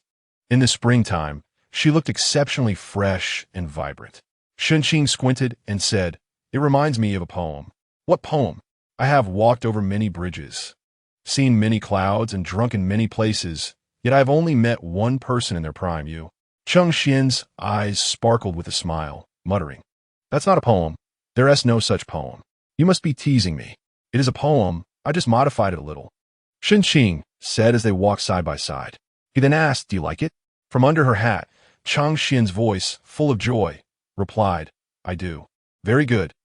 The house that Fu Xiu recommended to Shen Qing is located in Wudong Alley, not far from the town North Marquis residence. A 15-minute walk leads to Zhuke Street, making a great place that is quiet amidst the bustle, surrounded by noble families. As they entered the alley, the sycamore trees on both sides were lush and green, creating a place with style and charm, which Shen Qing quite liked. Upon arriving at the house, Gao Qing stepped forward to knock on the door. After a while, the door opened to reveal a man in his 50s. Gao Qing greeted him, "Hello, uncle. We're here to look at the house." The old man asked, "Are you the young master Shen Qing?" Shen Qing stepped forward and took out his name card. The old man glanced at it and let them in. The house wasn't large, but wasn't small either. It had a reasonable layout and a serene environment. The courtyard was filled with flourishing flowers and trees, brimming with vitality.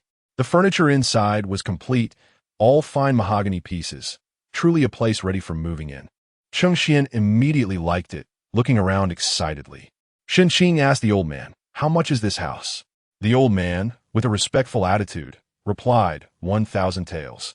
"If the cash isn't available, you can pay a deposit and the rest later."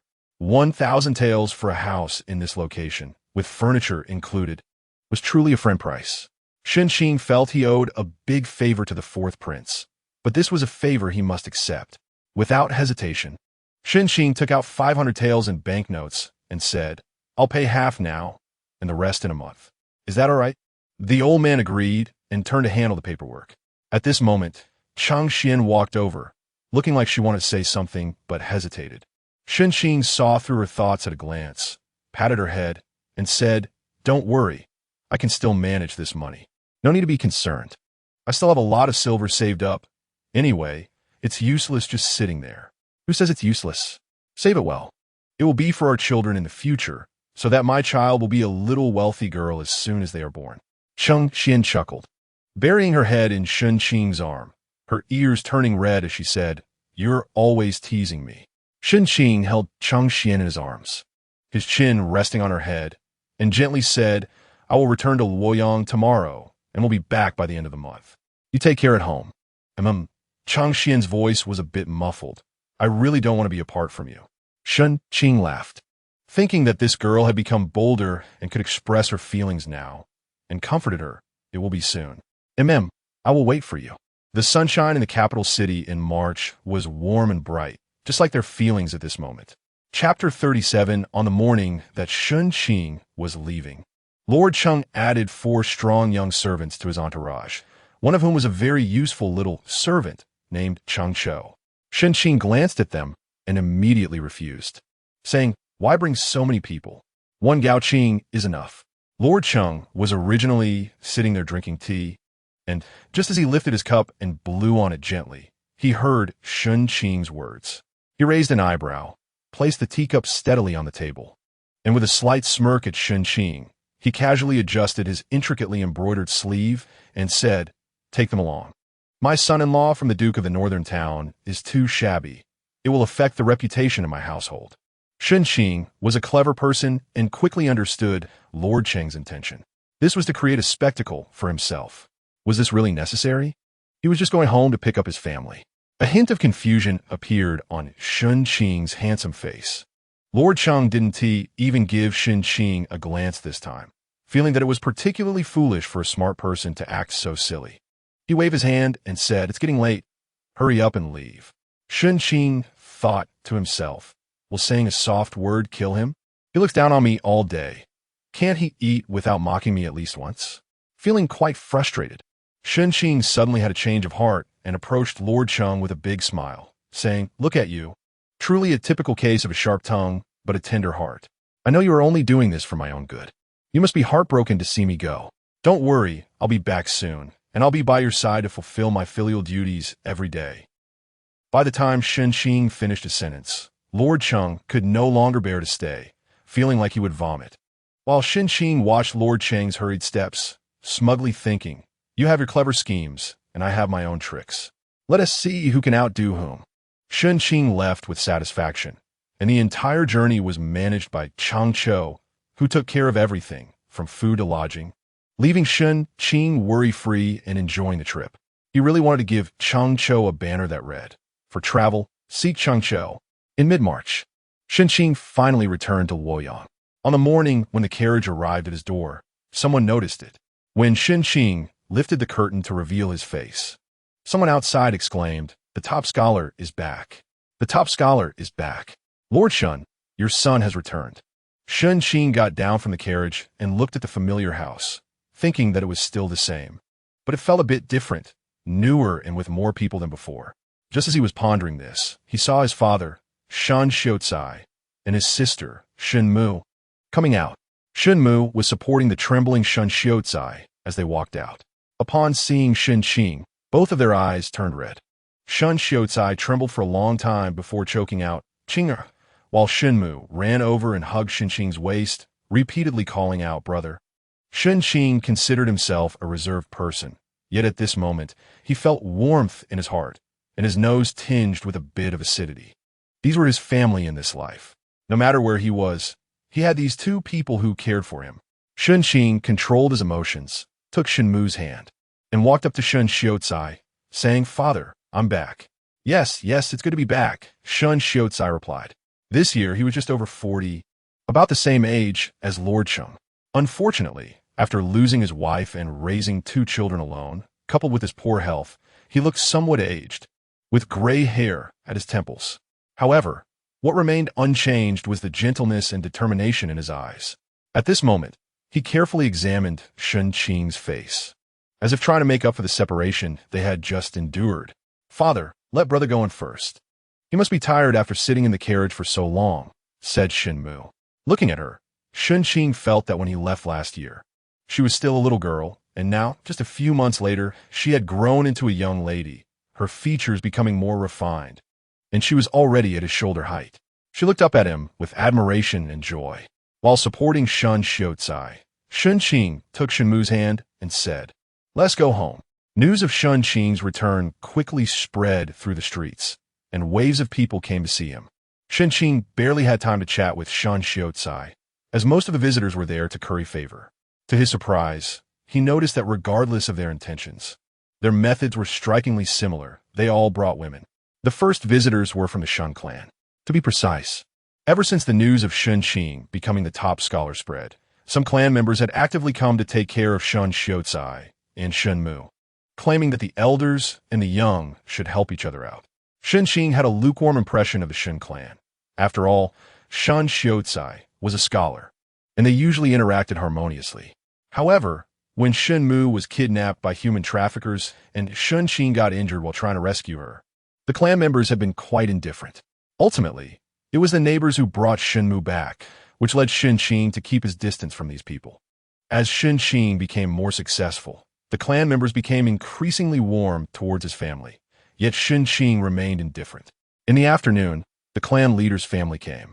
The clan leader, known as Old Master Shen, was of the same generation as Shen Qing's grandfather and was over 60 years old.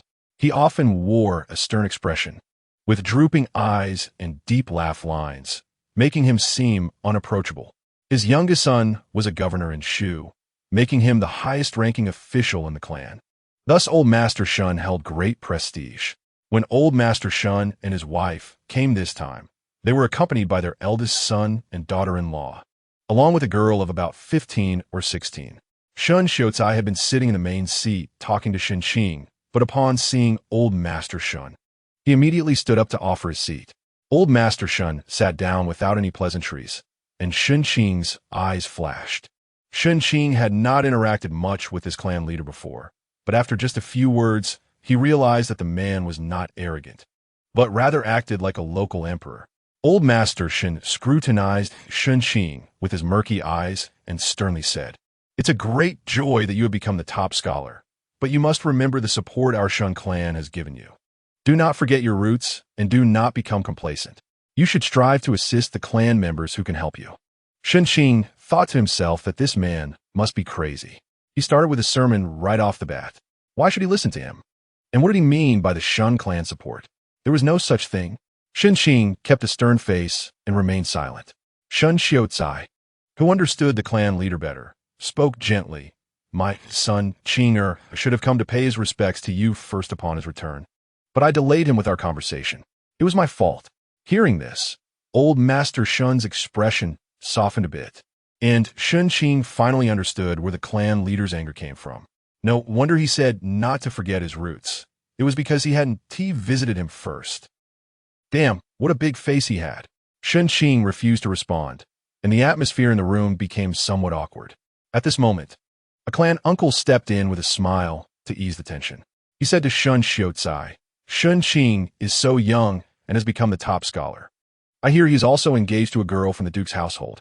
He is truly the most successful person in our clan. You will enjoy a life of comfort in your old age." This clan uncle meant well, but his comment about being the most successful struck a nerve with Old Master Shen. He snorted and, looking displeased, said becoming the top scholar is naturally good, but success or not depends on the future. My son Xingong was also a top scholar in his time, and he was quite a talented youth. Yet now his official position is not even as high as my son Gong's. It shows how unpredictable life can be. The clan members were taken aback, and even Shen Xiaocai, who is usually mild-mannered, pressed his lips together and said nothing, a look of anger on his face. However, he had a good temper, so at this moment, he could only express his anger through silence. Shen Qing completely regarded Shen Laotai's words as nonsense, letting them go in one ear and out the other without any intention of refuting. He was just thinking about when this family would leave, truly annoying. It would have been better if he had ignored them like before. The room fell silent, and Shen Laotai looked at Shen Laotai, smiling as she addressed Shen Xiaocai and Shen Qing. He just doesn't know how to speak, but he has a good heart. As soon as he heard Shen Qing was back, he came to see you, showing his concern. The others echoed her sentiment, and Shen Xiaocai's expression improved a bit. Shen Qing thought there was finally someone who could speak, but unexpectedly, at that moment, Shen Laotai spoke again. "We also have other matters this time." She pointed to the girl standing behind her and said to Shen Qing, "This is my granddaughter, Yuan Yuan. After her mother passed away, she grew up on my side. She has a gentle temperament and is skilled at various tasks. Shen Qing, you should take her with you to the capital this time. It would give her a place to belong." The girl Yuan Yuan smiled at Shen Qing, her face turning red as she lowered her head. Shen Qing was taken aback, thinking to himself that he had just been considering how she could speak, only to find that she was just as oblivious as her grandfather. She was directly trying to push a woman onto him. Did she think she was his father, mother, or the Jade Emperor, managing everything about his life? Shen Qing's expression remained unchanged, and he spoke in a calm tone. I appreciate the old lady's kind intentions. But you also know that I am already betrothed to a young lady from the Duke of Northtown in the capital. This young lady should seek a better match. Shen Lautai was not angry. She smiled slightly and said, I know you have an engagement. Our Yuan, of course, is not of the same status as the Duke's daughter. Just take her as a concubine. In the future, if you have one son and one daughter, you will have support for the latter part of your life. I have no intention of taking a concubine, and since she's your granddaughter, it is better for her to find a good family to be the main wife. Shen Qing's tone was cold, and his gaze was even colder. The room fell silent again. Shen Lautai was truly angry this time, glaring at Shen Qing with her triangular eyes, while Shen Qing stood his ground, showing no signs of compromise. At this moment, Shen Laotai's eldest daughter-in-law, Yu, gracefully stood up. She was somewhat plump, wearing a gold hairpin about the thickness of a thumb, with long eyebrows and small eyes, exuding a shrewdness. She said in a high-pitched voice, Shen Qing, we all know you are engaged to the young lady from the Duke's family, and we are all happy for you. However, the daughters of wealthy families are delicate. You will be busy day and night and still have to please her. If she is unhappy, she might show you a long face. It would be better to have a girl from a humble family, who is gentle and knows how to care for men. If you think it will be difficult to explain to her when you return to the capital, just say it was arranged by the clan. It would be inappropriate not to accept her. No matter how precious that lady is, she still has to follow her husband after marriage, right? Yushi's words struck a chord with Shen Laotai, who, while pretending to adjust her skirt, said to Shen Qing, Yushi is right. Our clan does not have such a domineering daughter-in-law. Since you married into the Shen family, no matter how powerful her maternal family is, she must follow our clan's rules. What's the big deal about a man taking a concubine? Are you, Shen Qing, afraid? Shen Laotai smiled sarcastically. It wouldn't sound good if this got out. After finishing her words, Shen Laotai straightened her back and sat there, looking as if she had everything under control. She initially thought Shen Qing had a bright future, which was why she wanted to marry her granddaughter to him. But now that he dared to defy her wishes, she could only force him to drink the bitter wine. Shen Laotai clearly misunderstood Shen Qing. He was no longer a hot-headed youth who could be easily provoked by a few words. He glanced around the room, smiled slightly, and while Shen Laotai was still thinking that Shen Qing had softened, he spoke slowly and firmly. Yes, I am afraid. Chapter 38. Shen Qing's words shocked everyone in the room, while he himself calmly stood up from his chair, smoothing out non-existent wrinkles on his clothes. He then stood in the hall, looking down at those seated at the top, and said in a soft voice, It's not that I don't dare to take a concubine. I just don't dare to do it carelessly. A concubine's background may not be important, but at the very least, she must have good character. If I were to take in someone narrow-minded and vicious, wouldn't my home be disturbed in the future? Old Madame Shen's face turned ashen, but Shen Qing met her gaze fearlessly and continued, Of course, the girls raised by you, madam, are naturally good. But a concubine must also be someone a master of the house likes. I, for one, do not care much for looks. I prefer someone who can add charm to my life. I wonder if this Miss Yuan has received an education? How many characters can she recognize? Can she paint? Does she play any musical instruments? Moreover, Shen Qing clearly had no intention of giving anyone face today. He squinted at the people behind old Madame Shen and said, Why does this young lady look a bit pale? Is her health not so good? In that case, will she be taking care of me, or will I be taking care of her? Can someone like her even bear children? Old Madame Shen's gaze turned harsh, and her downturned lips tightened. She stared at Shen Qing, but he simply smiled brightly and said, As soon as I returned, the old lady came to see me. I know you care about me, so you must also want to find a suitable concubine for me. However, I'm afraid your granddaughter may not be suitable. After Shen Qing finished speaking, a hint of regret appeared on his face. This expression nearly drove old Madame Shen to a heart attack. However, she was not one to be easily intimidated. After composing herself, she spoke in a sarcastic tone. You know, once a person becomes successful, they easily forget their roots. I kindly picked a concubine for you, and yet you are here being picky.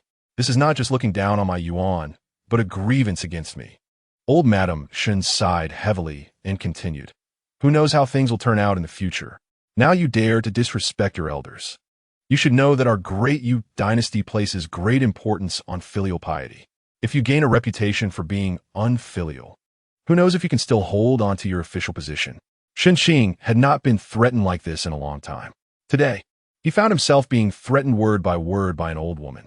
Internally, Shen Qing had already made up his mind. Today, even if it cost him his reputation, he could not bow to them. Worst case, he could leave the family.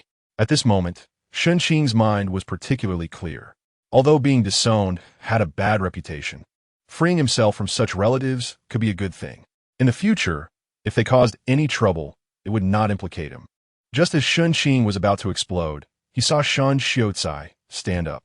His height only reached Shen Qing's ear, but he positioned himself protectively behind Shen Qing.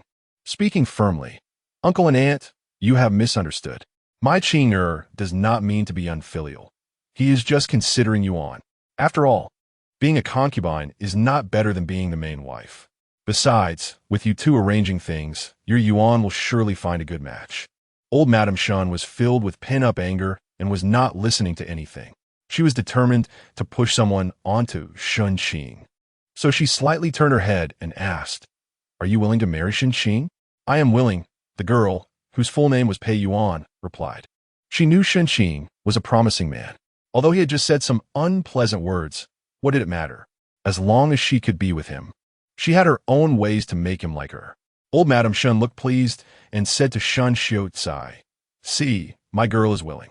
Bang, bang, bang. Old Master Shen struck his cane on the ground a few times and declared, "This matter is settled.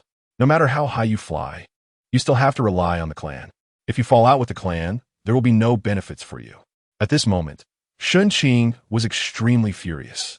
He understood that the power of ancient clans was formidable, but it was his first time being pressured like this. These people were so foolish and arrogant, thinking they could control him with their power. They believed he would not dare to confront them. His father might care, but he did not. Shen Qing was about to explode when he saw his sister Shenmu walk over to Pei Yuan, her large, clear eyes shining with innocence as she asked, "Sister Yuan, do you want to marry my brother? But don't you like Brother Hao? I saw him hugging you the other day." Brother Hao, whose full name was Shen Hao, was old Master Shen's grandson, the youngest son of the Yu family. He had a delicate face and was known for being flirtatious. Now in his 20s, he had yet to marry. What is a one-hit kill? It's just a seemingly casual remark that directly leaves them injured, right? Shen Qing felt as if the skies had cleared after a storm. He was in such a good mood. He could almost hear the sounds of slaps to the face echoing in the air, watching the old couple's faces turn all shades of blue and purple. Shen Qing truly wanted to pick up Shen Mu and twirl her around. "Oh, my dear sister, you are indeed a treasure." Shen Qing stepped forward and pulled Shen Mu back, casually fixing her hair as he said, "Since this young lady has someone she likes, we can't force her, can we? I think she and Shen Hao are quite a match. Don't you think so, father?" Shen Qiucai quickly nodded. Yes, a match made in heaven." Shen Qing was laughing wildly inside, but old Madame Shen was about to explode with anger, while Pei Yuan, standing behind her, lowered her head, unable to see her expression. Only her fingers, gripping her handkerchief, had turned white. At that moment, Yusher suddenly stood up and pointed at Shen Mu, saying, "What nonsense are you talking about? You little girl? I'll tear your mouth apart." Shen Qing protected Shen Mu behind him, squinting at Yusher and asking, "What did you just say?" Shen Qing had always been gentle. Although his demeanor was cold, he was not aggressive. But now, looking at Yusher, his expression was serious, and his eyes were icy. The change in his aura made Yusher feel a chill in her heart. She shrank back, losing the fiery attitude she had just moments ago, mumbling, "It's not good to ruin someone's reputation. I didn't say anything wrong. Many people know about this. Clearly, he has hugged others, yet he still wants to marry my brother. How shameless." Shen Mu felt that with her brother around, she was not afraid. It was obvious that her brother did not want this Pei Yuan, yet they insisted on forcing her. How thick-skinned. Shen Qing tucked a strand of hair behind Shen Mu's ear and said softly, "Be good, don't be angry." At that moment, Chung Cho walked in. He glanced arrogantly at those present and then respectfully said to Shen Qing, "Young master, before coming, the Marquis instructed me to have you visit Mr. Liang on his behalf. I have already delivered the invitation, and Mr. Liang said you can go tomorrow. The room fell silent, and Shen Qing scanned the faces around him, feeling that it was truly a scene of all kinds of life. Some were surprised, some were envious, and some had faces as black as a pot bottom, like the two old geezers. It was evident how renowned Mr. Liang was. Mr. Liang had held the position of the chief minister and later, in his old age, resigned and returned to his hometown. The emperor even sent a prince to see him off personally. For the Shen family, Mr. Liang was like a deity. Normally, they didn't even have the qualifications to deliver gifts to the Liang family. However, Shen Qing could go now, all because he had the backing of the northern town Marquis residents. Old Master Shen seemed to finally understand what kind of marriage Shen Qing had entered into. After some deliberation, he coughed a couple of times and slowly said, "Since you are unwilling, then forget it. We are not the kind to force anyone. It's getting late, let us go." After saying that, he leaned on his cane and left. Old Madame Shen's face was pale and filled with unwillingness. But the situation was stronger than her, so she left in a huff. The two old men were as angry as Shen Qing was happy. First, the girl was not following the virtues of a wife. And then there was the overwhelming pressure from Lord Cheng. No matter how unwilling they were, they had no choice. Shen Qing glanced at Cheng Chou and thought about Lord Cheng, who was far away in the capital and could still protect him. He thought to himself that the old man was indeed formidable. He probably anticipated that such a situation would occur, which is why he had Cheng Chou and the others follow him. He was still too naive. In this way, the matter was resolved. Shen Qing thought it was for the best. After all, his current strength was insufficient. He would just have to see what the future held, as there was plenty of time ahead. After sending off this wave of guests, Shen Qing hadn't even taken a sip of tea when more people arrived. When he saw who it was, he clasped his fists and said, "Manager Qing, I hope you are well." Manager Qing had a deep connection with Shen Qing. There were many people doing business in Luoyang, but only two were the most famous, and Manager Qing was one of them. He was in his 40s, owned numerous shops, and was involved in various fields such as banks, grain stores, and jewelry. He even had branches in the capital and Jinling, making him a prominent figure in Luoyang. The other famous business was the Yu family, and the person just arrived from the Yu family was indeed from the Yu clan.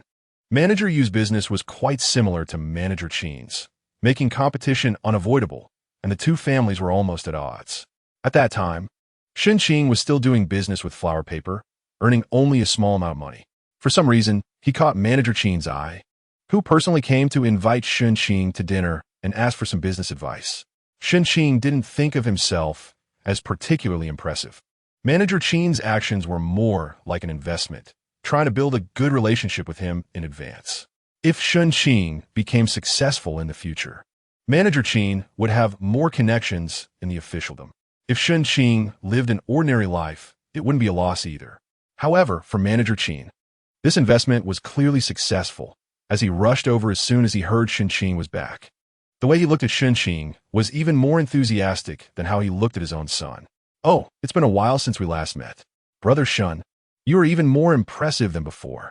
Just standing here, the room feels so bright." Manager Qing, with a face full of good fortune and a slightly plump figure, always spoke with a smile. His eyes sparkled with energy, and his earlobes were like the Buddha's. His voice was loud and resonant. When he stood at the door, he blocked out most of the sunlight, yet he still commented on how bright the room was. Shen Qing had a pretty good impression of Manager Qing, perhaps because he felt that Manager Qing was a person with vision. After all, he had seen Shen Qing's potential early on. As Shen Qing welcomed Manager Qing in, the two had just sat down when Manager Qing started speaking. "The first time I met Brother Shen, I felt you were extraordinary. You would definitely become someone great in the future, and indeed, you have not disappointed. You are now a top scholar and have married the daughter of the Marquis. Your future is boundless." Manager Qing then turned to Scholar Shen and said, "Mr. Shen, you have worked hard. Not only are you teaching the children to read, but you have also cultivated such an outstanding top scholar for Luoyang. I heard that on the day the results were announced, the young ladies were all enamored with the top scholar, which shows how exceptional he is. Even the young ladies from the capital are infatuated." Scholar Shen was beaming with joy at Manager Qing's compliments, humbly responding, "Oh, not at all," while also unable to hide his happiness. Shen Qing couldn't help but marvel at how perceptive business people were. They truly had high emotional intelligence. It would be better if there were more such perceptive people in the world than those useless scoundrels. After some small talk among the three, Manager Qing suddenly leaned closer to Shen Qing and said, "Not to hide it from you, Brother Shen, I came early this morning, but at that time you had guests.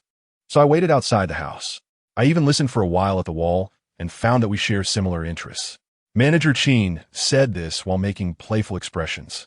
Looking mischievous, Shen Qing was puzzled, wondering how Manager Qing had inferred their shared interest for what he had overheard. He asked, "Manager Qing, what do you mean?" Manager Qing chuckled, leaning closer to Shen Qing and whispering, "Don't think I lack knowledge. I just like knowledgeable people. I especially like knowledgeable women. I happen to have a goddaughter who is as beautiful as a flower, has been educated, can read and write, paint, and is also proficient in musical instruments. If she were to be with you, it would be a delightful arrangement." Manager Qing looked at Shen Qing with great anticipation, but Shen Qing was stunned. He then explained, "Manager Qing, I didn't mean it that way." Manager Qing smiled knowingly and quietly said to Shen Qing, "Don't worry, I understand your concerns. After all, the daughter of the Marquis has not yet been married. I am a meticulous person. I have thought this through. After you get married, I will send her to you, settling her outside, ensuring that the people in your house want to know.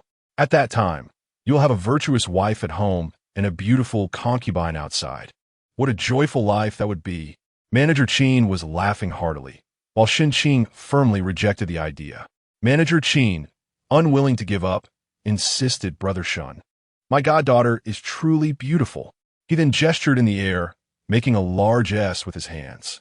Shen Qing said sternly, "Manager Qing, let me put it this way.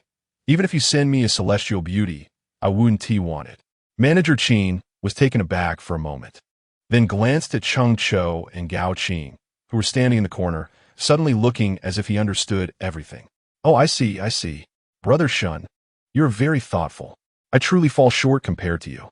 Shen Qing was even more bewildered, really wanting to shout, "What the hell do you understand? Can't I just want to be an exceptionally good man?" Chapter 39. Early the next morning, Shen Qing packed up and went to the Liang residence. This was something that Lord Cheng had specifically instructed before leaving the capital. First, Lord Cheng had great respect for the old gentleman and wanted Shen Qing to pay him a visit. Second, he also wanted Shen Qing to take advantage of the situation, as yesterday's incident was the perfect example. When Shen Qing arrived at the Liang residence, he found the place rather ordinary compared to the old gentleman's reputation. The deep gray roof, grayish-white steps, and black-painted door made it look like an ordinary country gentleman's house. There were even no stone lions guarding the entrance, just a tall, lush ginkgo tree, its branches and leaves vibrant with greenery. The sunlight filtered through the leaves, casting a mosaic of light that made one stop to admire it. Gao Qing knocked on the door with Shen Qing's invitation in hand, and an old man opened the door. He squinted at the characters on the invitation and then beckoned Shen Qing to come in. As Shen Qing walked through the residence, he felt that it was different from others. Upon closer inspection, he realized that there was a wild charm to the place. The garden's layout seemed casual, yet perfectly arranged. The trees and flowers were not overly pruned, exuding a kind of untamed beauty as if they were stretching out to absorb the rain and sunlight, making anyone within feel invigorated and full of life. When Shen Qing saw the old gentleman, he was lying in a rocking chair in the yard, eyes closed, soaking up the sun. He was nearly 80, with white hair and eyebrows that were still quite thick. His hair was loosely tied into a bun, with a green bamboo hairpin inserted at an angle, giving him an air of ethereal grace. Hearing the noise, the old gentleman slowly opened his eyes, scrutinizing Shen Qing. His eyes were bright and clear, unblemished, which did not resemble those of an old man who had seen the world, but more like an innocent child. No. Shen Qing immediately dismissed this thought. He realized that the clarity in the old man's eyes came from a state of mind that transcended and remained detached. Shen Qing respectfully bowed to the old gentleman and said warmly, "I am Shen Qing, a junior, and I have come see you, Liang Laoshi." The old gentleman smiled slowly, inviting Shen Qing to sit down as he said, "It's been a long time since I've seen such a handsome young man. Zhang Ming has really found a treasure." Shen Qing smiled slightly and replied, "The Lord always complains about me, but I know he likes me in his heart. He just loves to put on airs." "Indeed," the old gentleman said, sitting up slightly with a smile on his lips. "That person is a bit awkward, but he values loyalty. It's a fate for you two to become in-laws." Shen Qing tapped the teapot on the stone table beside him and slowly poured a cup of tea, handing it to the old gentleman while asking, "How have you been lately?" "Quite well." The old gentleman took a sip of tea and said, "At my age, it's all about enjoying life. What could be wrong?" "And look," he pointed at his hair with a smug expression, "how many people start losing their hair as they age? By the time they reach my age, they're left with barely a strand. Du Fu was only 45 when he wrote, 'I can hardly hold up my hairpin, but look at my hair, still good enough for a hairpin.' Guess how I managed it?" The old gentleman's eyes sparkled as he looked directly at Shen Qing, waiting for his answer. After a moment's hesitation, Shen Qing said, "Because you have an open mind about everything?" "Not quite. It's because I eat black sesame seeds every day." "Ah!" Seeing the astonished expression on Shen Qing's face, the old gentleman burst into hearty laughter, the joy radiating from him. After laughing enough, he continued, "What you said is also correct. One must learn to be open-minded in life. There will always be injustices and unpleasant people in this world who make you angry and helpless, leading you to feel that life is dark and even causing you to lose heart. When I was young, I often had conflicts out of pride, and the key was that I would get furious without even being wronged." The old gentleman's face briefly showed a hint of gloom, but then he relaxed again, saying, "However, later someone taught me that life is a practice, and what you practice is your heart. If you can look at things lightly, everything can be resolved." "However," the old gentleman's tone shifted, "but I have my own insights." Shen Qing sensed that the next words would be the essence, and respectfully said, "I would like to hear more." The old gentleman gazed into the distance, his expression far away. "The world is full of power struggles. If you only understand to be detached when you are wronged, others will only see you as weak. You should move forward and climb up to a place where others look up to you. At that time, everyone will smile at you, and you will find the world to be beautiful. So, do not let insignificant people affect your mood. They will spend their whole lives crawling, while what you need to do is soar. The summer insects cannot speak of ice, and the whale frog cannot speak of the sea. If you become a phoenix, everything in the world will seem insignificant after bidding farewell to the old gentleman." Shen Qing felt the vastness of the world and walked back with a light step. Just as he reached the alley, he saw his sister, Shen Mu, waiting there. Her face lit up when she saw him, and Shen Qing couldn't help but smile. The two walked back side by side, chatting about mundane matters, and Shen Qing felt that time was leisurely and life was peaceful. As they approached home, suddenly a girl dashed out from the side, seemingly about to collide with Shen Qing. To his surprise, it was the girl Pei Yuan from yesterday. Just as he was about to dodge, he saw his sister charge towards her. With a loud bang, both of them fell to the ground. Shen Qing hurriedly helped Shen Mu up, repeatedly asking, "Are you okay?" Shen Mu smiled, revealing a set of big white teeth, and said, "I'm strong, I'm fine." Shen Qing couldn't focus on the fact that his sister, being a girl, was calling herself strong. Instead, he asked first, "Why did you bump into her?" "I was afraid she would hurt you," Shen Mu replied. Shen Qing glanced at Pei Yuan, who was still lying on the ground, hugging her arms and teary-eyed, and felt that he really didn't understand his sister's thoughts at all. He blinked his big eyes and asked, "Why would you want to hurt me?" Shen Mu thought for a moment and said seriously, "Love breeds hate. Longing leads to resentment." Shen Qing was left speechless. He thought to himself, "My sister must be the one who has traveled here perhaps because I've been away lately. Someone has bullied our family, which is why Shen Mu has turned into a tough girl." Thinking of this, Shen Qing's eyes turned misty and his heart ached. Feeling that he had let his family suffer meanwhile, Shen Mu was thinking, "My brother is so moved that he wants to cry." And Pei Yuan, lying on the ground, "Could you please acknowledge me?" Finally, Shen Qing shifted his attention back to Pei Yuan, squatting down to ask, "What were you trying to do just now?" Pei Yuan finally seized the opportunity and was about to cling to Shen Qing's leg, but he dodged again, causing her to fall back to the ground, getting dirt on her face and her lips too. This time, Pei Yuan really cried, sobbing as she said, "Young Master Shen, Please save me. My aunt said I seduced Shen Hao and want to send me back to my family. But my mother is gone, and my father doesn't take care about me. If I go back, my stepmother will definitely sell me. Young Master Shen, please save me. Just let me follow you. I would be willing to work like a cow or a horse. Pei Yuan was crying in a way that should have been beautiful.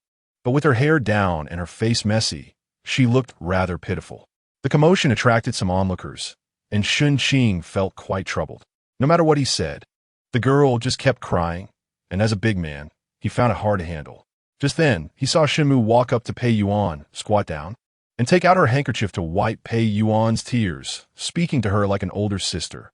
Sister Yuan, don't cry for now. I have a way. Pei Yuan looked up at Shenmu, her expression a mix of shock and anticipation. Shenmu smiled and said, My brother definitely want you here. This path want work. Pei Yuan was taken aback and was about to continue her tearful attack when Shenmu said, Then you only have one path left. Shenmu tilted her head and continued, The old master is a man who values face. Instead of crying in front of us, you might as well choose a place with more people and cry in front of the old master. This way, not only will he not drive you away, but if you handle it well, you might even marry Brother Hao. Shen Qing was once again left speechless. Pei Yuan, showing a thoughtful expression, later gritted her teeth as if she had made up her mind. She stood up, wiped her tears, patted the dust off her clothes, and grabbed Shenmu's hand, saying, Good sister, thank you, and then hurriedly left, no longer resembling the frail person from just moments ago. Shenmu stood up, clapped her hands, and linked arms with Shen Qing to leave, but saw her brother looking dazed. Shenmu waved her hand in front of Shen Qing and asked, Brother, what's wrong? Shen Qing slowly turned his head and suddenly asked, Sister, do you know Shen Huan? Who? Shenmu's big, bright eyes sparkled, and Shen Qing could see his own disheveled appearance reflected in them. At that moment, those eyes were filled with confusion and bewilderment, showing no signs of pretense. Shen Qing pondered, She's a very formidable woman. Brother, do you like her? I wouldn't dare. Is it that you don't like her, or that you don't dare to like her? Neither like nor dare to like. Oh, I see. What do you see? Shenmu smiled mysteriously and whispered, Forbidden love. Shen Qing was dumbfounded. In the following 2 days, Shen Qing took care of some trivial matters, entrusting the flower paper business to Uncle Li's family next door. Uncle Li was responsible for organizing the women's production. Shen Qing handled technical development, and Manager Qing took care of sales. Shen Qing received a 30% profit share each year. On the day Shen Qing left, he heard from his omnipotent sister that a child from the clan was celebrating their full moon, and the old Master Shen was receiving compliments in the hall. Suddenly, there were several cries, and when everyone rushed over, they found that Shen Hao was trying to take advantage of Pei Yuan. Pei Yuan was crying miserably, saying that her purity was lost and that she had no face to live in this world. She was about to seek death on the spot. The old master was furious, promising then and there that Shen Hao would marry Pei Yuan. However, Mrs. Yu disagreed. She had long known about her son's entanglement with Pei Yuan and had pushed her out for this reason, so she was furious when this incident occurred. Mrs. Yu was livid, and a disagreement led to a quarrel with the old Master Shen, accusing him of always favoring the younger son and now wanting to marry Shen Hao to a fallen woman. She absolutely would not agree. The old Master Shen held prestige in the clan, but Mrs. Yu's family was wealthy, and once the facade was torn, neither side would back down, leading to an uproar. In a fit of rage, the old Master Shen slapped Mrs. Yu, which stirred up a hornet's nest. As Mrs. Yu shouted that she would not live anymore, she lunged at the old Master Shen, causing him to lose his breath and faint. After a difficult rescue, he was left with a crooked mouth and unable to move half of his body. Well, he had a stroke. This farce was far from over, but Shen Qing was no longer interested in any of it. He believed that evil people would eventually meet their match, and his own path was always moving forward. He would rise higher and go further, and one day, he would leave behind all these vulgar, decayed things. He would live according to his own wishes and become someone others looked up to. Despite the passage of time and the vastness of the world, the future was like the sea, and the days ahead were long. Chapter 40. In early April, Shen Qing and his group returned to the capital. The carriage drove directly to the entrance of the house on Wudong Lane, where a wooden plaque with black paint and golden characters had already been hung above the door. Inscribed with the two powerful and upright characters is Shen Mansion. Shen Qing helped Shen Xiucai and Shen Mu down from the carriage, waving his hand and pointing, saying, "Look, this will be our home from now on." Shen Mu cheered and ran in while holding up her skirt. Shen Xiucai also looked very pleased, repeatedly saying, "Good, good." Shen Qing accompanied Shen Xiucai inside, gently saying, "Father, you will live here from now on. If you want to teach, you could go to a nearby private school. If you want to take a break, you can go out for a stroll all day long. If that's not enough, you can feed the birds or enjoy the flowers." Before Shen Qing could finish his sentence, Shen Xiucai quickly waved his hand and said, "The children in the capital are not ones I can teach. They all want to invite famous teachers and great scholars. I can't handle that." "Who says so?" Shen Qing raised an eyebrow and exaggeratedly said, "Who are you?" "You are the one who taught the top scholar. If you go out to teach, those wealthy families would be fighting to hire you. I've already thought it through. If several families are competing for you, we can start a class called the Top Scholar Class, and our motto will be one child enters today, and a top scholar walks out tomorrow. Or we can write, which private school in the capital is the best? Come to Shen's Top Scholar Class. What do you think, father?" Shen Xiucai couldn't help but laugh, pointing at Shen Qing and saying, "You are almost an official now. Yet you still can't be serious and are trying to joke with me. Besides, you becoming a top scholar is due to your own talent and hard work. It has little to do with me." "Who says it has nothing to do with you?" Shen Qing led Shen Xiucai around the marble screen at the entrance and continued, "My talent comes from you, and my hard work is also thanks to your guidance. In short, my success has half your credit. It's because you are willing to put in the hard work," Shen Xiucai insisted. "It's because you taught by example. It's because you were sensible from a young age and didn't make me worry. That's also because of your good genes." By the end, Shen Xiucai was anxious. He had always been humble and honest, and he believed that his son's success in becoming a top scholar was entirely the result of his own efforts. Now, Shen Qing insisted on attributing the credit to him, and even as his father, he felt uneasy about it. He lightly patted Shen Qing's shoulder and pretended to be angry, saying, "You little rascal. What I say is what it is. Don't say anything more." All right, Shen Qing said with a smile in his eyes. He wasn't trying to argue with Shen Xiucai.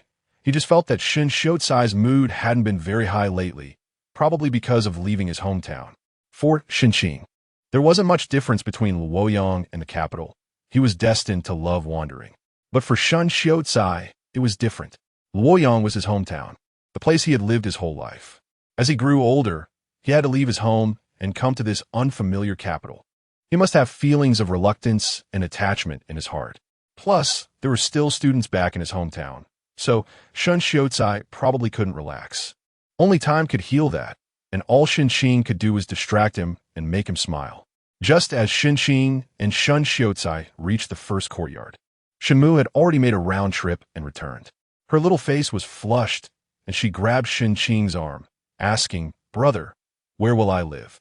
Shen Qing tidied Shen Mu's slightly disheveled hair from running and asked, "Guess?" Shen Mu was already 13 this year, which made her quite grown up. She knew that the first courtyard would serve as the living room and study, while the middle courtyard was reserved for her brother and sister-in-law. She would live with her father in the last courtyard, which had 2 gardens. She immediately set her sights on the garden with the osmanthus tree, as she loved the scent of osmanthus. "Father, brother, come here." Shen Mu pulled Shen Qing towards the back. When they reached the entrance of that garden, Shen Mu pointed and asked, "Is it this one?" "Yes." The 3 of them walked in, and Shen Qing said, "I knew you would like it here. Since it's your place, why don't you give this garden a name?" "I've already thought of one," Shen Mu said, lifting her little face with delight. "My name has the character Mu in it, and this garden has an osmanthus tree, which is also called Mushi. So my garden will be called Mushigu." Shen Qing thought for a moment and suggested, "How about changing it to Shi from Shilio? It feels more suitable for a girl." Shen Mu rolled her eyes at her brother and said, "Brother, why are you so mundane? I like Shi from Xinyo. It sounds so powerful and unique." Shen Qing took a deep breath. All right. He almost forgot that his sister was a particularly independent girl. The three of them walked into the house, and Shen Qing found that the room had already been tidied up. The first thing that caught his eye was a 4-panel carved wooden screen painted with the 4 gentlemen: plum, orchid, bamboo, and chrysanthemum. As they walked further inside, they saw a set of sky blue jade tea sets placed on the round table in the center and at the back. The bed was draped with a lotus pink silk canopy, with 4 corners adorned with matching scented sachets. Shen Qing lifted the canopy and found that even the bedding was neatly arranged, with a moon-white satin quilt cover embroidered with patterns of fish playing among lotus leaves. Refreshingly elegant. Shen Qing guessed that this must have been arranged by Changxian, and he felt a bit delighted and surprised, thinking that the young girl was quite thoughtful and considerate. "Do you like this room?" Shen Qing turned to ask Shenmu. "I like it." Shenmu genuinely liked it. This simple yet elegant style was her taste. "That's good. This was arranged by your future sister-in-law, so you should thank her when you meet her." "When will I be able to meet her?" "Tomorrow. Let's go together."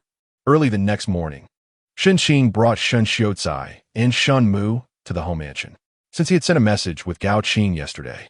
The servant at the door immediately ran in to report when he saw Shen Qing getting out of the carriage, and the main door opened directly. It should be noted that this main door usually remains closed and only opens to welcome significant guests. Lord Cheng's action was very courteous, and Shen Qing felt a little touched, especially compared to the despicable people in his clan. Lord Cheng was truly a good person. As Shen Qing and the others walked inside, Lord Cheng and Madame Lin had already come out to greet them, followed by the shy Chengxian and the bouncy Chengyu. It was Chengxian's first time meeting her future father-in-law and sister-in-law. She had been so excited last night that she couldn't sleep. This morning, when choosing her clothes, she insisted on wearing something more formal, and after much deliberation, she chose a water blue floor-length gown. Even her makeup was simple and elegant. Shen Qing saw her from a distance, smiled at Chengxian, and quietly said, "You look great." Chengxian blinked at Shen Qing, her bright big eyes clearly saying of course, but when she sensed that Shen Xiaocai seemed to be looking at her, she immediately lowered her head and pretended to be reserved. Shen Xiaocai had spent his whole life as a teacher and had a humble and gentle personal style. He was genuinely gentle, unlike Lord Cheng, who only appeared gentle on the surface, but was actually quite unruly at heart. Shen Qing was initially a bit worried that the two might not hit it off, but he soon discovered that both were rather unassuming. As soon as Shen Xiaocai saw Lord Cheng, he looked grateful and respectfully bowed, saying, "Thank you, Lord and Lady, for taking care of my Qing during his time in the capital. You treat him like family, and I am truly grateful. Please accept my bow." Lord Cheng quickly helped Shen Xiaocai up, thinking to himself how strange it was that this cunning little brat Shen Qing had such a sincere and humble father. This was definitely not an act. Look at how serious his eyes were, and how sincere his expression was. "Oh, what a good person." Lord Cheng also put on a sincere expression and said, "Mr. Shen, you truly flatter me. It is Shen Qing who has done great kindness to my family. What I have done is merely a trifle. His success today is all due to your excellent upbringing. I should be the one to thank you for raising such a good son-in-law for me. Meeting your esteemed daughter is truly a blessing for Qing. Meeting Shen Qing is also a blessing for Xian. Scholar Shen quickly replied, "Not at all." Lord Cheng responded, "Exactly." The two began to exchange pleasantries as they walked, which eventually evolved into elaborate praises for Shen Qing. While it is normal for a father to brag about his child, Shen Qing couldn't help but feel that when the praises came from Lord Cheng's mouth, it felt different, almost like he was speaking in reverse. It made his teeth start to ache. Then, Shen Qing noticed Lord Cheng glance at him out of the corner of his eye while talking. The look was clear and sharp, the same familiar formula, and Shen Qing felt reassured. Later, when Chengxian saw Shenmu, she found her very cute. With a face somewhat resembling Shen Qing's, she was truly a pretty little girl. Chengxian took Shenmu's small hand and asked, "Your name is Shenmu, right? It must have been tiring to travel all the way to the capital. What do you like to eat? Do you like to drink fruit juice? What do you usually like to do at home?" Little girl Shenmu was not shy at all and answered generously. The two chatted and laughed, getting along well. Shen Qing watched from the side and thought Chengxian seemed a bit strange today. Her posture was much straighter, her steps were so standard, and her smile was so warm and kind, yet elegant and dignified. Shen Qing walked over to Cheng Xian and leaned his head forward to ask, "What is wrong with you?" Cheng Xian maintained her expression, her smile still in place, and softly said, "Mother said that I must be reserved and dignified today. So please step aside and don't influence me." Cheng Xian finally shot Shen Qing a sideways glance, but her sparkling eyes lacked any fierce intent. Instead, they seemed to be playful. Shen Qing thought it was amusing that she wanted him to step aside, as she was no longer the shy girl who couldn't even lift her head before. However, since his future daughter-in-law wanted to show off, he could only support her quietly. While Lord Cheng and Scholar Shen were exchanging compliments, Shen Qing and Cheng Xian were indulging in sweet moments. Little Cheng Yu walked alongside, staring at Shen Mu. He was overjoyed today because he didn't have to study with guests at home, and he discovered there was also a pretty sister present. She was so beautiful, with bright big eyes and a round little face, and her refreshing demeanor was unlike anyone he had seen before, making him feel at ease. Shen Mu also noticed Cheng Yu and thought, "This child is really pretty, with red lips and white teeth, looking very obedient." So, Shen Mu smiled gently at Cheng Yu, revealing 2 shallow dimples on her cheeks. Little Cheng Yu became excited, enchanted, and shy. He turned to run and wanted to hide behind his sister. Unfortunately, his hurried steps caused him to step on Cheng Xian's long skirt, so a tragedy ensued. When Shen Qing heard the sharp screams and the sound of falling behind him, he felt the scene was familiar. He turned around and saw Cheng Xian sprawled on the ground in a sorry state, with the chubby little boy on top of her. Shen Qing's mind was filled with countless thoughts. First, what is your family's surname? It should be Liu. Your entire family is called Liu Buping. Second, you told me not to influence your reserved act, but look, you've tumbled yourself. Third, Cheng Yu is going to be in big trouble. Chapter 41, Cheng Xian fell and hurt herself. Her body ached, and her face hurt even more. She lay on the ground, not wanting to get up, wishing she could find a crack in the earth to hide in. She didn't dare look ahead and could only slowly turn her head to see the chubby culprit who was now pressing down on her. Her own little brother, Cheng Yu. Cheng Yu was also feeling distressed. He had actually fallen flat on his face in front of his sister. How embarrassing. He was feeling sad when he suddenly caught sight of his sister's fierce gaze. Cheng Yu finally realized he was in trouble. He reflexively smiled sheepishly, then scrambled off Cheng Xian, grabbed Shen Mu's hand, and ran away while shouting, "I'm sorry. I didn't mean to." Lord Cheng's face twitched unusually. Then he smiled apologetically at Scholar Shen, saying, "My son is mischievous. Please excuse him." Scholar Shen quickly waved his hand, saying, "No harm done, no harm done. Your son is innocent and lively, quite adorable." Scholar Shen truly felt there was nothing wrong. It was just a fall, a minor incident. It was just that his son was a bit lacking in decorum, laughing while helping a girl who had fallen, although he tried hard to suppress it. The shaking of his shoulders gave him away. Lord Cheng's face darkened. Alas, he felt sorry for his in-laws. In the small living room of Jiaoyang Pavilion, Shen Qing was waiting and waiting, but Cheng Xian did not come out. It was taking so long. It seemed like she was changing clothes, but it felt like she had time to redo a whole outfit. Shen Qing helplessly ran to Cheng Xian's bedroom door and shouted, "Xian Xian, are you ready?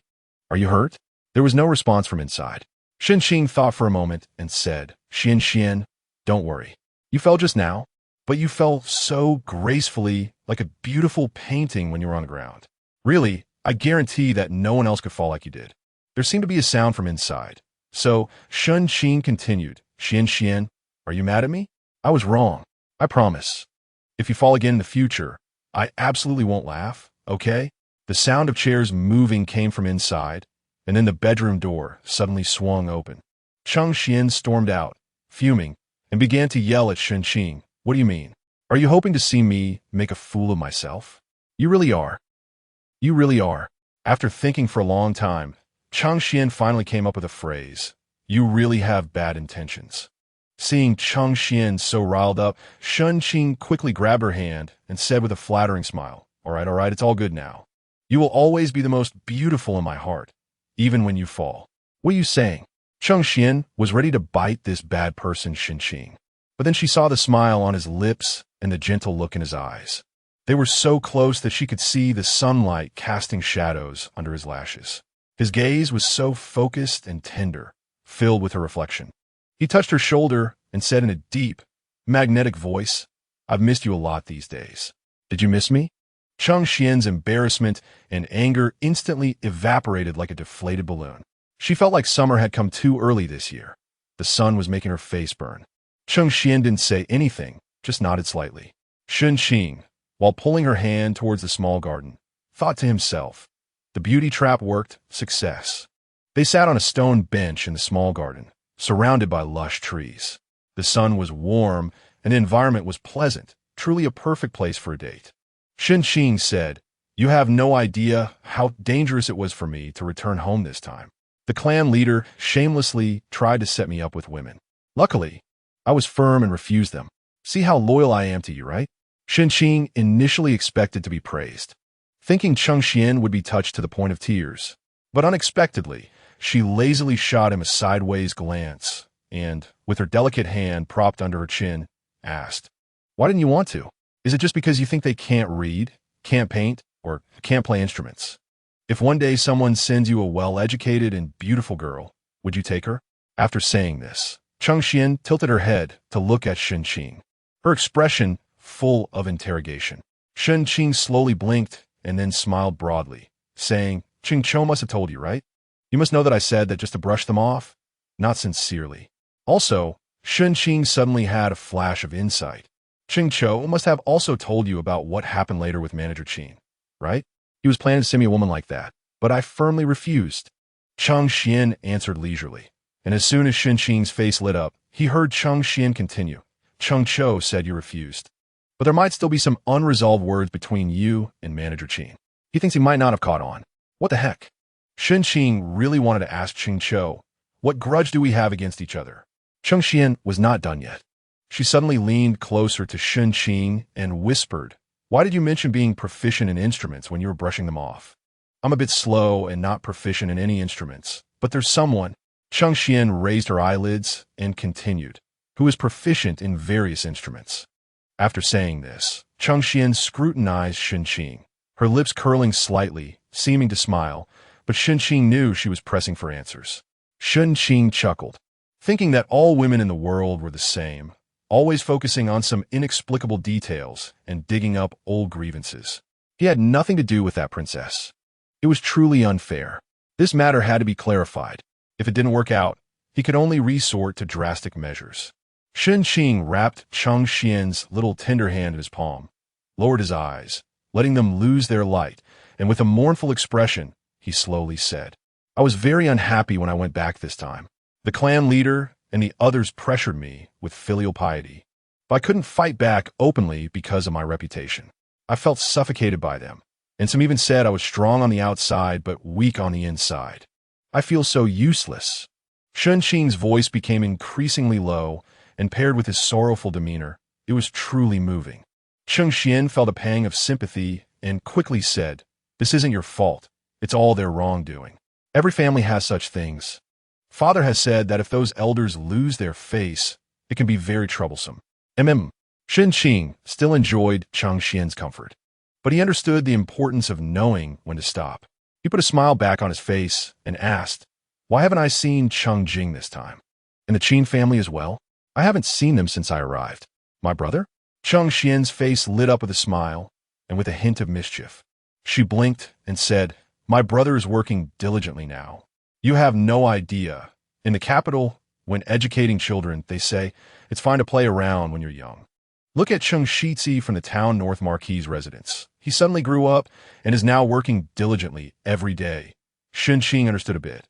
"Is it related to the Xia family?" Chang Xian nodded. "Here's the situation." Chang Xian knew that Uncle Li was not interested in Xia Qiong. While he was pleased, he still couldn't approach Xia Qiong. It wouldn't do to rush and recklessly. Chang Jing could only adopt a waiting strategy. So he stayed in front of the Xia residence every day, hoping to create an accidental encounter when one of the Xia daughters came out to express his feelings. However, after waiting and waiting, he was almost turning into a stone of longing, and the Xia daughters still didn't come out. Cheng Jing thought this couldn't go on. So he sent his servant to bribe the woman who bought vegetables for the Xia family to gather information. The result was that he heard the lady was not in the residence. The young master had sent her to a villa outside the city to play recently. Cheng Jing's servant, Tuan Yuan, happily reported to Cheng Jing, "This is great. The villa isn't as strictly guarded as the city. You might still get to see the Xia family's young lady."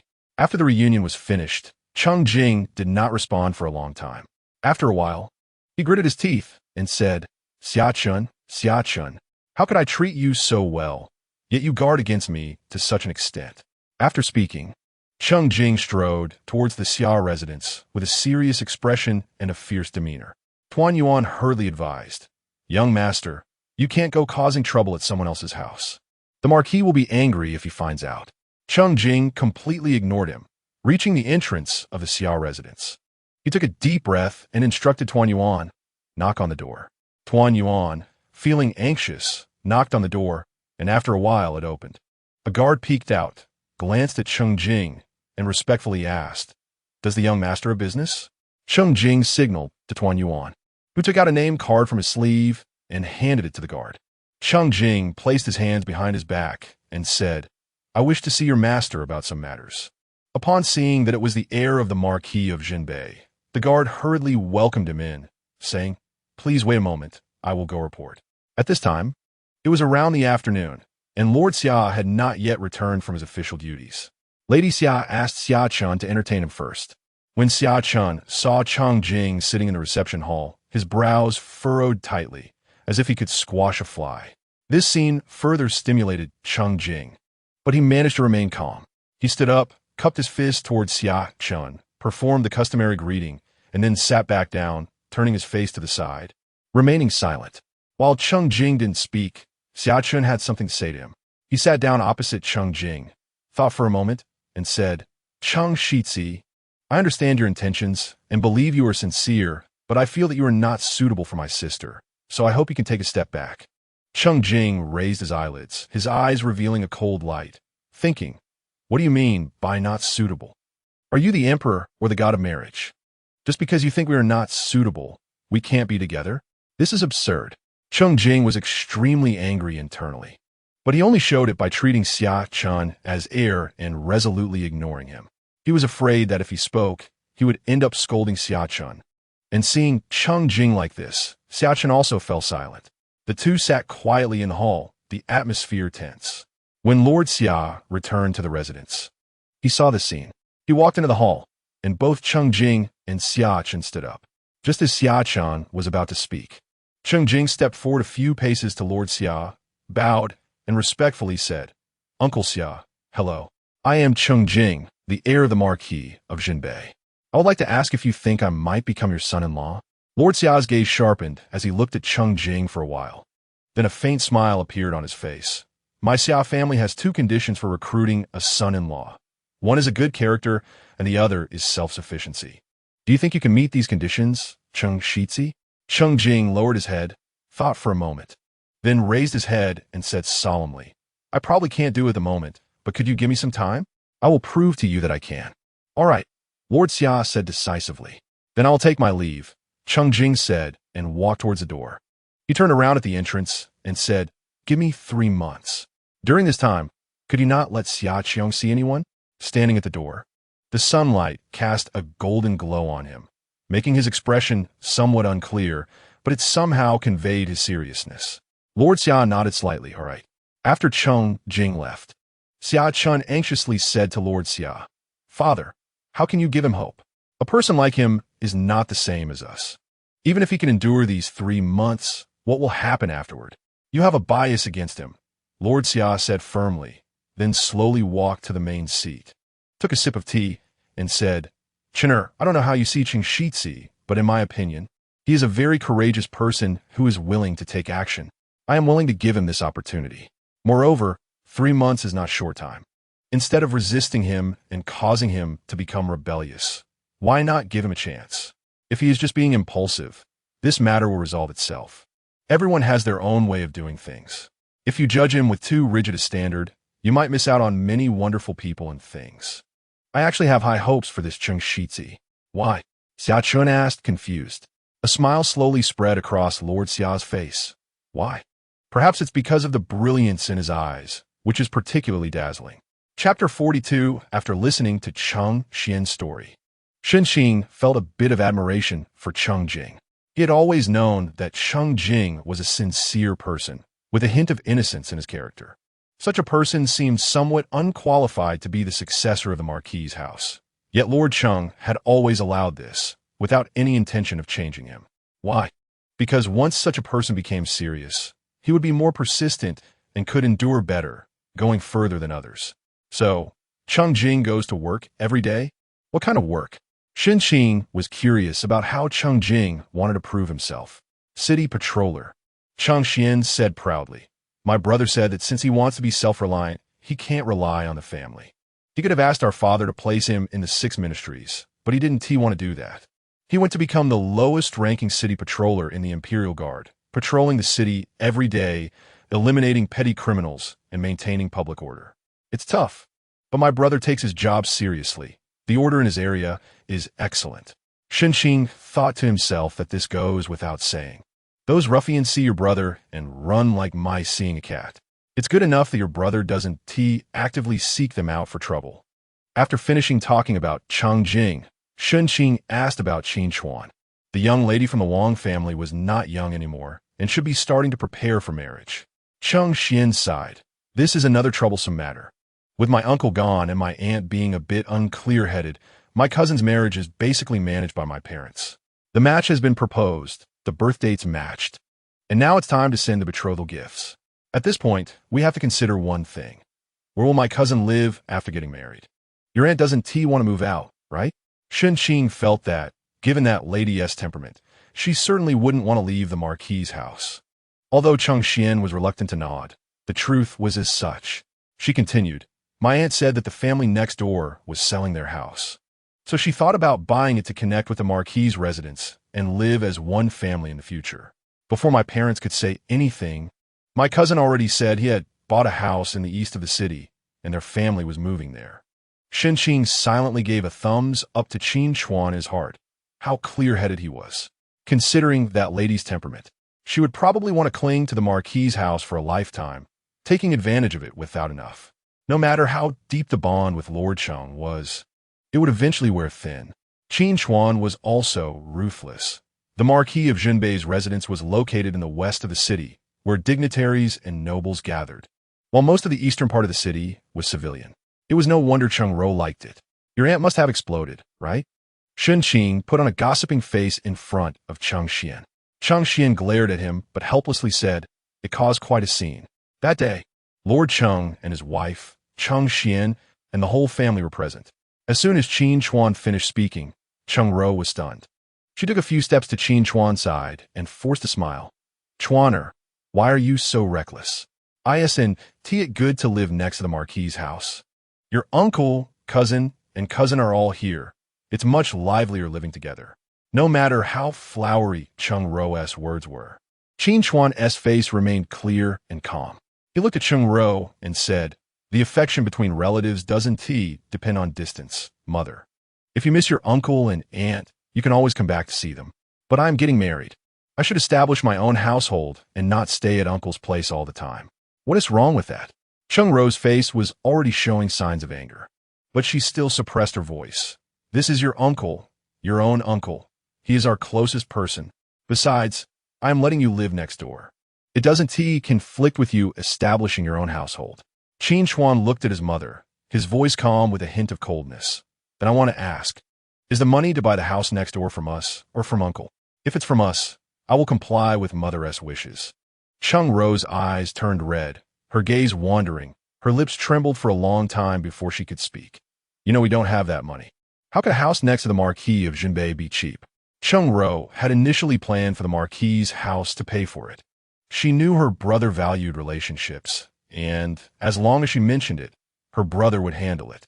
However, she didn't expect that her secret thoughts would be exposed by her own son in such a situation. Cheng Ro felt a mix of anger, shame, and anxiety. "Then that's it. Uncle has already helped us too much. In the future, I will take care of this family. We are Uncle's relatives, not parasites." This statement struck like a sharp sword, accurately piercing Cheng Ro's already fragile heart. She completely broke down. She had always felt that it was natural for the Marquis' house to support them, the orphans and widows. She was the lady of the Marquis' house, and the current Marquis was her elder brother. The Marquis' house had so much money. What was wrong with him spending some? She should be noble and dignified. But now her son actually said she was a parasite. Cheng Ro slapped Qin Chuan's chest with both hands, crying, "You unfilial son. How can you say that about me? I am your mother. I'm doing this for you." Cheng Ro's body slowly softened, and Qin Yao hurriedly stepped forward to support her, looking anxious. "Brother, how can you say such things?" Quickly apologized to mother. Qin Chuan's gaze turned to Qin Yao's face. His voice neither sad nor happy. "Yao Yao, do you also think we should continue living in the Marquis' house?" Qin Yao's gaze was flustered, anxious, and uneasy. She shook her head. "I don't know, but..." Cheng Ro suddenly thought of something and quickly said, "What about the eldest lady of the Wang family? Would she be willing to move to the east of the city? She is a daughter of an official family." Cheng Ro's expression, which was originally filled with despair, brightened at this remark. She clutched Qin Chuan's clothes. "Yes, the east of the city is where the common people live. The Wang family's young lady wouldn't be willing to live there. She will. I have discussed it with her. She is willing to live there." Qin Chuan's gaze revealed a hint of tenderness. That girl said wherever he was, she would be there. This faint tenderness hurt Cheng Ro's eyes. She finally found an outlet for her emotions and shouted, "It was her who made you do this, right? It was her who didn't want to live in the Marquis' house, right? I knew she was not a good person. She hasn't even married into our family yet and is already meddling. I'm going to ask the Wang family what kind of girl they are raising." Cheng Ro acted as if she was about to leave, and Lord Cheng was just about to stop her when Qin Chuan's icy voice came. "Go ahead, ruin my marriage. I will still be filial to you for a lifetime, but it definitely won't be in the Marquis' house." Cheng Ro felt as if she had been struck by lightning, standing there motionless. She lowered her head, her shoulders began to shake, and soon a mournful sob escaped her. She walked away step by step, heading towards Qin Feng Pavilion. Qin Chuan stood in the hall, his eyes filled with deep fatigue. Lord Cheng walked up to him, and Qin Chuan slowly raised his head, his voice ethereal. "I didn't want to do this to her either."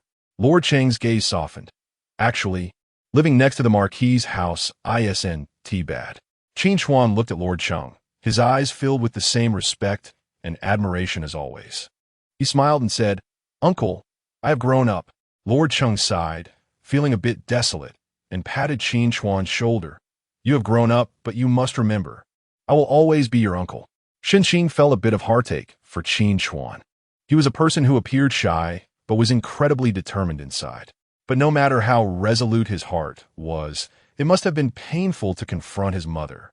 Each of them was growing. Cheng Jing was starting to strive, and Qin Chuan had the demeanor of a head of a family. Time was like a carving knife, engraving them into the mundane years, etching them into fleeting moments. While Shen Qing was lamenting here, Shen Mu had already pulled Cheng Yu's hand over.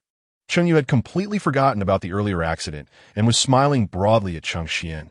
And surprisingly, Cheng Xian smiled back. Shen Qing quickly sat up straight, ready to watch the show. Shen Mu came over and said to Shen Qing, "Brother, Sister Xian, let us go eat. Mother said there is special fresh fish soup today." Cheng Yu nodded and repeated beside him, "Yes, especially the fresh fish soup." Cheng Xian smiled slightly, and there was an evil glint in her eyes. She squatted down to look at Cheng Yu, gently stroking his face, and said with a smile, "Since the fish soup is delicious, drink more. But you can't drink too much. What if you went to bed again like the day before yesterday? How embarrassing that would be." Cheng Yu's smile froze on his face, and then his complexion changed from slightly red to bright red, then to deep red, and finally to the color of a monkey's bottom.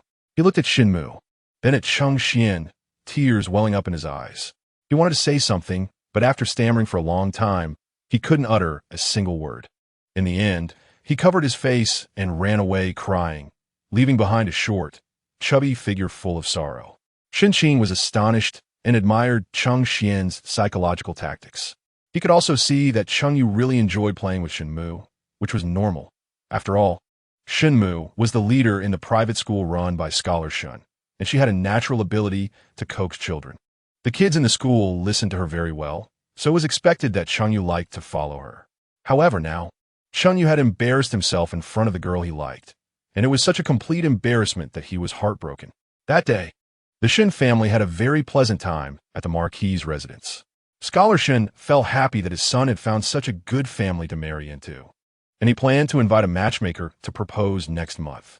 Shen Mu was also very happy. Not only did she drink the super fresh fish soup, but she also successfully comforted Chengyu when the Cheng family was unable to persuade him to eat. Shen Qing was even happier. The longtime bachelor was finally going to get married.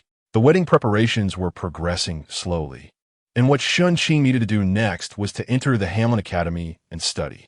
According to the regulations of the Diyu dynasty, those who ranked in the top 2 in the imperial examination would enter the Hamlin Academy as scholars. This was a short-term position lasting 1 year, during which the instructors in the academy would impart various knowledge to them. After a year, there would be a final examination, and those who performed well could either remain in the Hamlin Academy or take up positions in various departments. So, in the coming year, Shen Qing, Li Shuyuan, Xia Chen, and Qin Chuan would all stay in the Hamlin Academy, including food and lodging. Before entering the Hamlin Academy, Shen Qing made sure to arrange everything at home properly. Scholar Shen was someone who couldn't stay idle, so Shen Qing found a good private school nearby for him to continue shining. As for Shen Mu, Shen Qing felt she was still young and needed to continue learning, such as painting and musical instruments. Cheng Xian helped a lot with this matter. She introduced a teacher named Madame Chen, who, having lost her husband early and having no children, was very willing to come to Shen Qing's house to teach girls. It was a light job and peaceful, but Shen Qing had to provide for her in her old age, and he readily agreed. Thus, Shen Mu's life became fulfilling. On the way to the Hamlin Academy, Shen Qing thought, "This is home. Having family by your side is home, and where my heart is at peace is home." Chapter 43. The Scholars' Accommodation at the Hamlin Academy. At the Hamlin Academy, 2 scholars shared a room. Shen Qing was supposed to stay with the second place in the imperial examination, but since he had gone home to teach, Shen Qing called Qin Chuan to live with him instead. The two hadn't seen each other for a long time, and Shen Qing wondered if Qin Chuan would look troubled given the recent unrest at his home. As it turned out, Qin Chuan looked well. Though his face was a bit thinner, his eyes still warm and resolute, and he carried a hint of maturity about him. Qin Chuan was also very happy to see Shen Qing, and after tidying up their room, they went out for a stroll together. Just as they reached the door, they heard a creak next door, and the door opened. Li Shuyuan and Xia Chen came out together. Xia Chen was still that sunny and handsome young man, but Li Shuyuan had turned into a pale, awkward figure, his gait somewhat strange, with his well-shaped eyebrows slightly furrowed and a hint of melancholy in his eyes, as if he harbored endless worries.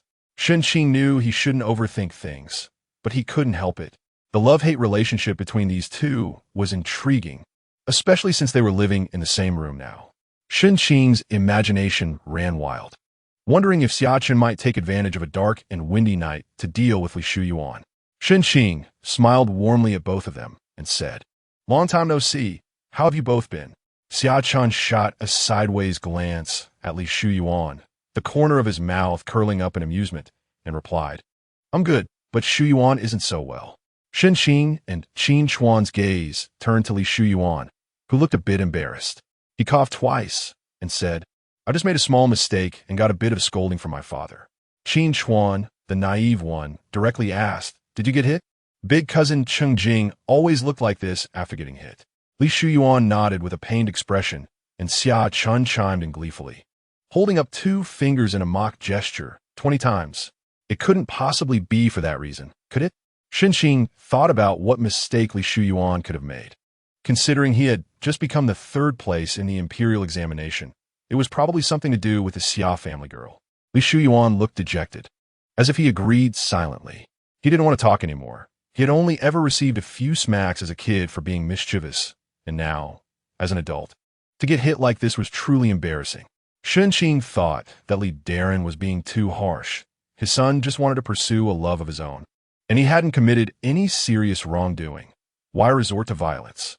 While Shen Qing was lamenting Li Darren's strictness, Xia Chen stepped forward with a hint of malice in his eyes and said, Do you think Shu Yuan is quite pitiful? Shen Qing raised an eyebrow, sensing there was more to this, and sure enough, Xiaqin continued. Don't forget, Shu Yuan's father, Li Daren, is the head of the Hanlin Academy. He will be overseeing us in the future. Rather than pitying Shu Yuan, you should be worried about us. Is it really that serious? Shen Qing's eyes widened in disbelief. Just because he was strict with his son didn't he mean he would be strict with everyone else? Xiaqin might be overthinking it. Xiaqin chuckled and left a remark, just wait and see.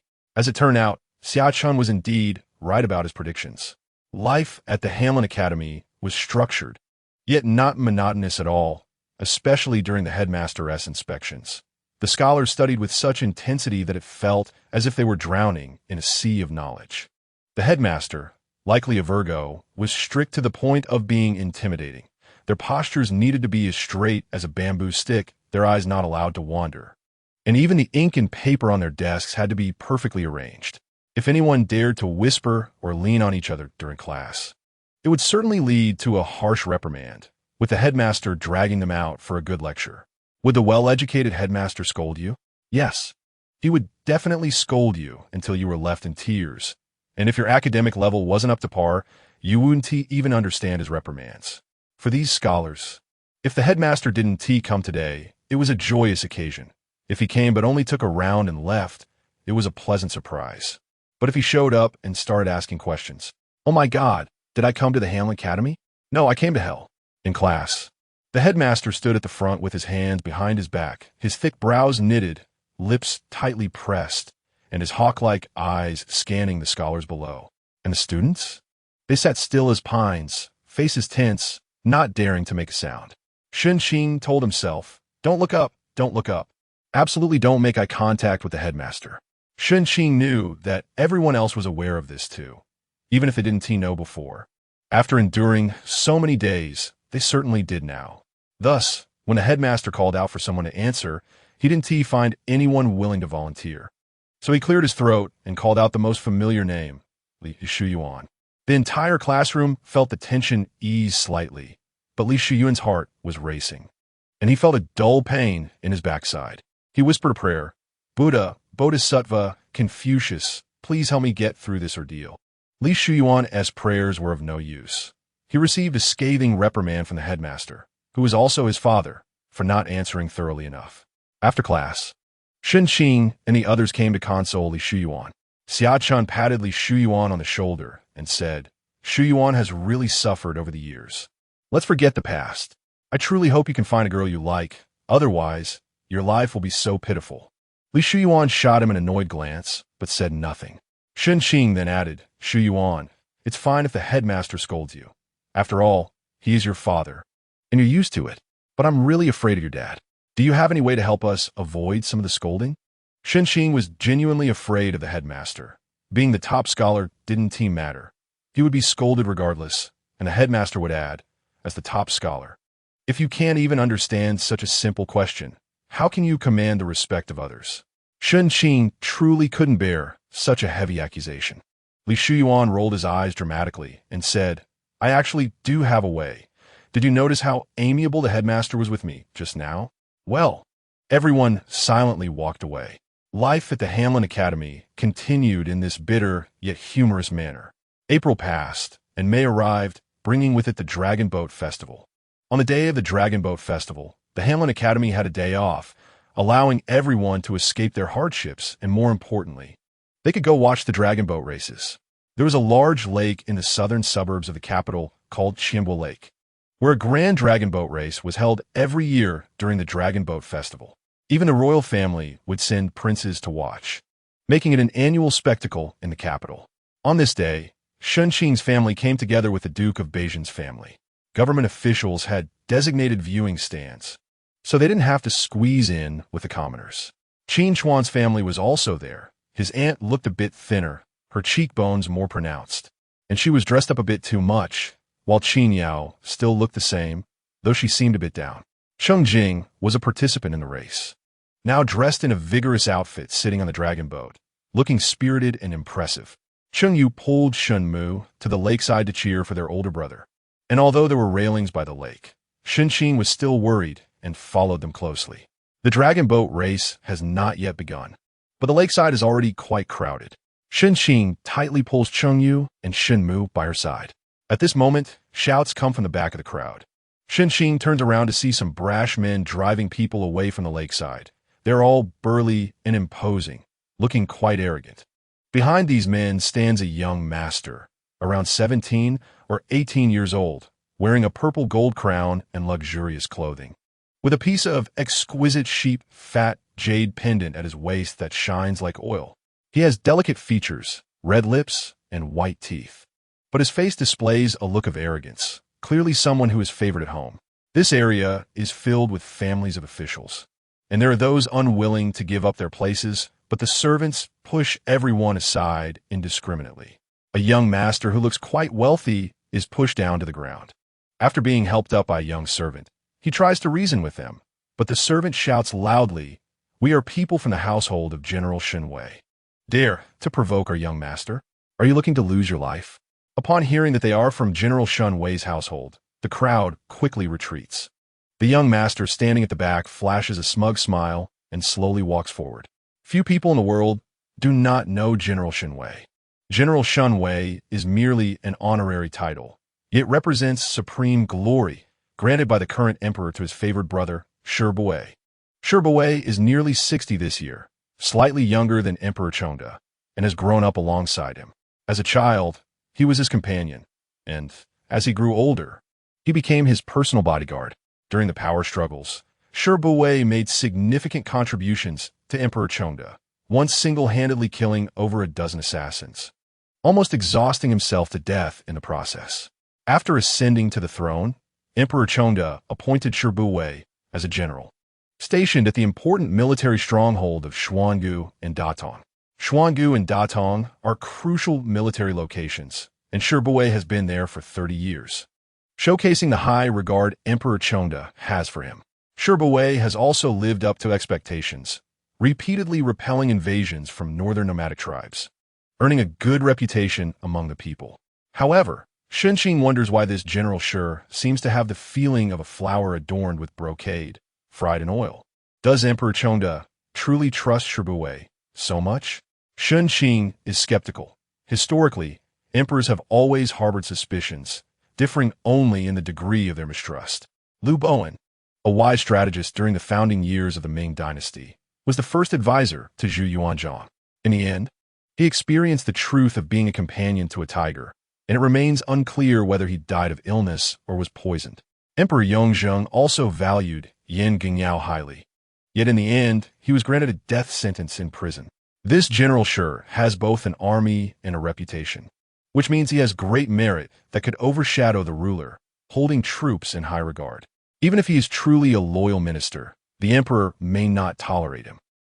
Shen Qing takes a few steps back with Shen Mu and Chengyu, looking at the young master Shi standing by the river, enjoying himself and joking. She thinks, is this truly a tale of mutual benefit between ruler and minister, or is it the prelude to an impending storm? It really feels a bit like a case of being overly favored to the point of harm. It's quite intriguing. Chapter 44 that night.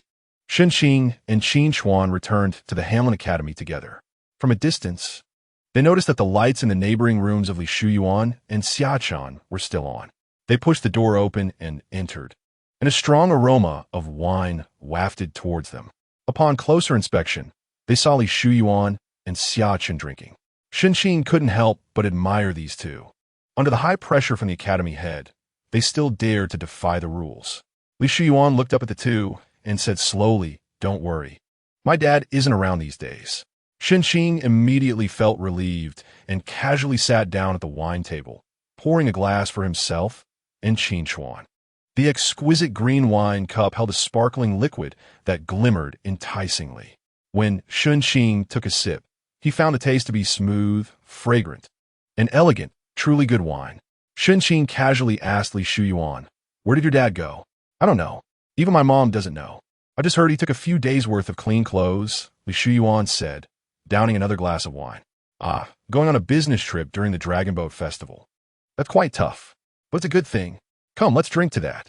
Shen Qing raised his glass, and the four of them clinked glasses and downed their drinks.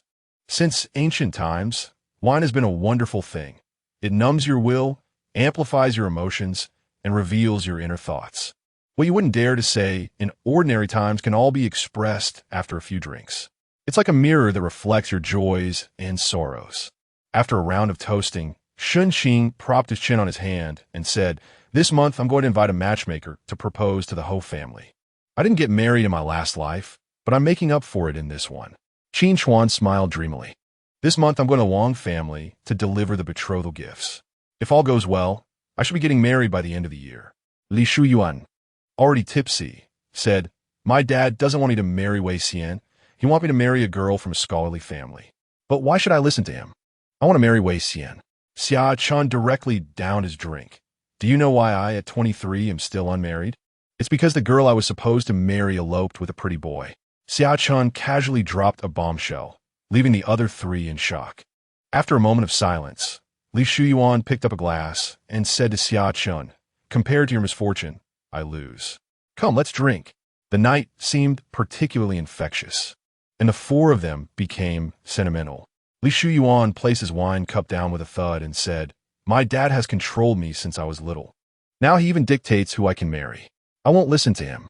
Now, I'm going to write a letter to Wei-Hsien and tell her that I miss her." As Li Shuyuan spoke, he took out a stack of white paper and boldly wrote 3 characters, "To Sanchi." "What does Sanchi mean?" Shen Qing glanced over. "Aren't you writing to Wei-Hsien?" Li Shuyuan's usually pale face flushed with a hint of color. He smiled slightly and said, "I'm 3rd in the family, and she's 7th. So I call her Sanchi, representing that I will always be with her." Qin Chuan ran out to throw up, and Shen Qing felt his stomach turning. Li Shuyuan had clearly been oppressed too much normally. His rebellion was quite remarkable. "But what should I write?"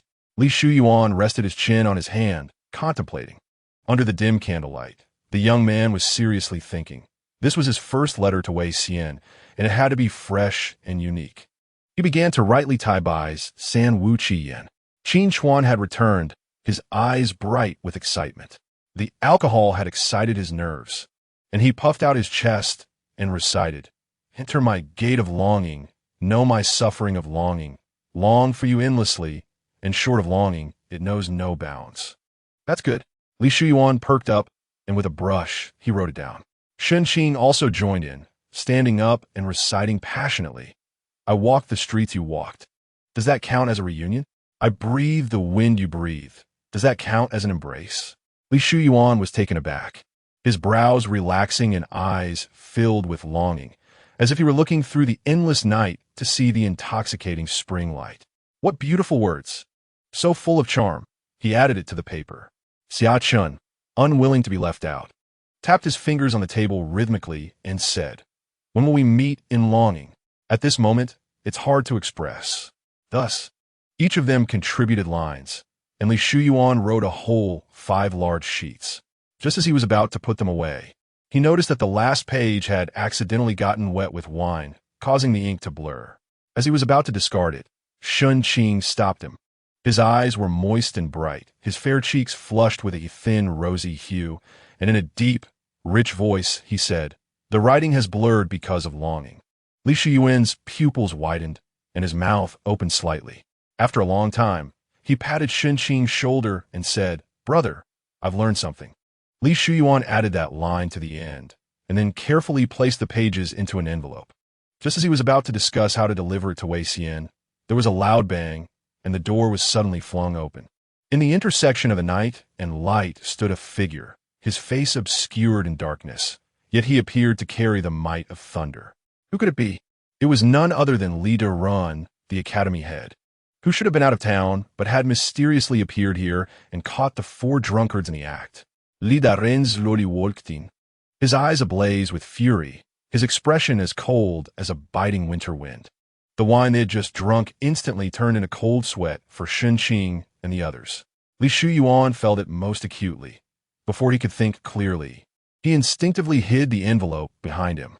Once he realized how foolish he was, he wanted to slap himself. How could he be so stupid? This was like hiding silver in plain sight. Sure enough, Leader Ren's gaze landed on Shuyuan's right hand behind his back. Seeing his father approach, Li Shuyuan, in a moment of panic, cried out with a hint of sob, "My injury on my, but hasn't healed yet." You can't hit me again. As for Li Daoran, burdened with heavy responsibilities, he had intended to tidy up and leave the capital for the Dragon Boat Festival. But after riding for half a day, he was called back by the emperor's envoy, saying the matter would be postponed. Li Daoran wasn't at ease leaving the capital, especially since his younger son had recently been acting up, rejecting a fine girl from a scholarly family to pursue a girl from a military family. There seemed to be a prior connection between the two, which was intolerable for the usually stern Li Daoran. His anger flared, and he gave his son 20 lashes. In these times, being a father was akin to being a deity. If your son disobeyed, you could punish him. However, deep down, Li Daoran was still a caring father, and able to let go of his worries for Li Shuyuan. By the time he returned, it was already late evening, and he headed straight to the Hamlin Academy to see how his son was doing. However, he regretted looking. As soon as he approached, he was filled with rage. From a distance, he saw the lights in his son's room were bright, and as he got closer, he heard the sounds of revelry. Inside, people were gathered drinking, and someone was slurring about how to deliver something to Wei-Hsien. He immediately recognized his son's voice. These little rascals were drinking in such a solemn and sacred place as the Hamlin Academy. This was intolerable. Li Shuyuan showed no signs of repentance. This was intolerable. Li Shuyuan was even thinking about secretly giving gifts to that girl from the Wei family. This was intolerable. Unable to hold back, Li Daoran kicked the door open, startling everyone inside. He saw the stunned expressions on the faces of the young men and spotted his son's hand, which he tried to hide. Surely, whatever he was holding was meant for Wei-Hsien. With an imposing presence, Li Daoran strode in. Shen Qing and the others dared not move. Li Daoran approached Li Shuyuan, extended his right hand, and said sternly, "Hand it over." Li Shuyuan's body tensed up as he glanced at his father's broad, thick, and slightly calloused hand. He forced a smile that looked worse than crying and said, "It's just some poems we wrote ourselves, not polished yet, so I don't dare to offend father's eyes." However, Lord Li remained unmoved. His outstretched right hand was as steadfast as a mountain stone. Li Shuyuan swallowed hard and prepared to dash out, with only one thought in his mind, no matter what. He couldn't let this letter fall into his father's hands today. Ideals are beautiful, but reality is tragic. The moment Li Shuyuan moved, Lord Li's hand struck like lightning, pinning Li Shuyuan's shoulder, then twisting it in the opposite direction. With a crack, a look of pain immediately appeared on Li Shuyuan's face, and before he could even scream, the letter was snatched from his hand. Damn! The head of the academy turned out to be a martial arts master. This was bad. Lord Li took the letter in hand, then raised his eyes to scan the 4 individuals, exuding an air of disdain for all. The 4 of them wilted like old eggplants in autumn, resigned to their fate. Just then, a turning point occurred. As Lord Li was about to open the envelope to take a look, a young servant rushed over to report that a eunuch from the palace was looking for him, seemingly with urgent business, and was currently waiting in the reception room. There was no time to read the letter, so Lord Li attempted to tuck it into his sleeve, but it was too thick to fit, so he stuffed it directly into the bundle he carried with him. Pointing at Shen Qing and the other 3, he ordered, "Get out and stand over there." The 4 of them obediently exited. Lord Li glanced at them, took down the bundle, and handed it to his personal servant, whispering, "Lock it in the study, then leave." Shen Qing and Li Shuyuan exchanged glances, thinking, an opportunity has come. This letter definitely shouldn't be seen by Lord Li. Otherwise, Li Shuyuan would have no future to speak of, and Shen Qing and the others wouldn't have it any easier for the next year. They needed to steal the letter back, but not all 4 of them could go. Ideally, just one. Who would it be? Qin Chuan wouldn't do. He was still shaken from the earlier scare. Xiachen wouldn't work either. He was too big to move stealthily. It should have been Li Shuyuan, but he had already injured his butt and arm. He was out of commission. After thinking it over, the only choice left was Shen Qing. Shen Qing no longer hesitated and quickly returned to his room, grabbing a few poetry drafts and stuffing them into an envelope before stealthily following the servant. The study and reception room were connected by a corridor, not far apart. Shen Qing watched as the servant placed the bundle on the desk and locked the door. The door was inaccessible. The only option was the window. Shen Qing cautiously pushed open the windows one by one and finally found one that was open. It was conveniently the window on the right side of the desk, not far from the bundle. Shen Qing thought to himself that he was truly being aided by heaven, then found a long branch on the ground, tremblingly maneuvered it, and eventually hooked the bundle out. The moonlight was bright that night. Shen Qing unwrapped the bundle, and as he was about to replace the top letter with the poetry drafts he had just prepared, he discovered a very tattered book inside. Really tattered, with the front half severely damaged, as if someone had forcefully tore it apart, leaving jagged edges. The content was blatantly exposed to Shen Qing's eyes, illuminated by the light from next door. As he glanced over it, his pupils suddenly constricted. This was no book at all. It was clearly an account book. The exposed page contained shocking information, documenting cases of the Datong army receiving empty salaries, collusion between officials and bandits, and even the trafficking of weapons. Each entry was truly eye-opening. What a coincidence! He had just encountered someone from the formidable general's family during the day, and now he was witnessing how they drank the blood of soldiers at night. Shen Qing's mind raced. Lordly hadn't even mentioned where he was going, indicating how secretive this trip was. The bundle had just been carried by Lord Li, underscoring its importance. Coupled with the content of this account book, it seemed very likely that the emperor was planning to take action against the Shi family. The amount of information was overwhelming. So Shen Qing stopped overthinking and carefully rewrapped the bundle, then stealthily returned it. He took the letter and went back. Although he had stolen the letter back, there was no escaping the drinking session.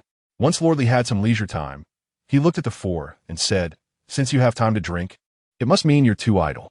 In that case, you should copy a few more books, and when the time comes, donate them to the local private school. That will count as your contribution to education." Thus, each of the four was assigned to copy Analects, which contained 20 chapters and a total of 705 characters, all within just a month. When Qin Chuan went to the Wang family to deliver the betrothal gifts, his hands were trembling. The matchmaker waved her handkerchief and joyfully exclaimed, "Look at how excited our young Master Qin is. His hands are shaking uncontrollably." Qin Chuan was taken aback, glancing at his smiling in-laws across the table. I admit, I'm just too excited. Chapter 45. May is a festive month for the town North Marquis residents. First, Qin Chuan's wedding date has been set for the 6th day of September, which is considered the best time for marriage. While studying at the Hamlin Academy, Qin Chuan is also busy preparing for his wedding, and under the pressure, a few youthful pimples have appeared on his face. Meanwhile, Shen Qing has sent a matchmaker to the Marquis residence to propose marriage, and the matchmaker dressed up in a colorful and festive manner, praising Shen Qing so much that it seemed she was unparalleled in the world. Marquis Chung probably couldn't stand it anymore and readily agreed. May passed in a flurry of joy and busyness, and as the weather turned particularly hot in June, Shen Qing happened to have a day off but had to go to the town North Marquis residence early in the morning. This was because the unlucky 6th prince was getting married, and as this year's top scholar and the son-in-law of the town North Marquis residence, Shen Qing had to go to the 6th prince's residence to congratulate him along with everyone from the Marquis household. Shen Qing rode a Longshai Qingying, who had tanned to a healthy wheat color, his facial features sharp and defined, with bright and spirited eyes, making him appear much more composed and reserved. Shen Qing asked Cheng Jing, "How have you been lately?" Cheng Jing glanced at Shen Qing and sighed. "I've been promoted to squad leader and now manage 10 people." Shen Qing was a bit puzzled. "Isn't that a good thing? Why are you sighing?" Cheng Jing pouted, looking quite emotional. "My subordinates say I'm charming, and my superiors praise my diligence. Even when I patrol the streets, a bunch of girls run to look at me, each one blushing. But," Cheng Jing looked at Shen Qing with a pitiful expression, "how can such an outstanding person like me have such a hard time finding a wife?" The more he thought about it, the more frustrated he became, launching into a rant. "Take you, for example. You casually went to the river to catch a fish and came back with a wife. Qin Chuan is even better. The girl came to him directly. And here I am. After a month of tanning, I've gone from jade-faced young Master to young Bao Qingtian, yet I can't even meet a girl. It's really unfair." Shen Qing looked ahead and casually said, "If you want it to be simple, just let your mother find someone for you. It would be easy." Cheng Jing snorted. "My heart for my Qiong is as firm as a rock. No one can stop me from pursuing true love." "That's good." Shen Qing began to impart his wisdom. "Let me tell you, Men tend to be especially attached to their first woman, while women are different. They won't be your last one. What does this mean? It means you could be a scoundrel, but because of one woman, you turn your life around and become a romantic hero. That woman will be deeply moved and fall in love with you because it gives them a sense of accomplishment. They feel this is true love. So, Shen Qing looked at Shen Qing earnestly. You have great potential. Go for it, young man. Shen Qing felt like a life coach. But Shen Qing, after hearing this, looked unconvinced. What do you mean by turning over a new leaf? What do you mean by scoundrel? He adjusted his horse to get closer to Shen Qing, gritting his teeth. Even though I like to visit the red chambers, I'm still a virgin, okay? Shen Qing's expression clearly showed his disbelief. His eyes seemed to say, you must be joking. Shen Qing, embarrassed and angry, had his face scrunched up like an old chrysanthemum. My father doesn't let me mess around. I don't even have a maid to warm my bed. I feel like a chaste maiden, yet you all think of me this way. I truly feel wrong. While Shen Qing was still sulking, they had arrived at the sixth prince's residence, which was festooned with lanterns and decorations. The sixth prince had gone to the Duke of Wu's residence to fetch his bride and was not present at the moment. The officials congratulating gathered together to chat, and Marquis Cheng took the opportunity to introduce familiar faces to Shen Qing. Before long, the sixth prince returned with his bride. If it were an ordinary person, they would directly proceed to the wedding ceremony. But since this was a prince, they first had to kneel to listen to the imperial decree. The eunuch announced the decree in a sharp voice, starting with wishes for 100 years of harmony and early offspring, then moving on to bestowing gifts. Shen Qing thought to himself that having an emperor as a father is good. Even during a wedding, such a large sum of gifts is given. However, after the eunuch finished reading the list, the hall fell silent, and Shen Qing clearly felt the atmosphere was off. He discreetly looked up and noticed the sixth prince's face was so dark it seemed like water could be wrung from it. But he quickly replaced it with a smiling face to thank the emperor for the grace. Afterward, Shen Qing asked Shen Qing, what just happened? Why did I sense a bit of awkwardness? Shen Qing laughed and leaned closer to Shen Qing, whispering, it's nothing much.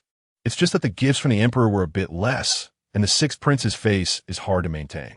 Shen Qing raised an eyebrow, clearly thinking, is that still considered less?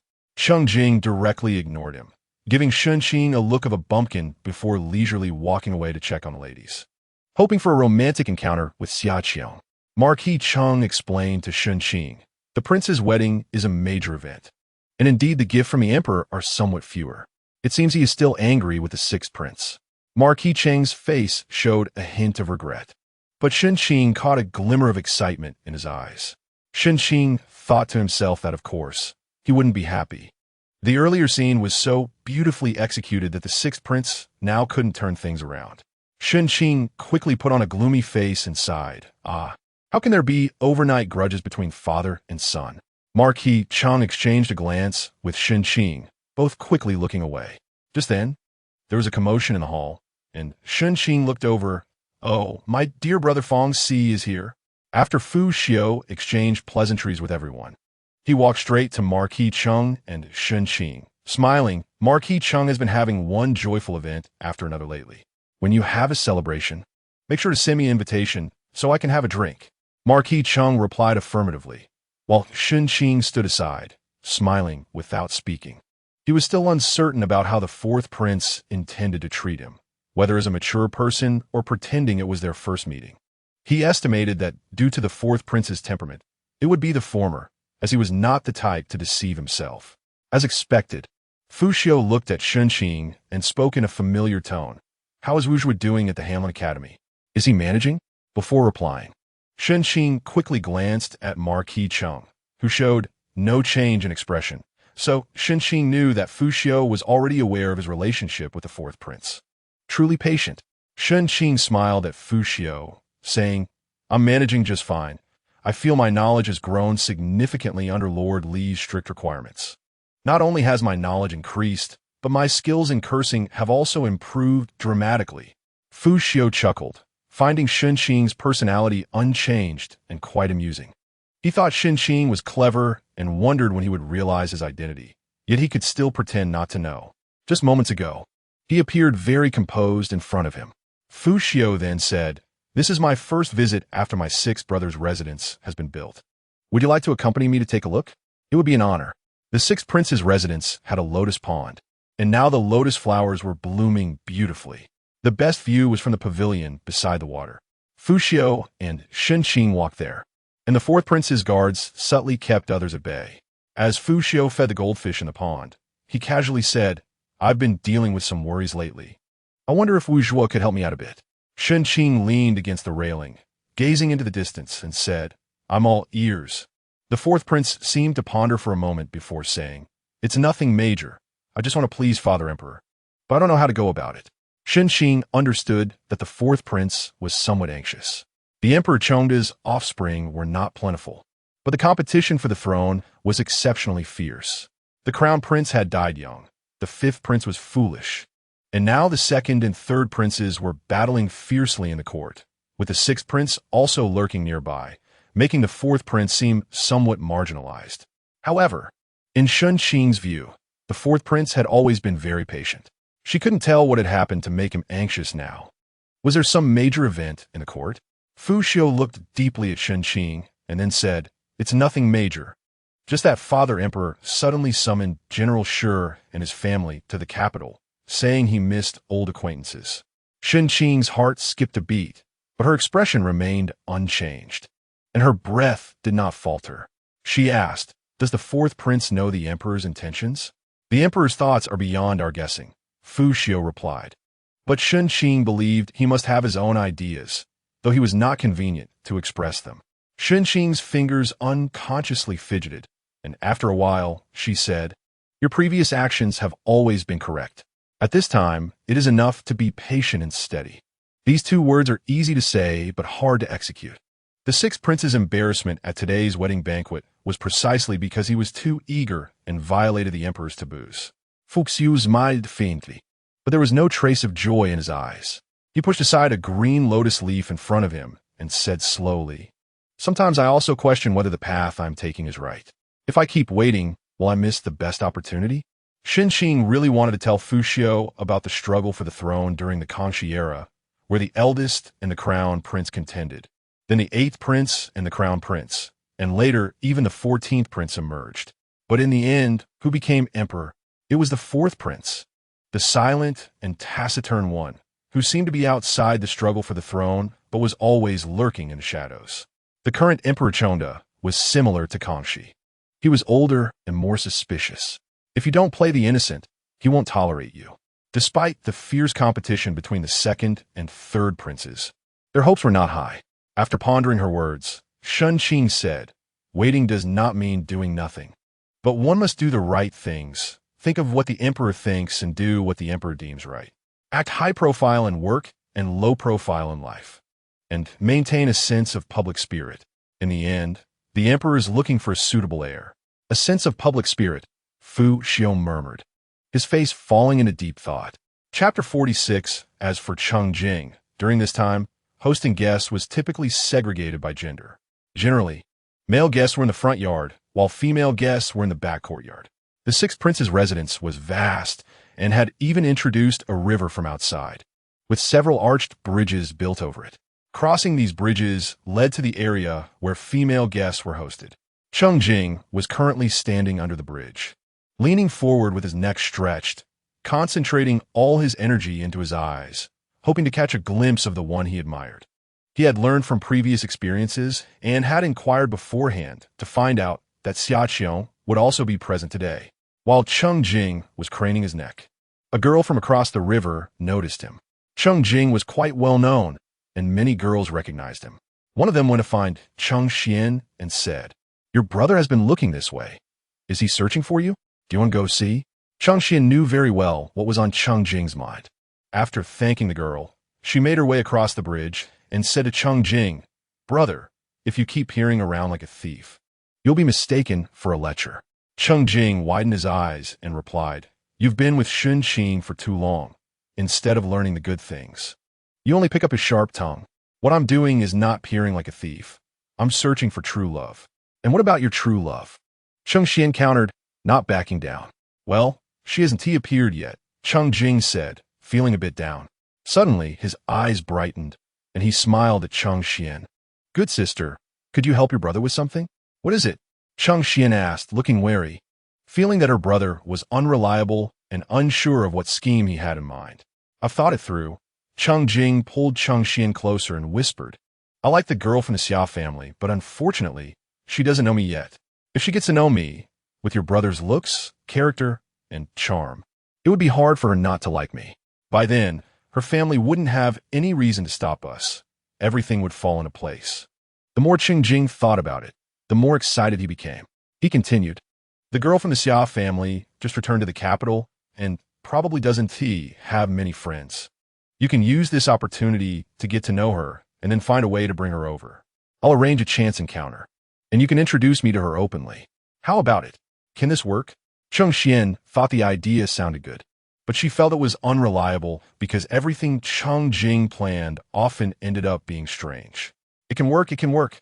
Go quickly," Cheng Jing urged, sending Cheng Xian off while he waited. He planned to stand sideways under the bridge, hands behind his back, gazing into the distance, showcasing his delicate and handsome profile, with a slightly melancholic look in his eyes to portray himself as a deep man with a story. The sunlight would shine on him, casting a mysterious golden glow around him, surely leaving a good impression on Xia Qiong, and perhaps she would fall for him at first sight. Cheng Jing posed himself perfectly, waiting for Xia Qiong to arrive. However, after waiting and waiting, even straining his neck, Xia Qiong never came. He thought to himself how silly his sister was. Unable to even coax a girl to come over, today was a failure. Cheng Jing decided to give up. He rubbed his sore neck and prepared to turn back when he suddenly saw a group of little kids standing together watching him. There were at least 7 or 8 of them, of various ages, including his younger brother Qingyu among them. Cheng Jing was startled and immediately asked, "What are you all doing here?" "We wanted to see what you were looking at," Chengyu replied, and the other kids nodded in agreement. Chengyu had initially brought his friends to find their older brother, but upon arrival, they found him staring intently into the distance, so they followed his gaze, only to see nothing at all. The sunlight was so bright that it hurt their eyes, and now even people seemed to have halos around them. Cheng Jing was taken aback, thinking how to explain this. He couldn't say he was gazing at the sky at a 45-degree angle just to appear melancholic while pursuing a girl. The kids, however, could guess, as children have boundless imagination. So, Kid 1 said, "I guess Brother Cheng is looking at the sun. It's so hot. He probably wants to shoot the sun down like Ho." "You can't shoot the sun down," Kid 2 said. "There's only one sun left. If you shoot that down, it'll be dark all the time. How scary would that be?" Kid 3, a 4-year-old, nearly burst into tears at the thought of eternal darkness and cried out, "I'm afraid of the dark. Please don't shoot the sun down, okay?" Cheng Jing. Kid 4, who was a bit sturdier and older, had started to think analytically. He snorted and said, "Big Brother Cheng can't possibly shoot the sun down. Only someone strong and brave like Ho, he can do that. Big Brother Cheng." He looked at Cheng Jing, "Looks a bit weak." "Really?" Kid 3 thought Kid 4 was impressive for analyzing things so logically and looked at Cheng Jing, saying yes, he is weak. "Oh my." Cheng Jing felt like he was in a surreal situation, being looked down upon by a bunch of little kids. He had only been a patrol soldier for a while. Had his status become so precarious just a few days after stepping back from the world? Even children could disdain him now. He had to make things clear today. Cheng Jing rolled up his sleeves and walked towards the kids, preparing to give these oblivious little ones a good lesson. However, the chubby Kid 4 shouted, "He is going to hit us, run." The kids scattered like birds. Cheng Jing certainly wouldn't chase after them. He just placed his hands on his hips and, using his Dantian energy, shouted, "I'm very powerful. I'm not weak at all. I can shoot whoever I want. I can even shoot down the sun." After shouting, Cheng Jing felt quite pleased with himself, only to realize that Chengyu was still standing there. Cheng Jing asked, "Why aren't you leaving?" Chengyu pointed behind Cheng Jing with his small chubby hand, saying, "I'm waiting for my sister to come over. She is standing there with another sister and not moving. It's really strange." Cheng Jing was stunned, his heart racing, feeling as if his whole body had become immobile. With a silly expression, he slowly turned his head, hoping against hope, and then he felt heartbroken and devastated, thinking that there was no love left in this world. Wasn't he at Cheng Xian and Xia Qiong standing on the bridge? When did they arrive? What had he just said? How much had they seen and heard? Xiaoqiang looked really beautiful today, but what kind of gaze was that? She wouldn't think he was a fool, would she? A few days later, in the imperial study of the palace, Emperor Chengde was reading memorials when the chief eunuch, Chang Gue, hunched over and entered quietly, saying, "Your Majesty." Consort Yin has sent over some chilled mung bean soup. Emperor Chengde closed the memorial in his hand and said, "Let her in." Yes. Consort Yin was wearing a moon-white front-closing top today, with a cyan-embroidered skirt beneath it, and only a jade hairpin in her hair. She appeared fresh and clean, which suited Emperor Chengde's taste. Although Consort Yin was not young anymore, she was skilled at reading the room and understanding Emperor Chengde's intentions, so he held some affection for her. Under Consort Yin's service, Emperor Chengde drank a small bowl of porridge. After wiping his mouth with a handkerchief, he asked, "How is the sixth prince doing lately? Is he getting along well with his new wife?" Consort Yin handed Emperor Chengde a wet towel to wipe his hands and replied with a smile, "Everything is good. The girl from the Wu family is gentle, kind, knowledgeable, and well-mannered. The sixth prince likes her very much. I just hope they can live in harmony, so I can hold a grandchild next year." "Well, it's good that you think so." Emperor Chengde stood up and walked towards the imperial desk. "The sixth prince's temperament isn't stable enough yet. I hope he can improve after getting married." On the surface, Consort Yin smiled gently as she responded, but a flash of sternness crossed her eyes as she lowered her head. She followed Emperor Chengde to the imperial desk and replaced her expression with one of concern, saying, "I also hope the sixth prince can be a bit more composed, just like the fourth prince." Emperor Chengde raised an eyebrow and replied in a flat tone, "You have quite a favorable view of the fourth prince. To speak frankly to your Majesty, the sixth prince is very envious of the fourth prince." Consort Yin said, while lightly massaging Emperor Chengde's shoulders, observing his expression as she continued, "The fourth prince isn't much older than the sixth prince, but he excels at handling affairs and interacting with others. Even the top scholar of this examination, Shen Qing, who is the son-in-law of the Duke of Jinbei, is quite familiar with the fourth prince." This time, during the sixth prince's wedding, the fourth prince chatted with Shen Qing for a long time, and they seemed to hit it off. The sixth prince also wants to meet some learned individuals, but he never knows how to approach them and is somewhat awkward in speech. After finishing her words, Consort Yin subtly observed Emperor Chengde's expression and was pleased to see him deep in thought. She had come today to openly sow discord, and Emperor Chengde could naturally tell. But what did it matter? As long as she could make him suspicious of the fourth prince, that was enough. Emperor Chengde was particularly averse to princes befriending ministers. Although Shen Qing was a minor character, he was backed by the Duke of Jinbei, who held military power. Consort Yin had to test the waters to establish a connection with the Duke of Jinbei initially. Now, the fourth prince was openly interacting with the Duke's family. How would the emperor react? This was actually a minor issue. Princes couldn't completely avoid befriending ministers. However, Emperor Chengde had been quite suspicious lately. Would he overthink this matter after learning about it? Even if he didn't dwell on it now, it would plant a seed of doubt in his mind. As long as there was some suspicion, that would suffice. Consort Yin's lips gradually curled into a beautiful arc. At the Hamlin Academy, it was lunchtime. Recently, Qin Chuan had been in high spirits due to good news and often laughed. While sipping soup, he seemed lost in thought. The spoon still in his mouth until he snapped back to reality and noticed that Shen Qing, Li Shu Yuan, and Xia Chun were all staring at him. Qin Chuan chuckled awkwardly, set down the spoon, and asked Shen Qing seriously, "Have you set a wedding date yet?" Shen Qing knew Qin Chuan was trying to change the subject, but didn't call him out, replying, "I've sent 3 dates to the Duke's residence. One in October this year, one in December, and one in February next year. We're just waiting for the Duke's decision." Qin Chuan nodded, beaming. "It would be best to set it for October. Our wedding dates will be close, and our future children will be of similar ages. They can play together." Shen Qing laughed, and the others joined in to congratulate him. As this year's top scholar, and now the son-in-law of the Duke of Jinbei, Shen Qing was well-liked and had a bright future ahead. Regardless of their sincerity, people would come to offer their blessings, as one never knew when they might need his help in the future. Shen Qing handled such occasions with ease, chatting amiably with everyone. Just then, a reader from the Hamlin Academy rushed in to call for Shen Qing.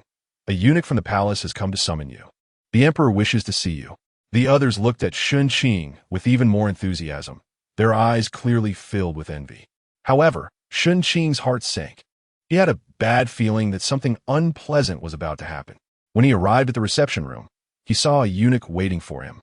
The eunuch scrutinized Shen Qing from head to toe and said in a high-pitched voice, "The emperor wants to see you. Follow me." Shen Qing followed him, his mind racing. Since entering the Hamlin Academy in April, Emperor Chongda had never summoned a scholar alone, and now he suddenly wanted to see him. Shen Qing had a foreboding feeling and contemplated many possibilities for why the emperor might want to see him, weighing and dismissing them, but still found no clues. He finally decided to face whatever came his way. There was nothing to fear.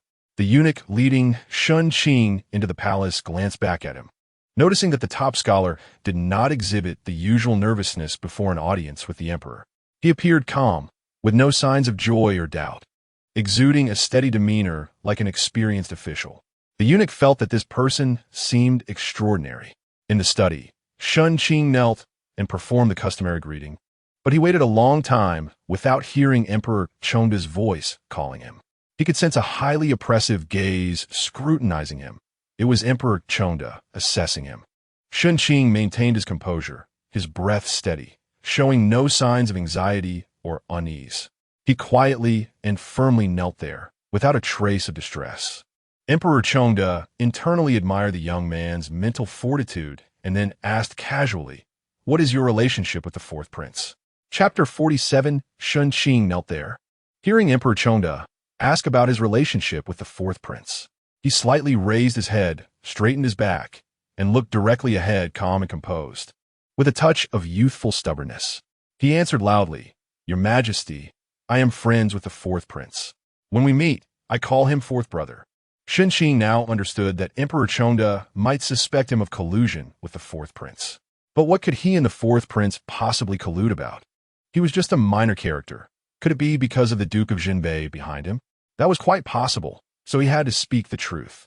There was nothing to hide. Concealing it would only lead to trouble. Emperor Chongda walked slowly in front of Shen Qing, his steps light, yet carrying an imposing pressure. Shen Qing could see the five-clawed golden dragon embroidered on his black court robe, the dragon exuding a majestic aura, as if it were about to burst forth and roar.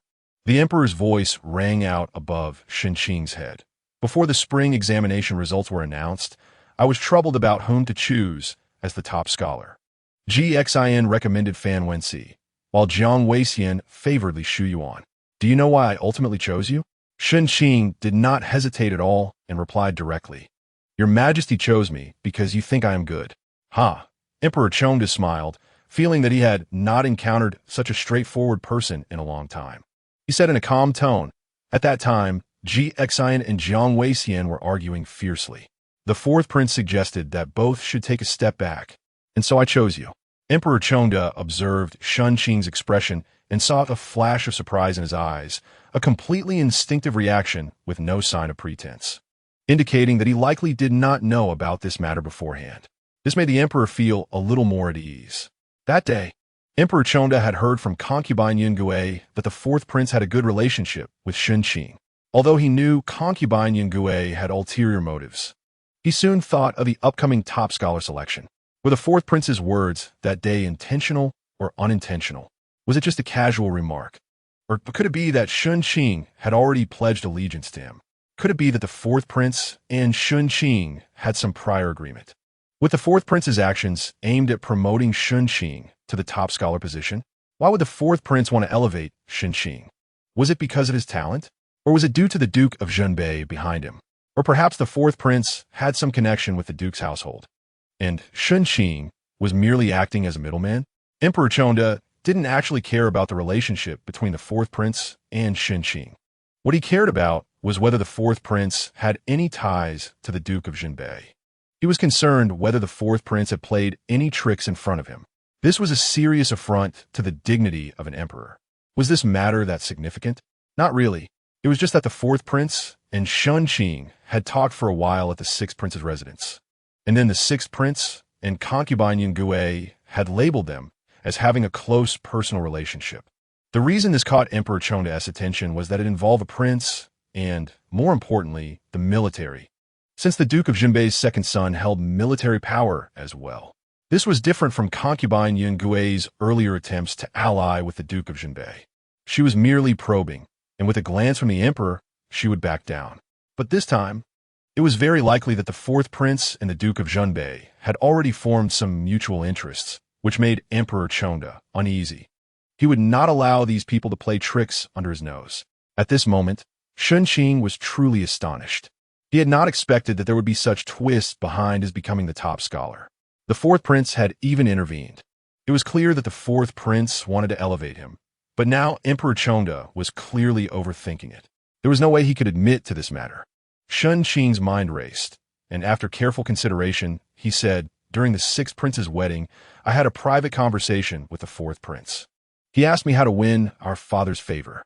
Emperor Cheng remained silent, and Shen Qing continued, "I said, be low-key in personal matters, but high-profile in work, with a sense of public duty." After saying this, Shen Qing fell silent. Sometimes, saying too much could raise suspicion of concealment. Emperor Cheng was good at overthinking, so he could understand the meaning of this statement. What Shen Qing needed to do now was to cut off the source of suspicion. It was important to know that Emperor Cheng was not doubting Shen Qing. He was doubting the fourth prince. What if the fourth prince were a selfless and filial son? Although this was nearly impossible in the royal family, emperors often had strange notions. On one hand, they knew the royal family lacked familial affection, while on the other, they liked to deceive themselves into believing that their sons were all filial. At this moment, Shen Qing needed to convince Emperor Cheng that even if the fourth prince had held a private discussion with him, it was only to win their father's favor. And what advice had he given the fourth prince? A sense of public duty. They did not conspire for personal gain, nor did they form factions. The fourth prince was a filial son, and he was a loyal minister. That was all. As long as Emperor Cheng did not suspect the fourth prince, this situation could be resolved. Shen Qing waited quietly, his fate hanging in the balance of Emperor Cheng's thoughts. He was anxious and worried. He seemed to hear the sound of time ticking away, and inside, he felt like a massive wave was surging. Yet, he did not reveal any of it on his face, nor did his breath falter. He wanted to convey to Emperor Cheng that he was an open-minded gentleman and a fearless loyal minister. "Get up!" Emperor Cheng's voice seemed to come from the void, distant yet near, fluctuating unpredictably. Shen Qing felt a sense of relief in his heart, and his heart began to beat violently. He could feel the blood coursing through his limbs, knowing he had finally passed this trial. By the time Shen Qing returned to the Hamlet Academy, it was already evening. The room was dimly lit, and Qin Chuan was not there. Shen Qing entered alone, without lighting a candle. He stood quietly by the window, the moonlight pouring in like silver, illuminating his body and face, but not reaching his heart. Shen Qing felt that life seemed to have changed. Since coming to this dynasty, he had always lived as an observer, taking exams, doing business, even marrying. He thought these were things he should do, as they would help him live better in this era. He had always felt that he was living quite well here, but today he realized he was wrong. He knelt on the cold, empty marble floor, feeling the numbing and sharp pain in his knees, yet he remained motionless, waiting for that person's judgment. The time felt so short yet so long. He was like a humble ant in the wilderness, unsure when a heavy object would come crashing down, crushing him to pieces, leaving no trace. He was fearful and uneasy, yet utterly powerless to fight back. Just a moment before, he had been receiving everyone's congratulations and envy, and in the next moment, he had become someone whose fate was at the mercy of others. It turned out that becoming the son-in-law of the Duke of Jinbei was not enough. And passing the top scholar exam was also not enough. What would be enough then? Shen Qing lifted his eyes, the moonlight shining in his deep, dark eyes like a bottomless pool. He thought to himself that he needed to do something. A few days later, Shen Qing walked alone on the street. In a bustling crowd, he noticed someone was watching him. Shen Qing knew the opportunity had come.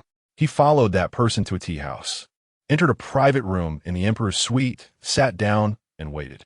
After a short while, he heard a noise from the bookshelf on the wall opposite him, which then slowly moved aside, revealing a door that opened inward. A person stepped out from behind it. It was the fourth prince, Fuxiu. Fuxiu stood about a meter away from Shen Qing, scrutinizing him with an unprecedented seriousness. He asked, "Do you know what you are doing at this moment?" "I do." Shen Qing stood up, his gaze as cold as snow on a high mountain. He said, "I want to assist the future emperor. Is that all right?" Fuxiu broke into a very faint smile and replied, "I will not disappoint your expectations." If someone had asked Shen Qing before, "Do you want to achieve the dragon's merit?" Shen Qing would definitely scoff at this. He preferred to live his own little life. He might even prefer to be a wealthy man, doing things he enjoyed. As for his relationship with the fourth prince, it was enough to be on good terms. However, things were different now. Shen Qing had escaped this time, but what if something like this happened again? He had already made a name for himself in front of the emperor and had become a thorn in the sixth prince's side. There was no way to retreat. He didn't want to retreat either. He wanted to climb up to a position where he could protect himself and his family. He was unwilling to let others arbitrarily decide his fate. He wanted to take control and have the strength to fight back. In the room, Fuxiu asked Shen Qing, "Do you have confidence in me?" Shen Qing smiled, his expression as usual, but there was something different in his eyes. He looked at Fuxiu and said, "Just walk the path ahead. Don't ask about the future. Even if we really fail." Shen Qing's brows relaxed, and a smile played on his lips, his eyes shining with brilliance. "Then let us not seek to be born in the same year and month, but let us die in the same year and month." Fuxiu rubbed the jade ring on his thumb and said playfully, "You want to die with me? Huh? Why not?" Shen Qing smiled, revealing a hint of arrogance. He wasn't afraid of death. He was afraid of dying without a fight. Fuxiu laughed heartily. He liked Shen Qing's inherent boldness. No matter how humble and polite he usually was, once he realized he was being threatened, his true color showed. He was never one to be submissive. He would be weak against the weak and strong against the strong. They would make great partners. "Then let's talk business," Fuxiu said, straightening his posture. "You must have more to say from last time. You mentioned that the emperor wanted me to do what he thought was right. What is that?" "Last time you told me, the emperor issued an order for General Shen Wei's family to return to the capital." "The Shi family?" Fuxiu frowned. "Does the emperor want to move against the Shi family?" It seemed the fourth prince had long been aware. Shen Qing nodded, with an army and prestige. "The emperor won't tolerate it." Moreover, Shen Qing said astonishingly, "The emperor has already started." Fuxiu raised his eyebrows, his eyes shining brightly, and struck the table with his finger, producing a loud thud. Shen Qing then recounted what had happened that night. "The emperor seems to want to send Lord Li to Datong for an investigation, but then he withdrew the order midway. It looks like he has other strategies. Regardless, the Shi family has become a major concern for the emperor. If you can help the emperor resolve the Shi family's issue, you'll gain his favor and stand out among the princes. Additionally, it will clear obstacles for our dynasty. The Datong army is immensely important. If the accounts are true, it is already rotten. If you don't clean it up, greater disasters will surely arise." Fuxiu understood everything Shen Qing said. He knew somewhat about the internal matters of the Datong army and understood that this issue needed to be resolved promptly. However, he was uncertain about the emperor's thoughts. Now, Fuxiu looked at the flickering candlelight swaying in the night wind, and he finally made a decision. Setting aside the struggle for the throne, he was still a prince of Du and had the responsibility to ensure the peace of this territory. He just needed to think carefully about how to resolve the situation. Chapter 48. In mid-June, Emperor Chongde issued a decree for General Shi's family to enter the capital before the Mid-Autumn Festival. Dark currents began to surge within the court, bringing with them the sense of an impending storm. However, this matter had little to do with Shen Qing at that moment. What truly concerned him was that the office had set a date for their wedding, which was soon approaching on the 8th day of the 10th month. The reason was that Chang Jing mentioned he would be getting married next year, and having the dates too close together would not be good. Shen Qing was still thinking that Chang Jing's unrequited love had finally made significant progress, so he took advantage of a day off to visit the office. One reason was to see his fiancée, the young girl Xian, and the other was to casually inquire about Chang Jing's situation. On the way, Shen Qing was contemplating that if Chang Xian had any pre-wedding jitters, as a considerate and understanding man, he should guide her through it. To his surprise, upon entering the courtyard, he saw her happily eating watermelon with one person hugging half of it, taking spoonfuls and enjoying it immensely. Shen Qing thought it must be because he was so reliable that Cheng Xian was not worried at all. He sat down in front of Cheng Xian and directly asked, "Cheng Jing is getting married next year?" Huh? Upon hearing this, Cheng Xian furrowed her small brow, unable to continue eating her watermelon. She wiped her hands with a handkerchief, then propped her face in her hands and said sadly, "What should I do? I think my brother has a mental problem." "Hasn't your brother always been a bit off? Has it gotten worse recently?" Shen Qing quickly adjusted to listen to the gossip, and Cheng Xian began to recount the events of the sixth prince's wedding day. On that day, following Cheng Jing's instructions, Cheng Xian had inquired who the young lady from the Xiao family was and intentionally mingled around her, hoping to strike up a conversation. This process went smoothly because the young lady from the Xiao family was amiable and spoke gently, with two dimples appearing when she smiled. Cheng Xian had a good impression of her, and they chatted quite well. However, they got along so well that Cheng Xian forgot her serious responsibilities, and when she remembered, she quickly suggested, "I think the scenery across the river is nice. Let us go take a look together." Xia Qiong agreed, and they walked to the riverbank, where they witnessed Cheng Jing standing with his hands on his hips, shouting, "I can even shoot down the sun." This was hardly the demeanor of a nobleman's son.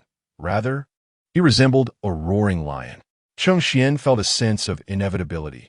Her brother was indeed unique. Just as she was about to sneak away, her troublesome brother pointed at her from a distance with his chubby little arm and yelled out. Cheng Jing slowly turned his head, looking as if he had been struck by lightning.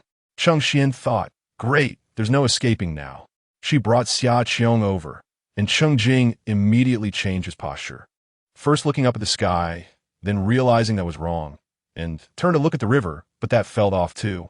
He then affectionately patted Cheng Yu's head, causing her hair to frizz. Cheng Xian really wanted to run away. This was too embarrassing.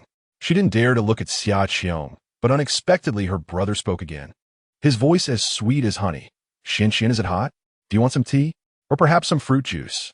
Isn't that what you like the most?" "What nonsense!" It was obviously Cheng Yu who liked it the most. Cheng Xian, realizing she couldn't escape, steeled herself and introduced her brother, saying, "Qiong Qiong. This is my brother Cheng Jing." Cheng Jing immediately shifted his gaze to Xia Qiong's face, adopting the demeanor of a gentleman. After a delicate bow, he said, "I am Cheng Jing. Greetings, Miss Xia." Cheng Jing tried hard to become Xia Qiong's ideal, but due to his earlier antics, he could only be regarded as a grain of rice that had fallen to the ground. Shen Qing truly admired Cheng Jing. What should have been a romantic love story had turned into a comedy. Just as they were discussing, Cheng Jing entered energetically, holding a small bag of pastries. He carefully lifted it with his left hand and supported it with his right, like a precious gem, and when he reached the two of them, he raised the pastries, beaming, and said, "Did you see? Qiong Qiong gave this to me." Both Shen Qing and Cheng Xian were taken aback, and Cheng Jing continued, "That day, I thought I made a fool of myself in front of her, but Qiong Qiong didn't show any disgust towards me at all. She smiled at me, and her smile was so sweet. She must have feelings for me. This morning when I was patrolling the streets, I saw her again, and she sent a maid to buy mung bean cakes, giving me a small bag when she saw me. I haven't even dared to eat it yet." A hint of shyness appeared on Cheng Jing's face. Shen Qing was more concerned about practical matters and asked Cheng Jing, "What about the 3-month agreement with Lord Xia? Isn't that time almost up?" Lord Xia was a gentleman who kept his promises, right? Did Lord Xia agree to marry his daughter to you? Shen Qing thought that Cheng Jing really had some skill. "No," Cheng Jing replied without a hint of disappointment. In fact, he seemed a bit excited. "Lord Xia praised me for being diligent in my duties recently and said I would surely achieve something in the future. But this matter still depends on whether his daughter is willing." "What does that mean? Is it a yes or a no?"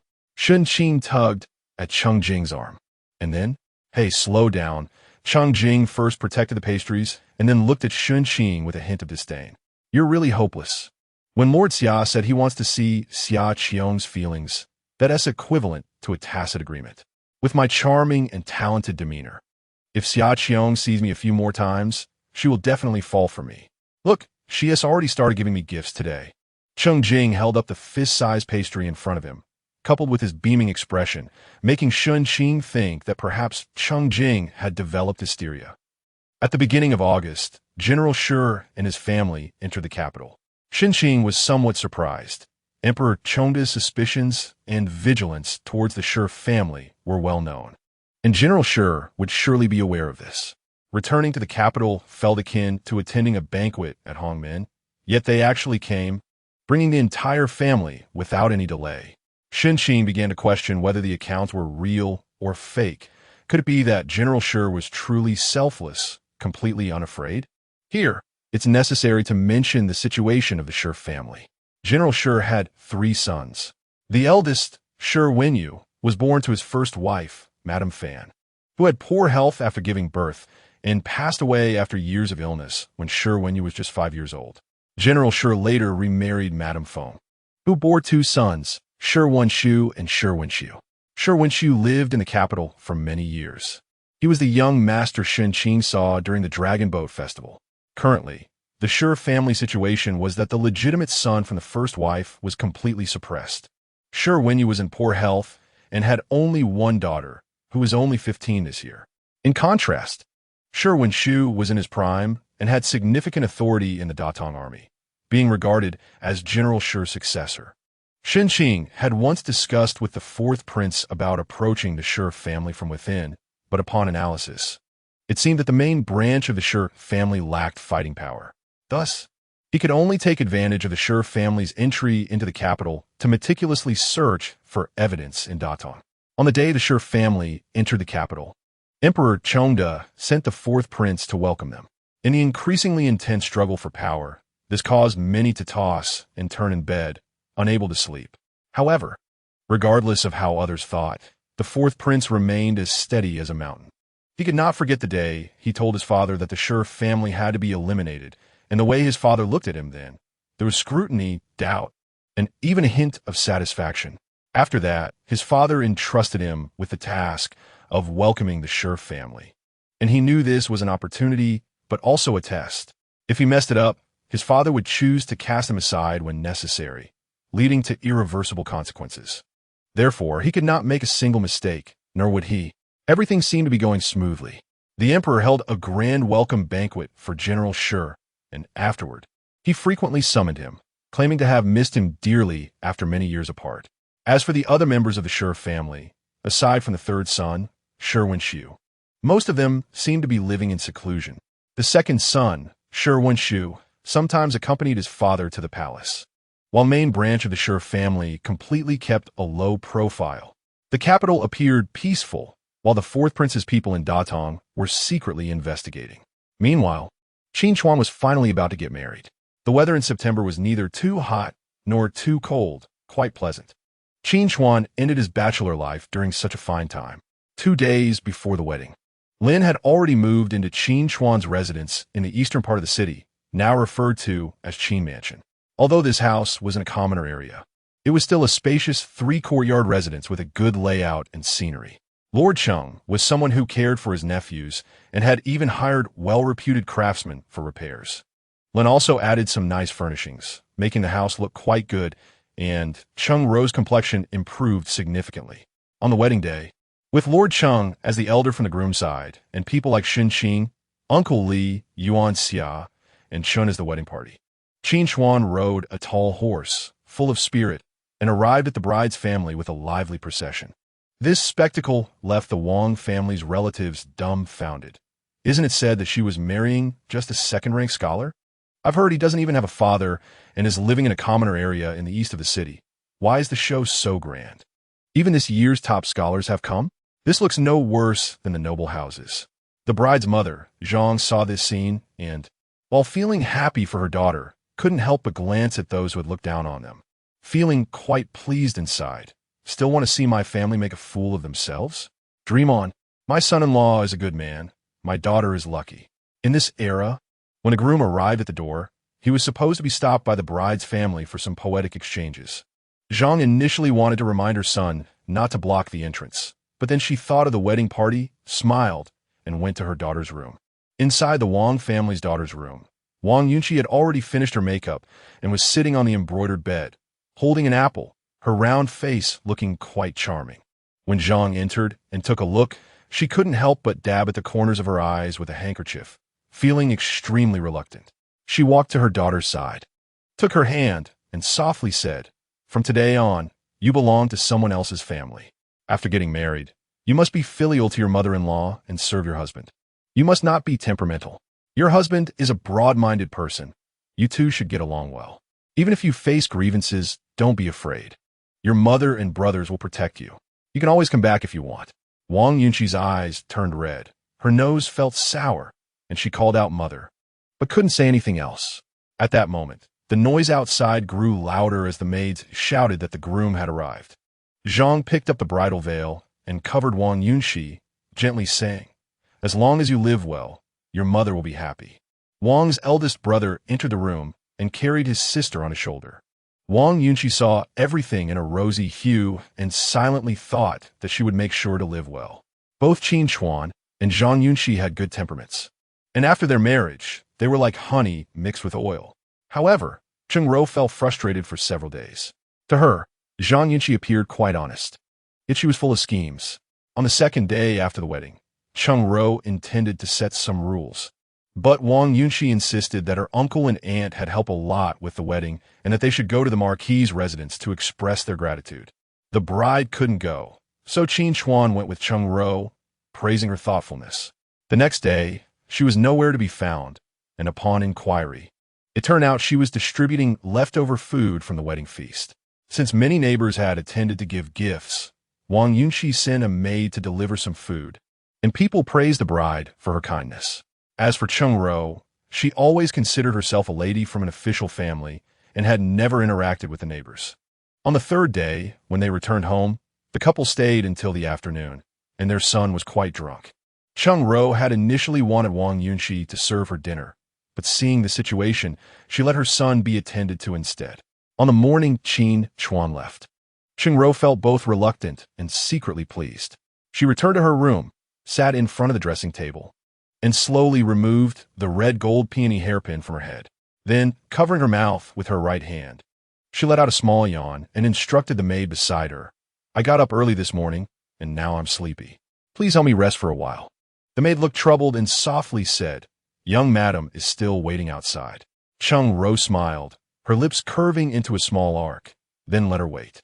Chapter 49. In mid-September, rain began to fall in the capital. Fine raindrops fluttered between heaven and earth, bringing a wave of coolness.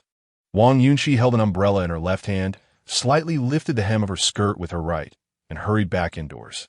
The red embroidered shoes with paired lotus flowers were already wet and stained with some mud. The maid, Lan Xiu, saw her and hurried over, helping her change shoes while saying, "Miss, why didn't you call for me? I could have brought you a pair of wooden clogs." "No need," Wang Yunqi replied gently. "I just came back to put on another layer of clothing. I have to go back soon." "Go back." Lan Xiu raised her head, her round face filled with anger, frowning tightly. After taking a deep breath, she lowered her voice and said, "Our young master is so good. How could he have such a heartless mother? She tortures you every day. Not only does she have you serving her during the day, but she even makes you keep vigil at night. That bed is so small and narrow. How can you rest well? It's a shame she's the lady of the northern town Marquis' residence. She has no semblance of a Marquis' demeanor. You've lost weight recently. How heartbroken would the madam be if she knew?" The more Lan Xiu thought about it, the angrier she became. She stood up abruptly and said, "I'm going back to tell the madam about this. How can a mother-in-law treat her daughter-in-law like this?" Wang Yunqi grabbed her as she turned to leave, her face showing no anger. Instead, she comforted Lan Xiu, "It's fine to be a little thinner. It looks good." Lan Xiu's eyes turned red, and she said sullenly, "Are you just going to let her bully you? I can't stand it." "I'm not so easily bullied," Wang Yunqi said, looking out at the misty autumn rain. She spoke softly but with great determination. "After all, she is my husband's biological mother. They rely on each other and share a deep bond. It is my duty to be filial to her. If I go back to my family to complain after suffering a little, we would be the ones in the wrong. However," Wang Yunqi paused, "I won't just passively endure this." Wang Yunqi raised her head to look at Lan Xiu, a hint of solemnity on her round face. Her voice gentle yet firm. "This won't continue forever. We have done what we ought to do. We are in the right, and someone will speak for us. Kindness begets righteousness. Who will speak for us? Lan Qiu still seemed confused. Wang Yunqi smiled before leaving home. My husband mentioned that he would often visit his uncle and aunt. He should be going tomorrow.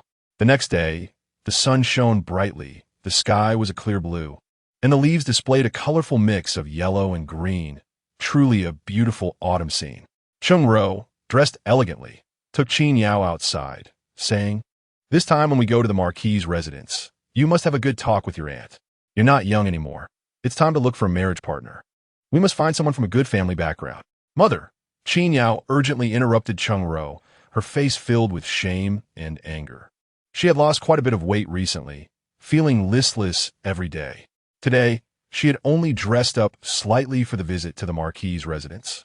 But she hadn't expected her mother to directly mention such things, especially in front of the servants. How embarrassing.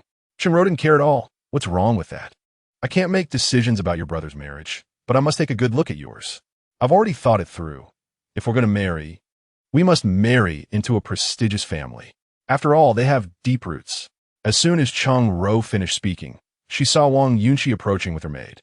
Wang Yunqi was wearing a purple embroidered cloak and had dressed up as if she was going to the Marquis' residence with them.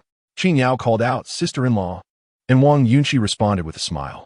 Cheng Ro, maintaining her demeanor, said, "I'm taking Yaoer to the Marquis' residence. You don't need to go, just stay home. It's not good to leave the house empty." Wang Yunqi still wore a smile, looking very amiable. She approached Cheng Ro and whispered, "Mother wants to go to the Marquis' residence to discuss my sister's marriage, right? My family also happens to have some suitable young men. They're all talented youths. I thought we could discuss it together." Cheng Ro's heart stirred. The Wang family was indeed prestigious, and their young men were mostly outstanding. It could be worth considering. And besides, Wang Yunqi had been very well behaved lately, so she should not cause any trouble. Thus, she replied sternly, "Then you can go along, but remember, the Marquis' residence has its own rules. When you get there, remember to speak less and listen more. You must not act arrogantly and give others a reason to laugh at you." Wang Yunqi lowered her head gently. "I understand, wife." At the Marquis' residence, Shen Mu had also come today and was picking chrysanthemums in the garden with Cheng Yu, saying she wanted to make chrysanthemum pastries for Cheng Yu. Cheng Yu was very happy, running around the garden like a big butterfly. She even ran to her father's study and pulled out 2 precious green chrysanthemums, which made Marquis Cheng very distressed. He directly spanked Cheng Yu's bottom twice, but Cheng Yu just laughed and ran out again. On this side, Lin Shi was in the small living room, talking with Cheng Ro and Wang Yunqi. Qin Yao had gone to find Chang Xian. Lin Shi noticed that Wang Yunqi had lost a lot of weight and looked haggard, completely different from the last time they met. She thought to herself that Cheng Ro was being unreasonable. How could one treat a daughter-in-law like this? If word got out, the Marquis' reputation would not be good. However, as a sister-in-law, Lin Shi felt it was not appropriate to say anything. She planned to mention it to the Marquis tonight.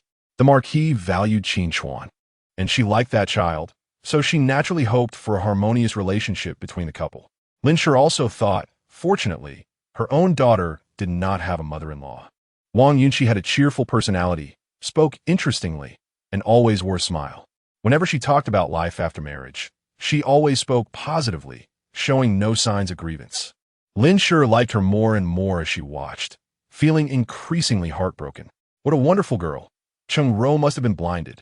No, she must speak to the Marquis at dinner and take the opportunity to teach Cheng Ro a lesson while she was there. As they were talking, Shen Mu and Cheng Yu ran in. Cheng Yu was all sweaty, and Wang Yunqi took out a handkerchief to gently wipe him dry. Cheng Yu liked gentle people like her and obediently said, "Thank you, sister-in-law." Wang Yunqi smiled and saw Cheng Yu studying her carefully, his little face looking very serious. Wang Yunqi touched her cheek and asked what's wrong. Cheng Yu pulled Shen Mu over and, looking puzzled, asked Shen Mu, "Sister Mu, don't you think sister-in-law looks much thinner? The area under her eyes is dark, and she looks very tired." Shen Mu also looked at Wang Yunqi. She had been present at Qin Chuan's wedding, and the bride had looked plump and beautiful that day, her face rosy and in great spirits. Today she looked thin, her face lacking luster, as if she hadn't rested well.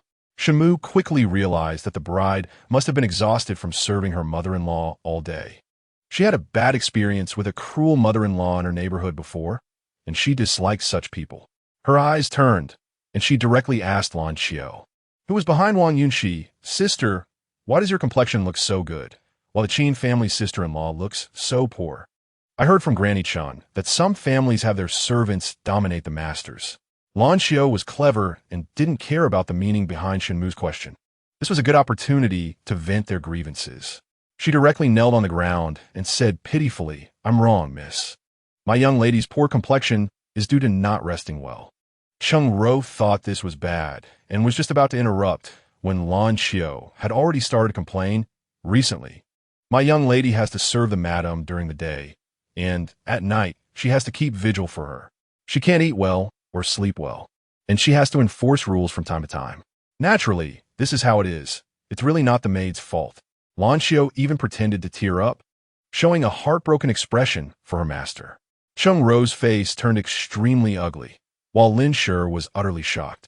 She thought Cheng Ro was unkind to her daughter-in-law, but she hadn't expected it to reach such a level. Making her daughter-in-law keep vigil?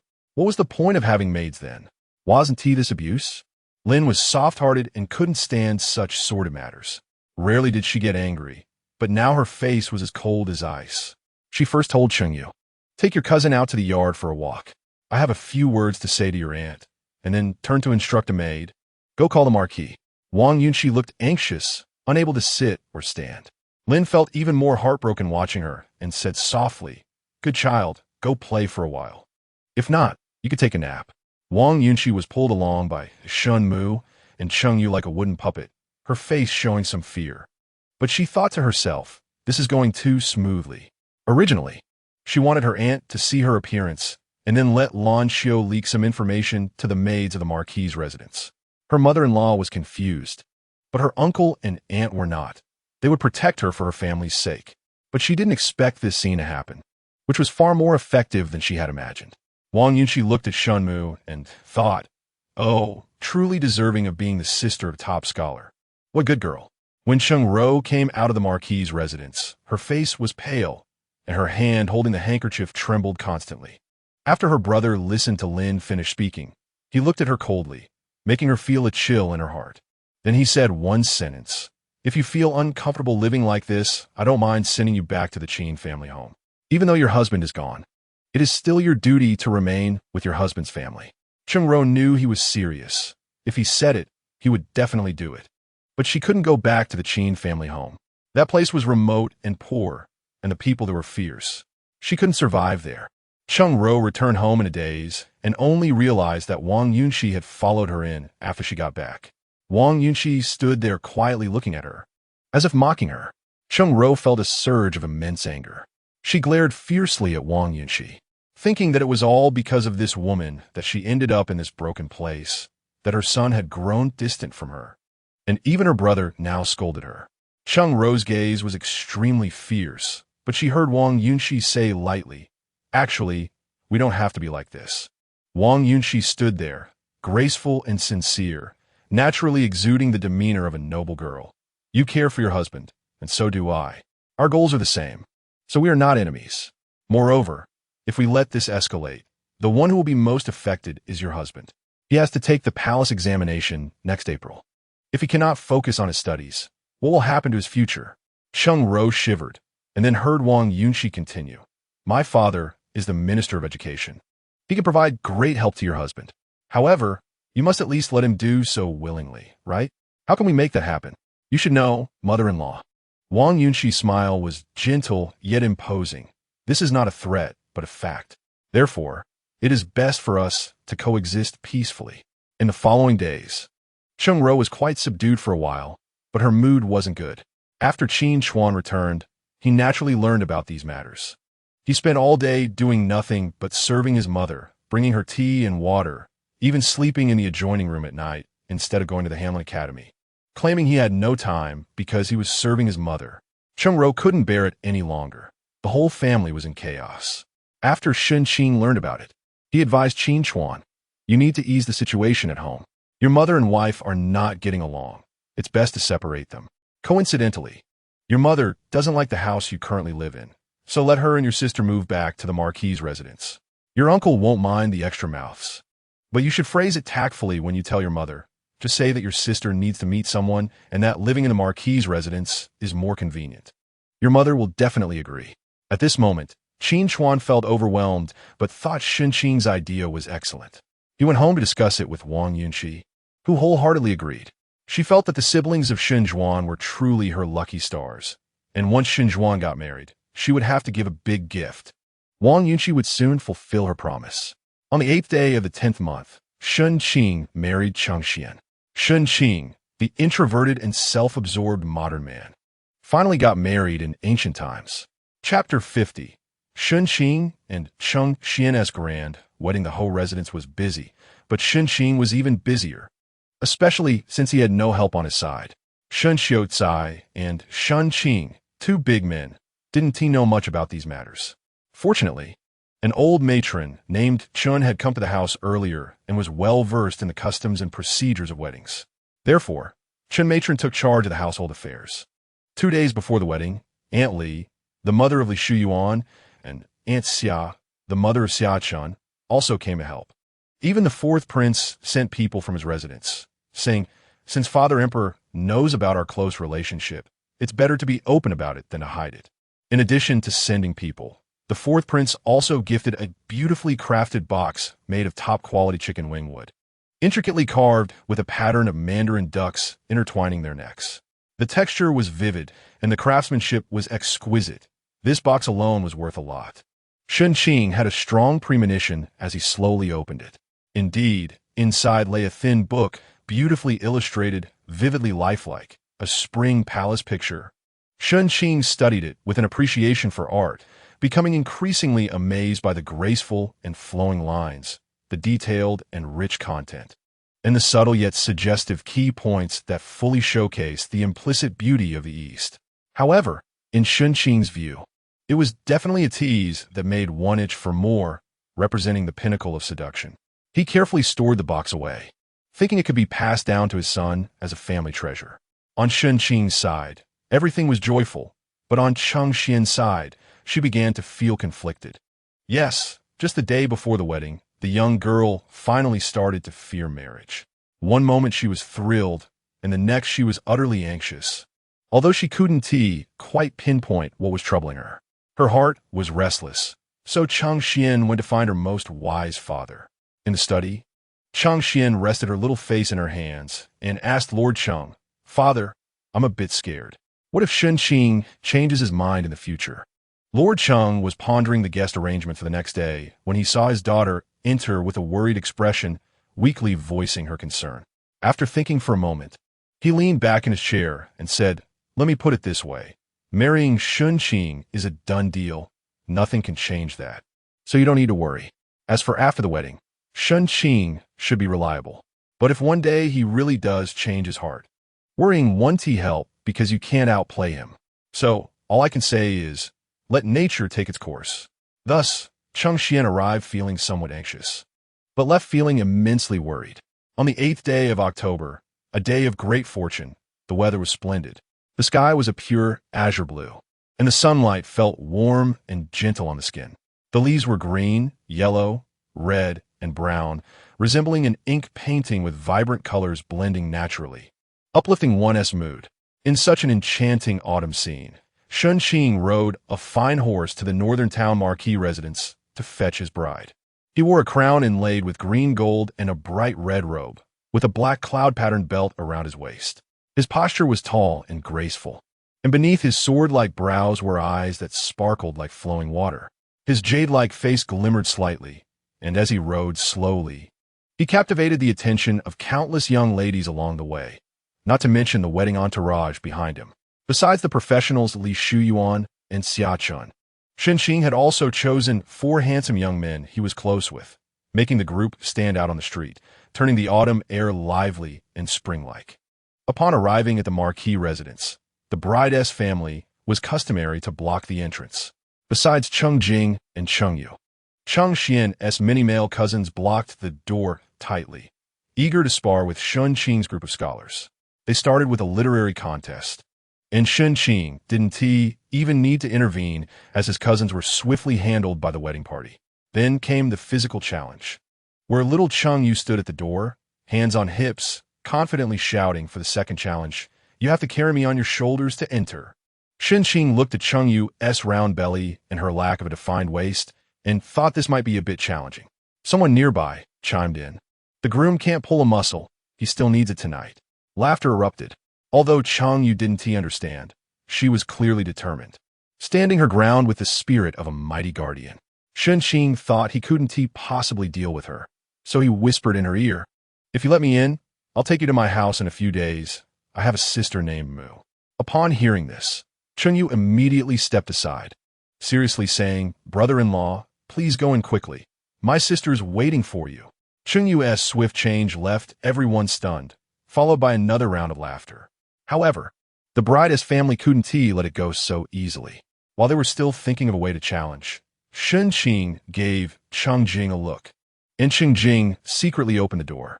All right, Cheng Jing was a traitor and a spy. After all, he had little wit and needed Shen Qing to write love letters for him. Seeing the opportunity, Shen Qing and his entourage quickly slipped inside. After entering, Shen Qing first went to the main hall to greet Lord Cheng and Lady Lin. Today, Lord Cheng was quite amiable, and he and Lady Lin each gave Shen Qing a large red envelope, simply saying, "Go on," with a hint of choked emotion in their voices. Lady Lin was already wiping her tears repeatedly. Shen Qing deeply bowed to them, and then made his way to Cheng Xian's Jiayang Pavilion. Cheng Xian's courtyard was bustling with activity. As Shen Qing walked in, he felt the glow of lights and the noise of people, as if entering a dream. The crowd filled the courtyard, but Shen Qing seemed to feel none of it, only moving toward the bright lamp in the bedroom where Cheng Xian was, the woman who would be his wife for life. Entering the bedroom, amidst numerous female relatives, Shen Qing's gaze fell directly on the one under the bright red veil, who held a shiny apple in her hands. The apple was plump and red, highlighting her fair, slender hands, with her fingertips shimmering softly. She sat upright with a straight back, like a tightly drawn bow, indicating that she was also nervous. Cheng Jing had already entered. He turned his back to Cheng Xian, bending down and saying, "Sister, come up, I'll carry you out." His words were no longer casual, but serious and solemn. Yet, because of this seriousness, there was an added layer of sadness in his voice. Cheng Xian's heart ached as memories of her time with Cheng Jing flooded her mind. He had protected her since childhood, always accommodating her, playing with her, and making her happy. He truly was the best brother in the capital. In this bittersweet moment of reluctance and nostalgia, Cheng Xian climbed onto Cheng Jing's back, feeling it wide and warm. As for Cheng Jing, he weighed her and exclaimed, "Goodness, luckily I've been exercising lately. Otherwise, I might not have been able to carry you." All right, Cheng Xian's little worries disappeared without a trace. After Shen Qing bid farewell to his in-laws with his new bride, he returned home. The Shen residence was adorned with lanterns and decorations, a sea of red. People came and went, creating a lively atmosphere. Shen Xiaocai sat in the bridal chamber, visibly excited. As Shen Qing and Cheng Xian bowed to him, he exclaimed several times, "Good," and secretly wiped away tears multiple times. His son had finally grown from a frail boy into such a dazzling young man today. The last step of the ceremony was to enter the bridal chamber. Shen Qing looked at Cheng Xian sitting on the bed. He received the joyous scale from the matchmaker and slowly lifted the veil, revealing Cheng Xian's blushing face beneath. She glanced up at Shen Qing, her star-like eyes sparkling and radiant, but she quickly lowered her head, overwhelmed by shyness. Following that were rituals of tying the knot and eating dumplings, which Shen Qing experienced in full, finally realizing a significant fact. He was married. On this day, the groom is definitely going to be drunk, but Shen Qing is quite cunning. Whenever someone tries to pour him a drink, he makes his way to the master of the academy. Yes, the master of the academy, also known as Lord Li Shuyuan's father. Lord Li usually looks very stern, but he is truly kind-hearted. Knowing that Shen Qing was getting married, he not only sent his wife and son over, but also came to help manage the situation on the wedding day, thinking that Shen Xiaocai would be too busy alone. As Shen Qing stood by the master of the academy, he provocatively looked at those people from the Hanlon Academy. What happened to them? They were intimidated. However, there are always miraculous things in this world. The master of the academy is knowledgeable and skilled, but unfortunately, he is a lightweight when it comes to drinking. After a few cups, his cheeks turned red and he became dazed. The people from the Hanlon Academy saw this and thought, "Oh, a once-in-a-lifetime opportunity has come. Relatives, let us go. We won't go home until we get the master of the academy drunk." So Shen Qing ended up blocking more drinks for the master of the academy. Shen Qing, being quite clever, pretended to be drunk and let others carry him back. After lying on the bed, he didn't wake up, lying still without moving. Cheng Xian began to panic. What should I do? I can't just strip him directly. Can I? I don't want to call the maid to do that either. Shen Qing secretly opened his eyes to glance at Cheng Xian's conflicted and struggling expression, then closed his eyes again. It wasn't until Cheng Xian finally made up her mind to take off Shen Qing's clothes that he opened his eyes, just as Cheng Xian's hand was resting on his belt. Shen Qing looked at Cheng Xian and smiled slightly, teasingly saying, "Shen Xian, are you so eager?" Cheng Xian was stunned, staring blankly at Shen Qing, whose tall figure lay on the bright red bed, making it look so small and narrow. The bright candlelight illuminated his face, resembling fine mutton, fat jade, and his gaze was so gentle, like the surface of a lake under the moonlight, with shimmering waves covered by a layer of soft light, making one lose themselves in a daze. They were so close that she could smell the rich fragrance of the wine on him. Not only on him, but it seemed that the whole bed, this small space, was filled with the scent of wine, making her feel tipsy herself. Cheng Xian's hand suddenly recoiled, as if it had been burned. She lifted the quilt and quickly dove in, wrapping herself up like a big red dumpling. When Shen Qing saw this, he laughed heartily for a long time, then reached out his long arms to hug this red dumpling in his arms, and then peeled Cheng Xian out, planting a kiss on her forehead. Cheng Xian's head nearly dropped to the ground. Shen Qing pressed his forehead against hers and quietly asked, "Do you know what we are going to do tonight?" Cheng Xian knew, but she didn't know. Yesterday, her mother had given her a few sheets of paper and said a few words about not holding back, that if it hurt, she should tell her husband, and then she left. When Cheng Xian looked at the paper, she quickly threw it away. The drawings on it were too embarrassing. Thus, she knew that they might have to do something very awkward tonight, but she didn't know exactly what it was. Shen Qing looked at Cheng Xian's confused expression and smiled brightly, then gently said, "Don't worry, we will have a very harmonious night tonight." Chapter 51. The next morning, Cheng Xian felt pain all over her body, half awake and half asleep. Her waist hurt, her legs hurt, everything hurt. As she drowsily opened her eyes, she saw a familiar, yet somewhat strange face looking at her. This face was so beautiful, with raven black hair cascading to one side, sword-like eyebrows and starry eyes, a faint soft light in those eyes, and a hint of a smile at the corners of his mouth, making him appear unreal. Cheng Xian suddenly remembered, "Oh, this is Shen Qing. I married him yesterday." After recalling this, especially thinking about last night, her face immediately flushed red, all the way to her neck. She suddenly pulled the blanket over herself and wrapped up tightly. "Well, it seems I'm like an ostrich." Shen Qing had his own ways. He looked at the blanket and said, "Oh, what time is it? The bride is still sleeping, and she hasn't even gone to greet her father-in-law." As soon as he said this, the effect was immediate. Cheng Xian scrambled out of the blanket, forgetting her embarrassment, looking around for her clothes. Shen Qing caught her by the hand and smiled. "It's still dark outside. Let's sleep a little longer." Cheng Xian peeked outside and saw it was indeed dark and very quiet. She let out a long sigh and lay back down, wrapping herself tightly in the blanket again. Then she wrinkled her little nose at Shen Qing, gave a heavy hum, and turned away, ignoring him. Shen Qing found Cheng Xian adorable, but also knew she was indeed tired these past few days, so he stopped teasing her. He leaned down and said, "Go back to sleep. Don't worry about greeting anyone. We don't have those rules at home. Just be comfortable." Cheng Xian turned her head and furrowed her brows, thinking for a moment before saying, "But others will talk. They'll say you married a lazy wife. Do you care what they say?" Shen Qing asked, twirling his fingers around Cheng Xian's thick black hair, feeling the texture was quite nice. Chen thought for a moment and replied seriously. We should pay attention to others' opinions, but we can't care too much. As long as we are happy, that's what matters. Yes, you are teachable. Shen Qing was very pleased with Xian's awareness.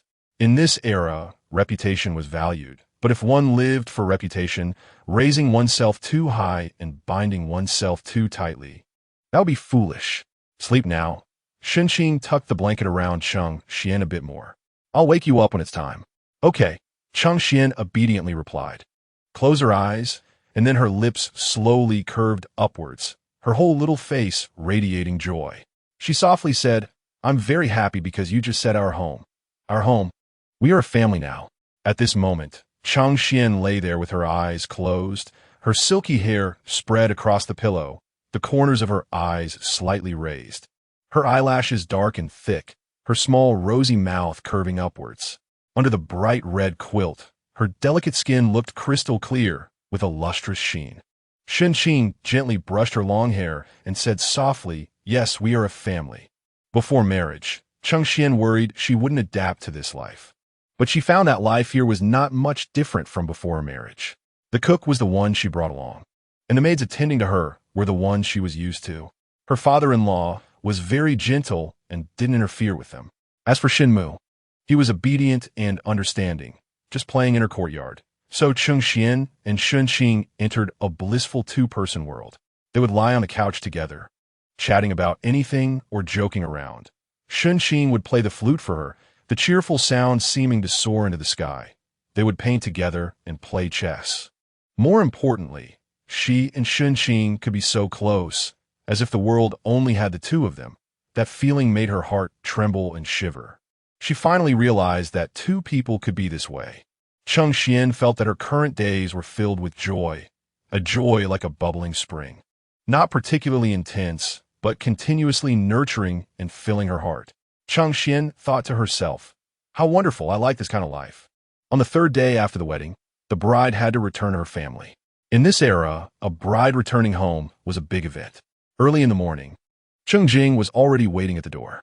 When he saw the carriage, he hurriedly welcomed it, and upon seeing Shen Qing and Xian, he exclaimed, other families welcome their son-in-law because they are not familiar with him. Shen Qing, you've been living in my house for so long. Yet my father insists I come welcome you. It's really stubborn. Shen Qing held Xian's hand and smiled. You don't understand. Your father loves me but finds it hard to express. He wants to see me sooner. Jing's face twisted up as he suppressed the urge to vomit and said, just based on your thick skin, I can't compete with you. If you have the ability, say that in front of your father-in-law, and I'm sure he will vomit up today's breakfast. That won't do. Shen Qing chuckled. My father-in-law and I are both reserved people. What if I say it, and he gets shy? Jing had already turned his face away, conceding defeat. Xian watched from the side, her eyes and brows filled with smiles. When the three of them arrived at the main hall, they found not only her parents were present, but also Wang Shi from the second branch, Cheng Yi, and the whole family of Aunt Gu.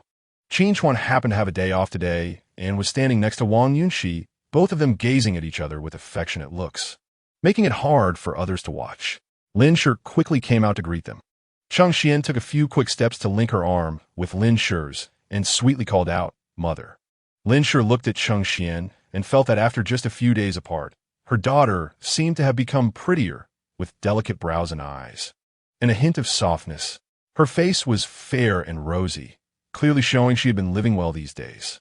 Lin Shi felt happy and looked at Shen Qing with even more kindness, thinking her daughter was very fortunate. Since it was still early, not yet time for lunch, Lin Shi pulled Xian back to Jiaoyang Pavilion to chat, while Shen Qing and Qin Chuan followed Cheng Haoi and Cheng Jing to the study. The men wouldn't engage in trivial family gossip. Once the four of them sat down, Cheng Haoi glanced at Shen Qing and said ambiguously, recently, the emperor seems to value the fourth prince quite a bit. Shen Qing looked back at Cheng Haoi and slowly said, oh, then fell silent. Cheng Haoi slowly sipped his tea and continued, General Shi's family has been in the capital for over 2 months now. Shen Qing lightly scraped the edge of his cup with the tea lid and said in surprise, over 2 months? Time flies.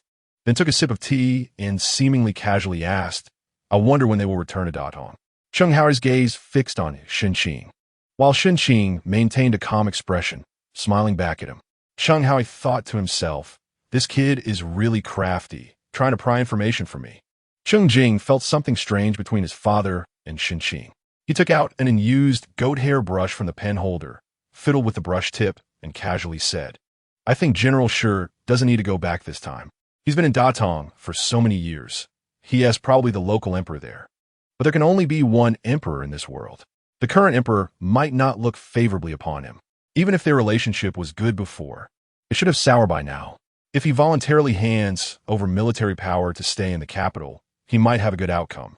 If he insists on going back, the emperor might not let him off easily. After Cheng Jing finished speaking, he noticed the study had gone quiet. He looked up to see the three of them staring at him, Qin Chuan with a look of surprise, while the other two, their eyes looked quite eerie. Cheng Jing blinked and softly asked, what did I say wrong? Cheng Hao withdrew his gaze and asked nonchalantly, what if General Shi is unwilling to hand over military power? Cheng Jing tilted his head, twirling a brush on his face, and after some thought said, General Shi has troops and a good reputation, so we definitely can't confront him head-on. If we want to get rid of him, it's best to have evidence of his crimes and keep him in our grasp. That way it's foolproof.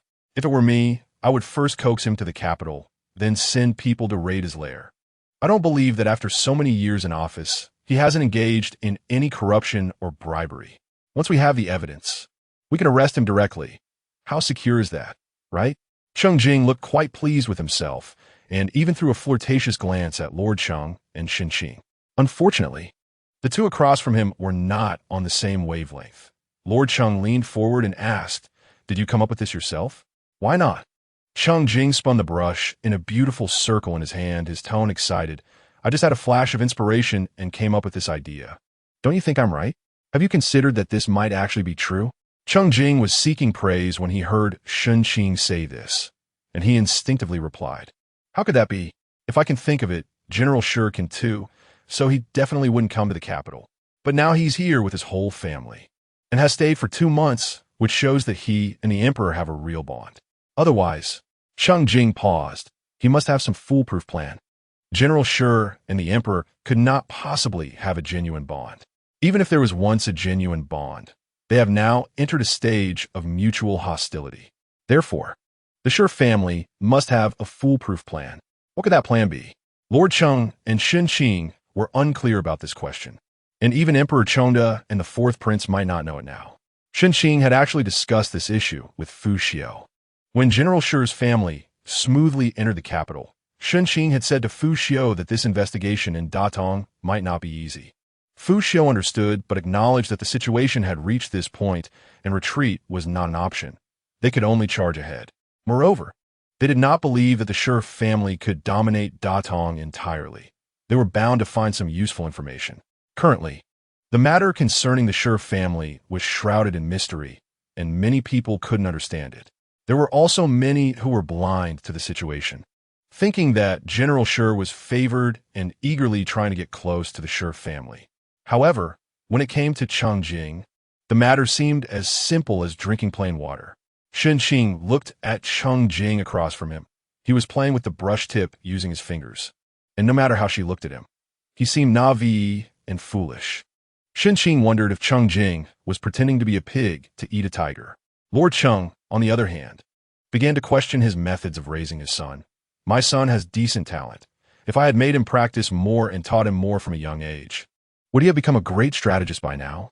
Shen Qing thought that Cheng Jing was particularly sharp today and might even bring some unexpected joy. So she continued to lead him on. What do you think this foolproof plan is? How would I know? Cheng Jing widened his eyes. I'm not a bug in their stomachs.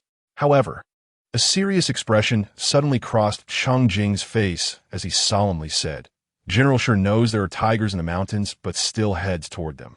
He wouldn't be trying to imitate Jing Ku assassinating the king of Qin, would he? Oh no, wouldn't that make the emperor very dangerous right now?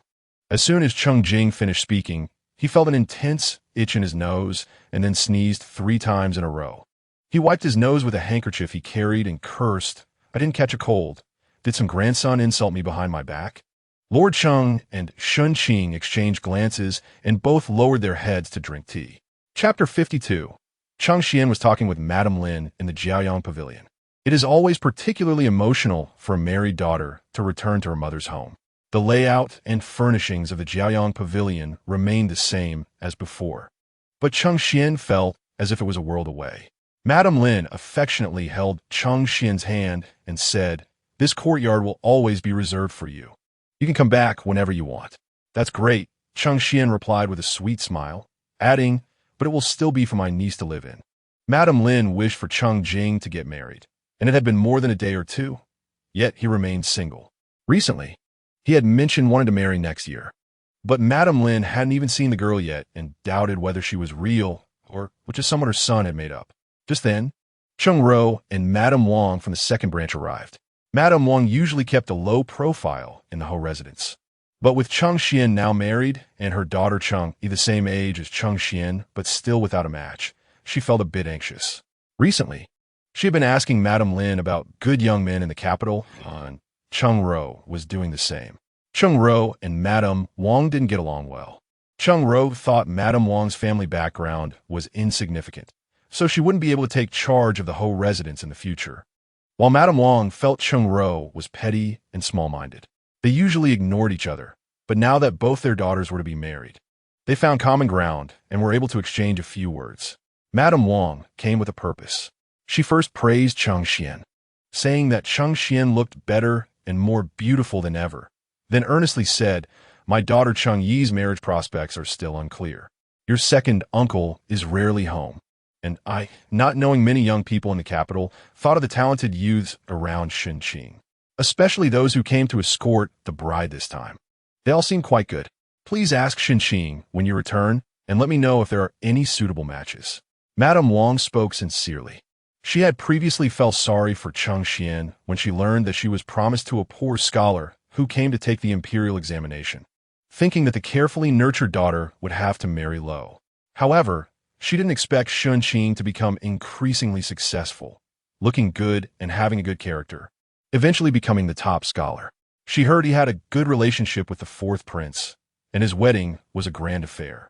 Now that Cheng Xian had returned, Madame Wang and Madame Lin, being experienced, could see that she was living well, which made Madame Wang tempted to consider marrying her daughter to a scholar like Shen Qing, who was caring and kind.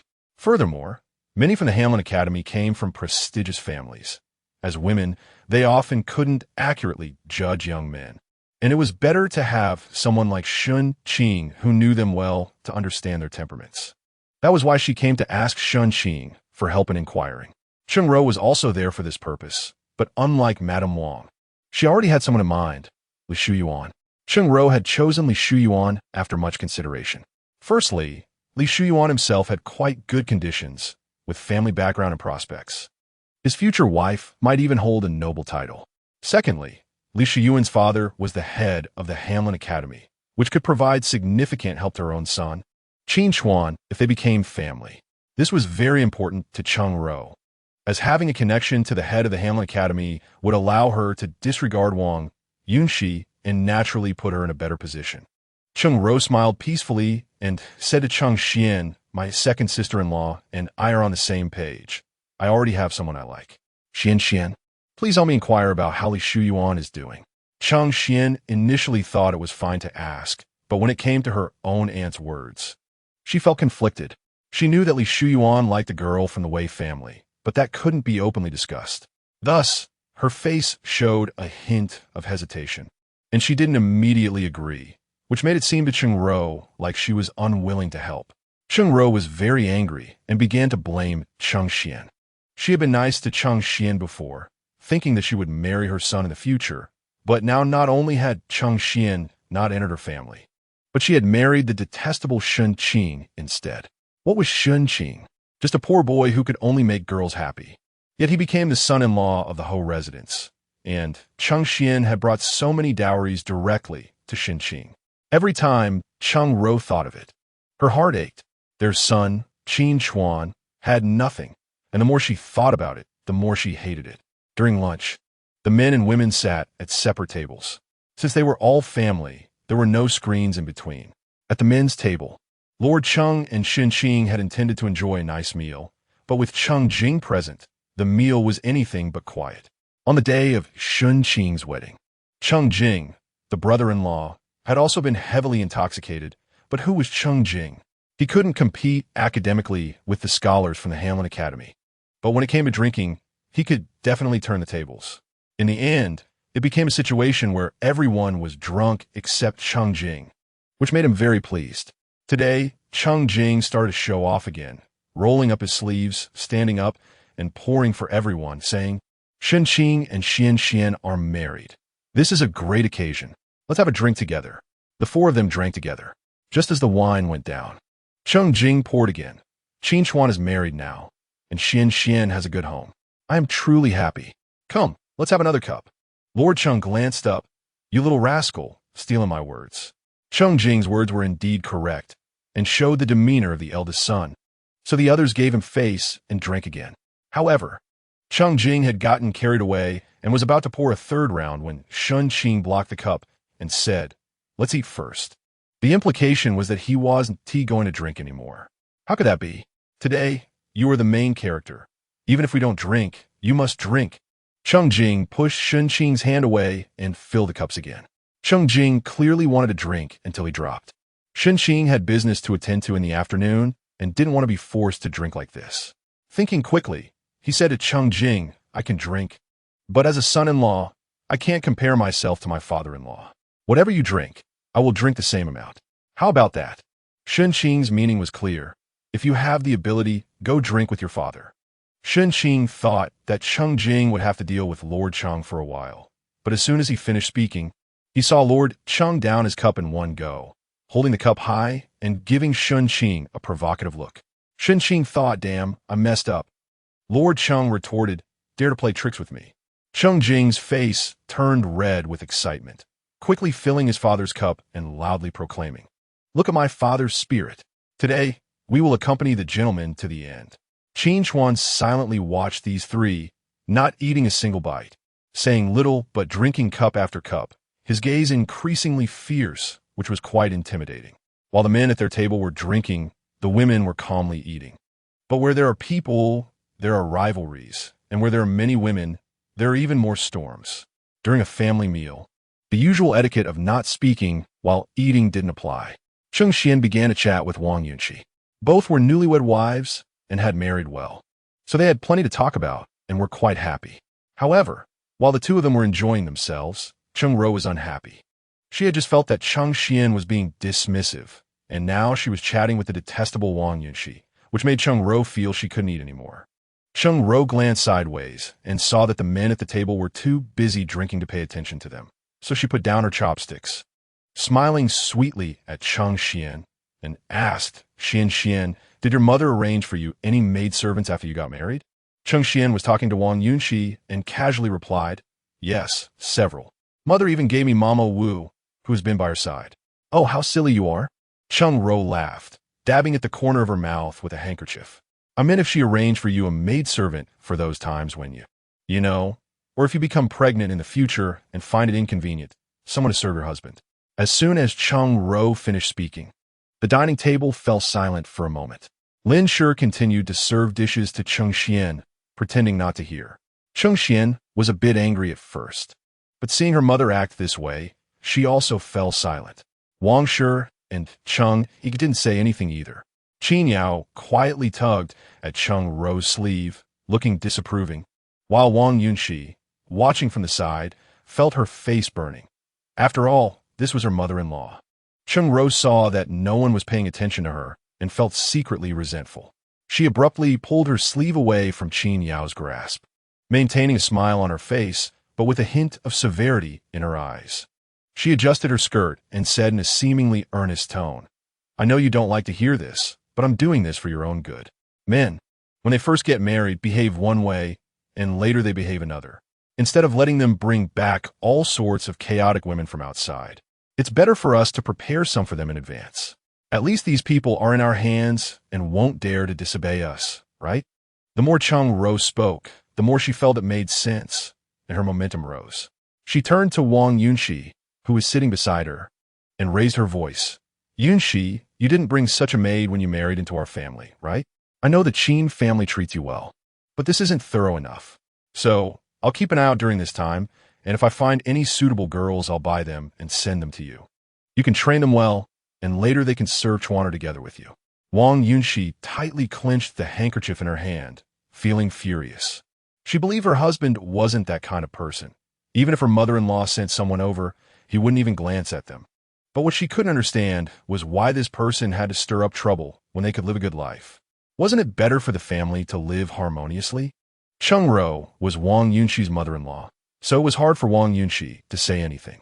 However, Cheng Xian had no such worries. She had seen through her aunt long ago. Initially, when her aunt casually spoke ill of Shen Qing in her ear, she had been naive and gullible. But now she realized how foolish she had been. Cheng Xian stopped eating, glanced at Cheng Ro, and with a serious face said, "Aunt, you can't stand to see others living well just because you aren't? Who says I'm not living well?"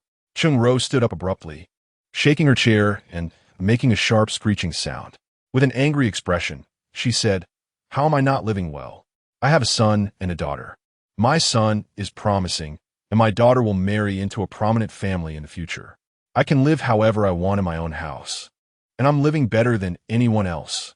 Cheng Ro's whole body was tense, her tone forceful, declaring that she was living better than others. But this very forcefulness revealed her inner anxiety and fear. Did Cheng Ro really think she was living well? Perhaps she herself didn't believe it. And Cheng Xian's words directly exposed the facade behind her strength. "I actually think Aunt is living quite well." Cheng Yi, who had been silent, finally spoke up. Cheng Xian glanced at Cheng Yi, thinking she was going to oppose her again, but to her surprise, Cheng Yi looked at Cheng Ro and said slowly, "Aunt is just ungrateful." Was Cheng Yi helping Cheng Xian? No, she disliked Cheng Xian. But she disliked Cheng Ro even more, loathing her tendency to push women onto others. This aunt was quite similar to her grandmother, although they were close relatives. They were utterly detestable. Cheng Ro began to tremble all over, pointing at Cheng Xian and Cheng Yi, her lips trembling but unable to utter a word. Her gaze was frantic, and her expression was out of control. Qin Yao quickly stood up and supported Cheng Ro. Looking at Cheng Xian and Cheng Yi with a pleading expression, "Please, stop talking." Cheng Xian wasn't inclined to continue. She didn't want to make things difficult for others. Cheng Xian calmed down, but Cheng Ro was still fuming. She felt a surge of anger gathering in her chest that couldn't be released, making her uncomfortable. She felt like she was going to go crazy, and she yelled at Cheng Xian, her sharp voice seeming to pierce through the eardrums. "Cheng Xian, don't be so smug. When Shen Qing brings home one woman after another in the future, that's when you'll be crying." Cheng Xian raised her head, her face filled with disbelief. This was her aunt, someone who had watched her grow up, yet she could say such vicious words. Lin Shi could no longer listen. She had raised a daughter-in-law who turned out to be a white-eyed wolf. She wasn't a kind-hearted bodhisattva. She couldn't afford to provoke her. So this person couldn't stay in the house any longer. Lin Shi pulled Cheng Xian and was about to leave. Meanwhile, Qin Yao looked panicked, saying to Lin Shi and Cheng Xian that her mother had spoken incorrectly and didn't mean it, while pleading with Cheng Ro, "Mother, how can you say such things? You need to apologize."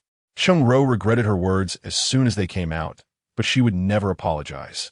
Standing there with her neck stiff, she appeared increasingly hollow. Just then, a cool voice came from the side. "I doubt the matriarch will ever see such things in her lifetime." Shen Qing walked over leisurely, as if taking a stroll. Because he had been drinking, his eyes were bright and glistening, resembling a newborn deer. He approached Cheng Xian, gently holding her hand, smiling slightly, the light in his eyes seeming ready to overflow. He spoke to Cheng Xian as if coaxing a child. "Don't be angry," then turned to Cheng Ro, his smile turning into a stern gaze that made Cheng Ro's heart tremble. He spoke slowly, but with a resonant tone that struck deep into everyone's hearts. "In my life, there is only one woman, and that is Cheng Xian. What I say, I will do." Chapter 53. Shen Qing said that in his life, there was only one woman, Cheng Xian. He stood beside Cheng Xian in a protective manner, and because he had drunk alcohol, he exuded a sense of laziness and casualness. Yet even in this state, Shen Qing's eyes sparkled with a bright light, standing there as if he were beneath a radiant glow. Cheng Xian looked up at Shen Qing with dazed eyes. Her eyes reddened. She tightly held his hand, feeling warmth surge in her chest, making her feel lightheaded. Cheng Yi seemed to be lost in thought, while opposite them, Qin Yao lowered her head, her slender shoulders slumping, as if all her spirit had been drained. She felt an emptiness inside her, so profound that she thought it was unusually cold today, even though it was only October. It felt like winter had come too soon. Cheng Ro scoffed, her face filled with disdain. She had long stopped believing in love and romance. She firmly believed that only what was in her grasp was reliable. Just as she was about to retort, the sound of moving chairs and tables came from the side. Cheng Hao approached, his footsteps heavy, carrying an air of storm and rain. Cheng Ro began to panic. She tried to appear calm, but her fleeting gaze made her seem fragile. Cheng Hao stopped and looked at her deeply. His gaze was unfamiliar and cold, making Cheng Ro feel as if she were in an ice cave. Cheng Hao did not say anything to Cheng Ro. Instead, he addressed Qin Chuan. Chuaner, although you are my nephew, you are also the head of the Qin family. It is our family's fault that we did not raise our daughter properly, so I would like to teach her a lesson for a few days. What do you think? Qin Chuan had already turned somber since the argument at the table began. Hearing his uncle's words now made his feelings even more complicated. He understood his uncle's intention. He wanted to teach the Cheng family's daughter, not his mother. This was an attempt to distance him from the situation, ensuring that even if someone spoke of it in the future, he would not be labeled unfilial. Qin Chuan felt a deep sense of sadness. Why was everyone else so kind and caring towards him? Yet his own mother, the closest person to him, repeatedly hurt others. Suddenly, Qin Chuan felt warmth in his hand. He looked over to see a chubby little hand pulling at him, its back dotted with small flesh mounds. A wave of warmth washed over him. He realized he was ultimately happy. He had a good wife and so many relatives and friends. As for his mother, she had to correct her mistakes. He could not let others bear the burden just to ease his own conscience. Qin Chuan slowly lifted his head, looking at Cheng Hao. His expression resolute. I'll do as you say, uncle. When Shen Qing and Cheng Xian were riding in the carriage back home, Cheng Xian leaned against Shen Qing's shoulder, her eyes vacant as she stared blankly. Shen Qing turned his head and gently asked, "What's wrong?" Cheng Xian's gaze was unfocused as she let out a long sigh, saying, Auntie was once a precious lady of the Ho residence. How'd she end up like this now? Cheng Xian felt she would never forget how Cheng Ro had looked just now. Her father intended to send her to a remote village in Sangzhou to live, where it would be safe, but there would be no one to serve her. She would have no fine clothes, no delicacies, and would have to work all day. Her father said her return would depend on her performance. Cheng Ro had completely broken down, clutching Qin Chuan's clothes as if a drowning person were clinging to the last piece of driftwood, crying and wailing, her hair disheveled. Her makeup in ruins, losing all her former grandeur and elegance. Yet everyone just looked at her coldly, and ultimately, she wore away all the affection. Shen Qing patted Cheng Xian's hand and said, People must live with hope. If a person's eyes can only see what they cannot have, they will never be happy. Yes, Cheng Xian thought in her heart, even if Shen Qing no longer loves me in the future, I will not become like that. After sending Cheng Xian back, Shen Qing said, You go back first. I have something to attend to. Cheng Xian nodded, not asking where Shen Qing was going, and obediently returned. Shen Qing lowered the carriage curtains, and the driver was changed to Gao Qing. Lin Shi had long given Gao Qing his contract, and Gao Qing felt that it was better to follow Shen Qing than to be a servant in the Ho residence. He would become Shen Qing's most trusted aide. He even felt that his name clashed with Shen Qing's, so he renamed himself Gao Yi. He had thought it through. From now on, he would be the first, and anyone else who came later would just have to line up behind him. Shen Qing greatly appreciated this and even counted Gao Yi, Gao Er, Gao Sand Yi. I could find dozens. Gao Yi brought the carriage to a nondescript house at Qingtian Alley and knocked on the door. After a moment, the door opened. The doorkeeper glanced at Gao Yi and said, Come in. Gao Yi called for Shen Qing, and the two entered together. Shen Qing was quite familiar with this house. Last time, after being beaten by Tian Bing's men, he had woken up here. It was the private residence of the fourth prince. Shen Qing walked straight to the study, knocked on the door, and entered. Inside the study, the fourth prince was sitting behind a desk with two people in front of him. One was about 30 years old, with a refined appearance and a scholarly air, named Ji Bai, who was the fourth prince's chief advisor. The other, around 25 or 26, had thick eyebrows and big eyes, was lean and strong, and was the fourth prince's close aide, Ning Jian. Upon seeing Shen Qing, the fourth prince joked, "Our groom has arrived." Ji Bai smiled beside him, his smile just right, seeming genuine and sincere. He chimed in, "The grace shown on the day of the wedding is truly unforgettable. Those young ladies must be heartbroken just watching." "Exactly. If I had a face like Wu Zhua's, I wouldn't need to marry at all. The entire Yu dynasty would be filled with my beautiful confidants," Ning Jian added, making lewd gestures, but Shen Qing knew he was just being playful. His wife was the fiercest. "This life is out of the question for you. Just wait to be reborn." Shen Qing sat down in a chair and asked, "How is Datong now?" When it came to serious matters, everyone became serious. Ji Bai glanced at the fourth prince and said, "The situation isn't very good. Our people have been investigating for a long time and have only found some superficial information. If we conclude that the She family is guilty based on this, it will be hard to convince the public and might raise doubts among the people." Ji Bai sighed deeply. The She family seems to be well prepared. This was somewhat tricky.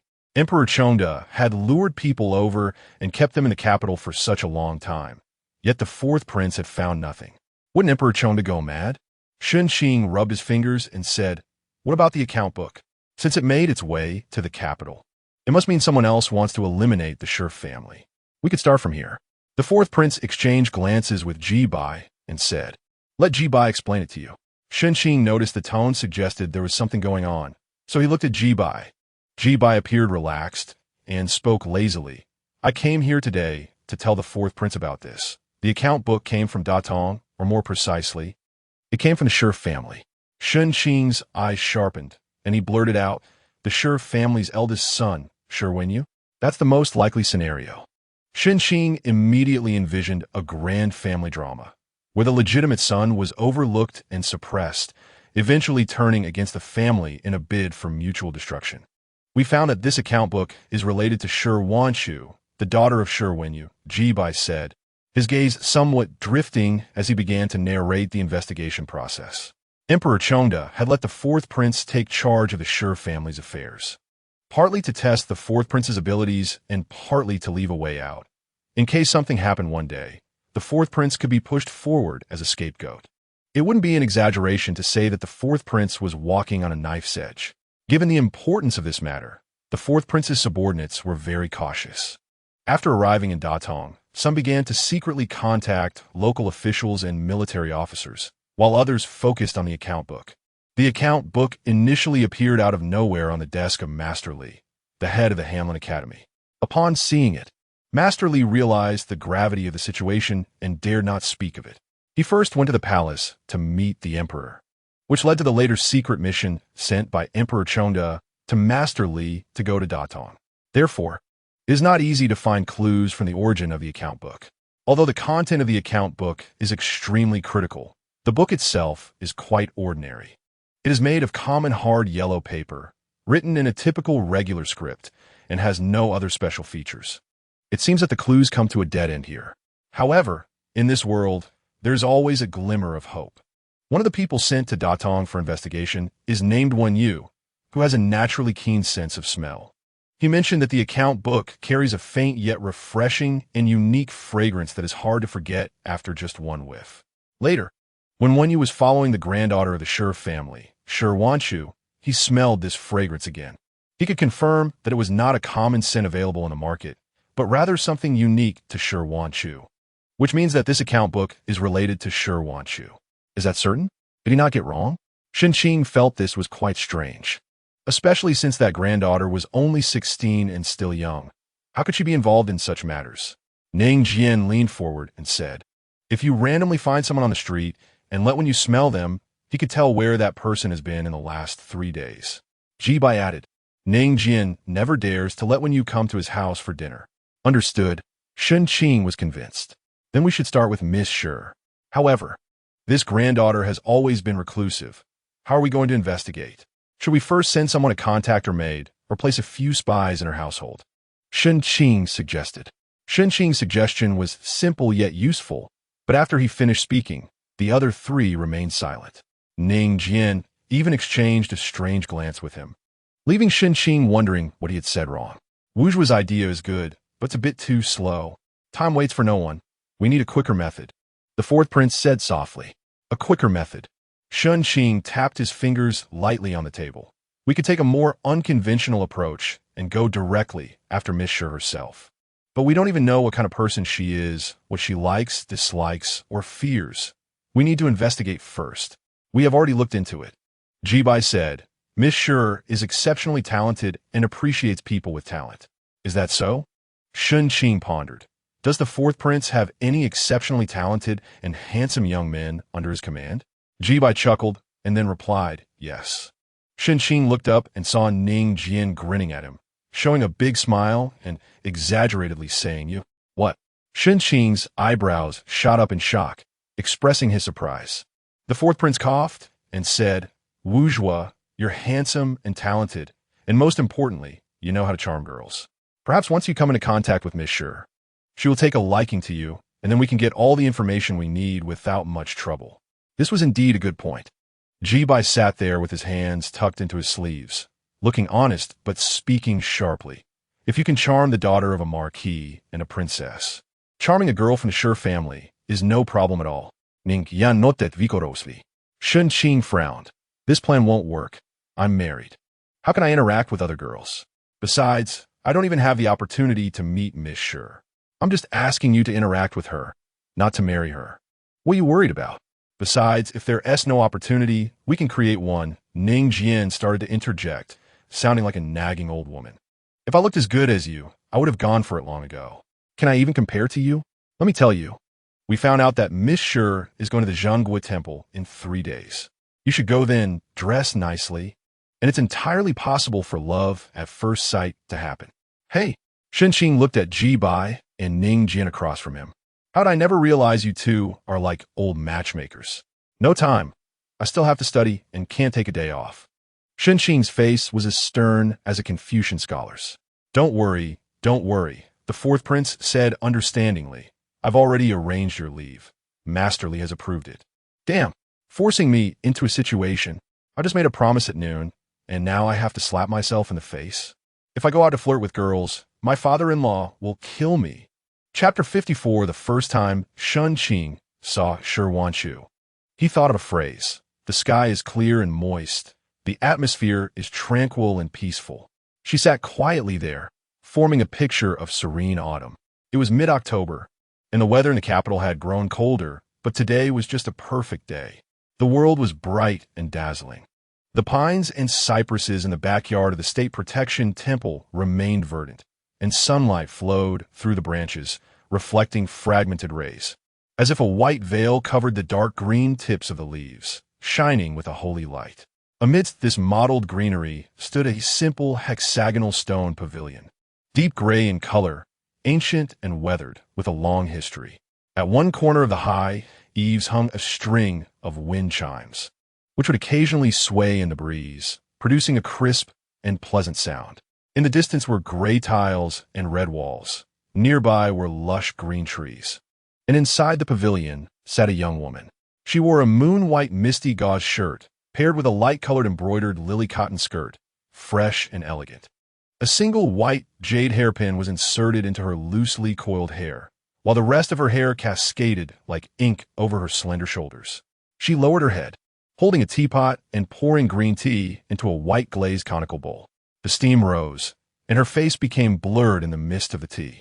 Shen Qing took a few steps forward, stopping at the steps in front of the pavilion, bowing slightly, and saying, I am Shen Qing. It's a pleasure to meet you, Miss She. Shi Wanchu slowly raised her head, revealing an extremely delicate face to Shen Qing. Her complexion was dazzlingly white. Like snow on a cold mountain, her eyebrows were neatly shaped, neither too light nor too dark in color. Her beautifully shaped apricot eyes had a faint amber hue, dim yet sparkling with a unique luster. Her thin lips were a light pink, and her earlobes had no adornments, exuding a pure beauty. When she looked at you You could feel a calming power emanating from within. Shen Qing thought to himself, she is truly an extraordinary young woman. Shen Qing began to believe that the accounts were indeed related to the person before him. her.Content gestured for him to sit, saying, please have a seat.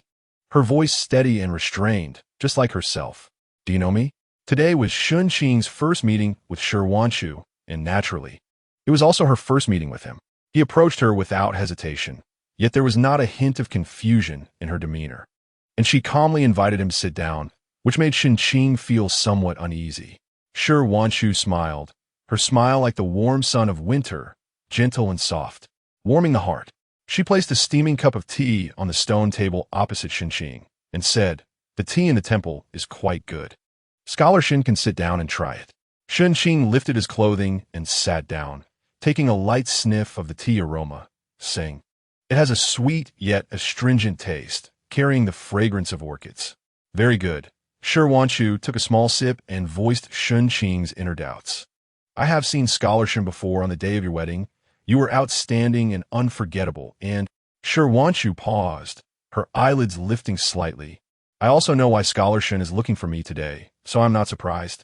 After her.Content finished speaking, she looked at Shen Qing, her eyes clear and calm, with a hint of a smile at the corners of her mouth.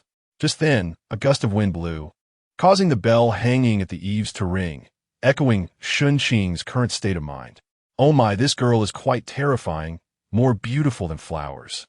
Her delicate hands shine with brilliance. The fourth prince, Ng, Baining briefly discussed using their charm, and Shen Qing had also contemplated this issue. It was completely unfeasible. If this girl was indeed related to the accounts, she was not a simple girl. Rather than resorting to some small tricks that might lead to a downfall, it would be better to have an open and equal discussion.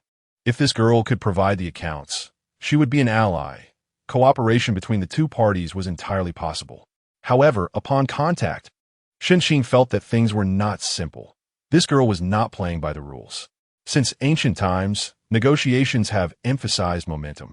Once one falls into a passive position, it becomes difficult to set terms. Shen Qing could not let himself fall into passivity, so he maintained a calm expression, lifted the tea bowl, took a gentle sip, and said, may I ask what Miss Sher thinks I'm looking for you for? I have a guess, but I don't know if it's correct. It's better for Scholar Shen to speak first.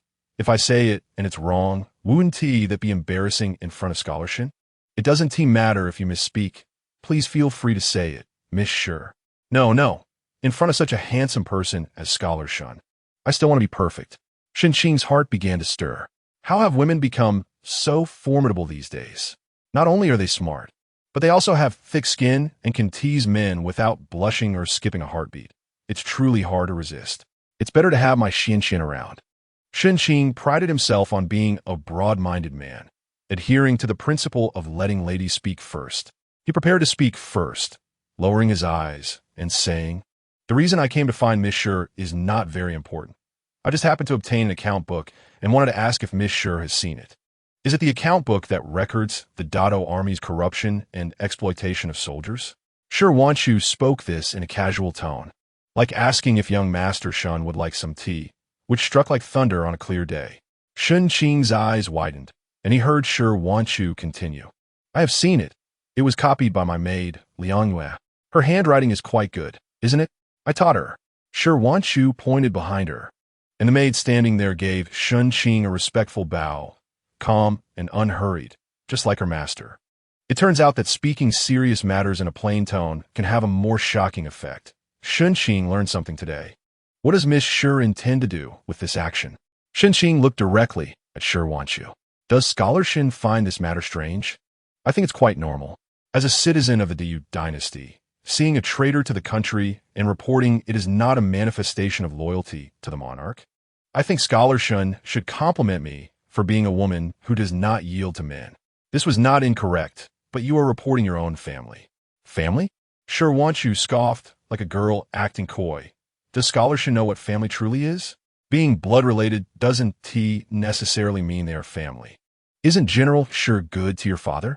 Shen Qing thought to himself that this might be what they mean by having a stepmother and a stepfather. Unexpectedly, her.Content smiled, genuinely smiling, with a hint of pride, My grandfather treats my father and me quite well. My step-grandmother goes crazy with jealousy every day. Then you still want to stab your grandfather in the back? Once the contents of this account are investigated, your grandfather will be the first to be implicated. Shen Qing became curious about what kind of family this was, one of love and rivalry. Does scholarship want to know the whole story? Sure, Wanchu's tone was cheerful, like a child planning a prank. She poured the remaining tea from her cup onto the mud outside the pavilion, turned around to set down the teacup, slightly tilted her head, and wore a playful smile. When we meet again, I will tell you. Sure, Wanchu walked away leisurely, leaving Shen Qing sitting there, feeling exhausted. In the private residence of the fourth prince, Shen Qing briefly recounted the events, and Ning Jian was so excited that he was nearly trembling. Heaven knows that there had been no progress on the Shi family's matter during this time, and he was so worried that he had started losing hair. Yet today, as soon as Shen Qing took action, the person revealed the truth about the next meeting. This was truly rapid progress. Ning Jian grabbed Shen Qing's arm and praised him. Your face is just so useful. What a delightful surprise. If I had known earlier, I would have sent you to meet that girl from start. Maybe today the old thief from the Shi family would have been caught. Ning Jian's face was glowing with excitement. I've already thought it through. Let's wait by the Shi family's door every day. As soon as that girl comes out, we'll go meet her. Sooner or later, she will tell us everything. Ha ha, this is just too good. Ning Jian was so thrilled that he noticed the other three looking at him, as if he were a fool. Ning Jian's smile gradually faded, and he finally stammered, why aren't you all laughing? It's making me feel so awkward. Jibai ignored Ning Jian's foolishness and turned to Shen Qing. You've been played, haven't you? Shen Qing nodded helplessly. Yeah, I was played by a girl. It's quite rare in my life. This girl from the Shi family is truly a master of Tai Chi. Although she talked a lot with Shen Qing, there wasn't much useful information. They had already figured out that the account book was related to her. She just admitted it. As for the claim about revealing the truth next time, who knows if that's true? What if next time she says she's in a bad mood and doesn't want to talk? What could Shen Qing do? He would be completely helpless. Shen Qing really felt exhausted. This girl's political acumen was on par with those old foxes. He couldn't afford to be careless in his conversations with her. Does that mean this route won't work either?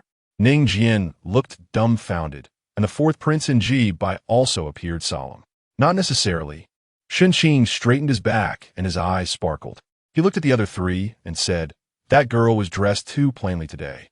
Ning Jian furrowed his brows upon hearing this and directly said, how can you still be thinking about this? This is Wuzhua. Did you discover anything else? Jibai directly interrupted Ning Jian, sitting up straight and looking expectantly at Shen Qing. Shen Qing nodded. It's common for a girl to go to a temple to pray. But today Wanchu gave me the feeling that she wasn't there to worship Buddha. It seemed more like she was there to commemorate the deceased. Who could she be commemorating? So, I went to the side hall where the memorial tablets were placed. The fourth prince and the others held their breath. And Shen Qing no longer kept them in suspense. I saw the memorial tablet of General Shi's first wife, Fan Shi. Jibai became anxious and, after thinking carefully, suddenly his eyes lit up. Fan Shi passed away on the 14th day of the 10th month in the 6th year of Chongda. Today is the 14th day of the 10th month. She went to commemorate Fan Shi, and Shen Qing continued. I coaxed the little monk guarding the side hall with some pastries. He told me that not only did a girl come to pay respects to this tablet, but also a very imposing person has been staying in the temple for the past 2 days. He comes every morning before dawn to add oil to the lamp for this tablet, and it's been 3 days. I secretly went to that courtyard to take a look. It was just around noon when someone delivered food to that room, and when he opened the door, I saw his face. The fourth prince suddenly stood up and blurted out, General Shi? Yes. Shen Qing had seen General Shi when he returned to the capital. He looked more weathered than someone younger than Emperor Chongda, likely due to years of warfare. Shen Qing tapped his finger on the table and asked the fourth prince, I want to know about General Shi's second wife, Feng Shi, or rather, I want to know what the relationship is between the emperor and Feng Shi. The fourth prince sat down and, after a moment of contemplation, said, I've heard my mother mention that initially my father intended for Feng Shi to be a concubine for General Shi, but General Shi didn't agree. Later, after Fan Shi passed away, Feng Shi directly married General Shi. Over the years, it has been rumored that General Shi dotes on his second wife. But what is the current situation? It's said he dotes on his second wife. Yet he cares for the legitimate son of his first wife to the point that it makes Feng Shi extremely jealous. And now he is even living in the temple to pray for his first wife. I have a hypothesis. Shen Qing looked at the fourth prince, given the emperor's temperament. Has he only started to be wary of General Shi in recent years? Could it be that he planted a nail from the beginning, and this nail is Feng Shi? The fourth prince, Ng, by understood Shen Qing's implication. Based on today's investigation, General Shi seemed to have a fondness for his first wife, Fan Shi. However, due to Emperor Chengde's interference, he was forced to marry his second wife, Feng Shi. General Shi likely knew that Feng Shi was an informant for Emperor Chengde. And even more so, that Fan Shi's death might be related to Feng Shi or Emperor Chengde. What would General Shi do? For General Shi, the emperor harmed his beloved and constantly sent people to monitor him. Would he still remain loyal? Probably not. He might even seek revenge. How would he take revenge? In this world, there's a concept of cause and effect. If Feng Shi was sent by Emperor Chengde, then let Feng Shi and her child erode his territory and his army? Years later, if Emperor Chengde learns of all this, would he regret his initial decision? And what General Shi desires might just be this regret. The fourth prince, Shen Qing, and G by exchanged glances, and G by side. If this is indeed the case, then we need to focus our investigation on Feng Shi and Shi Wenshu. Previously, we thought Feng Shi was just a woman and didn't investigate further. Now, it seems she might be the breakthrough point. I think we can go directly to General Shi. His layout over the years should be coming to an end, and he would be willing to tell us. Shen Qing chuckled lightly. How could General Shi, praying in the temple, be so easily seen? Could it be that General Shi was intentional, guiding them to seek the truth? Then why use such a method? If the matter were to be clarified, even if Feng Shi and Shi Wenshu were responsible, the main branch of the Shi family could not escape punishment. How would General Shi protect them? One mystery after another. It seems they need to ask the person directly. Chapter 55. Next to the residence of the Shijia family in the eastern part of the capital is the mansion of the Rui Prince, which is vast in area. Two imposing crimson doors stand tall, with a black golden silk Nanmu plaque hanging above, inscribed with the majestic 5 characters, Divine General's Mansion. Flanking the marble steps are 2 fierce stone lions, their expressions solemn and unapproachable. Shi Buwei is sitting upright in his study, eyes closed as if pondering something or waiting for someone. The charcoal fire has been lit, blazing warmly, but he still has a tiger skin draped over his knees. After decades of military life, he bears countless hidden injuries, and now that he is old, various ailments have arisen. Shi Buwei rubs his knees, thinking to himself, it is finally coming to an end. General, someone is calling for you from outside the study, says his trusted aide, Shi Rang. The fourth prince requests an audience. Shi Buwei slowly opens his eyes and, after a long silence, finally replies, please let him in. The fourth prince arrives accompanied by Ji Bai and Shen Qing. Upon entering the study, Shi Buwei does not rise. He gazes at the fourth prince. His eyes calm like a deep abyss and says, so it's you. The fourth prince remains silent. Shi Buwei looks out the window, where there used to be a ginkgo tree, beautiful in its golden autumn leaves, but now it stands bare, its starkness accentuated by the gloomy weather. Shi Buwei gazes at the tree, seemingly recalling events from long ago, then turns to the fourth prince. We can sit down and have a good talk. After the 3 take their seats, Shi Buwei looks at Shen Qing, akin to an elder observing a younger family member. His gaze warm and his voice soothing. You have met my Wanshi, right? She is very beautiful, isn't she? But not as good-looking as her grandmother. A hint of nostalgia crosses Shi Buwei's face. When I was young, I had a bad temper and was easily impulsive. But since marrying Wanshu's grandmother, it was like a mouse encountering a cat. Though she was so petite and always spoke softly, I was somewhat afraid of her and never dared to raise my voice in front of her. Even when I was out doing things, I was always thinking of her at home, terrified. Shi Buwei lowers his head and smiles gently. Do you know what I feared most about her? I feared her ignoring me. As long as she ignored me, I felt extremely uncomfortable, as if my heart was empty. Later, When she was pregnant with you wouldn't believe how happy I was. I first went to tell my best brother. Sure, Bue glances at the fourth prince, that is, your father, thinking he should be happy for me. But unexpectedly, he was heartless. Later, the Feng family appeared. At that time, I was preparing to lead troops to Dadong. So busy every day, and the Feng family would often come to the mansion under the pretense of looking after Wanchu's grandmother. I didn't think much of it at the time, but later I found out she secretly told Wanchu's grandmother that she had feelings for me long ago. And the emperor even agreed to let her be my concubine. By the time I learned of this, the news had already spread outside. Sure, Bue scoffs. Feng really knows how to talk, saying we should fulfill her wishes, that the emperor's will cannot be defied, and that if I don't marry her, her reputation would be ruined. More importantly, sure, Bue's gaze hardens, dark as the sea. She told Wanchu's grandmother that I would be a general guarding the frontier, and if I married her as a concubine, the emperor would feel much more at ease. Sure, Bue rubs his knees, his tone sorrowful. How could she be so foolish? Believing that woman's words? No matter how I tried to persuade her, she wouldn't believe me. A pregnant woman, yet she was heartbroken and overly worried, which led to her difficult labor. After finally giving birth to you, her health was poor, and she lingered for years before passing away.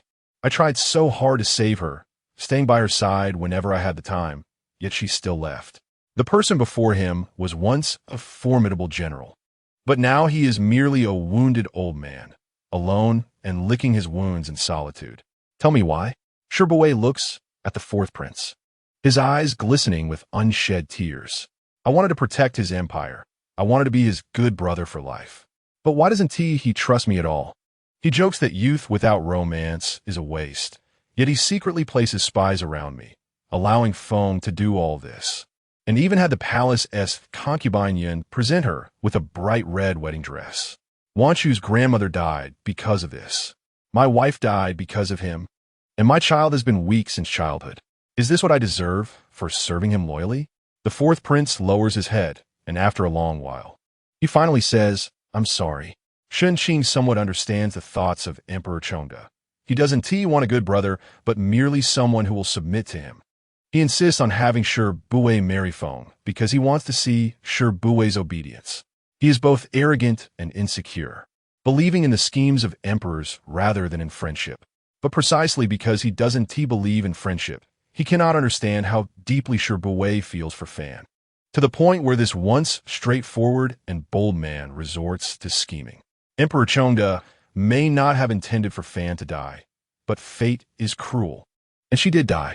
To Emperor Chongda, it was just the death of a woman, insignificant, but for Sure Bue, it overturned his entire life. You don't need to apologize to me. Sure Bue raises his head, taking a deep breath. Your father has wronged me, and I will not suffer in silence. He thinks the Feng family he sent is something good, but she is just an ambitious woman. Such a woman is his tool, and mine as well, depending on how it is used. Sure Bue says, on the surface, I pamper Feng to reassure your father, but in reality, I detest her to the utmost. She knows this well, but she doesn't dare to speak up, for once she does, she loses her value. I have led her to participate in military affairs, allowing her to gain power and benefits. In the end, she got ensnared, along with her son, continuously drawing blood from the Datong army and from Emperor Chongda. Every time I think of this, it brings me great satisfaction. This is the good piece your father placed, crafted by his own hands. It begins to backfire on him. Sure Bue bursts into laughter, seemingly extremely pleased, yet it cannot conceal the hint of desolation in his eyes. You don't care about Feng. Do you not care about the son she bore you? And what about the many soldiers of the Datong army? They are so wronged. Jibai stands up and rebukes, unable to bear those who disregard national interests for personal feelings. That is her son, not mine. How could I have a child with such a woman? Sure Wenshu and Sure Wenshu are merely bastards. Sure Bue's face carries mockery, which slowly transforms into gravity. As for the soldiers of Datong, I owe them an apology. After saying this, Sure Bue's expression becomes solemn. He looks at the fourth prince and says in a serious tone, I want to make a deal with you. The fourth prince listens quietly. You probably haven't found any useful evidence in Datong, but I can provide it all to you, enough to eliminate the second and third princes, allowing you to gain great fame in court.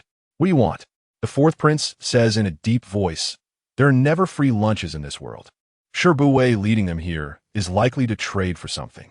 I want evidence in exchange for the safety and dignity of Wen Yu and Wan Shu. They are innocent, and I will accept the consequences myself. Shi muscles tighten, his gaze fervent. The fourth prince squints. Do you think I could do that? Sure. Shi said, from the very beginning, I sent accounts to the capital through Wan Shu, which was a choice. I want to see who could ultimately find me. Today you have done it, so I believe you have the ability and means. The throne in the future may very likely be yours. So I am willing to make a deal with you. If you agree, the credit for eliminating the Shi family will be yours. Furthermore, the Hu Bin army of Datong will also belong to you. The fourth prince's heart skipped a beat. Although the Hu Bin army only had 5,000 men, it was the most elite army in Datong. You may have doubts. Shi opened a drawer and took out a tiger talisman. The commander of the Hu Bin army, Lin Yang, was originally your father's man, but now he is mine. Even if the Datong army faces a purge in the future, they will remain intact, and whenever you need, you can deploy them. Shi extended the tiger talisman, his calloused hand hanging there, steady as a mountain. The fourth prince looked at it, hesitated for a long time, and finally stood up to take it. In late October of the 46th year of Chongda, the fourth prince submitted a petition, accusing Datong General Shi Shu of embezzling military funds, selling weapons, colluding with bandits, oppressing the people, and 10 other major crimes. The evidence was conclusive and irrefutable, further implicating collusion and profit-sharing with court officials. When this petition came out, the court was in an uproar, and Emperor Chongda was furious. He ordered the fourth prince to lead, with the 3 departments assisting in investigating the case, while the imperial guards surrounded General Shenwei's residence to arrest the Shi family. When the imperial guard arrived at General Shenwei's residence, they found Shi Wei, Feng Shi, Shi Wenyue, and Shi Wanshu present, while the real culprits, Shi Wanshu and his brother Shi Wenshu, had already fled. The commander of the imperial guards, Zhao's son, had been notified by the fourth prince beforehand, so he treated General Shi and his daughter Shi Wenyue very politely, while Feng Shi was treated normally. When Feng Shi was taken away, she still maintained the demeanor of a noblewoman, but as she reached the door, she turned around and smiled at General Shi, saying madly, Shi Wei, you will never be rid of me in this life. I will die together with you. Shi Wenyue and her father, along with Feng Shi, were taken to the dungeon, while Shi Wei went directly to the palace. He needed to settle things with his good brother. No one knew what Emperor Chongda and Shi Wei discussed, but it was known that after leaving the palace, Shi Wei returned home alone and committed suicide by poison in a study by the window where a ginkgo tree stood. The next day, Shi Wenyue and her father were released, and they prepared for Shi Wei's burial, and were then confined to their residence, unable to go out. A generation of military stars thus fell. However, the matter was far from over. The Shi brothers escaped back to Datong, while the fourth prince rushed to Datong to pursue and investigate, simultaneously reorganizing the Datong army. Meanwhile, the 3 departments in the capital uncovered that Shi Wanshu had colluded with the second and third princes, and the involvement was significant. There was a storm of bloodshed in Datong, while in the capital there was a state of alarm. Emperor Chongda fell seriously ill, with his health deteriorating. This chaos did not settle down until April of the following year. The second and third princes had their influence in the court severely diminished, while the fourth prince's prestige grew. The court was bound to undergo a change. At this time, Shen Qing also graduated from the Hamlet Academy and was appointed as the Deputy Minister of Personnel, a 5th-rank official, while also serving as the junior minister of the Zhanshi Fu. The former was a genuine, prestigious official position, while the latter's title was more honorary. As the Zhanshi Fu served the crown prince, but there was currently no crown prince. However, it wouldn't be long before there was one. As Shen Qing stood at the entrance of the Ministry of Personnel, wearing a scarlet straight-collared robe, a peach tree in full bloom stood in front of him. A gentle breeze blew, and pink petals fell on Shen Qing's shoulder. He gently took a petal, feeling that it was very delicate, and if it fell to the ground, it would soon turn to mud. But what does it matter? Life in this world is always continuous. By this time next year, this place will still be where the peach blossoms bloom, as if adorned with a light makeup of varying depths. Chapter 56, Shen Qing quickly adapted to the Ministry of Personnel. As this year's top scholar and the son-in-law of the Duke of Northern Town, he was humble and cautious, and soon established a solid footing in the office, gaining the respect of his superiors. One day, after returning home from duty, Shen Qing saw Changxian sitting by the table reading invitations, with a thick stack piled on the table. When Changxian noticed Shen Qing's return, she stood up to help him change clothes, saying, "Recently, I've suddenly received a lot of invitations for betrothal banquets, full moon celebrations, and most of them are peach blossom banquets and spring feasts. Is there something wrong?" Shen Qing changed into soft-soled shoes for home and took a sip of tea before saying, "Didn't you receive invitations often before? That was when I was at the Duke's residence. Ever since I married you, I've received very few, but recently they've increased again." Changxian held Shen Qing's face with both hands, examining him closely, her eyes gradually filling with laughter. "Husband, this means you're getting more and more impressive. Don't those people think you're a young talent with an unlimited future?" "Yes," Shen Qing said, pushing Changxian's hands down and holding them in his palms. Smiling as he said, "Your husband will become more and more outstanding in the future. Just follow me and enjoy the good life, making other women jealous of you." "How does that sound?" "Okay," Changxian readily agreed, but then furrowed her brow in worry, saying, "I'm just a bit concerned. What if in the future your position becomes too high, and many people come to give me gifts? I know I shouldn't accept them, but what if I really like the gifts they give?" Changxian's expression was so serious, as if she were truly troubled by this matter. Shen Qing was taken aback at first, then burst into hearty laughter, hugging Changxian and planting a kiss on her cheek, saying boldly, "Then just accept them. I'll take care of it." Changxian nodded obediently, then curled up in Shen Qing's arms like a cat, quiet and lazy. Shen Qing gently stroked her back, and the room was filled with warmth and sweetness. Even the air felt sweet. After a while, Changxian suddenly sighed and said, "Cousin is pregnant. My mother and I agreed to visit her tomorrow, but I'm a bit scared to go." "What's wrong?" Shen Qing slightly turned to look at Changxian, wondering if she was feeling anxious because someone else was pregnant. Unexpectedly, Changxian said, "I'm a bit afraid to see Qin Yao. Ever since my aunt was taken away by my father, she has been listless all day. I often visit her, but every time I'm with her, I feel very suppressed. How should I put it? Her mood is too low, and sometimes the things she says are quite unpleasant." Shen Qing understood. Qin Yao probably had too many negative emotions and had begun to wallow in self-pity.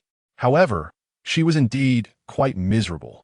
After thinking for a moment, Shen Qing said, "Tomorrow, you should talk more with your mother-in-law and Qin Chuan's wife. If you like, stay a bit longer. If you don't, just come home. If you run into Qin Yao, comfort her if you can, but if not, then it's fine. You have to remember, you don't owe her anything." Changxian softly agreed. She had a bit of this thought, feeling that it was her father who had imprisoned Qin Yao's mother, so she always felt a bit guilty towards her.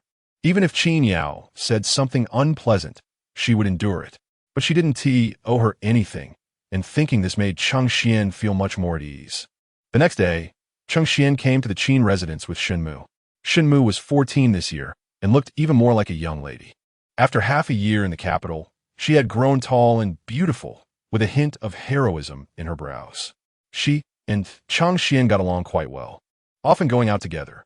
When the carriage arrived at the Qin residence, Wang Yunxi was already waiting at the door. She looked no different from usual, and it was hard to tell that she was pregnant. However, Changxian quickly went to support her, saying, "Why did you come out? I heard my mother say the first 3 months are the most critical. How can you be so carefree? I've already passed the first 3 months, so there's no need to worry," Wang Yunxi said with a smile, her complexion rosy and her spirits high, indicating she had been living well lately.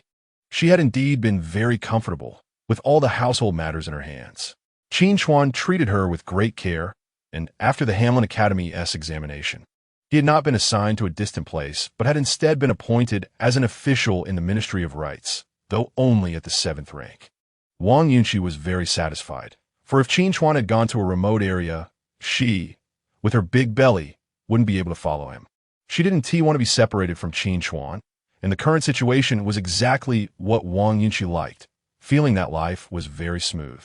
Before long, Lin Shi arrived with Cheng Yu. Shen Mu and Cheng Yu went to play in the courtyard, while the others gathered to chat about family matters, creating a harmonious atmosphere. Just then, the maid Lan Xiu came in and said, "Miss has arrived." The miss here naturally referred to Qin Yao. The room fell silent for a moment, and Wang Yunqi smiled and said, "Let her come in." Qin Yao walked in with her head down, slowly bowing to Lin Shi. Lin Shi was startled. She hadn't seen Qin Yao for a long time since the last time Cheng Ro was taken away. In her impression, Qin Yao had always been bright and composed. But now she had lost so much weight that her clothes hung loosely on her, and her whole demeanor was lifeless, lacking the vibrancy expected of someone her age. Cheng Xian stood up and pulled Qin Yao to sit down. Concerned, "Haven't you been eating well lately? How come you've lost so much weight again?" Qin Yao lowered her head, her voice sorrowful. "I keep missing my mother and can't eat." Lin Shi and Cheng Xian exchanged glances, unsure of what to say. Wang Yunqi quickly mediated, saying, "Uncle said that if your mother realizes her mistakes, she will naturally return. You don't need to worry too much." "Really?" Qin Yao clutched the handkerchief in her hand, her expression sorrowful. "Sister-in-law has an older brother who takes care of her every day, so she wouldn't worry about her mother. But that is my real mother. I always feel heartbroken. That is Zhangzhou. I don't know how cold it is in winter. Sister-in-law can't possibly understand." Wang Yunqi's face turned pale, her fingers twisting as she struggled to find words. The room fell silent.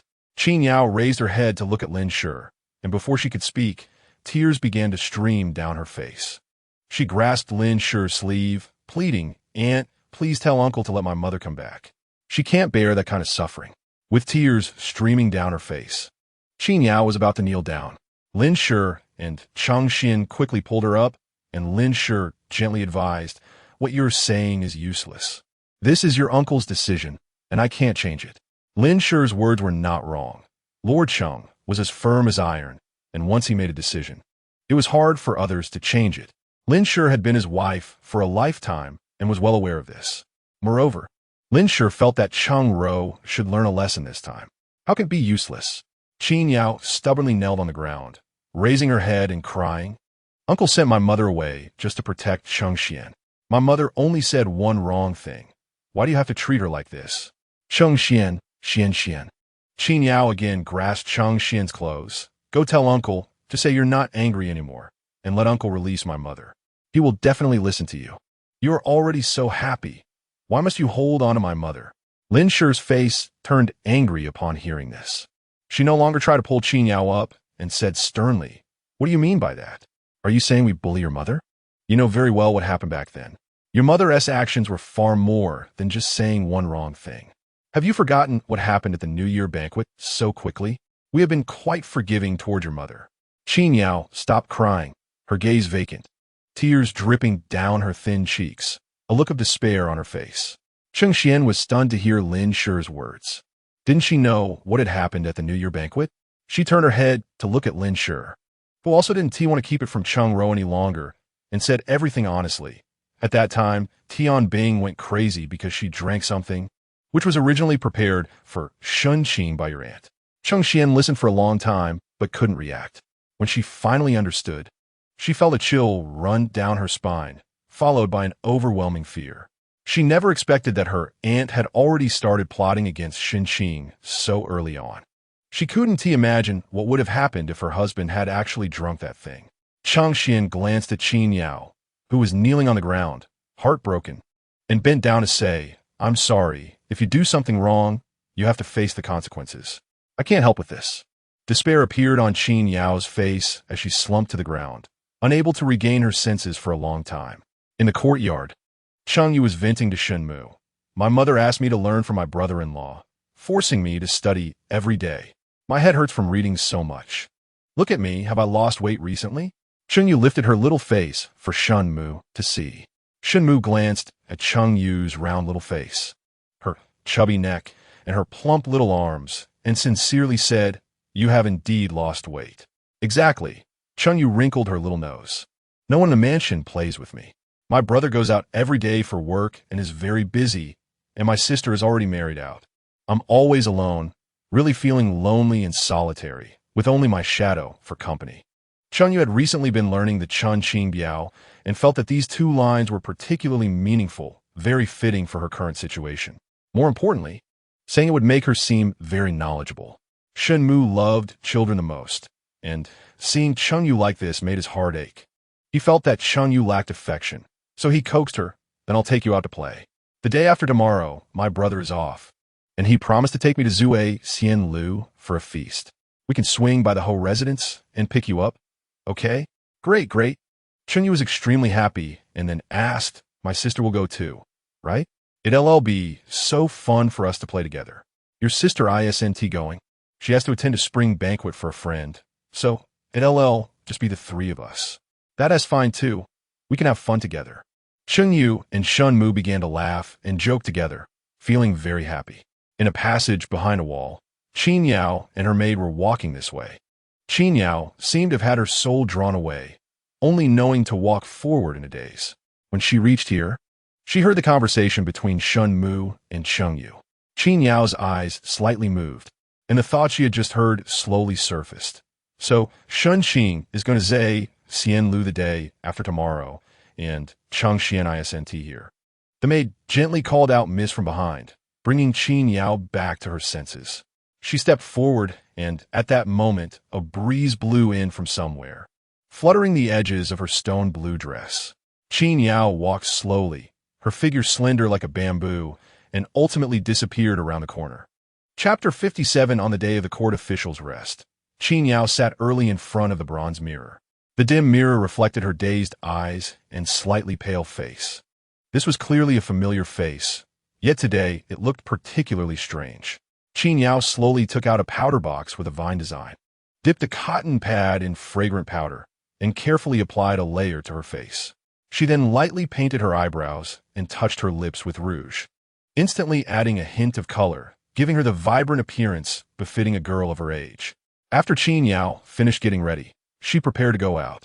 At the door, she happened to run into Wang Yunxi's maid, Lan Xiu, who greeted her with a bow. "Miss, the master and mistress would like you to go to the main courtyard." Qin Yao stood still with her head down for a moment, her fingers gripping the handkerchief, turning white from the pressure. Finally, she replied softly, "I understand," and silently walked toward the main courtyard. From a distance, she saw the door of the main house open, where her brother Qin Chuan and Wang Yunxi were sitting closely together. Qin Chuan looked at Wang Yunxi with a gentle, indulgent smile, but to Qin Yao's eyes, this smile became more and more glaring. After entering the room, Qin Yao stood in front of Qin Chuan with her head down, feeling unfamiliar and lonely, with none of the previous warmth.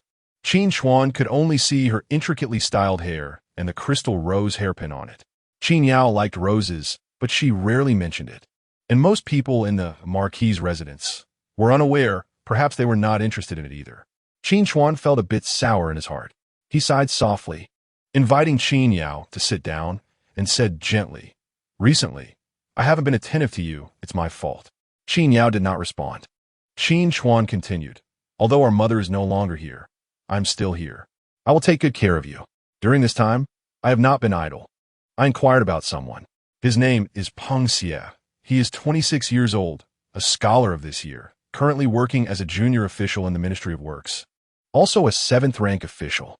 His family is a scholarly family, and his uncle is a deputy minister in the Ministry of Works, so his background is good. Peng Xie is kind-hearted and charitable, a very good person. I think he is a good match for you. Do you want to meet him?" Qin Chuan spoke softly to Qin Yao, seeking her opinion without any pressure. "Is he 26 and still unmarried?"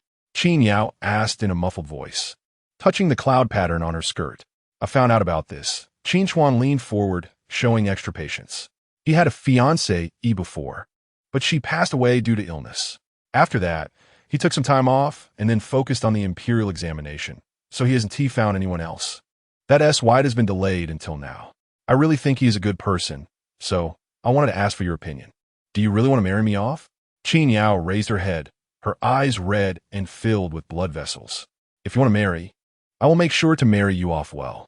If you don't want to marry, I will support you for the rest of your life. How about that? Qin Chuan said gently. And your sister-in-law's child in her womb is also your close relative. She will call you aunt in the future and will be as affectionate and dependent on you as a mother. Listening to him, Qin Yao glanced at the lantern hanging under the eaves in front of the house, where a Big Fu character was painted, bright red and very pleasing. She blinked, trying to hold back her tears, but they still flowed out uncontrollably from the corners of her eyes. She wiped her tears and said to Qin Chuan, "Let me think about it. I will give you an answer in a couple of days. I want to go out for a walk today. Is that okay?" Qin Chuan touched the top of Qin Yao's head, just like when he used to comfort her as a child, and said, "Of course. Do you need me to accompany you?" "No, I want to walk alone." Let her go for a stroll. Wang Yunxi also came over, handing a purse to Qin Yao's maid with a smile. "There is some money inside. It will be more convenient for you to spend it outside and buy some things you like, which will naturally lift your spirits." "Thank you, sister-in-law." Qin Yao performed a courtesy to Qin Chuan, and Wang Yunxi took the maid and left. When she reached the door, she paused, turned her back to Qin Chuan, and her voice seemed to come from afar. "Brother, if I make a mistake, will you forgive me?" Behind her, Qin Chuan's voice was firm. "If possible. I hope you one team make mistakes. If you really do, I will help you make amends." The Zue Xianlu in the capital was always a lively place, a 4-story building towering and magnificent, beautifully decorated, and had become a landmark in the capital. At this moment, in a private room on the 2nd floor, Shen Qing sat leisurely at the table sipping tea, while Shen Qingyu was leaning on the window, looking down. After they had eaten and drunk enough, they started chatting, and the conversation was about the jewelry store opposite. Rong Bao Zhai, as follows. "Qingyu, Sister Mu, so many people have entered this store in just a short time. Why do girls love to buy jewelry so much?" "Shen Mu, because it looks good." "Qingyu, then do you also like jewelry? When I grow up, can I buy the whole store for you?" "Shen Mu, you would need a lot of money for that." "Qingyu, money is not a big deal. The key is that you are happy." "Shen Mu, so do you have money?" "Qingyu, my father has." Shen Qing. Suddenly, Qingyu exclaimed, "Sister Mu, look quickly, my brother. Why is he here? He clearly doesn't need to patrol today. Should we go find him?" "Sure." Shen Mu took Qingyu's hand and headed down. Shen Qing did not follow, but asked Gao Yi to go with them. Only Shen Qing remained in the private room. He was contemplating recent matters in court. Emperor Chengde's temperament had become increasingly erratic. Although the 4th prince held a dominant position, it was not easy, as the 6th prince was lurking nearby, waiting for an opportunity. Indeed, the revolution had not yet succeeded. Comrades still needed to work hard. Knock, knock. There was a knock on the door. Shen Qing didn't think much and simply said, "Come in," and then he saw an unexpected person appear. This person was elegant and stood quietly at the door, looking at him with cold eyes. It was Qin Yao. Shen Qing was not familiar with Qin Yao, but he could tell she had lost a lot of weight and did not look well. Remembering what Chang Xian had said a few days ago, Shen Qing had an uneasy feeling in his heart. He stood up and greeted Qin Yao, asking, "I wonder how Miss Qing came to be here?" Qin Yao looked at Shen Qing intently, as if she had never looked at him so boldly and unabashedly before. He still looked so handsome, but his demeanor was even more extraordinary. Qin Yao lowered her head, took a deep breath, and then raised her head, her gaze intense. "Can I talk to you?" "Please." Qin Yao sat opposite Shen Qing, who poured her a cup of tea. Qin Yao looked at the tea leaves swirling in the water and said softly, "Today my brother mentioned a marriage proposal to me. The other party is Peng Xie from the Ministry of Works. Do you know him, Shindage?"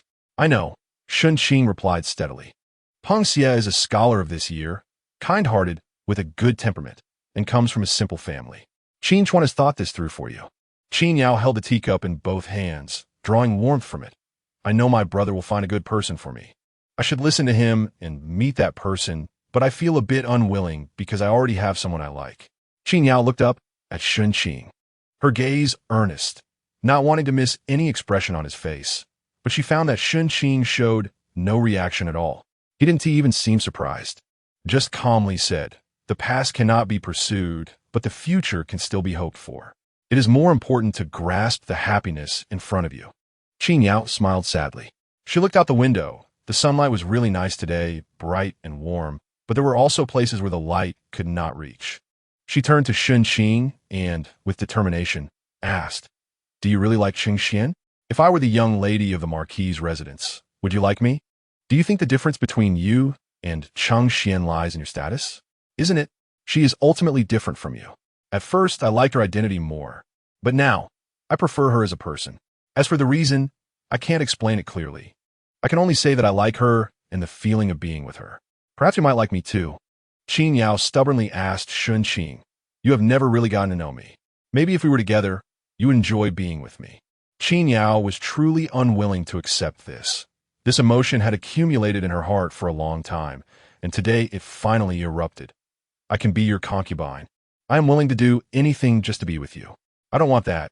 Shen Qing's eyes were cold and distant, and her words were ice cold. "Even if you were to be my concubine, I wouldn't want it. No reason, just don't want it." This sentence pierced Qin Yao's heart like an ice pick. She was dazed, feeling as if all her affection had frozen into ice. So, she really isn't likable? She can't compare to Qing in status, and the one she likes only likes Qing. So what is she? Just a clown? "Miss Qin, I have my own fate, and you will have yours too. You will eventually find someone who loves and cherishes you, someone whose heart and eyes are filled with you, who will protect you like a treasure. When that time comes, you will look back at today and realize that all of this was just an obsession of youth." "Will that happen? Will there really be such a person?" "Yes," Shen Qing said seriously and firmly. "You have your brother, family, and in the future, you will have your own family and children. Many people care about you. Your life will be good. Don't let this moment of gloom blind you to the future." Qin Yao sat sideways, her tears flowing slowly, crystal clear and dazzling. "Do you know, I have been jealous of Qing since I was little. Why does she have everything while I have to give way to her? In front of others, she is always the center of attention, while I can only quietly stand behind her. Is it just because my status is not as good as hers? I know my mother did wrong and should be punished, but I just wish you would come back, because when she was here, you still had me in your eyes." Shen Qing sighed. After all, Qin Yao is just a child lacking love. Qing was unwilling to help me, and I resented her. Later, when I heard you would be here today, I thought, why can't I take something from Qing and make her sad for once? So I came, but as soon as I arrived, I regretted it because I realized I still have my brother who cares for me. In this world, there are still people who care about me. I was just a little unwilling, but now that you have rejected me, I feel relieved. I can finally let go of everything from the past. Let go of the shadow Qing cast over me, and live my own life.